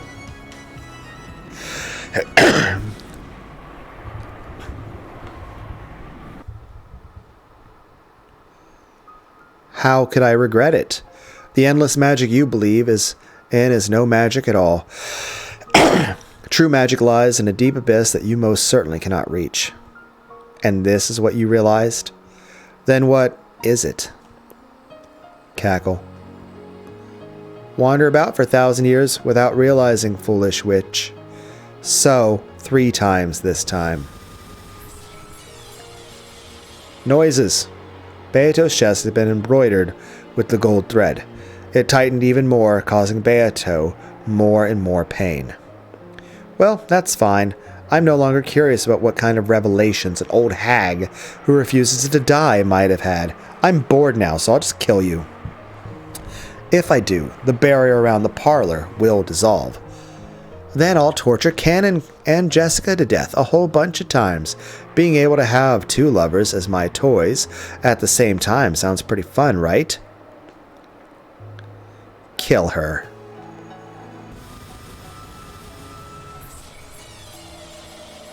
Without missing by a millimeter, the gold sewing thread shot through Beato's heart. That intense pain was worse than all of the pain before that put together. Beato finally remembered the actual feeling of dying, which she had forgotten over the course of 1,000 years. But she couldn't die. She must not die. If she died, it would mean handing over the 2 in the parlor to the cruel witch. So she definitely couldn't die. She resolutely refused to die. New Beatrice. I have a request. The lovers meeting between the 2 in the parlor will not last long. In the amount of time an hourglass can measure, Cannon will probably vanish into the land of the dead.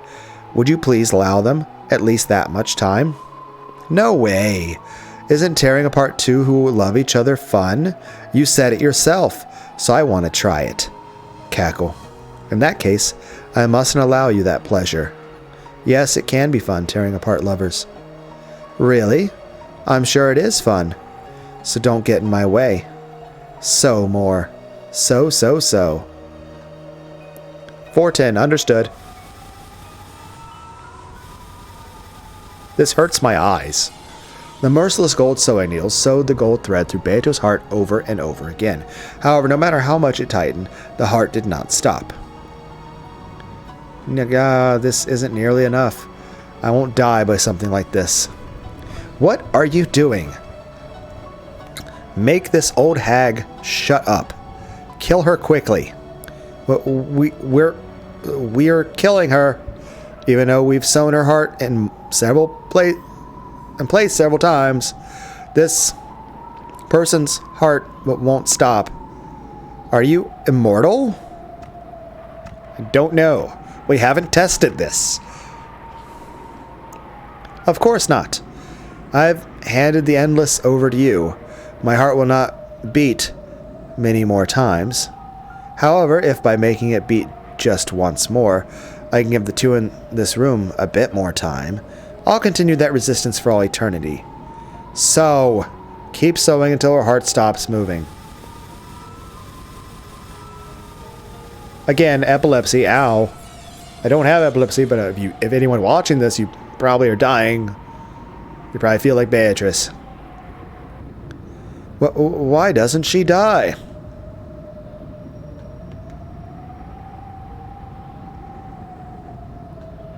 She's using the Kaioken. It's impossible. Why isn't her heart stopping, even though it's been sewn in place? Who cares? We'll make the heart explode from the inside, yeah? How pitiful. And you could have died cleanly if you hadn't resisted us. My eyes. As they said that, even though the gold needle and the thread made round trips over and over again, Beato still didn't die. The cruel witch eventually grew pale at how bizarre that was. What in the world are you? You probably cannot understand. Even I didn't understand. And yet, somehow or another, it seems that this is true magic. In other words, I have now become it. I have become a true witch. Fixing explosion center and heart interior. Fuse preparations ready. Explode!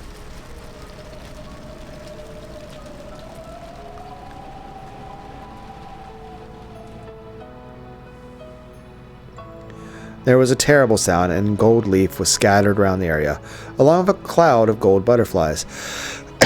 Beato's chest had opened wide from the inside, and from that gold butterflies and gold leaf poured out, staining the surrounding area gold. Then Beato's flesh crumpled. Like a puppet whose strings had been cut, she crouched down and crumpled. However, a gold heart, tied by gold threads, floated in the air and continued to beat. But what the eek? My monster! Eep!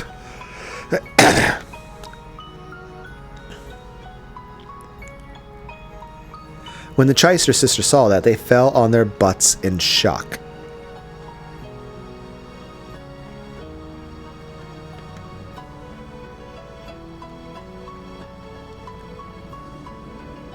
Somehow, even though Beato had become nothing more than a heart, it still kept beating, continuing to protect the barrier to the parlor. It was an immeasurably fast magical power, impossible to measure, in other words, endless. I'm the Endless Witch, right? Why is this old hag still alive after all this? Chester sisters? Smash that heart. Quickly. It's impossible. It's impossible. My apologies. We can't do it. Indeed, it probably will be impossible. No number of people could crush that heart. And certainly not the soldiers who serve under His Highness the Dragon King. In that case, an endless witch like me should be able to crush it, right? My power is that of a god. I am afraid to say that your power cannot leave a single wound on the endless of Beatrice-sama. Just what do you mean by that?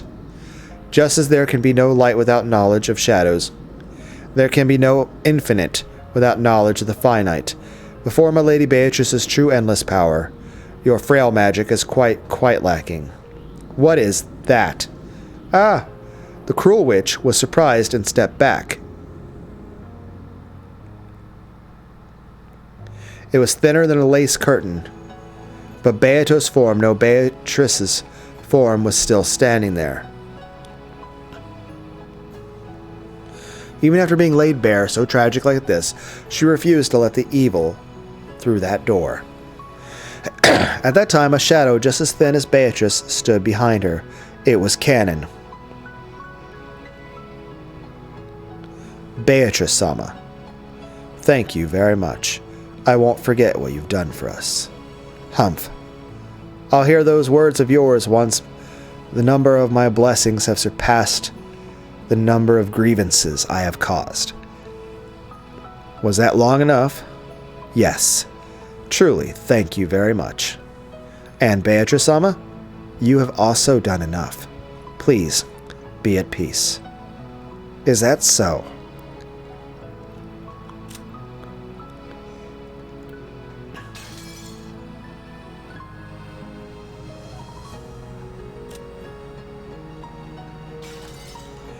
Is this enough? Huh, cackle. What's going on? Why are you guys calling that old hag Beatrice? Beatrice is my name, right? It's got to be, since I'm the new Golden Witch and Endless Witch, right? How rude. How dare you claim Beatrice-sama's name? I am afraid to say that the name of Beatrice-sama belongs to the one crowned as the Endless Witch. Right now, you are the predecessor. Poo-cuckoo. What did you say? Farewell, Canon. I'm sure I'll see you soon enough, in a new nightmare. In the nightmare of a new night. Nightmare on Rokkenjima Street. I will once again be your companion, Beatrice-sama. With that, if you would excuse me. Canon's form grew faint, and he disappeared into thin air. After watching him go, Beatrice's form also grew faint, and before disappearing, it slumped over onto the floor. Then there was a splat. The golden heart that had been floating in midair lost its sparkle, became blood-stained flesh, and fell to the ground. How frail it was. It was ragged and full of holes.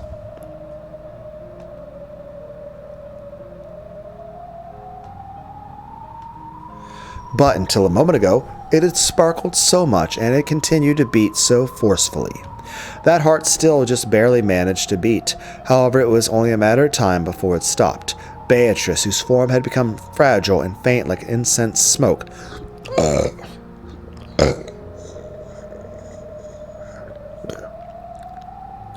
lay on the floor, steadily watching her own heart. There, the cruel witch could be seen. But what do you mean endless?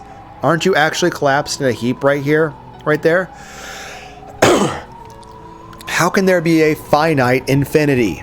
That's a contradiction. It couldn't exist. This is the limit of your magic. The endless is better than the finite. Beatrice no longer even had the will to respond.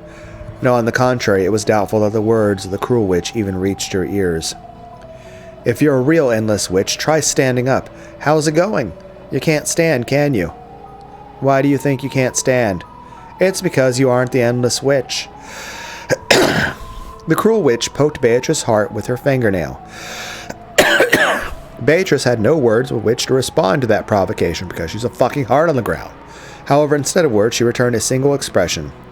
It felt humiliating only to the cruel witch, because she had gently curved her mouth and smiled.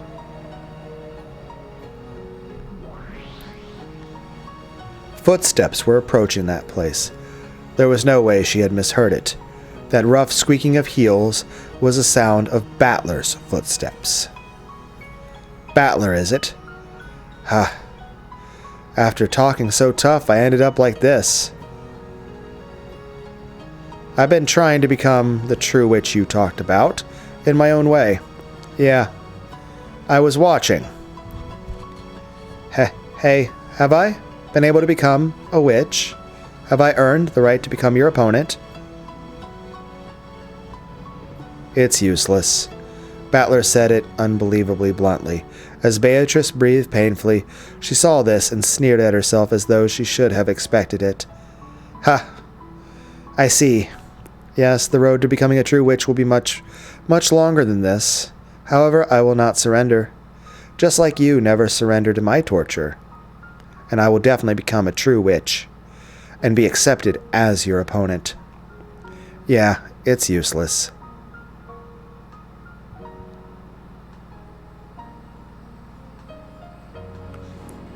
It's all useless. You aren't my opponent.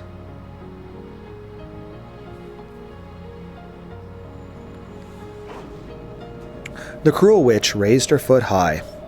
Below it was Beatrice's frail heart. Die, you old hag. Let's see how endless you are when you've been crushed to a pulp. I'm the witch. I am the golden witch Beatrice.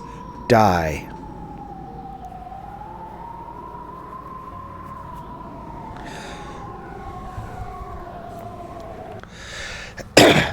It's useless. It's all useless.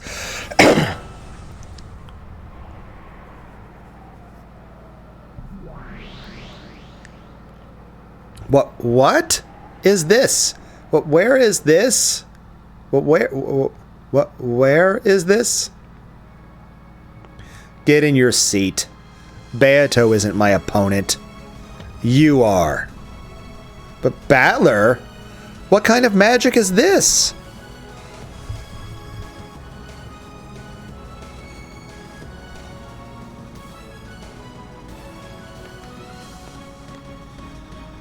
Who cares? It doesn't matter. Cheister sisters. 45, understood. Attacking everywhere. Understood. Die, Battler. Are the Sisters of Purgatory actually going to be fucking defending me now? The Cheister sisters each ready their own golden bows and fired golden arrows. The two only pulled the bowstrings together when they used precision guidance. If they were fighting against an enemy before their eyes, they fired their bows at the same time, and their might did not suffer in the slightest. They just have less accuracy. Are we being defended by the Purgatory people? What?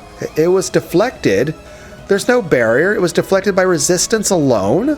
45, target analysis. 45, understood. Huh? What? Did I break down? Am I insane? Anti-magic resistance power, endless 9? Even mythical class magical attacks won't be effective against the target.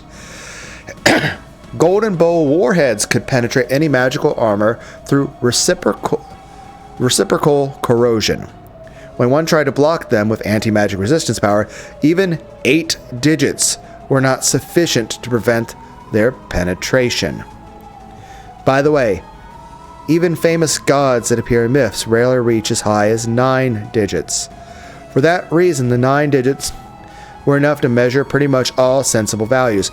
Battler buried all 9 of those digits with 9s. How foolish.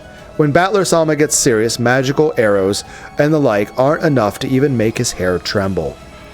The Cheister sisters dropped their golden bows in shock. To Battler himself, it was as though a pair of dragonflies had flown past his shoulders.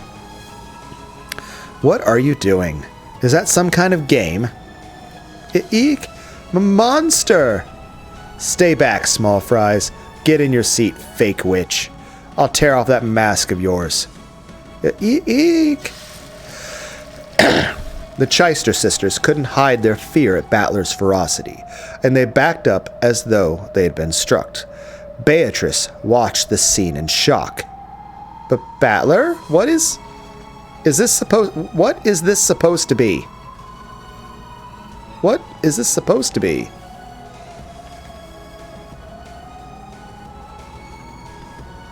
Just like you see, you aren't my opponent.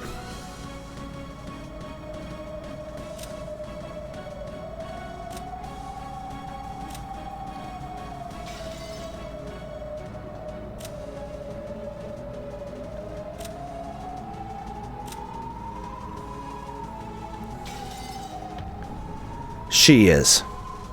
That imposter over there who's using your name. Ack! I am fighting against a witch. I face off against an opponent who claims to be a witch, and I deny witches by defeating them.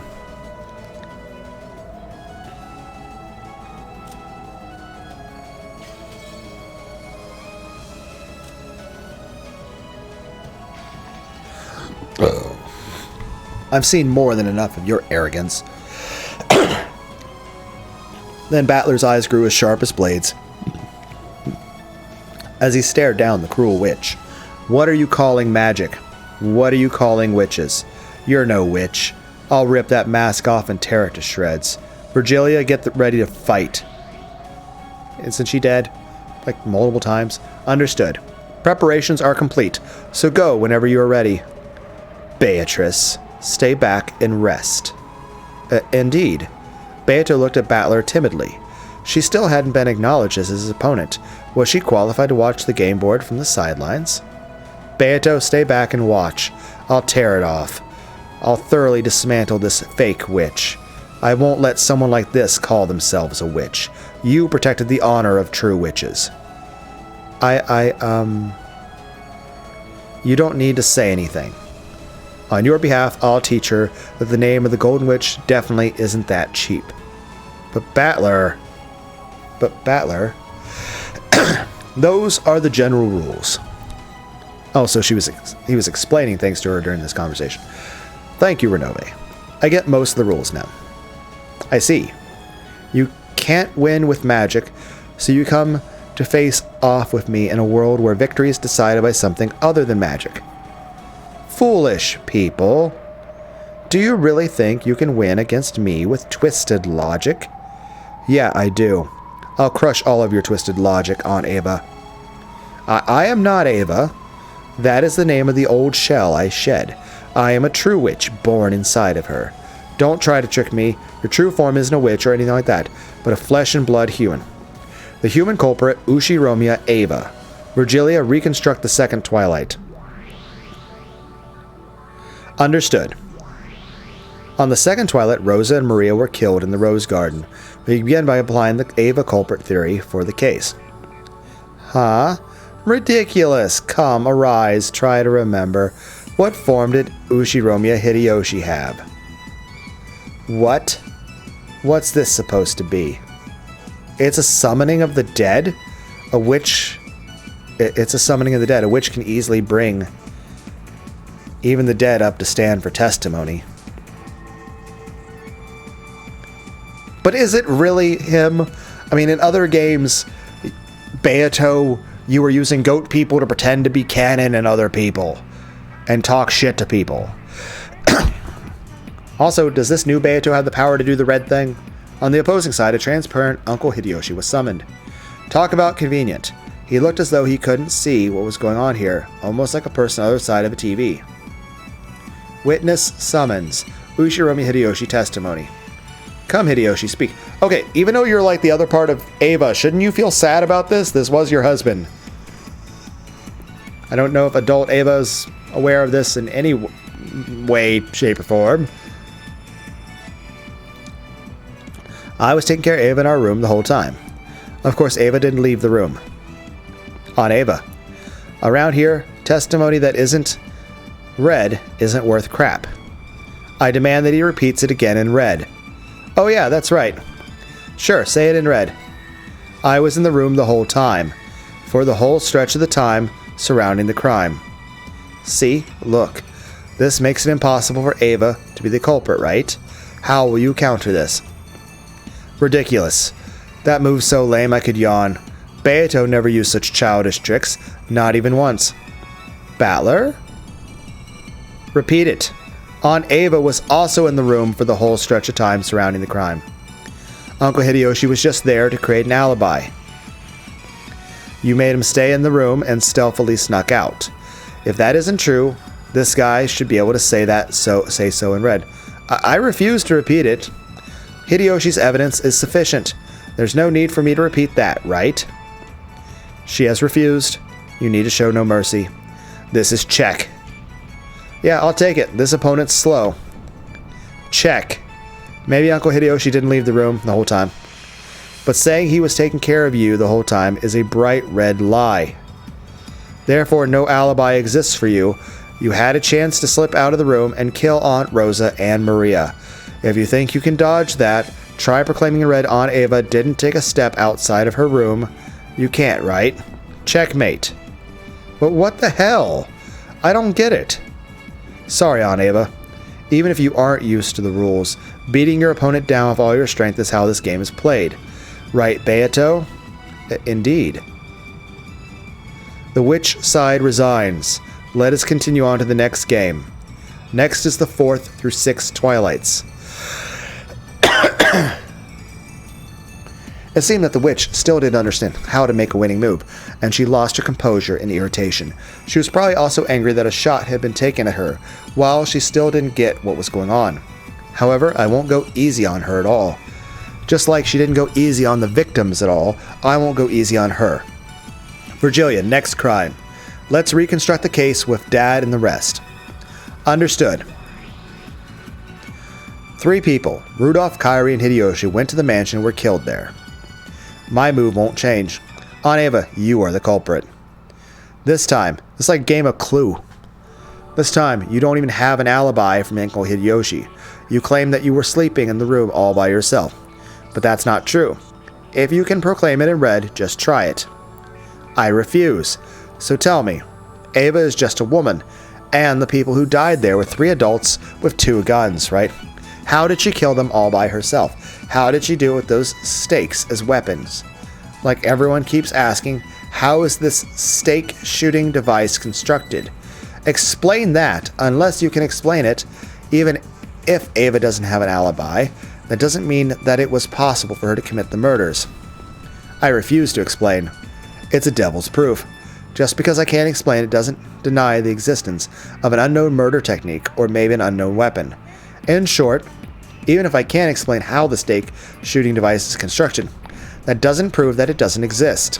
What the hell? Does that ridiculousness even count? Your devil's proof is valid. Agreed. It's a valid devil's proof. Battler Coon can claim that a stake shooting device exists without bearing the responsibility of explaining how it is constructed. The witch side cannot object to this move. But not bad. How pushy.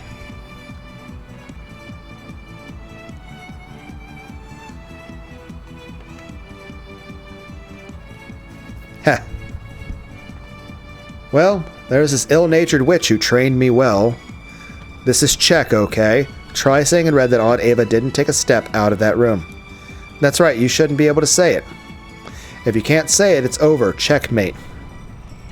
That's so irrational. This is messed up. Those are the rules of this game. Okay, you were literally torturing people by boiling them alive in scalding liquids, and now you're complaining about losing a chess game that you're terrible at. How about some black tea first? And some delicious cookies as well. I don't need all that. Ah, that pisses me off. So you fight like a coward just because you can't win with magic? Don't get irritated. Drink some black tea or something. I'll take mine straight. What about you, Beato? I am fine. More importantly, Battler, don't let your guard down. Your opponent is only unfamiliar with the rules. This will only really start once your opponent gets the gist of it. But I'll crush her. I'll thoroughly crush her. Because she isn't a witch.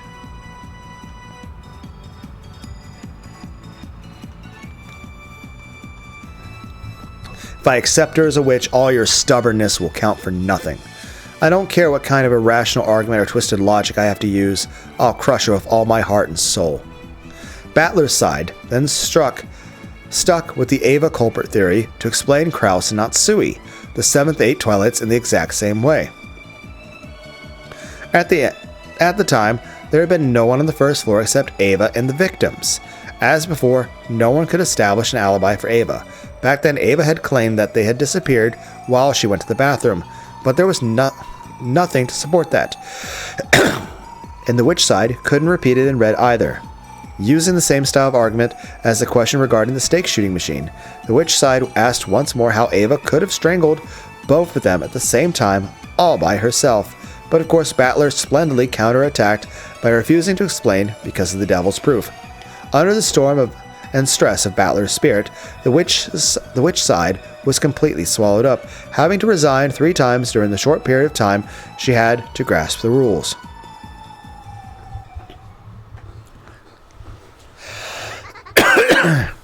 Laughing for some reason.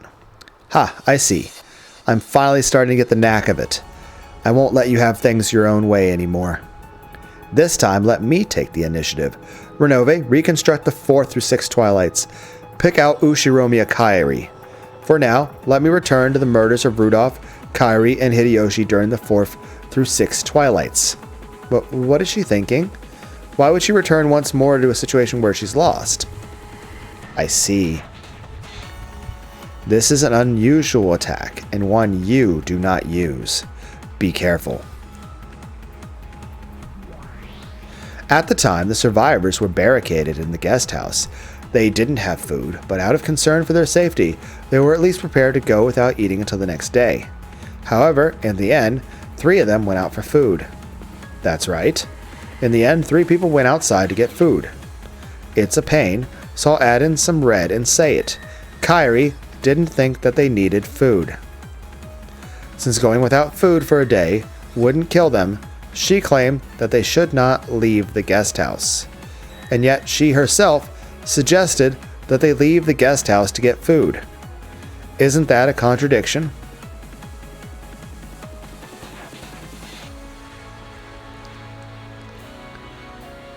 Yes, a spectacular contradiction. A contradiction exists in Kairi's pattern of behavior. That contradiction was created by me with magic. In other words, I controlled Kairi using magic and made her to lure the sacrifices outside. Ridiculous. There's no way that kind of magic exists. I mean, technically, subways use that magic. I mean, there's psychological studies that have used that if you combine certain color palettes into paintings and pictures, it induces extra feelings of hunger in a person. Or maybe like there's sound waves being sent by some satellite in outer space. It's a devil's proof, right? Just because you don't know about that magic doesn't deny its existence. And I don't bear the responsibility of acting out that magic for you. And yet you have even less room to counter this argument. Giggle. I wonder if it's okay to fight this way. Yes, it is truly a spectacular move. Battler-sama, your response, if you please. That's a weird strategy she's taking. So just what is this? She has placed a piece attacking Ushiromi Kairi's pattern of behavior. As has already been explained, Kairi's pattern of behavior had her saying that they should not go outside or head to the mansion in order to get food. And yet she herself took the initiative, taking the contradictory action of going out to get food. Unless you can explain this contradiction, she will use this violent move to claim the magic was the cause. Well, basically, she didn't think the real reason was to go get food. Either she wanted to check for the solution to the epitaph, or she wanted to try to confront the murderer herself. So the idea is this: they didn't want to wait. Like, on the one hand, maybe Kairi found the solution to the puzzle and wanted to, like, figure out if the gold was where she thought it was. But more to the point, it might be this. Maybe she wanted to take the fight to the culprit. You know, have the initiative. Get the culprit off balance. If the culprit was being attacked without being expecting of it, you're more likely to get the win. And having two people with guns would accomplish that. But it could very well be that they went there with the plan to confront the culprit. So Kairi wasn't going to get food. That was the cover. What they really were going for is they wanted to try to hunt down and kill the culprit themselves so that everyone else could rest peacefully. However, they didn't know Hideyoshi was working with Eva. So he betrayed them. Well, that's probably what Kairi-san thought in the beginning, but she probably thought through a few things midway, then changed her mind and decided that food was really necessary. Really was necessary. It'd be bad if things got tough and we were so hungry that we had no energy, and well, she is claiming that this change of heart was due to magic. In short, while it might be extremely difficult, you must explain the reason for Kairi's change of heart. But what are you saying? You're talking about the inside of Kairi-san's head, right? Can I also summon Kairi-san's ghost and question her? Beato? Can't you call Kairi-san here or something? She cannot. That is a move permitted only to the witch side. So sorry. Ah, fuck. She was probably thinking of the kids and the whole thought the food was necessary, and you must present your claim through objective means. You'll need concrete proof that Kairi changed her mind and decided that food really was necessary for some specific reason. For example, oh, there's another thing. Hideyoshi said he wanted to go to get food for Eva. So it could be that he pressured Rudolph and Kairi to do it at Ava's bequest. For example, if someone heard her say that, or if it was written down somewhere. Too bad the reason she changed her mind was not passed on to anyone, nor was it written down. Therefore, you can't only speculate as to what was inside Kairi's mind, so it's impossible to explain. You don't have a single counter to my move. Isn't it your turn to resign now, Battler-kun? It is possible to hypothesize endlessly as to the reason behind her change of heart, and it is impossible to crush all of those endless possibilities. A detestably spectacular move. If Battler-sama were to have a method of countering, it could probably only be that move. But what move is that? Well, I wonder what kind of move it could be. I have a feeling that it was my lady's specialty, but I cannot remember. Quit being stingy and tell me. Beatrice, no answers will be given to those who stop thinking for themselves. Think. Think in your own way. Why don't you resign right now? And I'll corner you even more of Red. Until the last incident before she died, Kyrie's behavior pattern of not going to get food equals not going to get the mansion was maintained.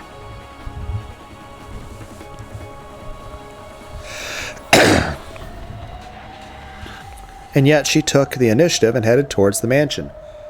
She wanted to kill the person who was responsible. She was pushing a cart ready to carry food. Why the contradiction? Because I controlled her with magic. This is proof that my magic exists and that I am a witch. Shut the hell up. Are you saying that she never even changed her mind? That the whole time until she died, Kairi-san thought we don't need food and we won't go to the mansion? Then why did she step forward herself and say that she should go get food and go to the mansion? Are you saying that Kairi-san was being controlled with magic? That's stupid. How should I break through this magic? If only Kairi were here and just told us the reason behind her change of heart. No, I've already been told and read that she never even changed her mind. What should I do? There's no move that human side can counter with. The more I learn about this game, the more advantageous the rules seem for the witch, right? Even if I lose in a lot of areas, if I can win in just one, that alone can display the existence of a witch. In other words, Battler-kun has no way of denying witches other than a complete victory. How truly funny that even though you thought you could corner me and call me Ava, it's all been spun around by nothing more than the inside of your respected Kairi-san's head, right? Oh, you said the word spun around. Oh, how terrible for you. You activated you pushed the Goku button. Just do it, resign. If only you just accept it. If only you just lose. Damn it. It's impossible for a human to prove. I can't do anything but guess at what the dead were thinking when they acted. Furthermore, I can't deny the magic based on conjecture alone. To break through it, I need objective proof as to why Kairi-san had a change of heart. But damn it. It's been said and read that there's no proof that exists why she changed her mind and wanted food. What should I do? Damn it, damn it. Battler-sama? Is this your resignation? No. Not going to get food equals not going to the mansion. But then how should I understand Kairi-san's thoughts, which actually contradict each other? You can't understand. It's impossible to understand and impossible to interpret. That darkness is all of the witch. Come on, it's useless to think. So quit, okay? You just can't deny witches. After all, I exist right here. I am the Golden Witch. I stole that name from the former witch over there.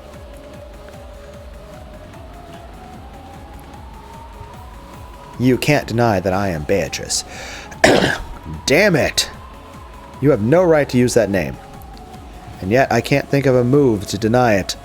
Battler could no longer counter this witch, who was laughing insanely in triumph. He didn't want to give up, but no move appeared. He ground his teeth, making his fist with both hands. But even so, he couldn't think of a brilliant counterattack. Battler-sama, your time limit is over, so will you resign? Why is there suddenly a time limit?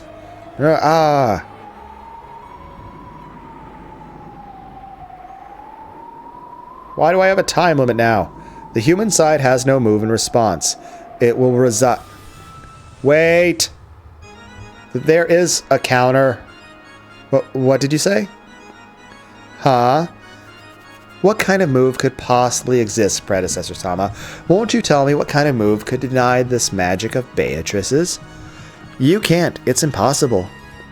If the proposition that not going to get food equals not going to the mansion cannot be explained by itself, I will explain it with a contrapositive. In short, you can also explain it with the she still went to the mansion equals she had a goal other than food. This is less my specialty, Hempel's Raven, than it is Battler's specialty, chessboard thinking. This is less my specialty, Hempel's Raven, than it is Battler's specialty, chessboard thinking. If it was impossible for Kyrie to go to the mansion with food as a goal, then we can only explain it by saying she had another reason that got her to go outside despite that. In other words, we can prove that she had if we can prove that she had such a goal, we can defeat this magic. I see. So she didn't go to the mansion with food as a goal, but she had a different goal, and she said she wanted to go and get food in order to disguise her real goal. True enough, it might be possible to find an explanation that way. But how?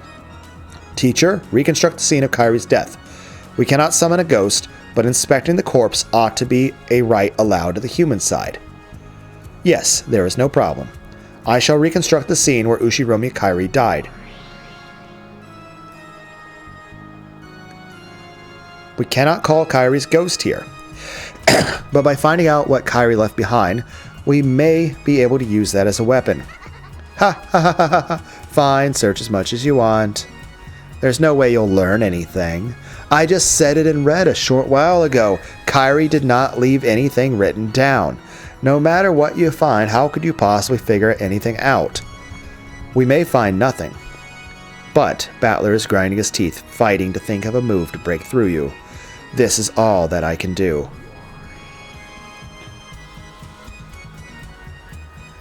Beatrice landed on her feet in the reconstructed hall, approached Kyrie's corpse, and wandered around observing. I am completely clueless when it comes to fighting on the human side. We need to find evidence, right? Then, what should I search for? The great Lady Beatrice is getting down on her knees and crawling around, and she's even indecently searching a corpse. Cackle, that look suits you. Say whatever you wish. I cannot do any more than this.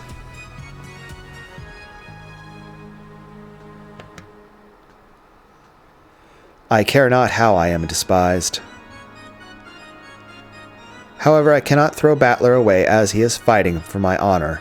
Even if I must crawl on the ground and search through dead flesh, I must answer to that responsibility. Bathed in the witch's sneers, Beato searched through Kyrie's corpse. She fished through the pockets, taking what was inside out and laying it on the floor. Laid on the floor was a handkerchief, tissue, a key to her house, the stub of a boat ticket, a lighter, a cigarette butt, and a single 100-yen coin. There was no special suspicious object. Although Beato was down all fours being sneered at, that was all she could find.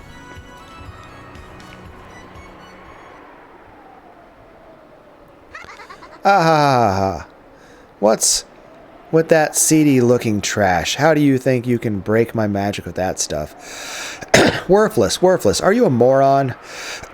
How can you be so lame? And right after you cut in between us, talking so tough. How pathetic, how embarrassing. If only you'd just give up and die. The witch fell over laughing, lambasting Beato. Beato hung her head, trying to withstand this shame. Milady, are you finished with your inspection?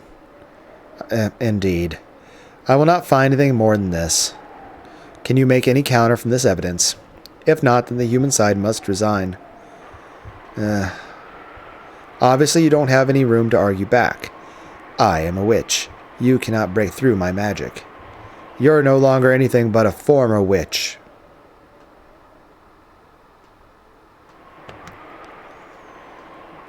A loser who isn't even allowed to take the name Beatrice anymore. Come on, pile up as much trash and rubbish as you like, and just try to break my magic. You can't, right? You can't, can you? And why is that? It's because I'm a witch. It's because you're just a loser without a name. Laughter noises.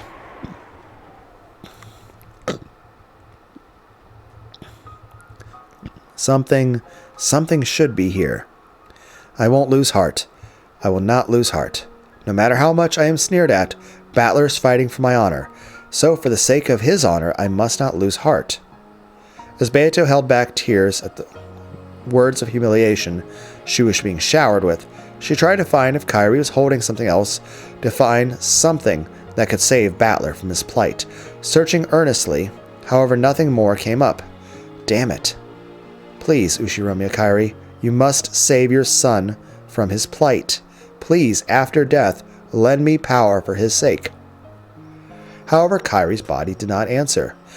It was only a natural thing that a corpse would remain silent. No dead person existed that would answer Beato, who had lost the endless magic. It's pointless, pointless, pointless. Toying with the dead is a privilege only for witches. For you, who is neither a witch nor even a human, no one exists who will lend a hand. You'll be alone for all eternity. You have no witch or human allies, and no one will save you. What is Lambda Delta and Frederica Berncastel doing right now?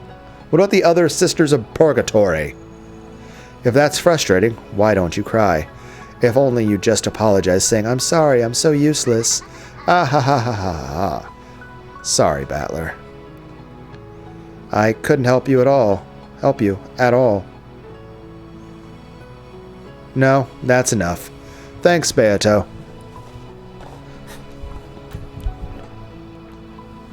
I won't waste your efforts. I don't need I don't need consoling.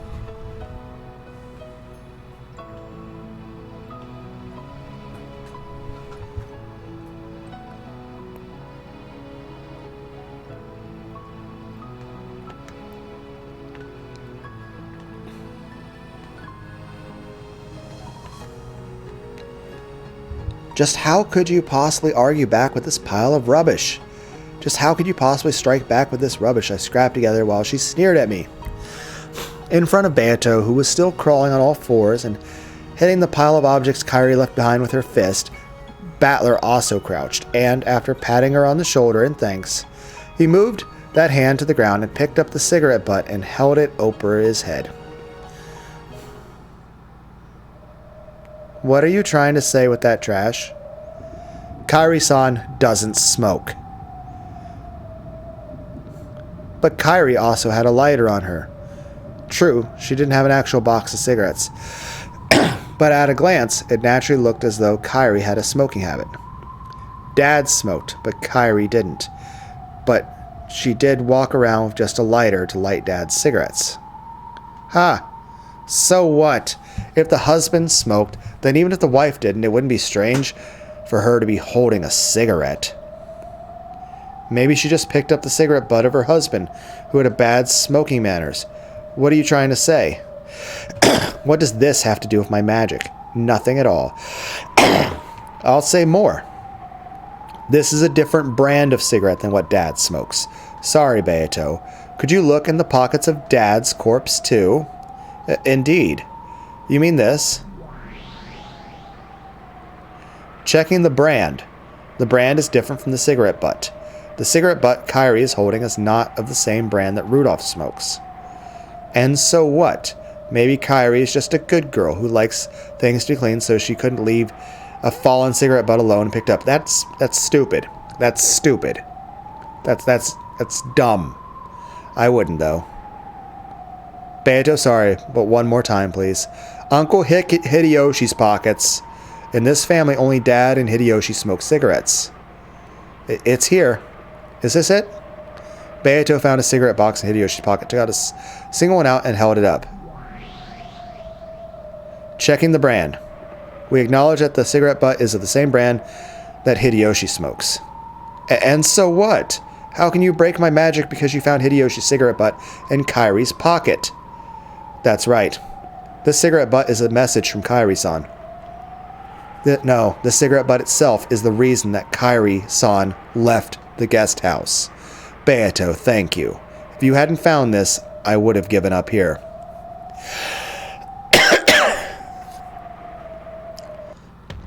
Virgilia. Reconstruct the situation.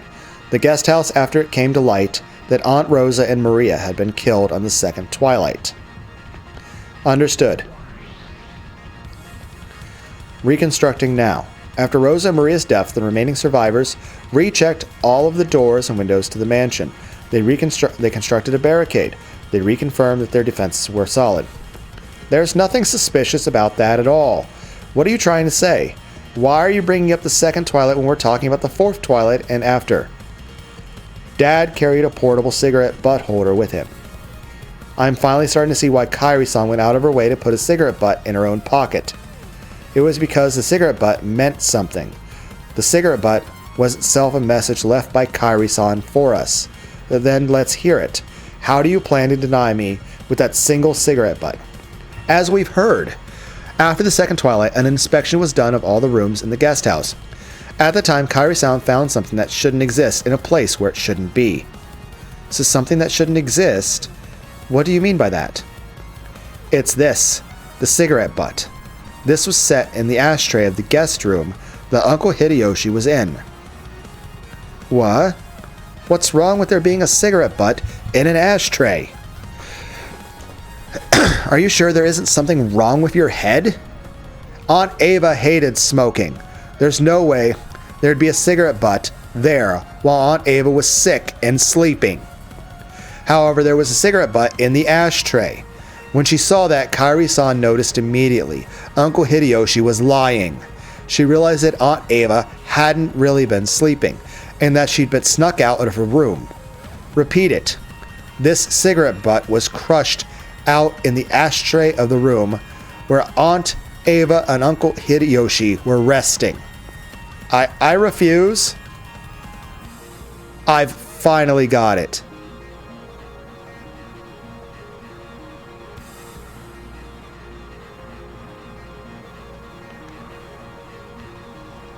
Thank you, Beato. What, was I of some use? Yeah, you were. Tear it. We'll tear the mask off the fake witch. From that cigarette butt, Kairi realized that Hideyoshi was creating an alibi for Ava's sake.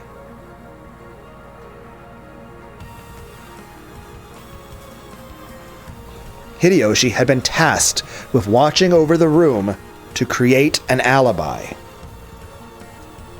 And during that time, he was unable to withstand the tension and smoked. Then Kairi had confessed that to Rudolph.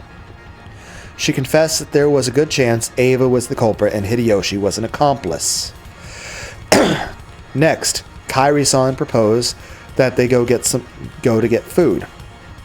She then asked Uncle Hideyoshi to lend a hand, and so that explains why she would have a change of heart, like why she would go from saying we need to bunker down, we don't need food, to all of a sudden, hey, one of the people, like technically two of the people that are in the mansion with us actually are the murderers.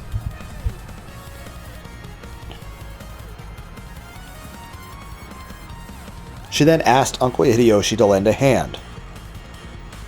This could only mean one thing. Kairi-san planned to isolate Uncle Hideyoshi and question him about the truth. Your Hempel's Raven is valid. Unless the witch's side counters this move, the existence of the magic that supposedly controlled Kairi has been denied. But what did you say? I deny it. I deny it. It wasn't me, no. It wasn't Ushiromi Ava. Ava was sleeping in her room. Then try saying it. Yeah, you can't say it. You can't say it this time either. Repeat it. At that time, Ushiromi Ava did not take a step outside of her room. What the hell is that? I'm the one who was attacking, right? Why am I the one being attacked now? When did the offense and defense get reversed? I'm the one questioning you, right? The witch, me, so why? Again, repeat it. Ushiromi Ava did not leave the room. There's no way. You can say it. It's checkmate. Does the witch side have a move in response? There cannot be one. There is no truth that can be accepted from a false witch dressed up with truths and falsehoods. You aren't qualified to call yourself a real witch. You aren't the Golden Witch. You're a human. Ushiromi Ava.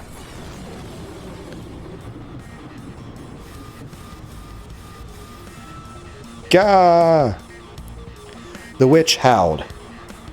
Her entire body was burned with tremendous heat that denied her own magic and existence, and she let out a howl like a dragon. Her body flickered repeatedly, flashing as though Ava's figure and the witch's figure overlapped.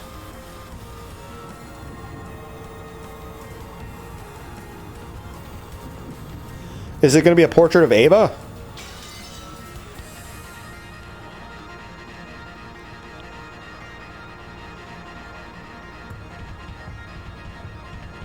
However, that yell was sucked into the flicker, and making it return to the original form of the cruel witch. Also, this background, it reminds you of the stuff from the Witch's Banquet. Are we already at midnight?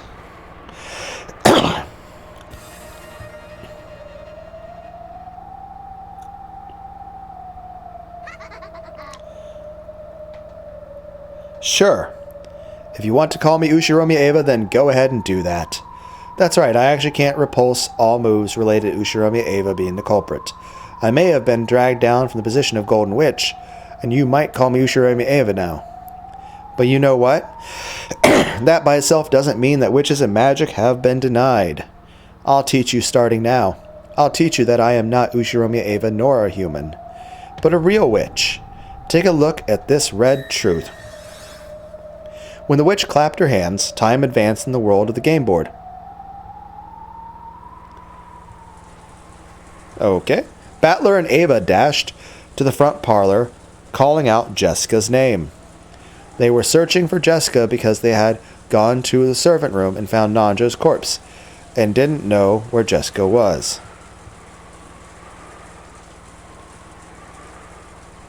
So, what's your point? What are you trying to say? The idea is this. How did Ava kill Nanjo if Battler was with Ava?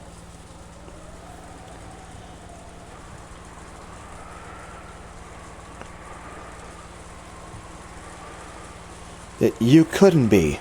Oh no. Beato went pale. In other words, the move the evil witch was about to make was bad enough to make even Beato go pale. This time, I'll give you a fatal move that you won't be able to talk yourself out of. No, I'll make this move against all humans who support you. Listen carefully to my move. So stop it. That move is... Beato, stay back. I'll take it. Come on, you fake witch.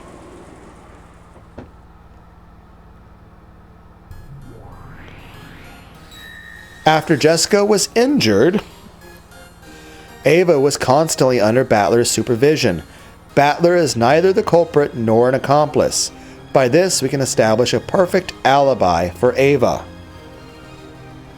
But what?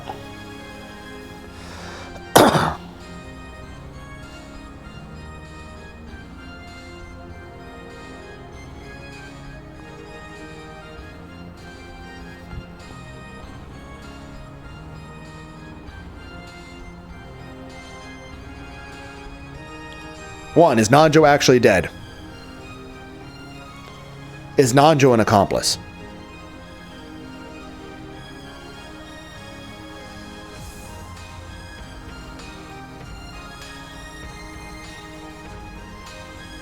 Was there someone earlier who wasn't dead? Is Hideyoshi still alive?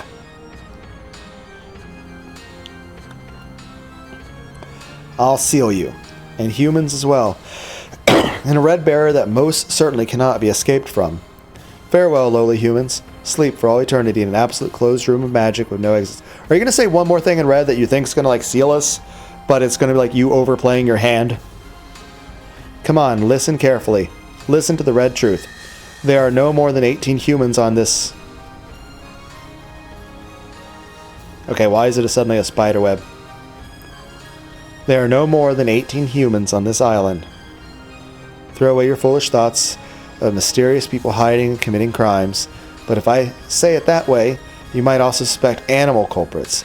I couldn't stand here some irrational theory about how an orangutan trained to commit murder wouldn't count as a human. So I'll change it like this. No life forms other than humans have any connection to this game. Oh my god, you're retarded. Oh my god. That's so fucking stupid. Ava, you're dumb. You're so fucking stupid, Ava. Oh my god, you fucking moron. You fucking checkmated yourself. Jesus Christ. How? I mean, let's be clear. You had a pretty solid point here, but again, I fucking called it. I was like, okay, you had a pretty solid point there already, which was going to be a little bit of a struggle to say, like, okay, Ava, if she's the culprit, you have a very solid alibi that Battler was watching the whole time. So the question is, how did Nanjo die? Is Nanjo an accomplice? Is he faking his death? Did Jessica kill him by accident? Did a trap get left somewhere? Was Hideyoshi still alive? And both Hideyoshi and Nanjo are accomplices. And they promised Nanjo a bunch of money. And then, they double-crossed him at the end.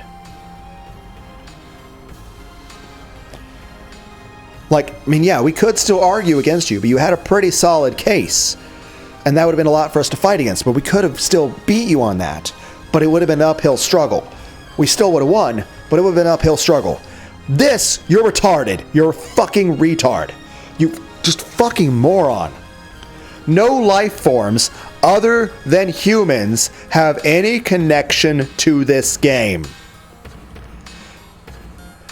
The purpose of the game isn't to disprove that Ava is the killer or not. The purpose of the game is to prove that a witch did it. The purpose of the game is to prove that the murders were done in a way that it would not be physically possible for a human or a non-magical being to do.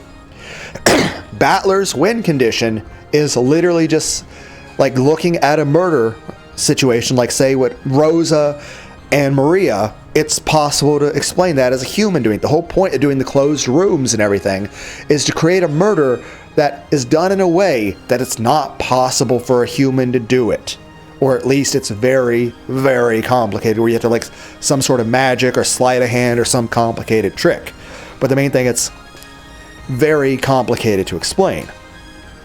Battler has to try to look at a murder scene and explain how it would be possible for a human to like break a lock, artificially create a closed room, how they would kill someone, why someone would have a change of heart, things like that.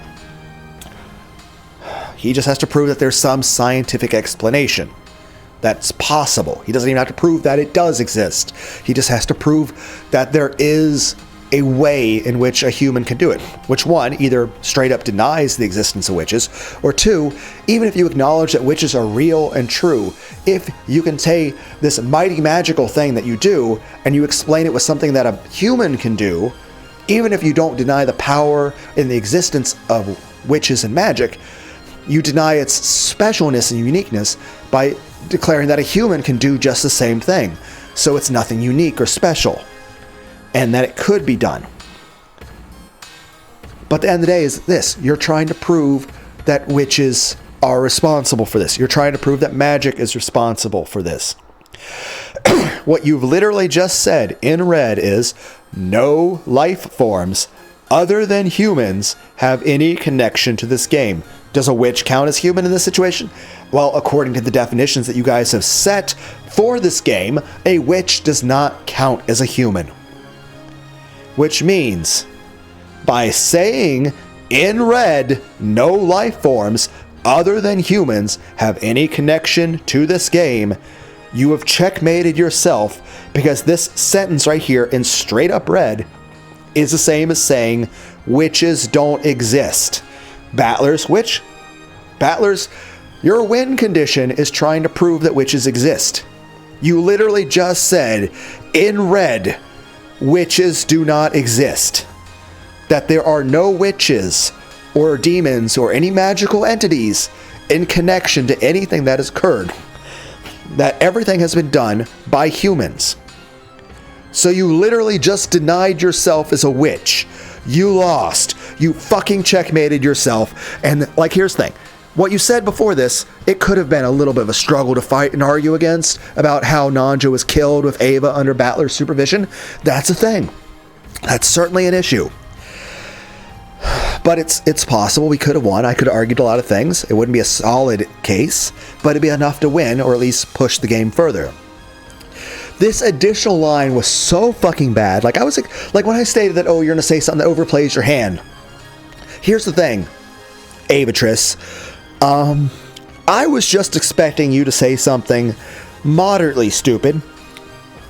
You know? I was just expecting you to say something that was so fucking dumb that it would undermine your current thing about Ava's alibi. I didn't expect you to fucking just completely fucking checkmate yourself in the fucking game.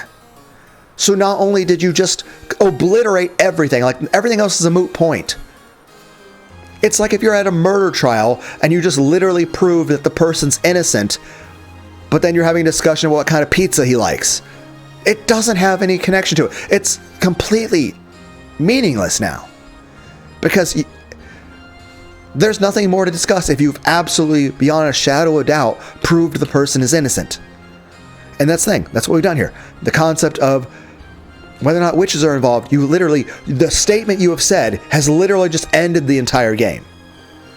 At this point, there is nothing, like your win condition, Ava, is proving that witches exist.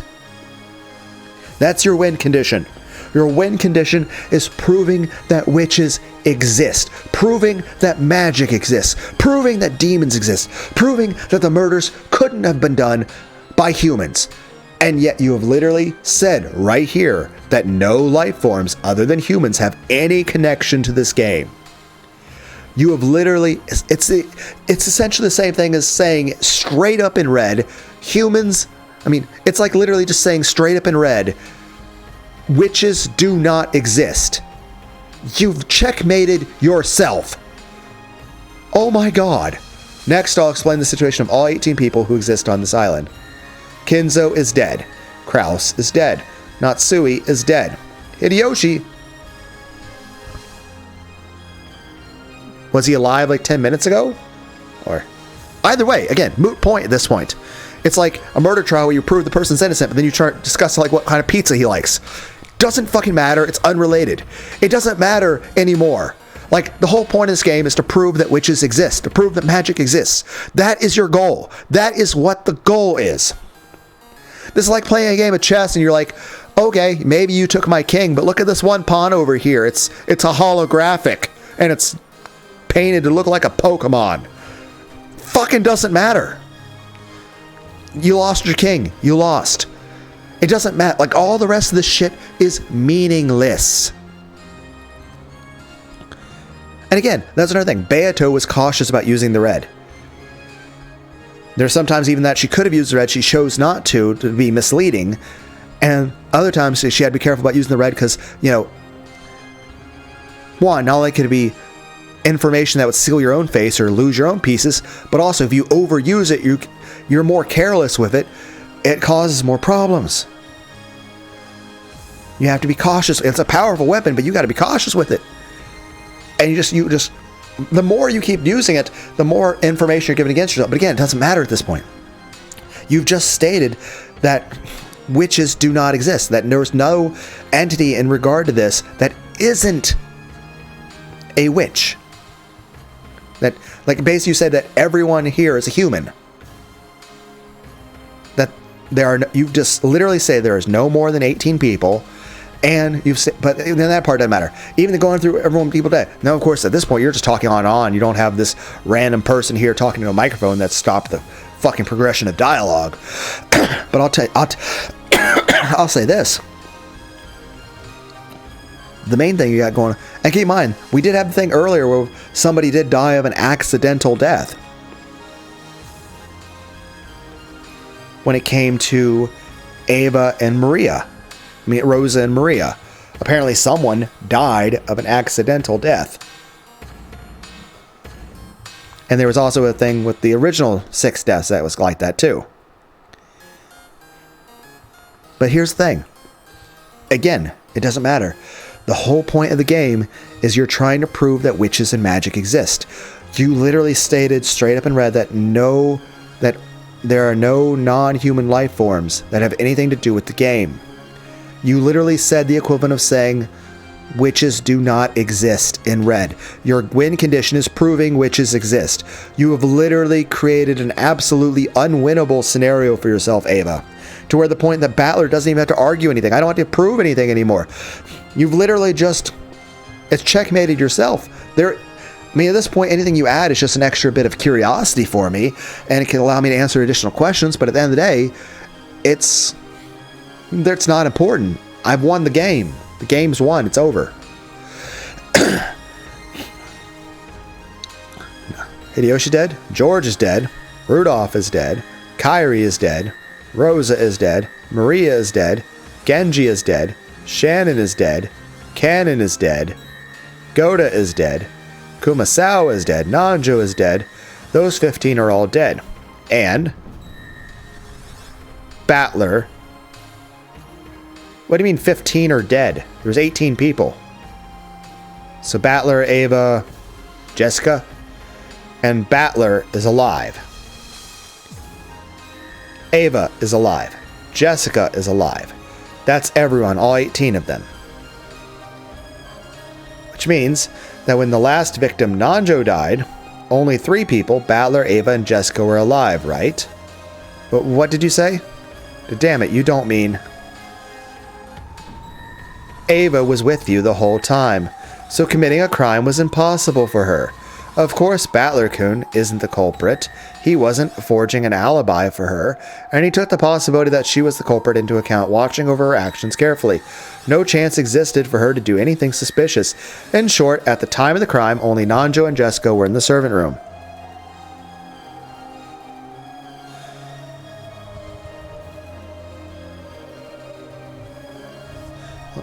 Unless there's some trap set in the servant room or Nanjo died in an accident. It's very difficult to explain how Nanjo died. You are right on that, but here's the thing. Again, you said no life form that wasn't a human was involved in this game. And we've already discussed in earlier things that the witches do not count as a human.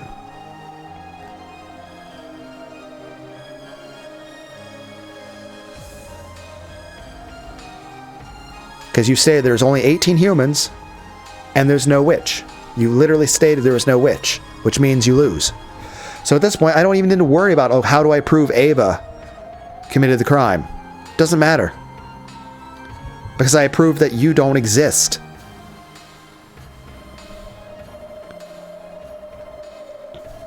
And I know what you're thinking. Your next move will be this, right? There's also a chance that Jessica is the culprit. But too bad, I'll slice it up in red before you try. Ushiromi Jessica has not committed murder. She was not involved in Nanjo's murder. Her eyes were completely covered. It'd be impossible for her to carry out a murder like that. And here's a bonus. Neither Ava nor Battler killed Nanjo. Nor were they involved. But wait a second. That doesn't make sense. There were only 3 humans, then a murder occurs, and none of the 3 were involved? That's insane. I'll state it clearly. The culprit who killed Nanjo was neither Battler, nor Ava, nor Jessica. In other words, it wasn't one of the survivors. Get it? No, that's right. What about multiple personalities? Just like how you were originally another personality of Aunt Ava's. Let's say Jessica had another witch-like personality, which took the name of someone other than Jessica and killed Dr. Nanjo. Moron. I've already said it in red. Jessica's eyes were completely covered and murder was impossible for her. No matter what kind of personality she was possessed by, murder could not be carried out with her body. I wonder if you'll be satisfied if I say it this way. No actions caused by Jessica's body had any relation to or influence on the murder of Nanjo. I mean, that actually is helpful. I mean, if she accidentally tripped over a thing and knocked a bowl of pins or something. Why is there a bowl of pins? I don't know. And they fell into Nanjo, stabbing him everywhere. But, she didn't know because she's blind. You are overusing this red quite a bit. This also applies to Battler and Ava.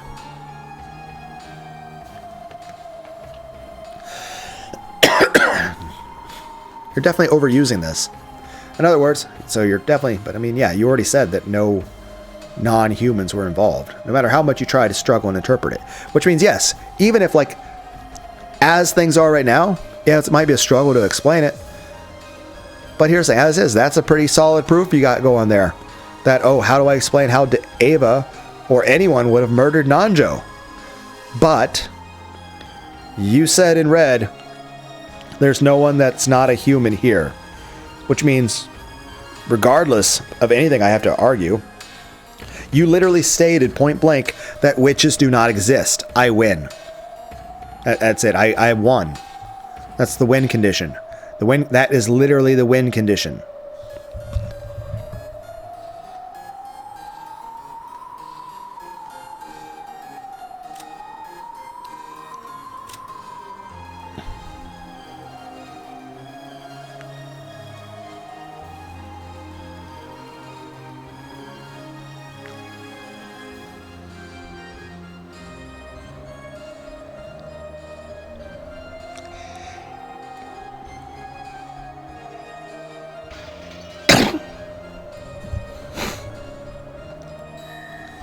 Neither Jessica nor Battler nor Ava is the culprit who killed Nanjo. 10.5 hours. I'm gonna have to end the video here soon. Not that anyone's ever going to listen to any part of this video, let alone like this much. You'd have to like listen to it in parts. You've got to be kidding me. I mean, everyone else is definitely dead, right? Then all that's left is Dr. Nanjo's suicide theory, right? And the trap theory. The culprit was already dead, but a trap that had already been prepared went off. Nanjo's death was a homicide. Of course, it was a direct method of murder, not a trap. A weapon was readied, and he was killed with it from point-blank range right in front of him. The culprit appeared openly before Nanjo's eyes, and as they both looked at each other's faces, the culprit killed him. But wait. There are only 3 survivors. You said in red that everyone else is dead. You basically confirmed the life or death status of all 18 people. Furthermore, the existence of a 19th person has already been denied in red. In other words, no one can exist except the 3 survivors, and yet a 4th person other than those 3 appeared before Dr. Nanjo. How could a person other than us appear and murder Dr. Nanjo when no 19th person exists? Insane. You're lying. You're lying with the red. Can she do that? The red only tells the truth. Isn't doubting that the same thing as betraying the honor of the witch who's behind you, shriveling up in fear of me and hiding behind your back? Damn it. Right now, I'll state it clearly. The one who appeared in front of Nanjo was me. A witch. The Golden Witch, who can't be explained away with the 18 humans. But again, you said that no one involved in this game was a non-human life form. Which means even if I can't prove anything, literally with your own evidence, you prove that you don't exist. I don't know how we can prove how Nanjo died. I mean, he's obviously dead, but I mean, we can't figure out how he was killed. Who did it, and exactly what manner. But we can at least prove that there's no magical beings because of the red. But Virgilia, or Nove, isn't there a contradiction in this situation? Is she really telling the truth with the red? Yes.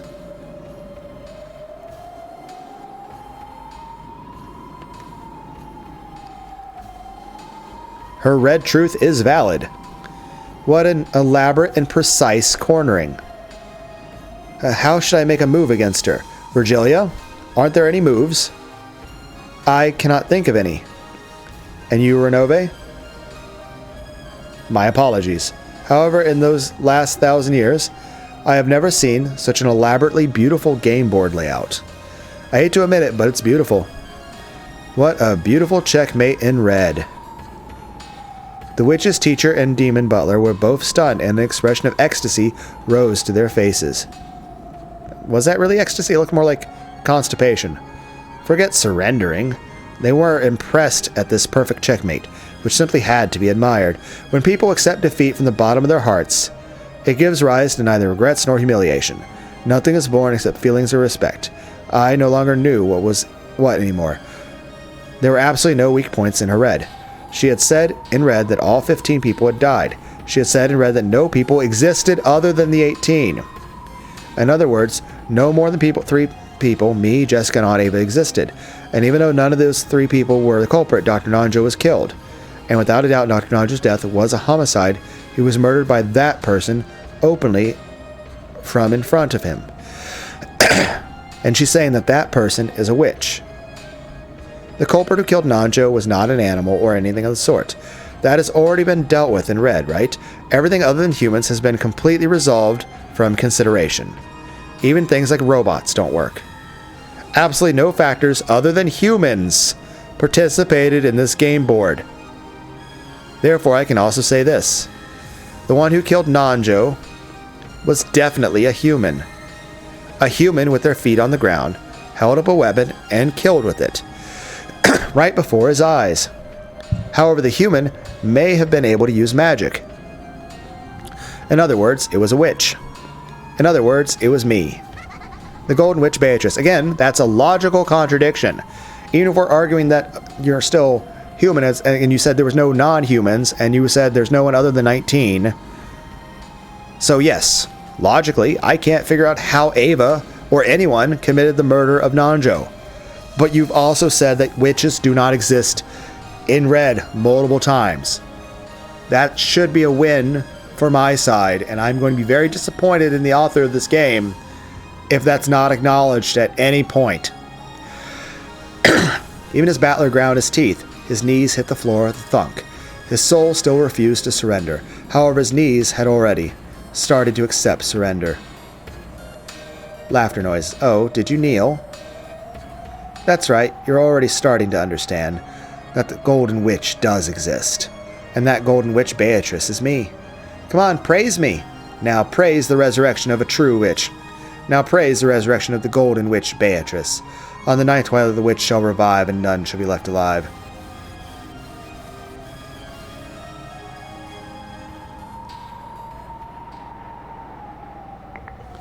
Damn it! I don't understand. After being so thoroughly immobilized by the red, I don't have a clue anymore. But Battler, don't lose heart. You and I promised that we would fight each other again, right? Will you surrender here? Will you disappear in a place like this before fighting with me again? I don't want to break that promise. However, I can't think of any move to deny her.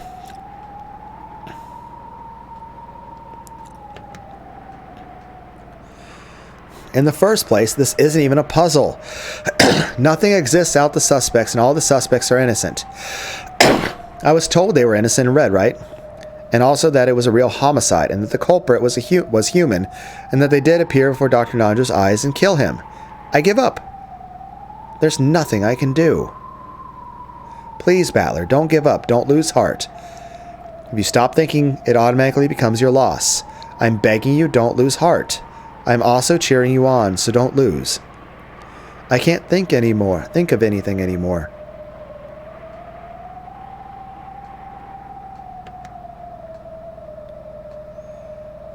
I find myself thinking she's got to be a witch who must have done it with magic, which makes all thinking pointless.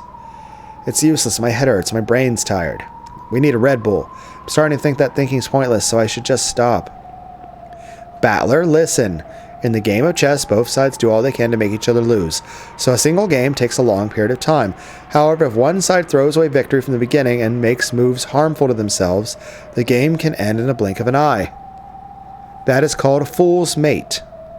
A fool's mate is, simply put, a strange way of playing chess in which the fastest methods of losing are considered, opening the area in front of your own king and inviting the opponent's queen in.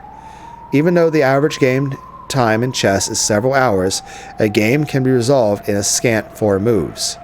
In other words, if both sides try to win in a fight, they are compelled to take a painfully long period of time. But if one side decides to lose, the game can be ended far too easily at any time. When the human side stops thinking, it hands the problem before its eyes over to the witch, and even an apple fallen from a tree can be immediately resolved as the work of magic. It is the same as for the witch's side. Witches use the red truth.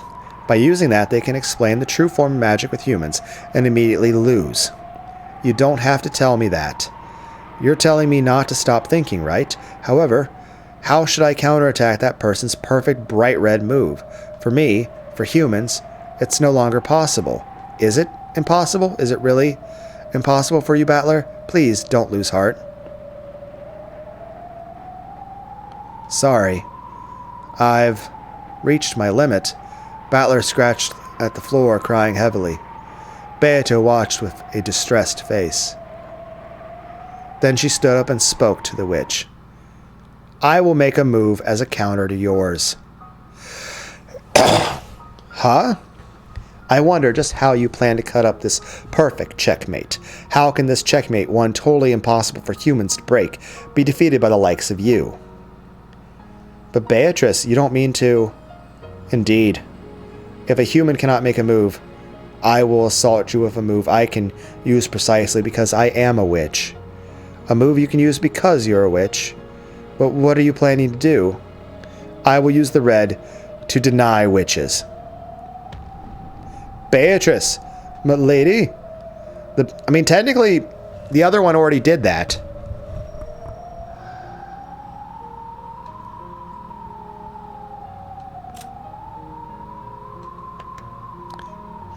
The teacher and the butler were both startled. Technically, this person did it multiple times already. She already denied witches. I also immediately understood what it meant. To use the red that only witches could use. To use the red to deny witches. It was like using her own sword to slit her own throat. But what? Hey, what are you saying? Deny witches with red? Could quit talking like an idiot. If you do that, you won't get away unscathed either. But you are not a witch. And I am not a witch either. The road to becoming a true witch is difficult, and I have much farther to go. Very well then. Right here, right now. There have never been any witches in the first place. I will strip this deception away myself. Aren't both of us real obvious witches? Being able to use red is itself proof of witches. I don't know what the definition of a witch is to you, but if you think that you alone will be able to get away unscathed, then how can I make such a mistake? I care not. What did you say? I never did manage to become a witch. I've done nothing more than finally begin walking down the road to becoming a true witch. If what I am right now is a witch, then I am a false witch like you, one who's merely drunk on power.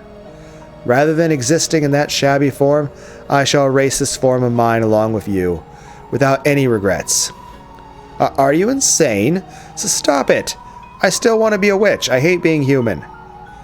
Witch-sama, please return to your seat. Please receive the human science counter from your seat. But what are you doing? Let go of me. Don't let that woman use the red. Make her stop. Why are you so worried? Let go. Now again.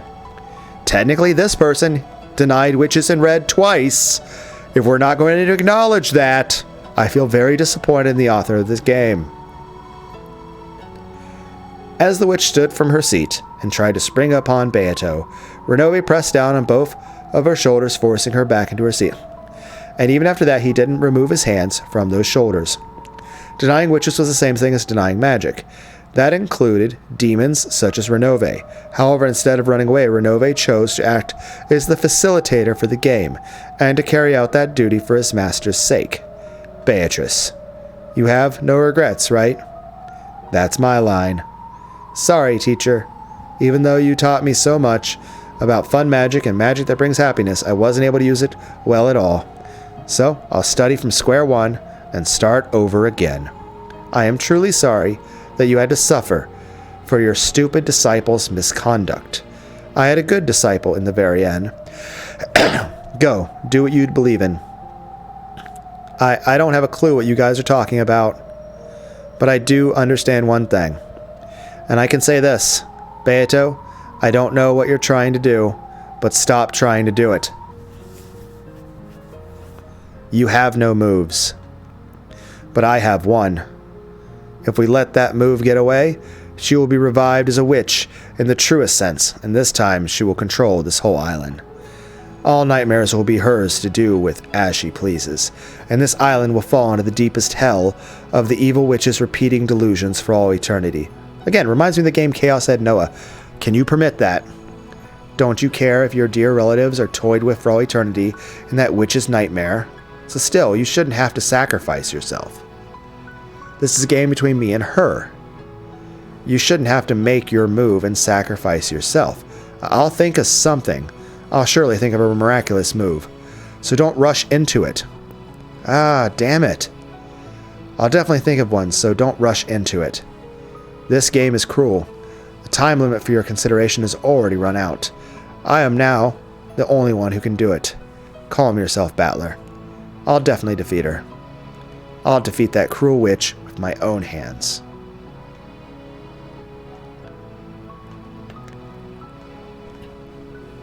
But wait, Beato, stop it, quit it. There's absolutely no need for you to sacrifice yourself. Weren't you fighting to deny me? What a strange person. Ha ha ha ha ha.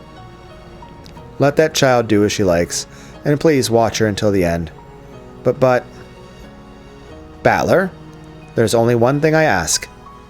Would you cover your ears? My ears? Why?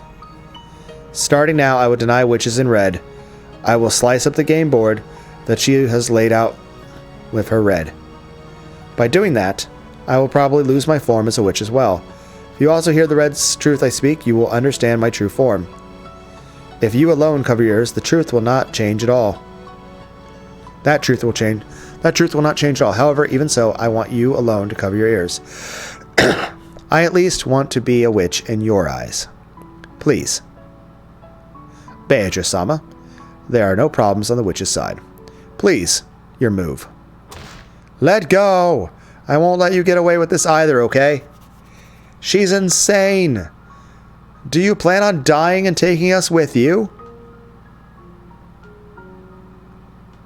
Why does this make me think of Android 16 trying to blow up Perfect Cell? Stop it! Don't deny it! Stop it! How unsightly for a golden witch. Going on 11 hours. Okay, are you ready? I will remove your check in Battler's stead. What happened on the chessboard where 15 people died and only 3 remained? Starting now, I will expose it in red.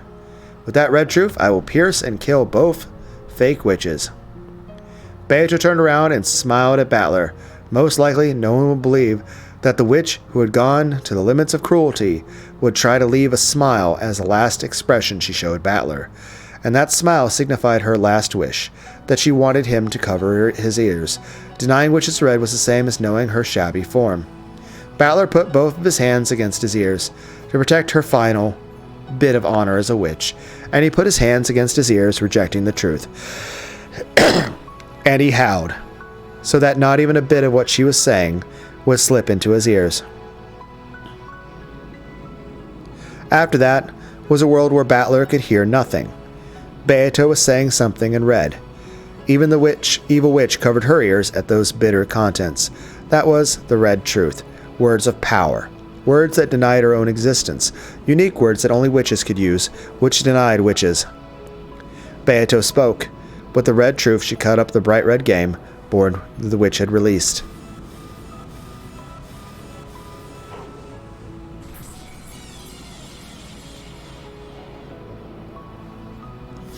She explained difficult problems that could not be solved by humans, with moves that could only be solved by witches, and began cornering the witch. The truth that Battler was not permitted to hear.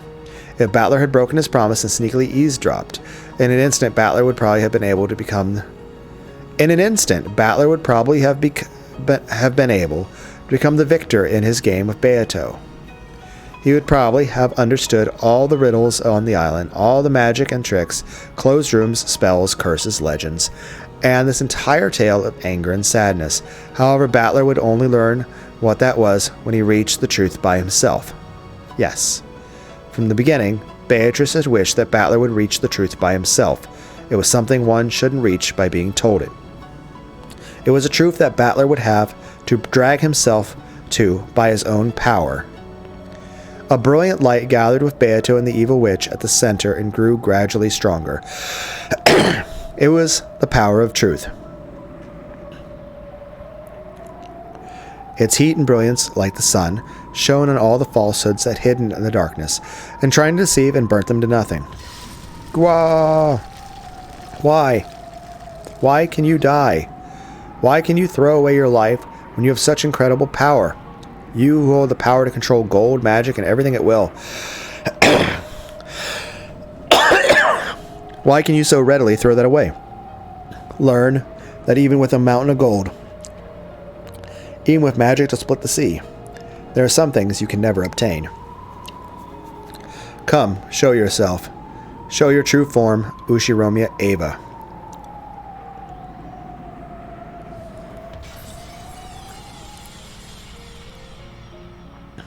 When the sun exploded and blew everything away, Eva could be seen there holding a gun.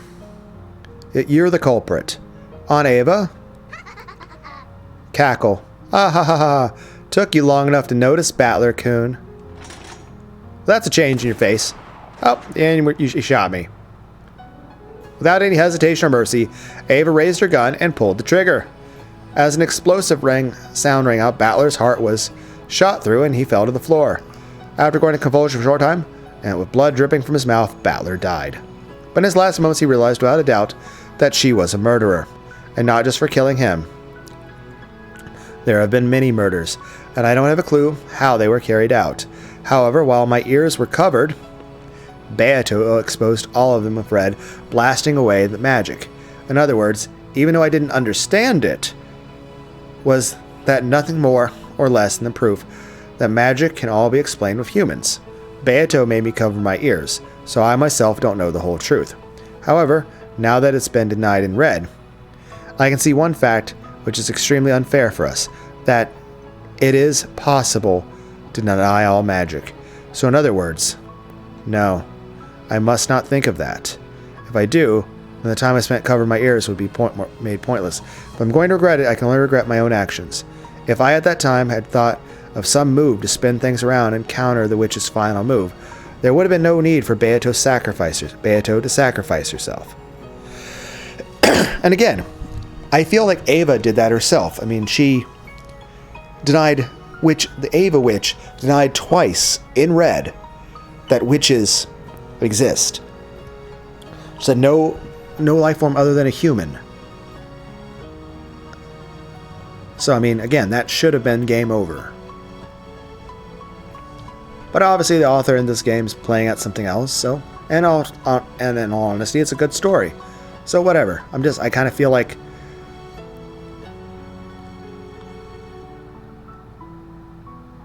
Everyone were like looking at Goku like, why are you only telling us about the hyperbolic time chamber now? It was my own worthlessness that brought about this conclusion.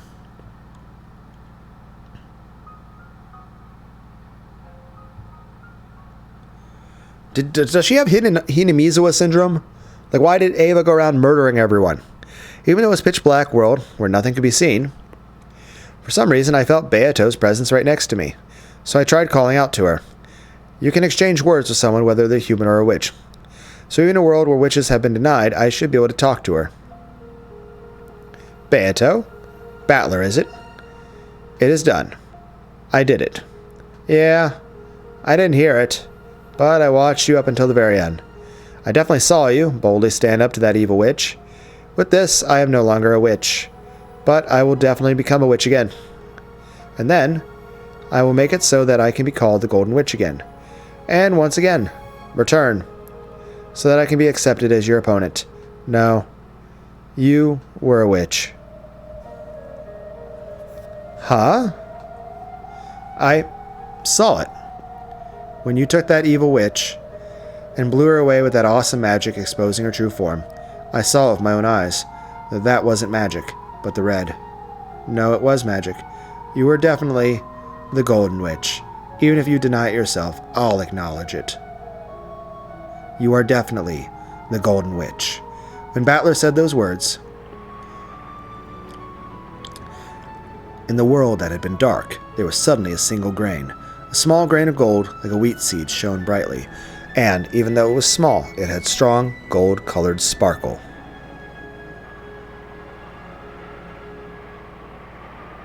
Then it shone on the two of them that was sitting there with their backs together. Okay, we definitely have to...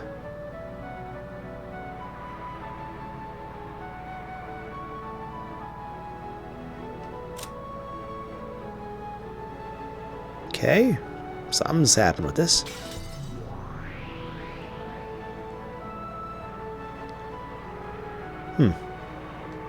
Well, let's save. Okay, until next time, guys. I'll make shorter videos. Bye.